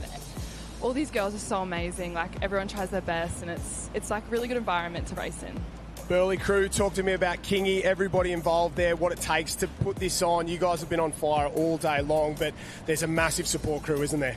Honestly, we've got a huge group of people training together and everyone is so close. Every single training session is like a race. It's awesome, and we're just always with a huge group of people who are all good friends. It's awesome. First Australian gold medal, how does that feel? Absolutely amazing. You should celebrate. Congratulations, ladies. Thank you. Smiling for good reason as well. Burleigh Heads Mowbray Park, a couple of thumbs up, and what a result that is. And Jen, what a great story as well that Jazz was telling us there. They've grown up racing against each other. This is their first year racing together, and it's already produced a gold medal at the Aussies. Yeah, really stoked for the girls there. You just want to see hard work paying off, and they've done such an incredible job. And would you believe that we have done, Sam, this afternoon, we've done some double skis, we've done some mixed beach relays. I've got something else different for you. We've had a change of programming. We've got some different gear out there, and we've had a look under the club tent and said, anyone who's left, we've got some belt races on, and I need a real team. Well, that is what we are about to see here back down on the beach. The under-17 female surf belt championship of Australia as well. As we do whip around, it has been so great to pick up not just races right across the beach, but races that are also up the sand as well. So good. And we're thinking 17 female surf belt. And I feel like I need to give... this is semifinals. Semifinals we're up to here, I think. I think the shout-out still stands. I think the shout-out still stands. You have made my afternoon. The Mackay Mactown Smackdown. If there is not a better team name in this belt. I mean, everyone else's Team A, Team B, Team C.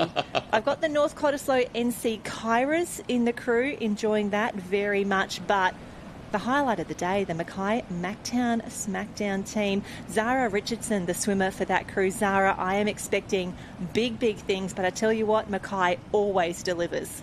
That's right. So they are just getting the final instructions at the moment. They've certainly delivered with their team name. Can they deliver in the water? That is going to be the question. We are getting ready for the first of two semi-finals here in the Under-17 Female Surf Belt Championship as well. And it's not just the swimmers getting ready. We can see plenty of club members getting ready to do their part too. Maybe even some nervous faces on the look of some of those real workers there, Jen. Absolutely, and I think what is even tougher, what has dialed this difficulty up to 11, is where the tide is at the moment. It looks like it's a fair way out at the moment. That means that the second bank is very shallow. It is Sniper City down there. Please watch your ankles in that infamous North Kirra potholes. It's going to be tough racing, but for the swimmer, all they need to do is get their belt on and absolutely fly. Do not look back. Do not make sure your reel is okay. There are other people on your team, and that is their responsibility. You just need to swim fast. So the instructions have been given, and now we are waiting for a start. Jen, I can talk my way through plenty of things about surf life saving, but I am not the best place to talk through the belt and the procedure that we are about to see at the start of this race too. I would back you for many things, and I reckon you could absolutely make your way through this one as well. So it's the 17 women's surf belt. We actually only held this first at the Australian Championships back in 2018. And we've only actually had it 1, 2, 3 times in total. Of course. Unfortunately, when we look at the Australian Championships programming, if we do run out of time, if we run out of light, if the conditions aren't favourable and they aren't safe, there's a hierarchy of what events are dropped and in what sort of priority order. And unfortunately, it is the belts that often are a casualty of those carnival planning decisions. So the under-17 women's surf belt, Connor from Kurrawa took it out in 18, Jamie Perkins in 2021 from Northcliffe, and Kyra Bender in 2023. So it's only had a few opportunities here for the Australian Championships, but very excited that in 2025 we will be crowning an Australian champion, and we're about to find out who will actually be lining up for that final. But for now, it looks like heat number 1 is live. Starting off on the red and yellow can, the Mackay Mactown Smackdown, Newport, Maroochydore, Currumbin, Sunshine, Maroochydore B, Trigg and South Maroubra all lining up. Now, Jen, we can see that all of the athletes in this team have their feet on the line. For those who are new to belt racing, can you talk through the process that we are now seeing unfold in front of us? Absolutely. 5 in the team. They lined up together. The person in the middle is your belt swimmer, and you can see that what that person had to do was face the belt, jump into what looked like a pair of clothes nearly that were set up.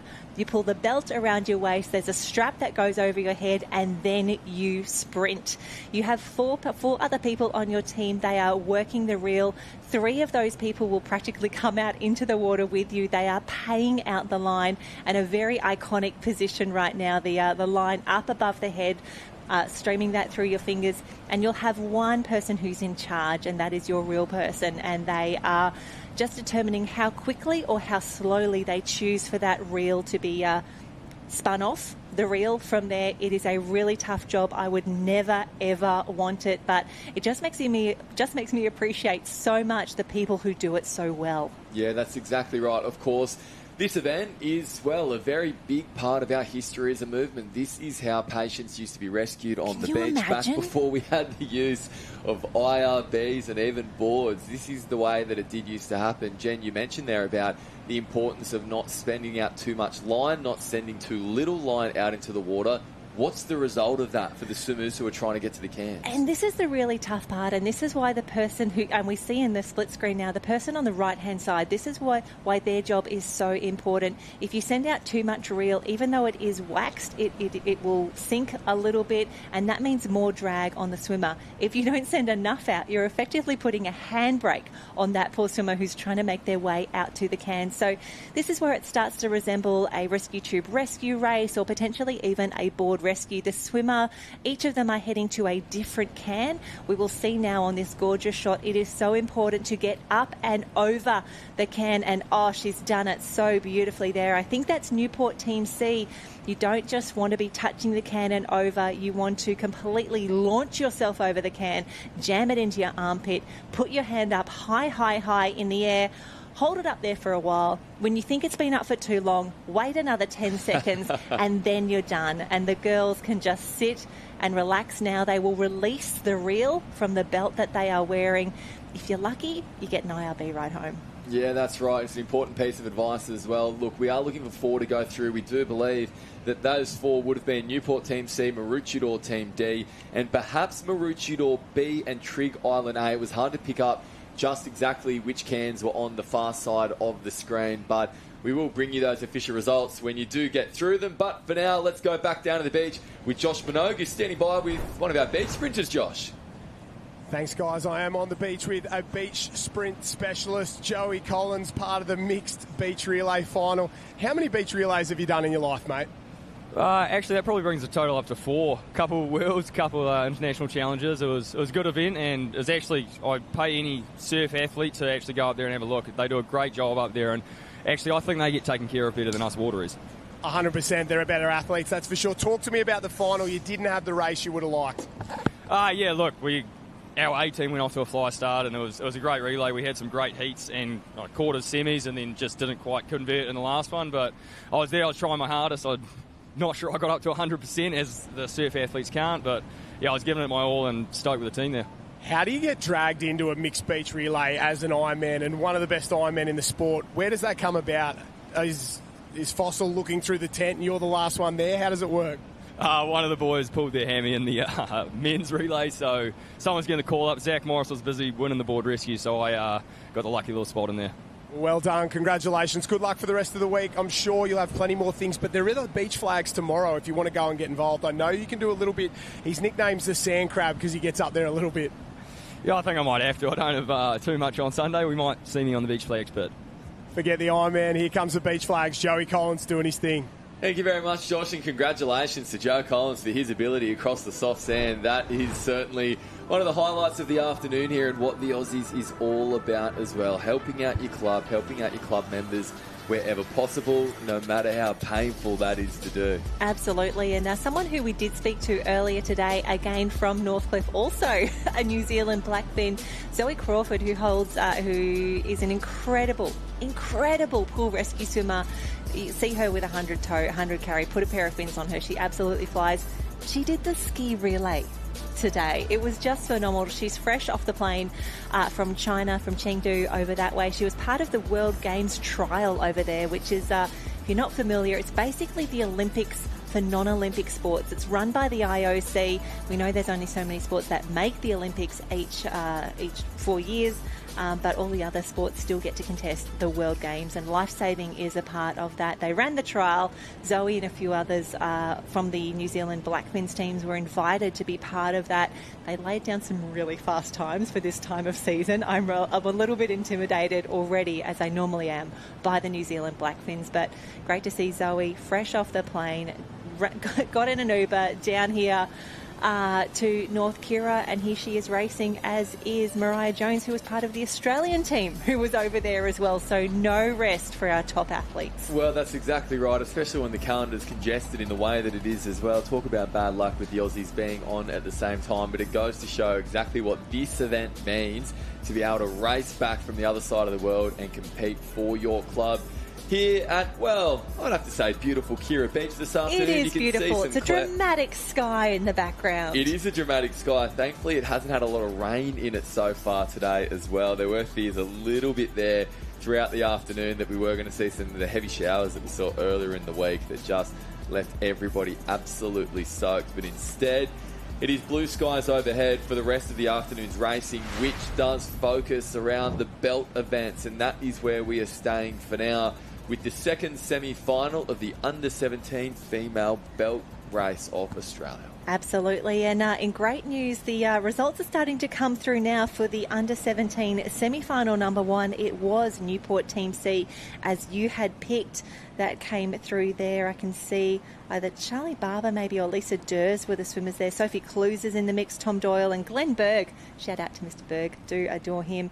He is out there. J.O. Prey from Maroochydore is in 2. And Trig Island, they were 3. Maroochydore B, that's Regan Copsey from Maroochydore. I think, is that 4 from 4 that you picked? Well, Jen, I wasn't going to say it, but I'm glad that I could actually open my eyes for once and pick that one out. Yeah, it was a really close finish there at the end. Congratulations to those 4 finalists now, because they are going to be contesting the gold medal race. Yeah, unfortunately, the Mackay-Mactown smackdown. Zara Richardson didn't quite get there, but still a fantastic swim for her in 6th position. And for semi-final number 2, I just saw Pippi Depania down on the beach again. She's got the goggles around the neck. That means that she is lining up for yet another race. Very impressive. Next to her, we've got the team from South Maroubra.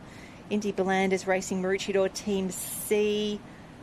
Big shout out. Imi Dowker is there for Bellyheads Mowbray Park in 4. Sunshine Beach is in the mix. North Cottesloe is there. Kyra Tierney is the swimmer. Bellyheads Mowbray Park.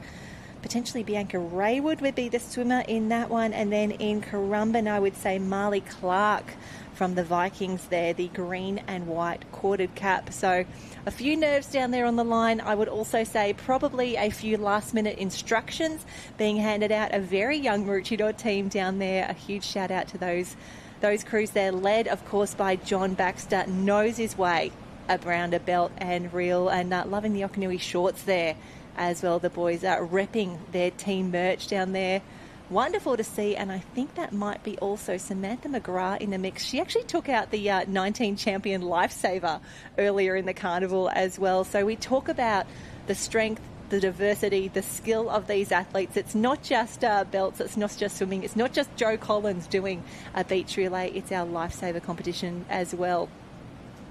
Yeah, that's right. So we are standing by to see those teams in action. Jen, you can see a little bit of advice being given there amongst the team as well. How does this work How again? to dive over the waves with the belt around your waist. That's an important part too. There's plenty of conversations here. You can see that from Sunshine Beach as well. You're right. It is one of those events where, look, some clubs specialise in it in terms of being on the reel in belt races. Other clubs go around the tent and say who can do it and come give you a hand. And it's such a great celebration of what makes the movement so great as well, because of the fact that you do have ski paddlers that are still sitting around from watching the double ski races go, okay, I can help out and jump in and go under. You've got other athletes who want to support their friends. You've got those that have been doing it for decades and decades in the mix as well. And it can all combine in a really beautiful way. Absolutely. We can see Chris Maynard down there in the Sunnies 4 speed. And to actually really smart move as well. As we said, the glare would be coming over the ocean there here at North Kirra Beach. And a shout out to North Kirra, who have been such incredible hosts for the Australian Championships. They're also hosting the boat events. We were hoping to have that a little further down at Tugun. Unfortunately, ex-tropical cyclone Alfred ruined the plans there, and everything is happening down here at North Kirra. If you're liking the live stream now and you want some boats, fantastic news for you. The boat live stream was in action today, and there are 3 more days of boat live stream yet to come. It's not on this channel. Jump on the ASRL socials. They'll have all the directions of where you can catch the action. It's been great to see that boat action. I've been tuning into the live stream a couple of times to see what the surf and the conditions have been doing down the beach as well. Jen, I hate to correct you, but here's the crazy thing about the Aussies. We're at the end of day 3, 2 more days of boats, and that is how fast it has gone already. In the blink of an eye, we have seen so many gold medals handed out this afternoon, and we are going to see even more as well. this is why it's so good to still be on the beach and soak up these kind of experiences. So many clubs you could see in the board rescue events, the belt events that are on the screen now. I was down in the under-17 area a little bit earlier to see the ski relay, and you have entire clubs that come down to watch their friends, and that's what it's all about, isn't it? Like we've spoken about with Joe and the open mixed beach relay and people jumping in on the reel, spending time on the beach, celebrating the Aussies and everything that makes it great. But with all of that said, doesn't make this racing any easier now. Oh, absolutely. A few nervous faces down on the line, but very excited to see who will be in the top 4 here, who will go through to the under-17 female belt race final. You can see the officials just doing their final checks now, making sure that not only is all of our equipment up to regulation, I saw the scrutineers just doing a few little sneaky spot checks, even on the tubes earlier today in the rescue tube rescue. It's also really important, if you're a little unfamiliar with a belt reel, that we make sure that we're keeping you safe out there as well. So we're just making sure that everyone is ready to go.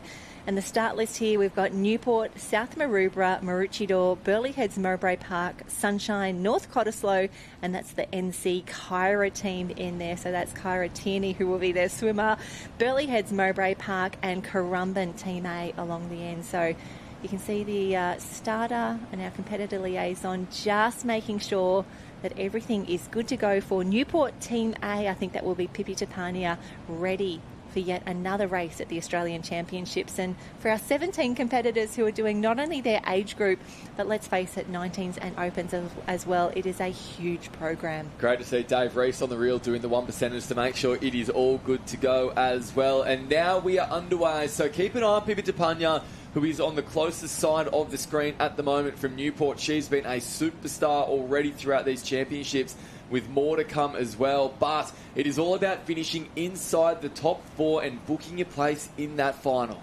And we can see the girls making their way out, the real team as well, all the lines people doing an incredible job feeding that out. And this is where you want a tall competitor as your number one. They can go a little further out. They can practically go with you. And depending on the conditions, I have seen some of the reelsmen actually go out to the next sandbank as well. It's rather impressive, and you can see everyone making their way out. But at the top of the field, that looks like it is a very, very good start. Potentially Burleigh Heads, Mowbray Park. Yeah, that's right. A very strong start now as the rest of the field starts to come back together. Jen, a technical question for you. The fact that they are holding the line above the water, is it simply to keep it out of the water and reduce that drag? Yeah, a little bit more control, a little less drag. It's all about control from here on in, because as you can imagine, the start when your swimmer is running, they're at high speed, that starts to drop down a little bit. So you don't want too much in the water. So it's up to that first person just to figure out how much goes out. Supported, of course, by the entire team behind them. And have a look at the kick out there. This is such a power race. The girls have to absolutely fly. It's all about getting the stroke rate up. It's all about getting that kick through. But looks like the race has tightened up a little bit. Maybe number 4 across there. That could actually be Burleigh Heads Mowbray Park Team B. That is coming through a fantastic race. Remembering only 4 will go through. South Maroubra, is that them coming through now? Yeah, that's right. It's a very big finish there as well. So we have 2 teams home, 3 across the buoy now. I think that we are potentially going to see an upset as well. All these athletes incredibly talented, but we've spent a little bit of time talking about Pippi Tapania. We've seen her race at the Open Ironwoman at the very highest level, and I do believe she has just been eliminated from this event, where, being such a strong swimmer, she would have been one of the front runners for sure. Absolutely. I want to say that we do have 2 from Burleigh Heads Mowbray Park soon through. That's all I'm really confident about at the moment. It is the judges' decision, and you can see that we'll have judges in the boats out there, but also back on the beach. The girls will be absolutely cooked, and you've got to think, for our under-17 competitors, they don't have too many races under their belt, if you know what I mean. Yeah, you're pretty good. You actually made a couple of really good jokes earlier, but you didn't even pick it up when you kept saying really, Jenna. I was almost in stitches here. I'm so tired. That is semi-final number 2 of the under-17 female surf belt championship. As Jen mentioned earlier, one of those races that we don't often get to see contested here at the Aussies. This will only be the 4th time that the gold medal will be contested. A little bit later this afternoon, but for now, let's go back down to Josh on the sand. Thanks for that, Sam. I'm down with a two-time champion, Jace O'Prey, and now father of a finalist. Your daughter Jay's going around in the final in just a few moments' time. How proud are you? Yeah, mate, you know what it's like. Proud dad moment. It's pretty cool. Just watching JJ line up in the finals is a pretty big step for us. So, yeah, we're pretty excited to see her there. It's wonderful. We're looking at maybe having 3 Maroochydore girls in this final, so that's pretty cool. How do you go being dad, coach, old man who won a long way back, everything in between? Do you tread a fine line? Oh, mate, it's all ahead of you. Dad knows nothing. Dad knows absolutely nothing. So my advice doesn't mean anything. But, look, I'm just there for support. I feel the esky of them all and make sure that she's all prepared and ready. And, mate, it's just great to be down here watching this belt racing. It's such an amazing traditional sport for life-saving. It's going around 100 years plus. And, you know, there's some really good top-quality athletes still choosing to do the belt race too, hey? And Maroochydore loves it. The only belt race we've seen this year in Queensland has been up at the Maroochy Classic. What does it take to win a belt race? Well, how good is the Maroochy Classic? A bit biased, of course, but they're offering $1,000 now for an open belt race, and it's winner takes all. No money for second. So, yeah, it means a lot, and I know there's a lot of time and effort and prep go into a lot of these guys now, particularly with they run their teams. A lot of them have got their own teams and set up, and you know it's a great team event, and it's a really good, strong, powerful event too, which I think a lot of people sort of miss a little bit in life saving, the shorter racing. But yeah, it's great.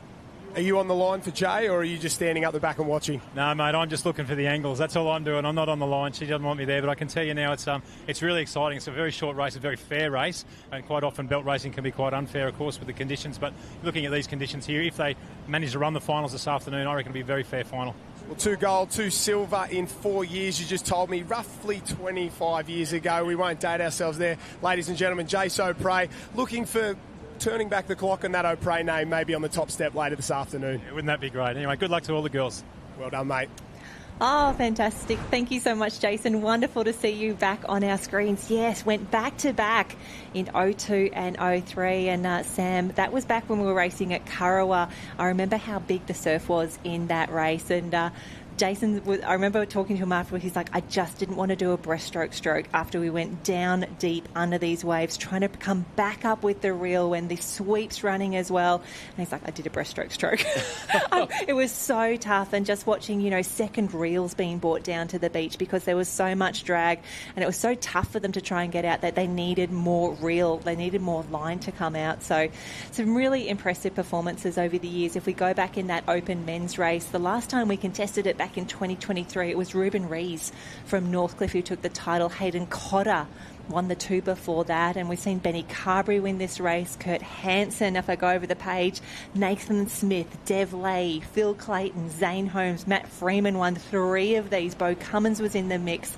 And then we go back to O'Prey, Nothling Good, and Paul McLaughlin, who I also saw on the beach earlier today. He's still with the club from Cronulla. So we do talk about Aussies being like a reunion tour. You walk along the beach, you see so many people. It's so exciting, and it just keeps on rolling on. It looks like the girls are getting lined up already. We'll check if this is actually moving to the 19s, or it might be the 17 final, but a lot of nerves down there, and lovely to see so many people gathering down there on the beach for these belt race finals. They know what's at stake, and let's face it, if you stand around too long, you will find yourself on a reel. Yeah, that's exactly right. I loved hearing Jason speak about what makes belt racing so great. Look, we've said enough, and I'm not really a swimmer, Jen, but I can remember in 2011 when Phil Clayton won that belt race, he came back to race at the Aussies and added another title to his name. They're moments that are so iconic in our sport, and this event in particular often serves them up. It has such a proud history in the movement and here at the Aussies. And we are going to see some more championships decided here this afternoon. So, look, we have just seen the 2 under-17 female surf belt semis. The open female belt will be coming up very shortly as well. The reason why we saw the line being extended was that it is going to be an 11-person final in this open female belt, I do believe. So we will have confirmation of that in just a moment, but that is why the start line was being moved out. It was also being moved a little bit closer to the water as well.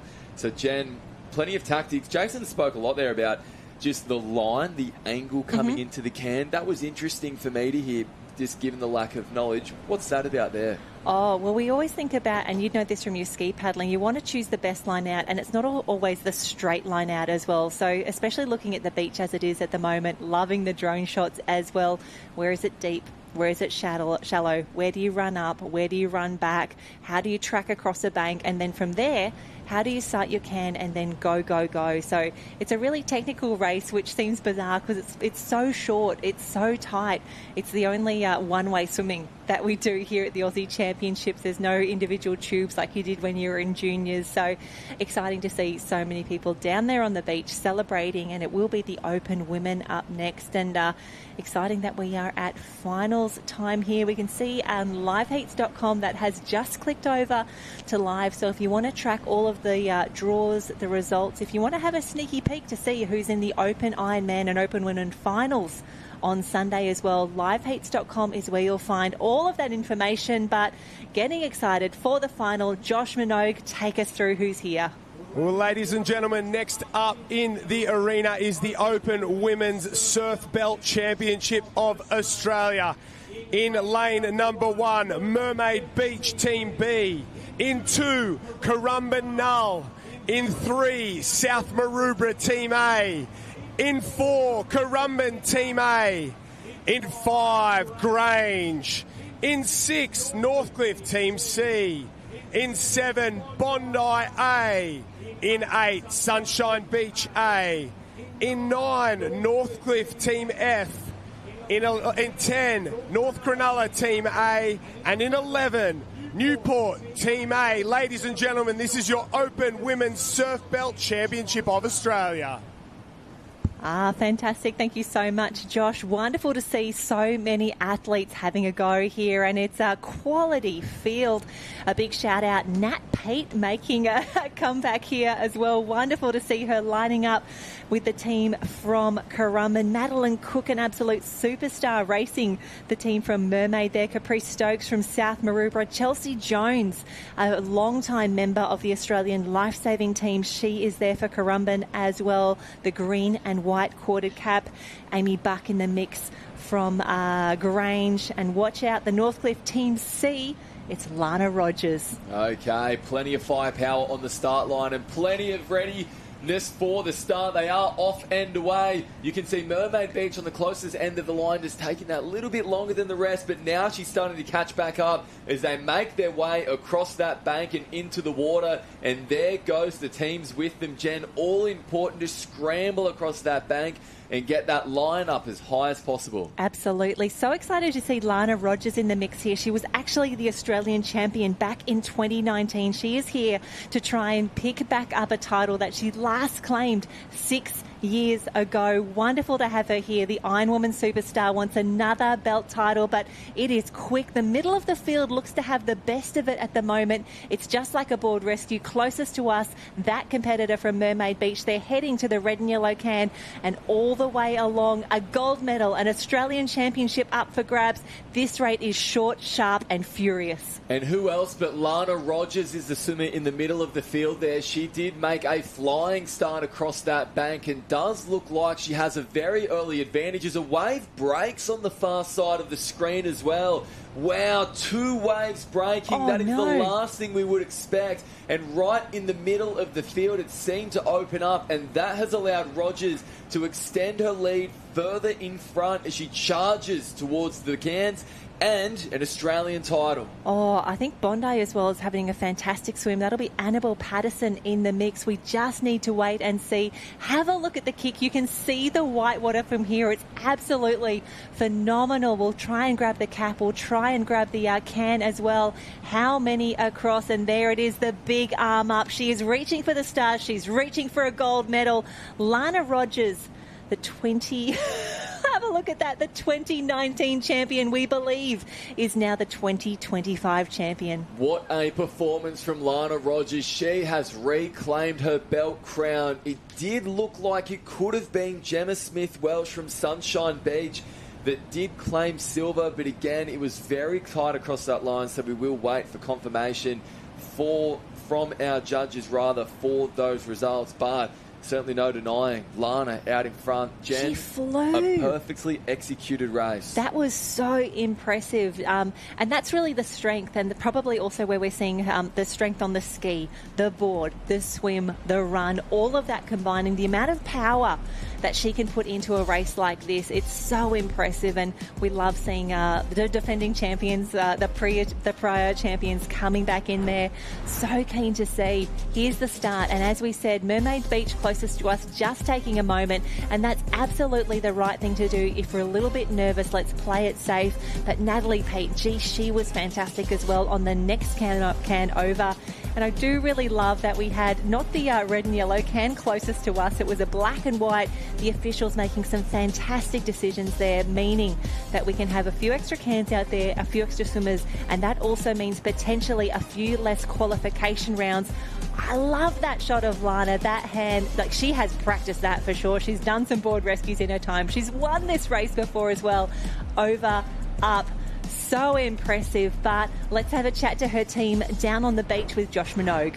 I am down here with the master of the line, Lana Rogers, a second title for Northcliffe. That one must be special. It's very good. She's a wonderful athlete, like a lot of our girls. But great to see she won that, and it was fantastic. How much pressure is on you guys, the linesmen, the guys running that line out there? We know how good she is, but are some of you boys a little rusty every now and again? One little mistake does happen to bugger up the whole day. But no mistakes there, a gold medal, you must be pretty stoked. I'm very happy for Lana and the guys, yes, very. Northcliffe will celebrate tonight, congratulations. Thanks, mate, thank you. Oh, fantastic work to Lana and her entire team there. Fossil doing an incredible job. I also saw in the background there Corbin Zahn from Northcliffe. He's already taken out a gold medal, 2 gold medals at this championships in the Champion Lifesaver and the Open Patrols. So we can see them with Shieldsy, Dave Shields on the reel as well. And the great news about the belt team is it's not just Lana Rogers who gets an Aussie gold medal. Everyone in her team picks up one as well. That is exactly right. I can think back to a club member a couple of years ago, a teammate of mine who jumped on the reel for a final, and when his swimmer did come away with the medal at the end of it, when they were at the medal presentation, he jumped up on the dais first and raised both hands in the air and had his moment. And you know what? That is what it's all about, because it is such a team event too. You could see Northcliffe there packing up that reel after what was a perfectly executed race, not just from Lana but also from the entire team on the reel as well, because if they don't do their jobs, then Lana won't be able to do her job, which is swimming to the can first. Absolutely, an incredible performance, and wonderful that we get to bring you these belt races on the live stream. A fantastic performance.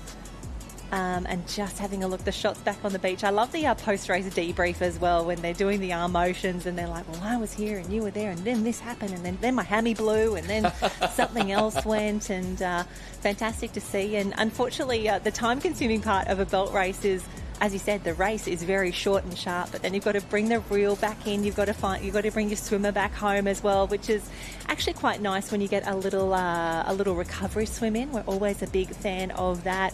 But while we've got a little bit of time, I've actually got another really fantastic story to bring you, and it's been a real highlight of the Aussies so far. And this happened a little further down the beach in the life-saving competition. Maroochydore Surf Club First Aid team is actually the first surf club to take a clean sweep of the 4 First Aid Championships on offer at Aussies. They won the Open, the 19, picking up silver there as well, the 17s and the 15s. And we just wanted to give a really great shout-out. Lenore Grice OAM has succeeded after 44 years of coaching first aid at an Australian level. There were a few near misses by the club over the years, but this week, the breakthrough that Lenore had been quietly seeking to achieve for the Black Swan. Phoenix Wilson, she won the Open and the Under-19. Equal status with life member Pat Lafferty is having won first aid gold in every division of competition from Opens to Under-15. So a huge congratulations on the team, the coaches, the athletes, managed by Jace Dunn. They climbed their Mount Everest. Hard work, dedication and skill. Assistant coaches there were Chrissy Dunn-Sargent and Lou Youngman. But for now, another champion is down on the beach. Yeah, she is a champion, that is for sure. A 2-time belt race champion, Lana Rogers. How does it feel to get that one? It's so good. This race really holds a special part in my heart. It goes through my family. My dad won it, my sisters won it, I've won it, and I've been able to do it twice, so it's really special. What a massive day for you. Ironwoman semis this morning. You rolled through Taplan relays. You've had basically everything all day long. How do you find the energy? How do you find the ability to back up when it really matters most in these finals? Yeah, look, I think it goes back to being under the Northcliffe tent with the girls. We've got a really good vibe there throughout the week, so hopefully that keeps coming. What about the line crew down there? You wouldn't be able to do it without them. One mistake from them, your race is over before it starts. And how good are they at what they do? Yeah, it's so good. We kind of just pulled that together the last 15 minutes, and it's all the people I trust, and they're in my circle, and they know how I roll. So, yeah, it was a good vibe. Did a great job out there. Good luck for the rest of the week. Obviously, a lot of big races coming up. Defending Ironwoman champion. We might jump to that. How are we feeling about that final? Yeah, I'm feeling really good. I took my professional hat off and put my clubby hat on, and I'm just feeling really good about how I'm racing, yeah. You look good, racing good, feeling good. It's going to go good. Good luck for Sunday. Thanks, Josh.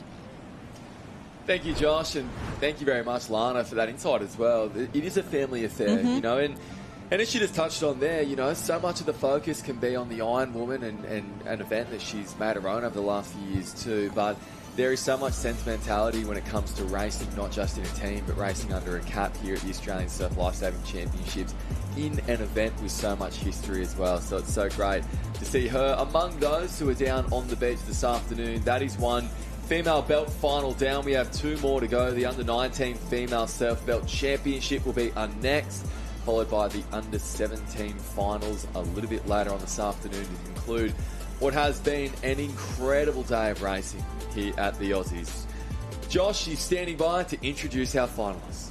Ladies and gentlemen, the Under-19 Female Surf Belt Final of the Surf Lifesaving Championships of Australia in Lane 2. BMD Northcliffe. In 3, Currumbin. In 4, Burleigh Heads, Mowbray Park. In 5, Alexandra Headland. In 6, Newport. In 7, Grange. In 8, Currumbin. In 9, Redhead. In 10, Currumbin. And rounding out the field, in 11, Sorrento from WA. Ladies and gentlemen, put your hands together for your Under-19 Female Surf Belt Championship of Australia. Thank you very much, Josh. We are now waiting for a start. Some final adjustments being made to the reels by their teams. The swimmers are ready and in position. A couple of looks back over the shoulder out to see what is waiting out there as well. Maybe another wave could come through like we just saw in that open female surf belt final. A couple of reel members from Currumbin just getting ready now. We're in the starters' hands, ready for a start in this Under-19 Female Surf Belt Championship of Australia.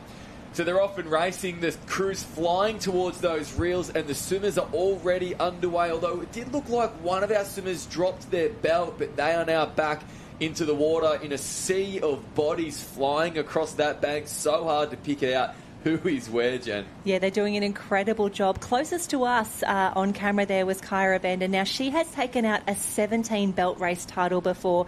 So you've got to think in this field right now, she would be the one to watch. But we're seeing something a little bit unexpected. We did speak about it earlier. Sam, what's going on? A roll of the dice. We have one of our linemen swimming out to that back bank in the hope that they will be able to stand up out there and hold that line aloft. In fact, Jen, I've called one. I think we could potentially have two on the reel that are doing that. And they could both be from Currumbin as well. So it could be a club order that has been passed across the line. As some sets start to roll through, with waves like that, it could make a difference. My gosh, this is something completely unexpected. We haven't seen this in the qualification rounds held earlier today. You can see where the swimmers are coming through just now in that shallower water where it becomes a little bit lighter. That is where the reels team, but also now the swimmers are heading. So a huge strategic move. Will it pay off? We will find out very, very soon. This is the 19 female belt final. It is all about speed. It is all about power. But right now, it's all about those new tactics. Very close to call. Kirra Bender from Northcliffe at the bottom of screen there on that drone angle. She's certainly in the mix, but it looks as though it might be three from the top. It could be Andy Whitset from Redhead. No, we might be one can across. It does look like Currumbin. The arm is about to go up and over the can. Very, very close racing there from Currumbin. Will that be enough to claim the Australian Championships? It is going to be very hard to call for the judges. Currumbin and Northcliffe, they were at opposite ends of the cans, but there was not much splitting them. Wow, that was so exciting, and this is why we do love belt racing. There is nothing in it at times, and we can see, I think that's Bella Wansborough on screen at the moment. She's another junior blackfin racing now for the Currumbin team. Olivia Tukia is in there as well, racing for the other Currumbin crew. But yes, closest to us, it was Kirra Bender, a previous under-17 champion in this event, now stepping up into the under-19s. And the fact that we get to bring you this drone footage, the fact that we get to see right now the Cairns in a line, a very dramatic race, an unexpected start to the race, and for the ladies to be this strong and this fast when they actually don't get the opportunity to race in the belts all that often, it's so impressive. Yeah, that's right. Look, we've been speaking all afternoon about those little skills needing to be executed in order to create that perfect race, and I think we saw it from a few teams there as well. It was a big decision from Currumbin to send one of their linesmen out onto that second sandbank, and although it may have cost a little bit of time early, it did look like it paid dividends towards the end. So we will have to wait and see the official judges' results before we can confirm that. But Jen, I love seeing teams roll the dice and doing something different. How exciting is that? I tell you what, if you're going to take a big swing for a high risk or a high reward, Aussies is the chance to do it. It's late on Friday afternoon. There are only a few races left on the program. We can see some of the other arenas, most of the other arenas have packed up now. I love the confidence. They know they've got fast swimmers, and they're saying, what can we do to help the girls? What could we do to increase our chances of an open gold, an under-19 gold medal? And great racing, great club. The Mighty Vikings may have come through for a victory, or we may have seen a Northcliffe double for the 19s and the open women's. And a shout out there, I saw the jet ski give a few of the girls a nice little lift home. So a huge thanks to our Powercraft operators, our IRB crews out the back, doing an incredible job keeping all of our athletes safe out there, and a few sneaky rides home as well. Yeah, that's right. So we do wait for official results in this under-19 female surf belt championship. The big story is Currumbin's roll of the dice. Will it pay off? Well, Josh Minot can ask one of the men who ventured across to the bank. Yeah, he had a bit of a swim out there, Brownie. You went swimming as much as the girls did, basically. Out to the bank there. Who came up with a plan, and do you think it worked? Yeah, I think we had Jaden Erskine did it in the race prior, so we're just trying to keep that going. Take as much line out as we can for the girls and try and give them the best swim that they can have. Do you think you got it there? It was tight between yourselves, Northcliffe. I've had a look at the vision. I don't know, but what do you think? Yeah, I think we'd have to get the bickies on that one for sure. Oh, he's confident down there. How tough is it? You're swimming, dragging line. How much practice has gone into it? Is there any practice that goes into it? I guess a bit of experience, but just a little bit of one-arm swimming. You've got to try and keep feeding the rope out.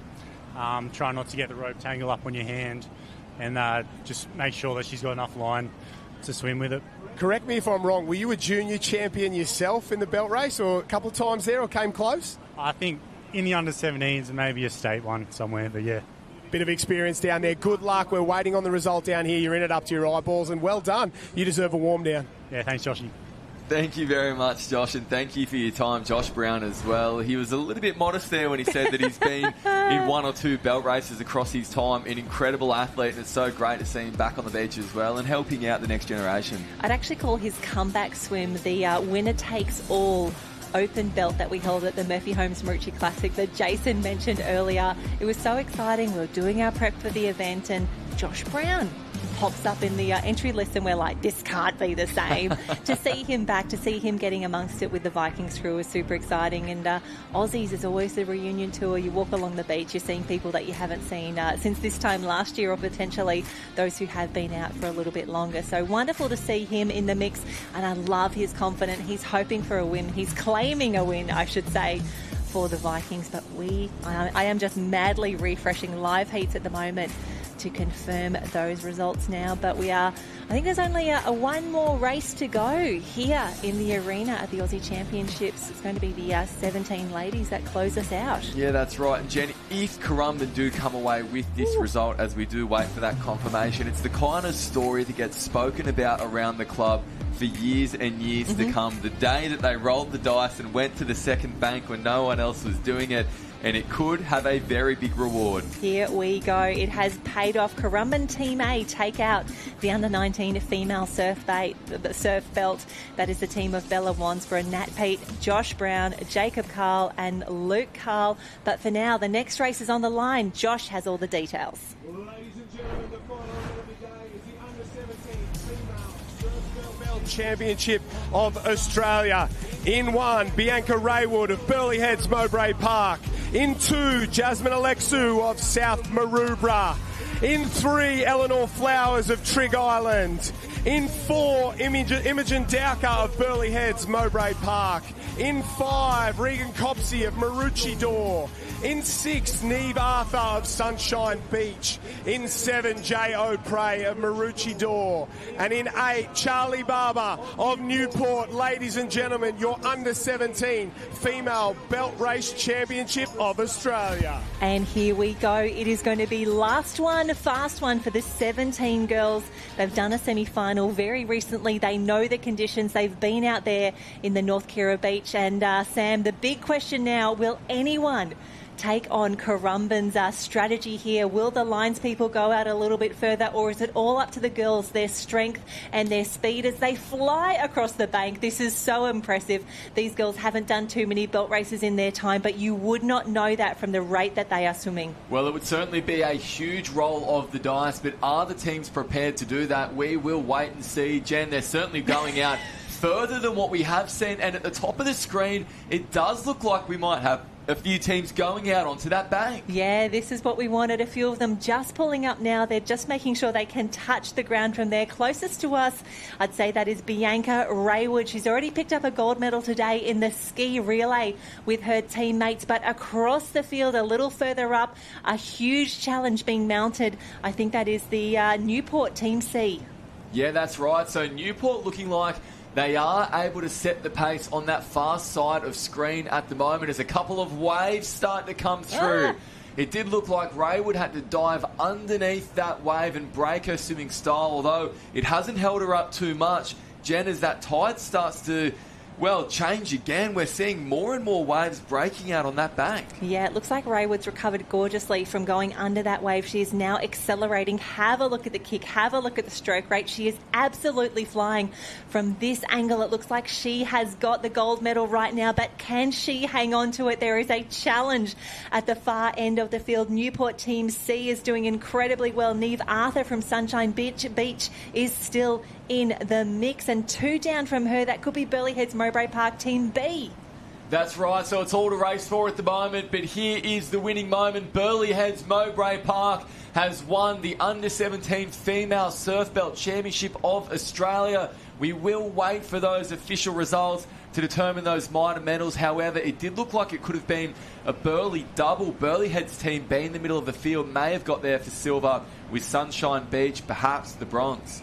Wowee, what a finish that would be if Burleigh Heads Mowbray Park could take out a big win there. The speed across the bank, I'm just constantly amazed by these incredible athletes. And of course, they are supported by an incredible team behind them. Back on the beach, Josh has made some friends. I am down here. We're going to start moving now. I'm with Tannen Linden, the man on the reel. He's done a fantastic job down here. Tano, talk to me about Bianca Raywood, her performance, and what it takes to be a lineman. Mate, Bianca is an absolute weapon.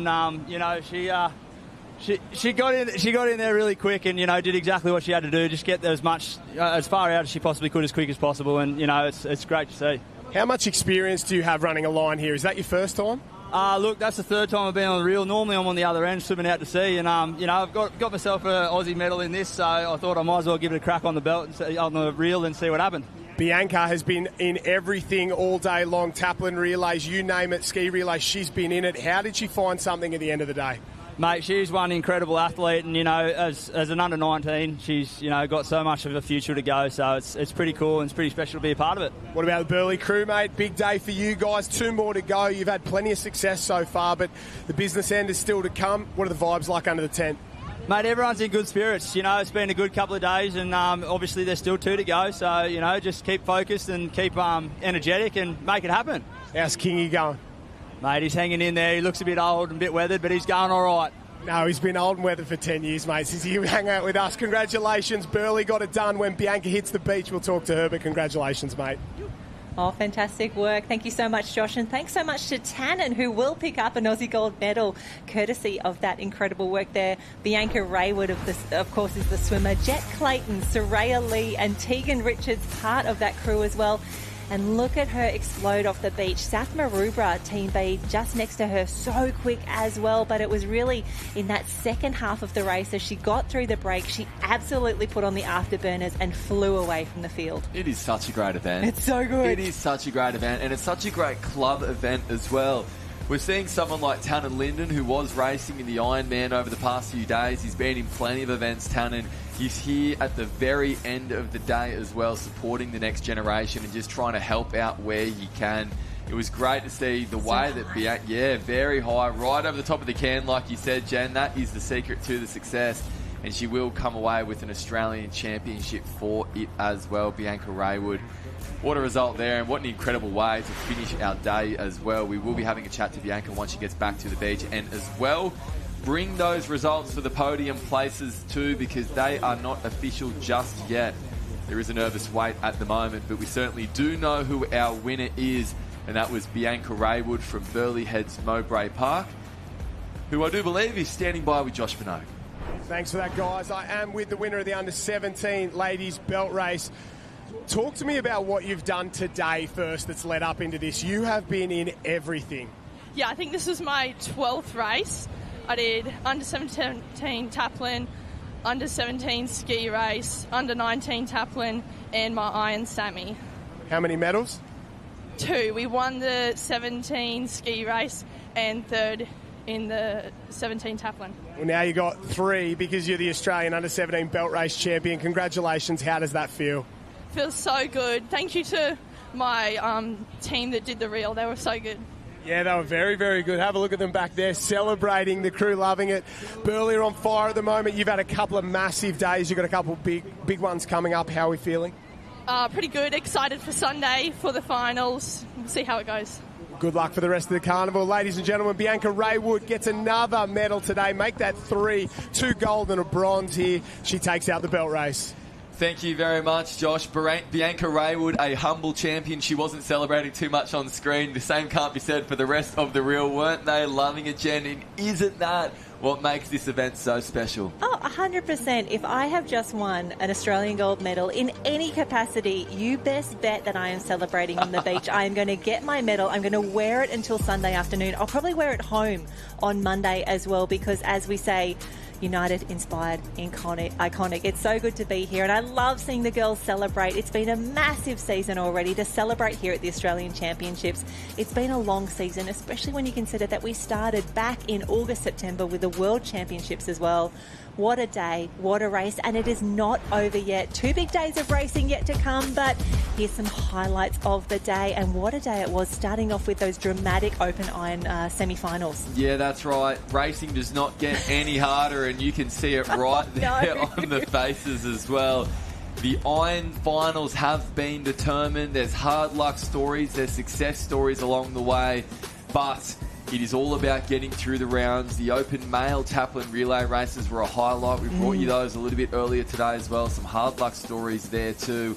And then we started moving into those ski relays as well, Jen. Yeah, incredible day, incredible racing as well. It was all about the teams today. While we started with a few individuals, this was incredible, wonderful to see so many arenas in action, the officials, the team managers and the athletes working together so well to move a massive program through, and that just sets us up so perfectly. Saturday and Sunday, we are back. We are racing here at North Kirra. We have so much yet to come. It's only going to get better. Yeah, that's exactly right. And there has been a great spread of races today as well. We got through the rescue races eventually after a couple of stumbles there. We determined more champions in those relay races. We headed up to the top of the beach, and then we came back down to the belt races as well. There's Bianca Raywood on screen. She did just win the under-17 female belt, and Jen, those results were confirmed too. It was a Burleigh 1-2 with Sunshine in 3rd place. So a big end to the day there at the end of what has been a big day on the water as well. It's been great to be with you. My name's Sam Jordan, Jenny Parry. It's been great to be calling the action, and there is more on the way